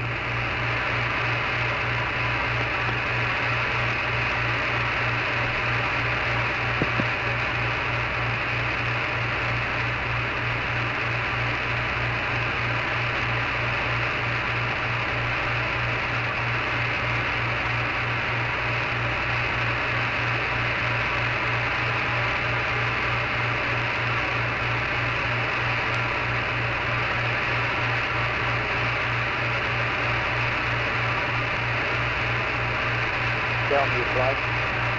Go ahead, flight. That's 3.22. Okay, 322. How long do you think it would take to hook this cliff up? If we got to a situation where we had to come to use the cliff,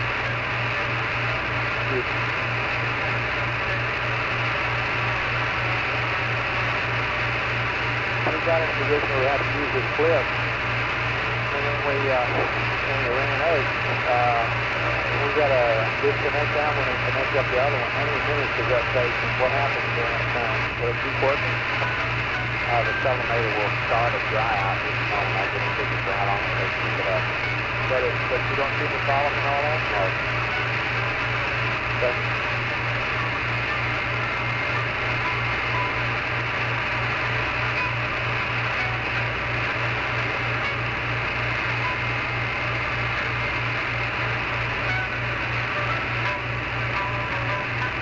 That works, flight. That's fine. That music on the downlink? Or is it crosstalk from something else? Whichever.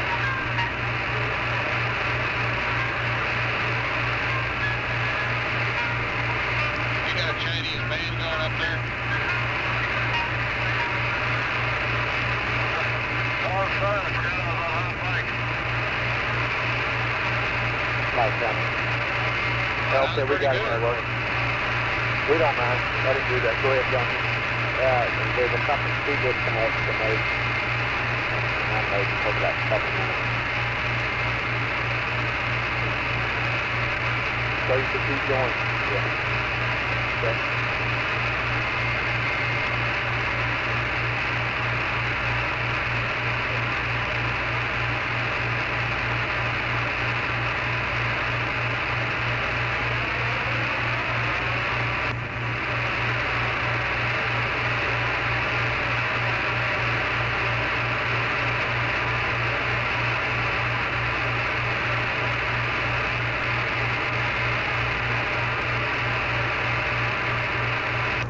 This is Apollo Control at 89 hours. A short while ago, just moments ago, you heard a bit of music on the air-to-ground line coming in over the noise. Jack Swigert, the capsule communicator, or rather Jack Lousman, the capsule communicator, checked with Jim Lovell, and Jim confirmed that the music was coming down from the spacecraft.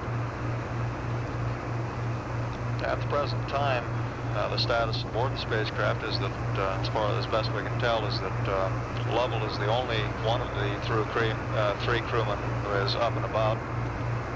Jack Swigert has been resting since about 82 hours ground elapsed time, and Fred Hayes began his rest period at 86 hours ground elapsed time. Lovell rested from about 82 hours until about 86 hours when he changed positions with Fred Hayes taking over the watch. At the present time, Apollo 13 is 191,187 nautical miles from Earth and traveling at a speed with respect to Earth of 3,804 feet per second. We expect to continue having quite a bit of noise on the communication line, communication circuit with the spacecraft, partially due to the fact that the spacecraft in its passive thermal control attitude is deviating somewhat from this attitude, and we do not have the optimum position on our antennas, on the spacecraft, on the antennas for strongest reception. If they care to, they could this situation corrects itself somewhat as the spacecraft continues to rotate at the rate of one revolution every 11 minutes. Periodically we get a combination of antenna positions on the spacecraft with respect to the antennas on ground. It improves our communication situation. We do not intend to attempt to modify the spacecraft attitude with the primary guidance system powered down at this time. The feeling is that the attitude we would get by trying to reestablish the passive thermal control mode manually would probably not be as good as the one we've got right now. So the plan is to live with the communications problem, and to expect that we will have periods during which it will not be possible to get usable communications because of the background noise. In mission control at this time, we are beginning the shift change, the handover. A number of flight controllers have come in from the succeeding shift. Flight Director Glenn Lenny and his black team of flight controllers will be replacing Flight Director Milton Wendler and the maroon team, and that shift handover is scheduled to occur at about 7 a.m. Central Standard Time, or about 45 minutes from now. At 89 hours 3 minutes, this is Mission Control, Houston.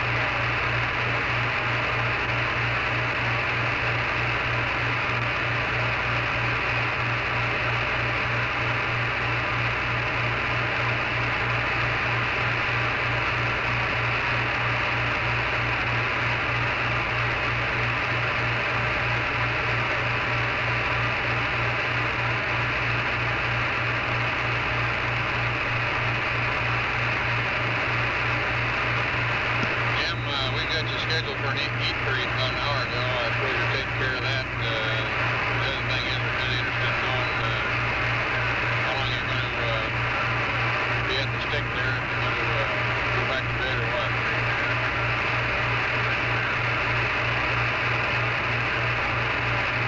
Okay, Jack. We're going to set up a regular watch and sleep period here. Fred was up for a long time, and so I got up a little early to relieve him. And Jack and Fred are now asleep. Try to let them sleep as long as they can, and then we'll have an eat period, and then I'll go back to bed for a bit. And we'll separate our schedule. Okay, we're right at the point now where, according to the flight plan we had made up for you, that you would all finished eating, and you and Jack would have the duty while Fred went to sleep. So essentially, according to the plan we've got, you got up about 3 or 4 hours early. And the next time that we have as a rest period for you is at 96 hours, which is 7 hours from now. And an hour before that, you can say 95 hours, all 3 of you would eat. And then you and Jack would hit the sack again, and Fred would have the duty until 102 hours. So we'd be glad to take care of this work-rest cycle for you. Okay, that's good. Let me wait till they get up, or at least Jack gets up. He should be getting up before Fred. And we'll try to get back on the schedule. I hate to wake anybody up right now, though, if they're sleeping. Okay, your choice on that. Sure, Jack gets up, I'd suggest that we go ahead and break up these lithium hydroxide canisters and make a couple of them. Jack could work on that. It's going to take 4 sets of hands, I think. Okay, we'll make that the project. Get a lithium hydroxide canisters for the line.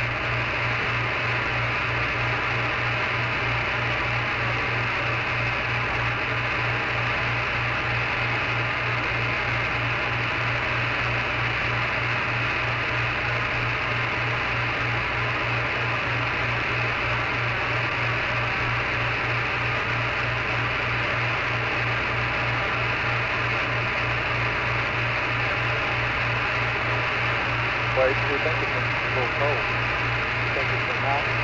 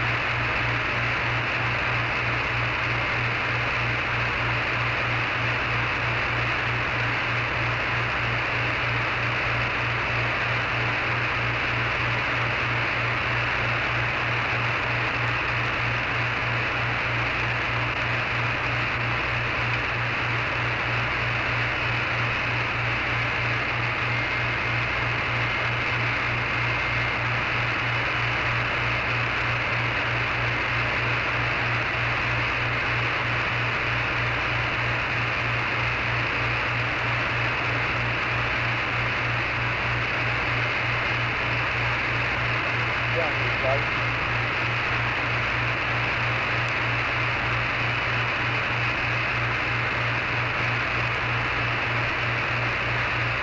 Tell me your flight. Go ahead, flight. I decided I can't read you. Look at my drop side thing. What did you show? You just changed that, didn't you? It's 200, it's 2. Okay, but you showed 23 hours in that primary card. It's been 4.5 hours on the number 1 and 7 on the X. That's right. 168 on the CA. Okay, how long did the first one last? They for 15 millimeters? 27. 27 to 15. That's right.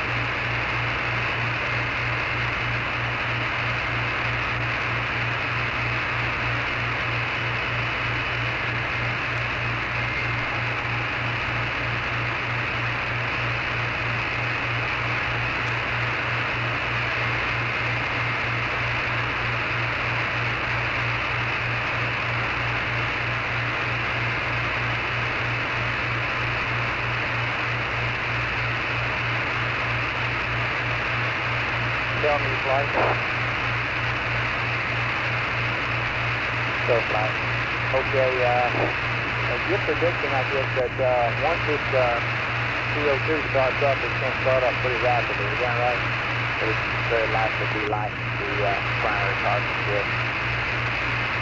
Well, I thought it would be faster than it would probably be a little faster, yeah. Okay. Well, be sure we see that it starts up, because we have yet to read that procedure up to them. Yes, I realize that, and it ought to be read fairly shortly. We're at 3.5 now. Yeah, we're 3.5. It hasn't really started up yet, has it? Well, it started up at 3:30. Good.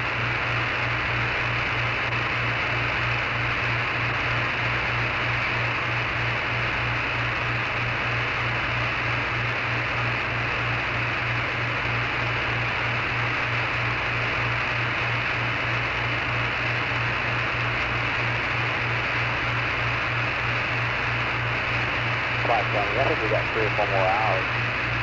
We're not much fun. Yeah. 3 or 4 more hours. We've been on the thing for 3 or 4 hours already. We've been on it for 4 hours. 4.5 hours? Maybe 3 more hours. And we started off with a 15 meters. We're going to run back up to 15. Well, we can't. We're 30. That's not what I understand. We're 7.6. Oh, okay. So we may not have that much longer, 2.5 hours. Maybe you turned several in the old days here.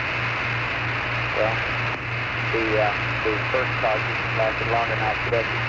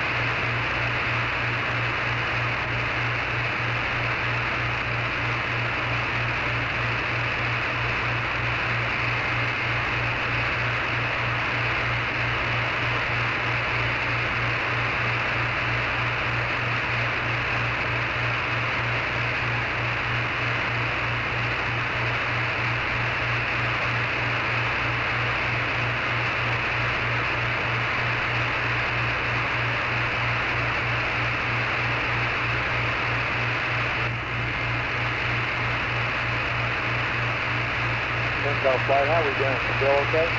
Yeah, everything's going fine. Good.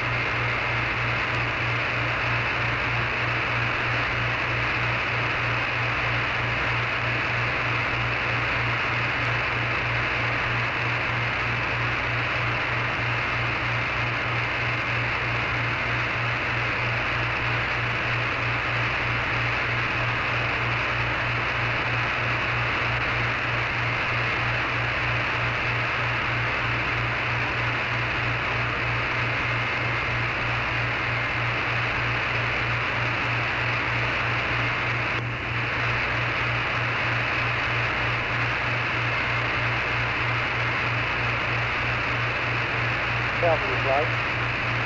Go flight. Regarding the descent tank, water tank. Yes. I think that we plan right now anyway to flow from the descent tank until it hits the bottom. That's correct. That means until you see it stop running. That's correct. We're not measuring at zero now, but until our water delta T starts to go down. Okay, and then flip to the azimuth. That's correct. Question, is that any risk of breaking through the sublimated? No. Okay. Right there. Stand by CP's back. We'd like to bring both of them back in sync. Maybe try to bring both of them 2 minutes later off. How much? 2 minutes. The boat.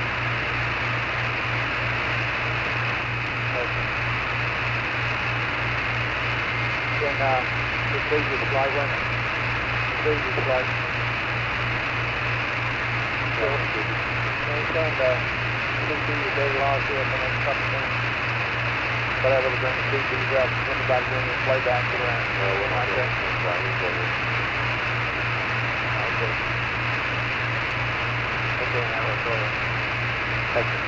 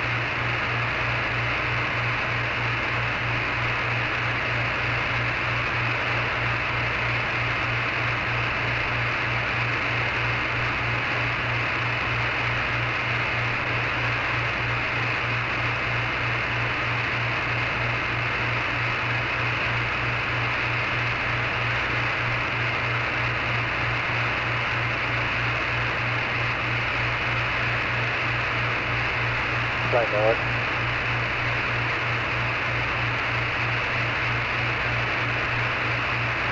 How much flight schedule? That we're coming up on a flight heading over at 90 hours ET. I think it's 5 minutes back. So is that okay for Clay? Big door right there. 90 hours even. Okay, here. It's in the middle of one of those cycles you got there, those 7-minute cycles. Yeah, keep working on those too. Okay.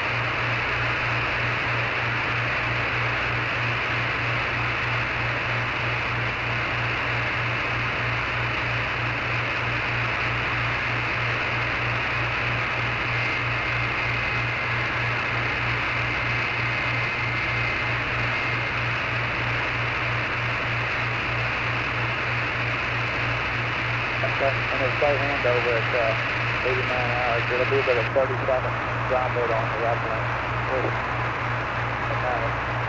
Yeah, you need to tell him because you might switch antennas and not necessarily so. Please don't get the squelch for those 30 seconds.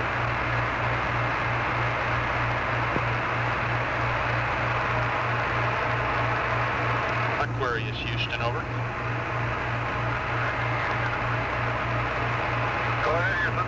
Hi, Jim. We've got a site handover in about 2 minutes, and we'll have a temporary loss of comm. You don't need to switch antennas, over. Okay, fine.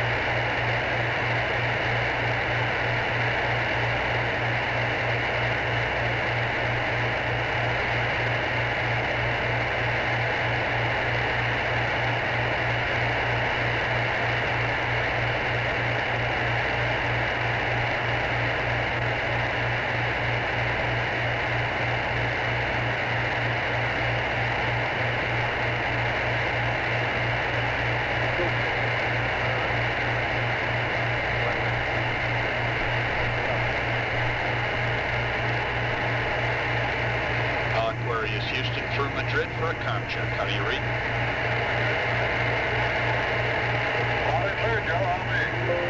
Okay, Jim. Hello, good morning. Welcome back to Apollo 13. Real-time simulation. Time is 90 hours, 1 minute and 25 seconds.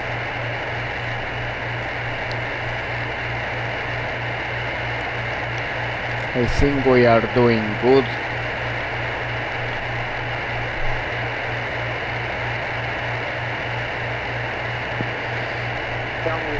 In 1 hour we will, in 2 hours, we will do the switch configuration on the CM.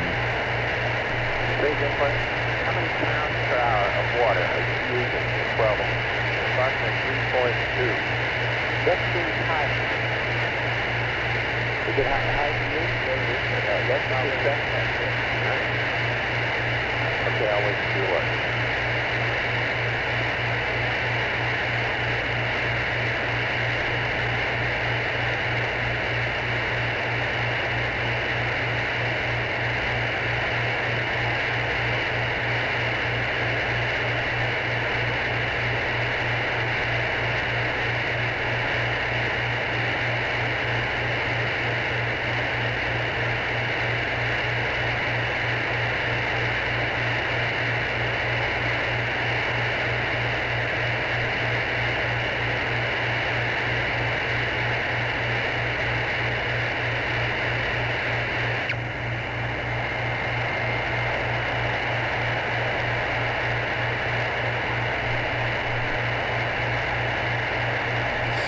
In the actual mission they were preparing now to do the famous mailbox. However, I will not do that, not because I don't want to, but because I think I have more important things to worry about on this real-time simulation.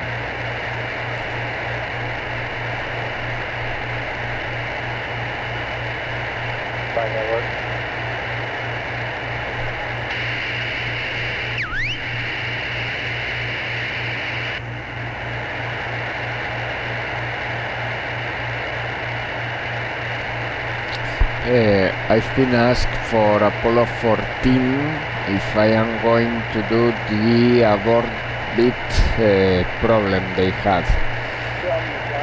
I don't think that will be possible because that was a problem with the hardware of the Disky, I think, on the actual mission. And NASSP will have to do something very specific to be able to do that situation. So I don't think we will be able to recreate that. However, of course, as always, I will study how to make this as actual as possible. In this case, for Apollo 13, I have to disregard doing the mailbox because I think that on this real-time simulation there are more important things to worry about. Remember, I am one guy doing the work of Houston plus the 3 members of the crew. Okay, everybody, I would like to get the team that's going to be on next to myself. Yeah. Let me see if you're here first. I think I have a note already with maintaining the spacecraft alive.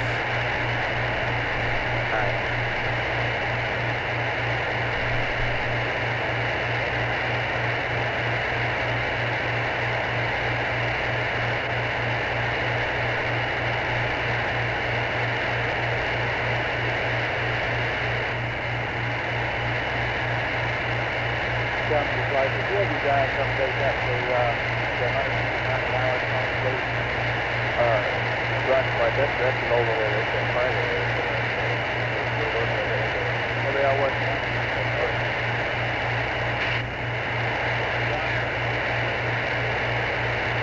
Okay, if I've got everybody in the room, I assume that you've been briefed by your off-going comrade. Let's go over that item that we know about. Joe, keep your ear there, and if the crew comes up, we'll call this off for a while.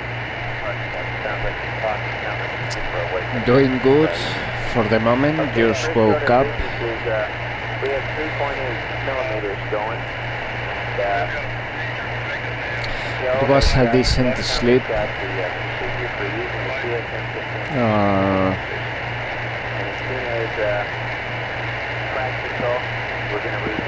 So have a good night over there on the States. Before we use the last primary canister in the link, correct?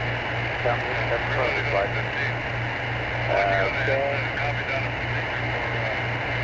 Now, we're going to change that at what, 15 millimeters again? Tell me. My understanding is this going to be 7.6. 7.6. Is that right? Roger. Here's the Aquarius. Okay, stand by there again. Aquarius, Houston, go ahead. Okay, the Jack's up with me now. See you soon. Have a good one.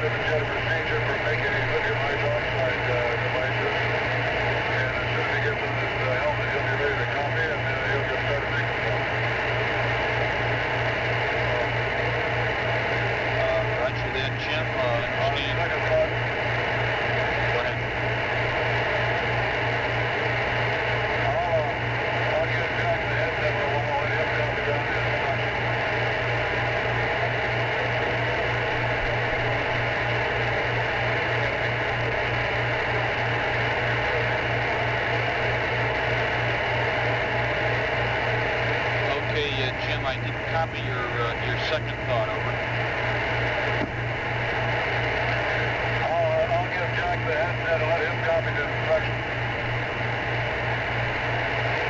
Okay, Jim, the way I thought it might be best to do it would be to have you gather the equipment and let us talk you through the procedure while you do it. Maybe you could give Jack the headset and get the equipment together and we'll talk you through the procedure. I think it'll be a little easier to do that way than if you tried to copy it all down and go do it. Okay, do you have the equipment listed? I'll just get it and tell it to him like this everywhere is. Okay, I think the equipment you'll need will be 2 command module lithium hydroxide canisters, a roll of the gray tape, the 2 LCGs because we're going to use the bags from the LCGs, and one LEM cue card, one of the cardboard cue cards. Thank you very much, James. See you. An inch and a half Thank you. out from the rings. I think that's all. I hope the CM has to be able to be restarted. So you might, when you get to that, you might tell me you're running in the lab. If you haven't heard that yet.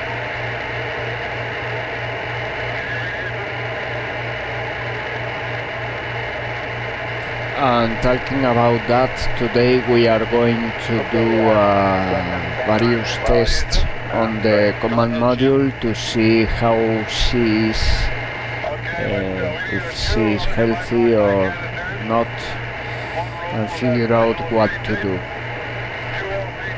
to be able to restart it for re-entry, because unfortunately Aquarius cannot re-enter the Earth's atmosphere and survive.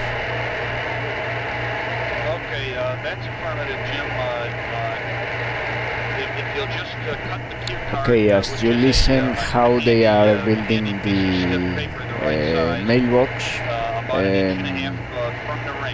I am going to have breakfast, so see you in a bit. Later we have the switches configuration on the command module in approximately 1 hour, 15 minutes from now, and I hope that will be interesting for all of you. That's the first subject. The second subject is the survey heaven on board. I think we ought to read up the CSM powering from the windows for just a minute. Do you have that, Joe? That's open twin slotted. Alright. That's for their information, not for use right now. Third item is the square one liftoff configuration in the CSM. We ought to read that to them after they do the canister work, and sometime today we'll probably go in and do that at their convenience. Right? Residuals, I don't know what you wrote, but it got auto-moderated, so write it again, please. So we probably ought to get CSM power first. I don't know, I prefer to give them the square one. Yeah, I don't be sound about it. Why don't I say that? I can tell you that with it's the best isolation of the same place. Best isolation first? Which is the long configuration. Oh, okay. The power-up procedure will start from that configuration. Okay, okay. Now, other than that, we have to discuss today, for discussion in detail, why that wants to be done, and how it wants to be done, whatever else there is to say about it. Secondly, I wanted a discussion in the room about the resource time. Certainly I'm on schedule for 104. I think the crew input is that they would like to do it. The disadvantage of doing it early is that we probably have an acceptable PCC out, and now we would have to take it down and do a PCC today, but we have to do that sooner or later anyway. So I'll like a discussion of that as soon as we get in here today. Retro and recovery flight, I've been hearing about the weather, but I don't have a clear picture from you guys yet as to what the weather situation is. Can you arrange that I can control all that here in a little while? About a second now, buddy. Okay, but I want to show the map and everything. Okay, that's everything copy. Roger, I got it. We'll have a map like this one. Sometime today when things look a little low, once you call me and go through that. We'll do that. Okay, we have on board for the crew's benefit EI minus 8-hour pads. We have constructed that pad using the sun, well actually just the Earth with the Terminator line. And we briefed the crew on that procedure. It was the one that was suggested yesterday. And we need a checklist for that procedure. FAO, can you tell me when we're going to have that? I want to know when we're going to have the checklist for the mid-course. I want to get an estimate on that.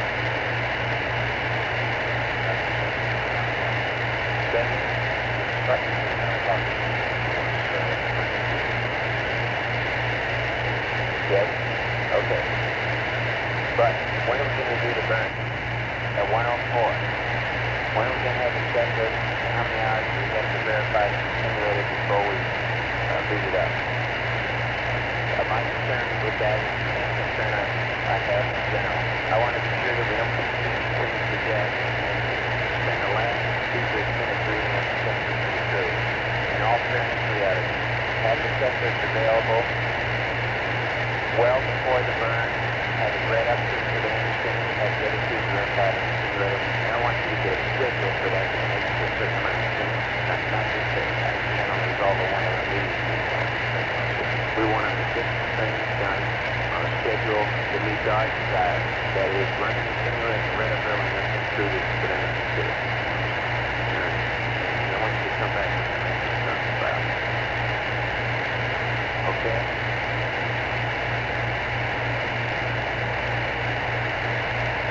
What are my other things?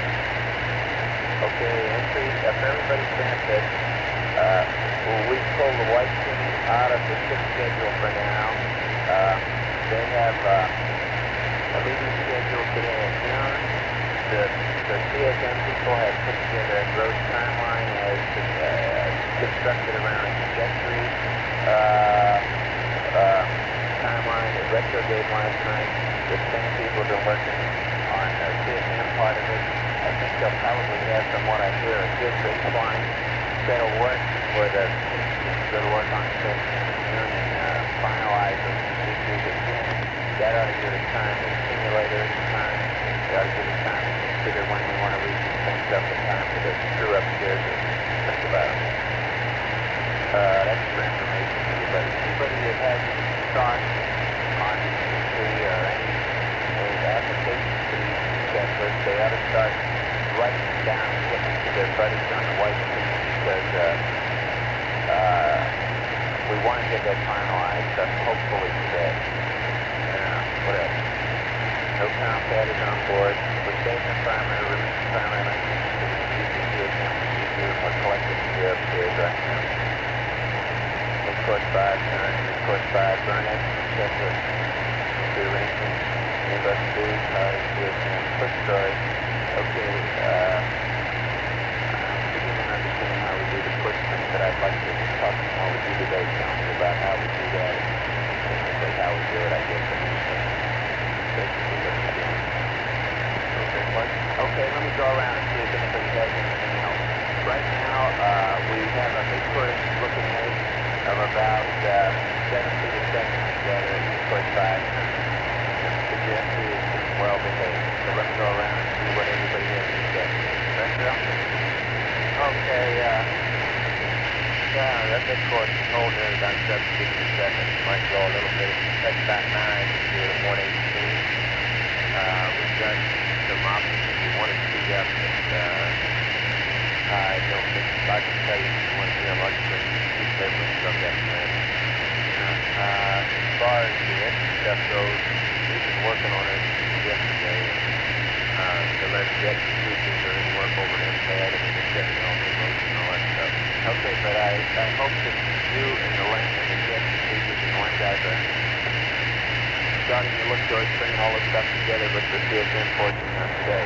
Well, we won't have our numbers probably before this afternoon. We'll have what we think is good. We got preliminary estimates is okay. Preliminary estimates and as far as I can tell, still coming down basically the same way as far as we confirmed last night where we wanted to go. Within 20 miles. It looks like we're about, we don't do anything in 31 feet per second out of the quarter, 47 times. Okay. Effectively, that's the pad you gave me for the outline. I think not quite, but yeah, it's 21 feet per second out of the day. Okay, that's all I got. Fido? Go back to you. Fido, you have anything for us? Okay, let me know when you get it. Guys, I don't have anything. Guys, could you review the edge, procedure using of the line from your people knowing what the FAO guys are doing on the checklist here this morning? No, but I'll see what okay. Same story to you. Okay. Anybody got anything to say about how we can do that? I want to get very early today. Okay. Okay, good. Control? Yeah. Don't have anything to do other than I want to tag up with the procedures around. Okay. Right. Alright, tell me. Okay, we're in real good shape. The procedures for using the flight control work right now. Segment. The procedures for using the flip, water, gas, and lemon are in work right now. So, shouldn't be too long to have a story. Okay. Well, what you do, let me know, and I'll feed you to everything you say. Okay?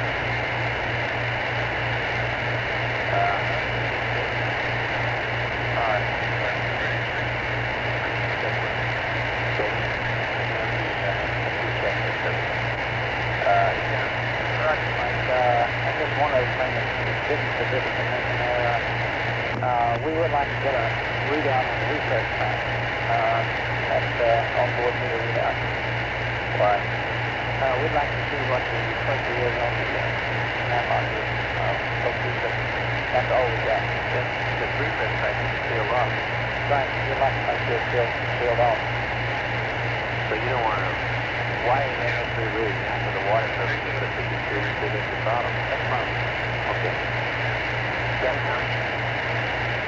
So what kind of, I guess, the check item sometimes they want to move out the track. So go ahead.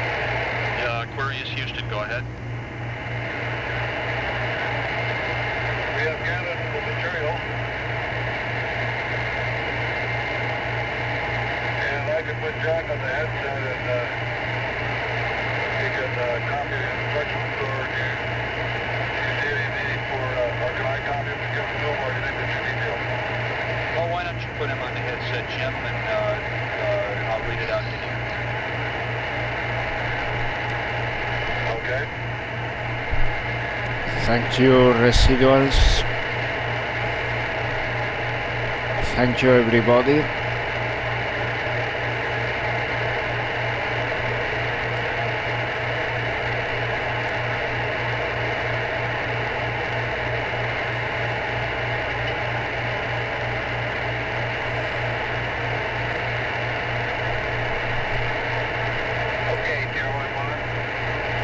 Okay, Jack, did anybody ever tell you that you got a 60-day extension on your income tax? The taxes. I think somebody said that when you're out of your country, you get a 60-day extension. Okay, right. Okay, I'm ready to start into the procedure. When you answer me back, speak up into the microphone because our downlink is pretty noisy. The first thing we want you to do, and we'll do this on one canister and then let you go ahead and repeat it on the second. So take one of the LCGs and cut off the outer bag by cutting along one of the heat seals. Do it carefully and close to the heat seal because we may have to use the outer bag if we damage the inner bag. So go ahead and do that, and then we'll do the next step.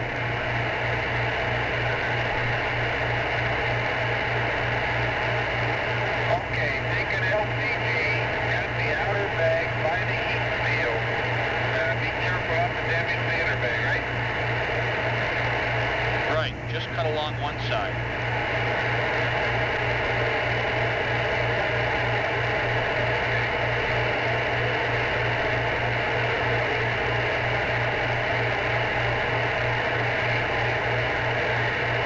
Okay, Jack, I'm on 50, so just go away there. Just keep that there. You have anything for the debrief and other questions? Surgeon, do you have anything? Surgeon?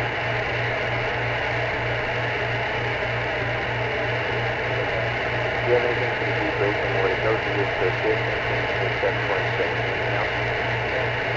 Can't hear you. Okay. Still can't hear you. That's all. Okay. That was my fault. I got thanks, Ellen. How you doing? We're doing real good. We're getting better. Well, yeah, we're getting better. 98% solid data, so we're getting pretty good. So are you getting 9 right now? No, a little bit right. Okay. We're about 8.5 to 9 minutes. Good. Aquarius, we've done that. Here we go. Okay, Jack, now remove the inner bag from the outer bag and cut the inner bag also along one of the heat seals down one side.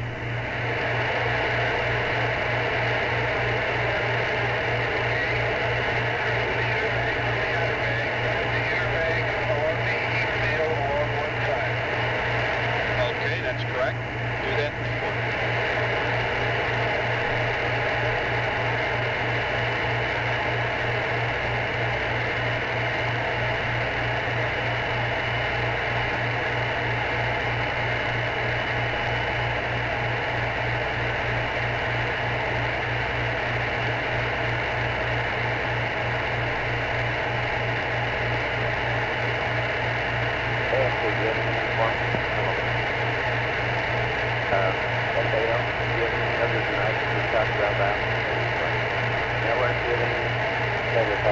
Recovery, do you have anything except the sweating, so you can come out and help me out?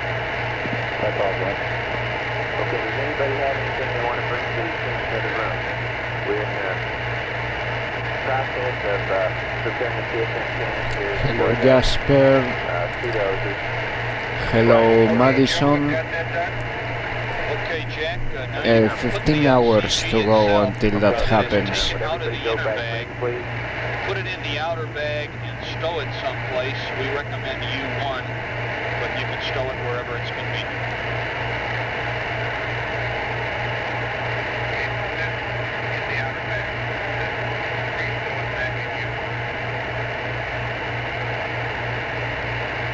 Okay, Joe, we got that?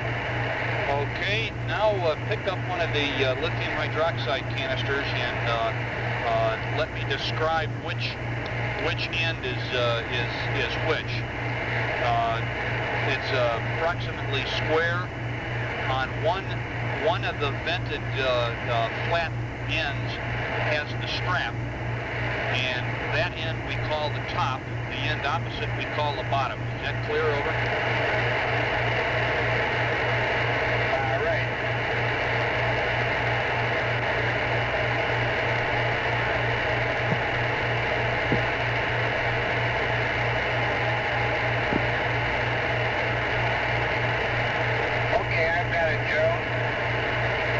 Okay,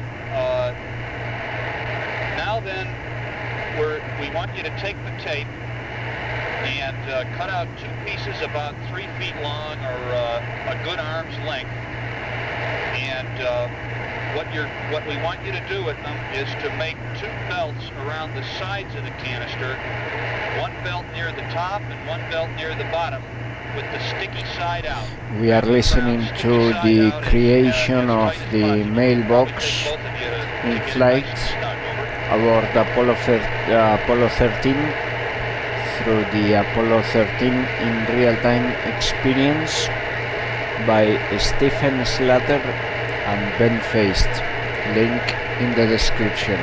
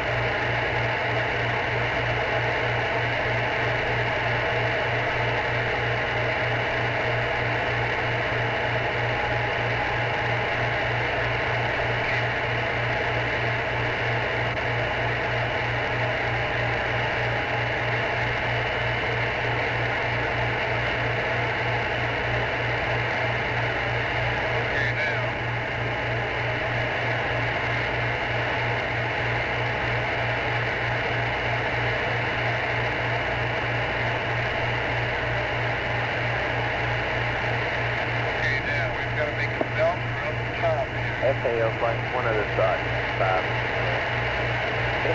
We're going to do it at some point here.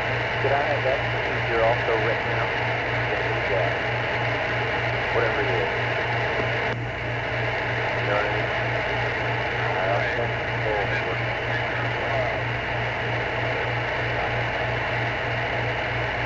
Well, I'm interested because you always hear procedures are available, and when you want to read them up, it turns out you got to wait 20 minutes. I'd like to have that procedure stand by. I want to go read it, of course, you'll ask me, of course, but it seems like it ought to be available and stand by at the last direction flight. So, call flight. So, good. Okay, we got some ideas about it to you, but we still got some questions that we got to get answered. That we need to get with somebody, whether it's FAO or whoever is concerned, and how we want to implement these. Okay, wow. Well, look, the only point is get with whoever wants to be got with. Okay, but pronto, and let's get the thing done in a timely fashion. I want everybody in the business to be a little more anticipating. I think we're reading some of these things that's kind of late for these guys. If we got them last night, I think they're getting a little bit tired. And people right up to them, good time to sit here and look at it and think about it. But let's not let the two guys, whoever they are, put us off. Okay? Let's get them up there. And assume we're going to do the mid-course on time. And we ought to read it up each track before we do the mid-course. Roger, fine.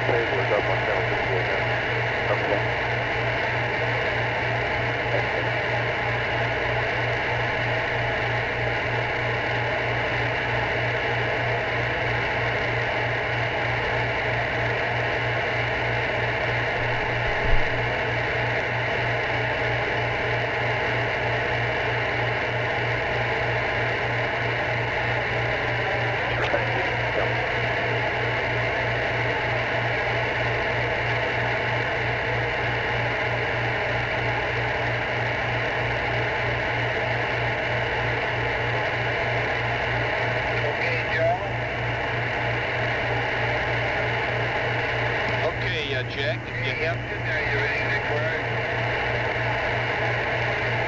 Jack? Around the top and one around the bottom, all done. Okay, fine. The next step now is to anchor that tape, and the way we want you to do that is to cut about a 2-foot length off the roll and then tear it lengthwise so that you have 2 strips about 2 feet long and about a ½ an inch wide. And you'll wrap those around the canister at right angles, more or less to the tape that you've got, so that it goes across the top and across the bottom. And when it goes across the top and the bottom, put it so that it's outboard of the center hole, and try to get it over one of the ridges between the screens so that it won't block the flow. Is that clear, over? Yeah, Joe. Very clear. Okay, press on. Okay, I've got a good thing up here. And we're going to right by the pin. Down the right. We're going to go around right here on this ridge, all the way around, right angle. We have difficulty with this particular latch at this first time. You want to go to the primary canister or what? Yeah. That's right. What we plan to do is go ahead and, if need be, go up to 15 on the secondary cartridge and then switch to the primary cartridge. I didn't quite copy that, Jack. Say again. Okay, that will be the sticky end down on the container, right? Oh, that's correct. I forgot to say that. That's right.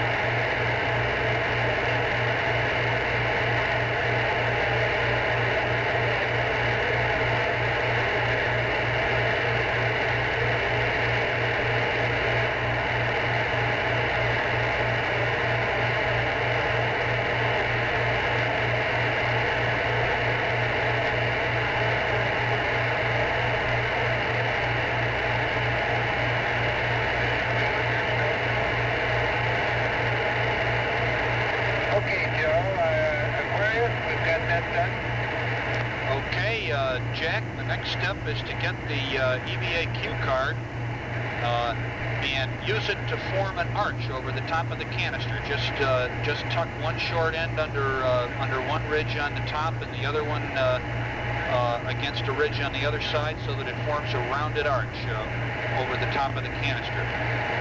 You see, Jack, what we're going to do is slip the bag over this whole assembly, and the cue card will serve to keep the bag from being sucked down against the screens.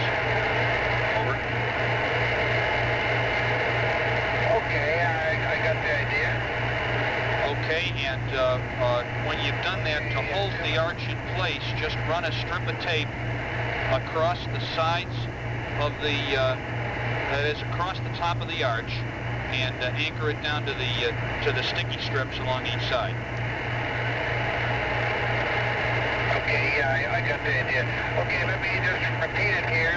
Take a cue card, form an arch over the top, sticking it under the sides here. When we're through, run a piece of tape from the sides across the top to back to anchor to the other side. That's correct. Down this way.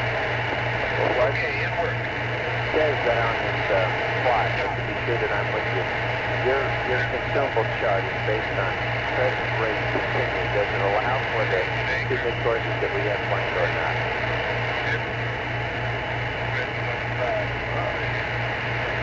The rates that you see there are present rates. Now, the mid-courses are the same. I'm just saying that when you get to the TC at the bottom, they do not consider mid-courses. Well, the mid-course is extra powerful, but you got to power up to it. It doesn't have to be really back all the way across. You can just take it to the edge. The only thing that prevents it from being sucked down into the container. Okay. That's all I have. Okay.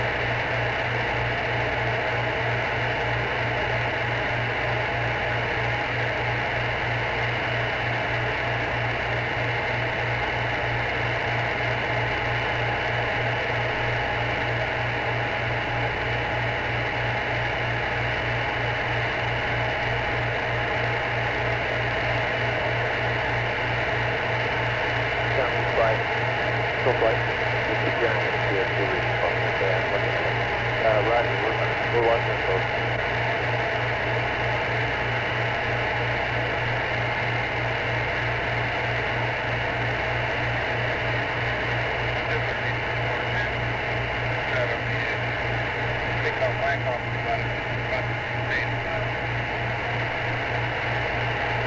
Right, Tony.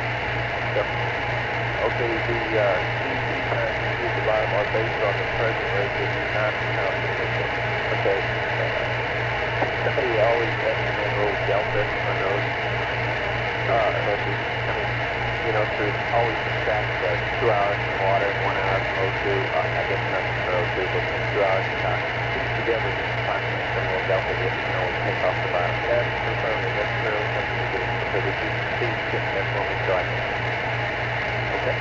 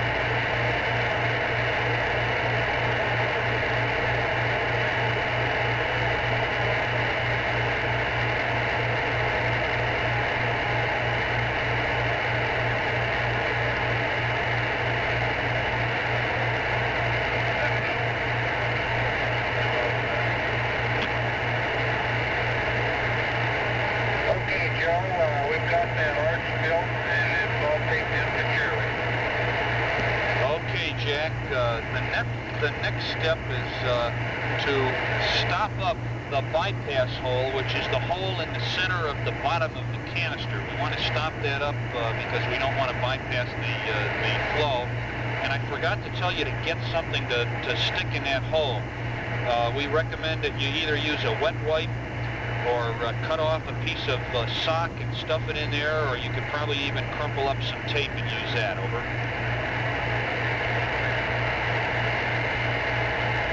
Okay, we'll start plugging up the bypass hole. Okay. Plug that hole.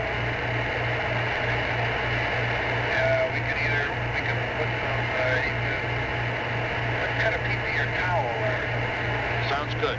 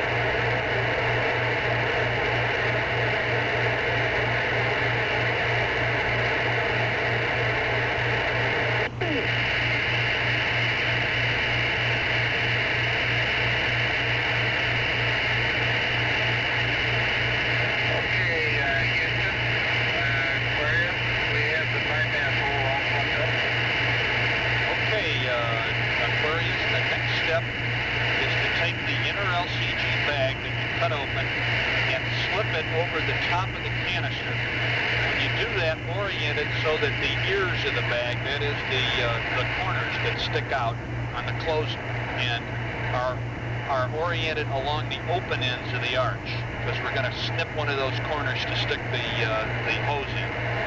Pull it down until it fits snugly over the arch. Over.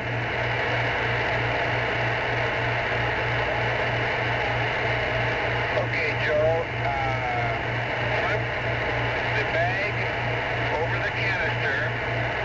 That the arch is at the bottom of the bag, and that the ears are oriented along. Let's see, I guess it was at the sides of the arch. Depends what you mean by sides. Over the open ends of the arch. Right, the open ends of the arch. Okay.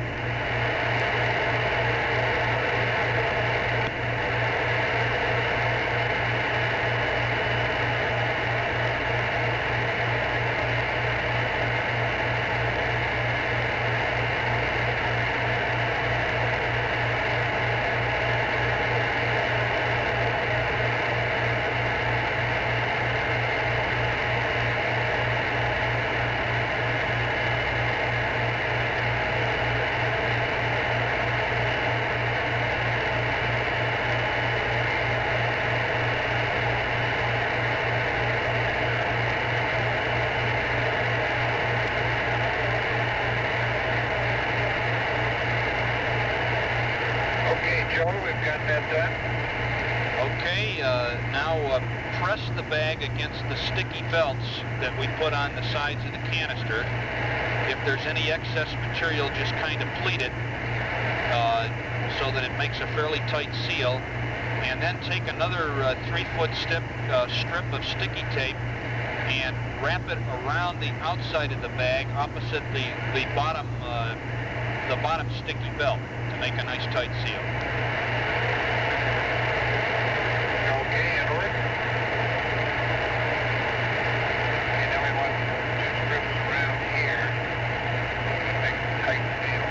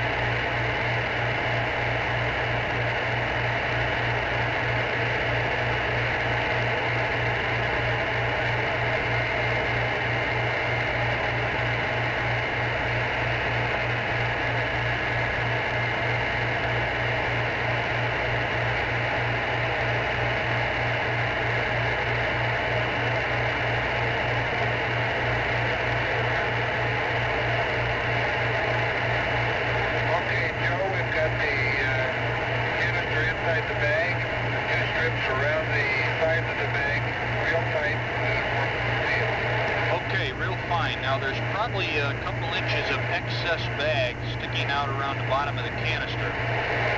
To prevent this from sucking in against the bottom screen, we'd like you to trim it off with the scissors.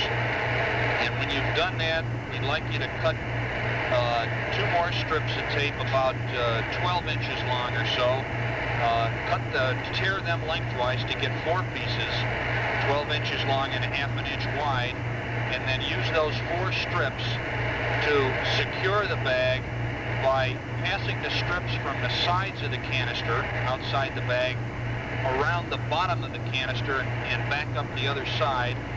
And when you do that, just as you did on the top, make them go outboard of the hole and in between the screens. Over. Okay, you want me to trim the excess material that's sticking off here? Trim it at the edge of the canister? Or do you want any excess left over? No, you don't need to have any excess. Just trim it approximately level. Okay, let's do that first. Okay.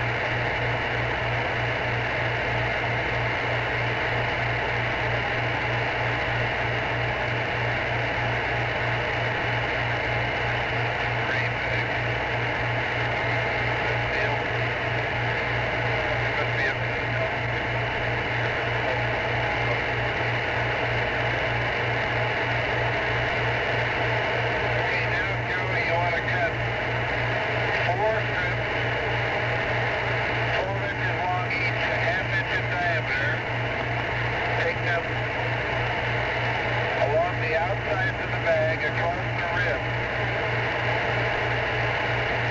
That's correct, Jack. That's just for additional security on the bag. When you get those done, you'll have two strips going one way, and the other two will be perpendicular to them.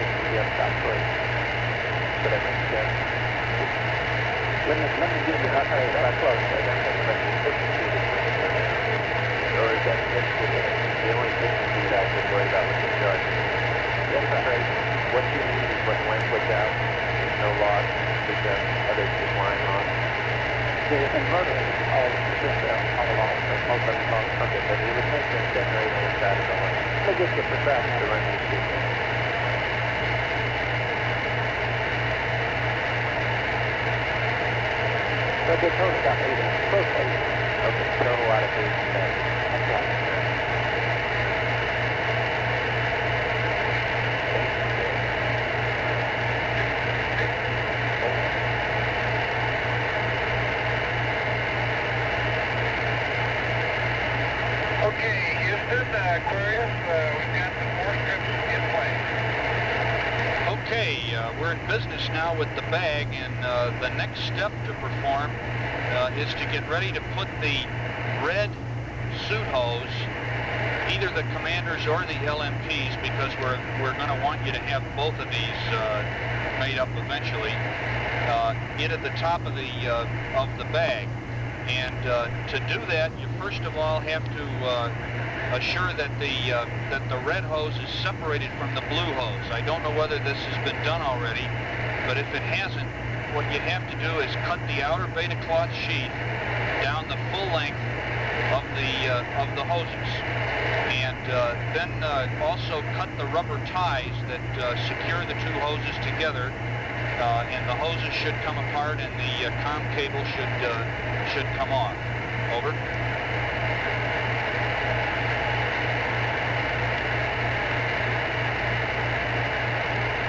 Okay.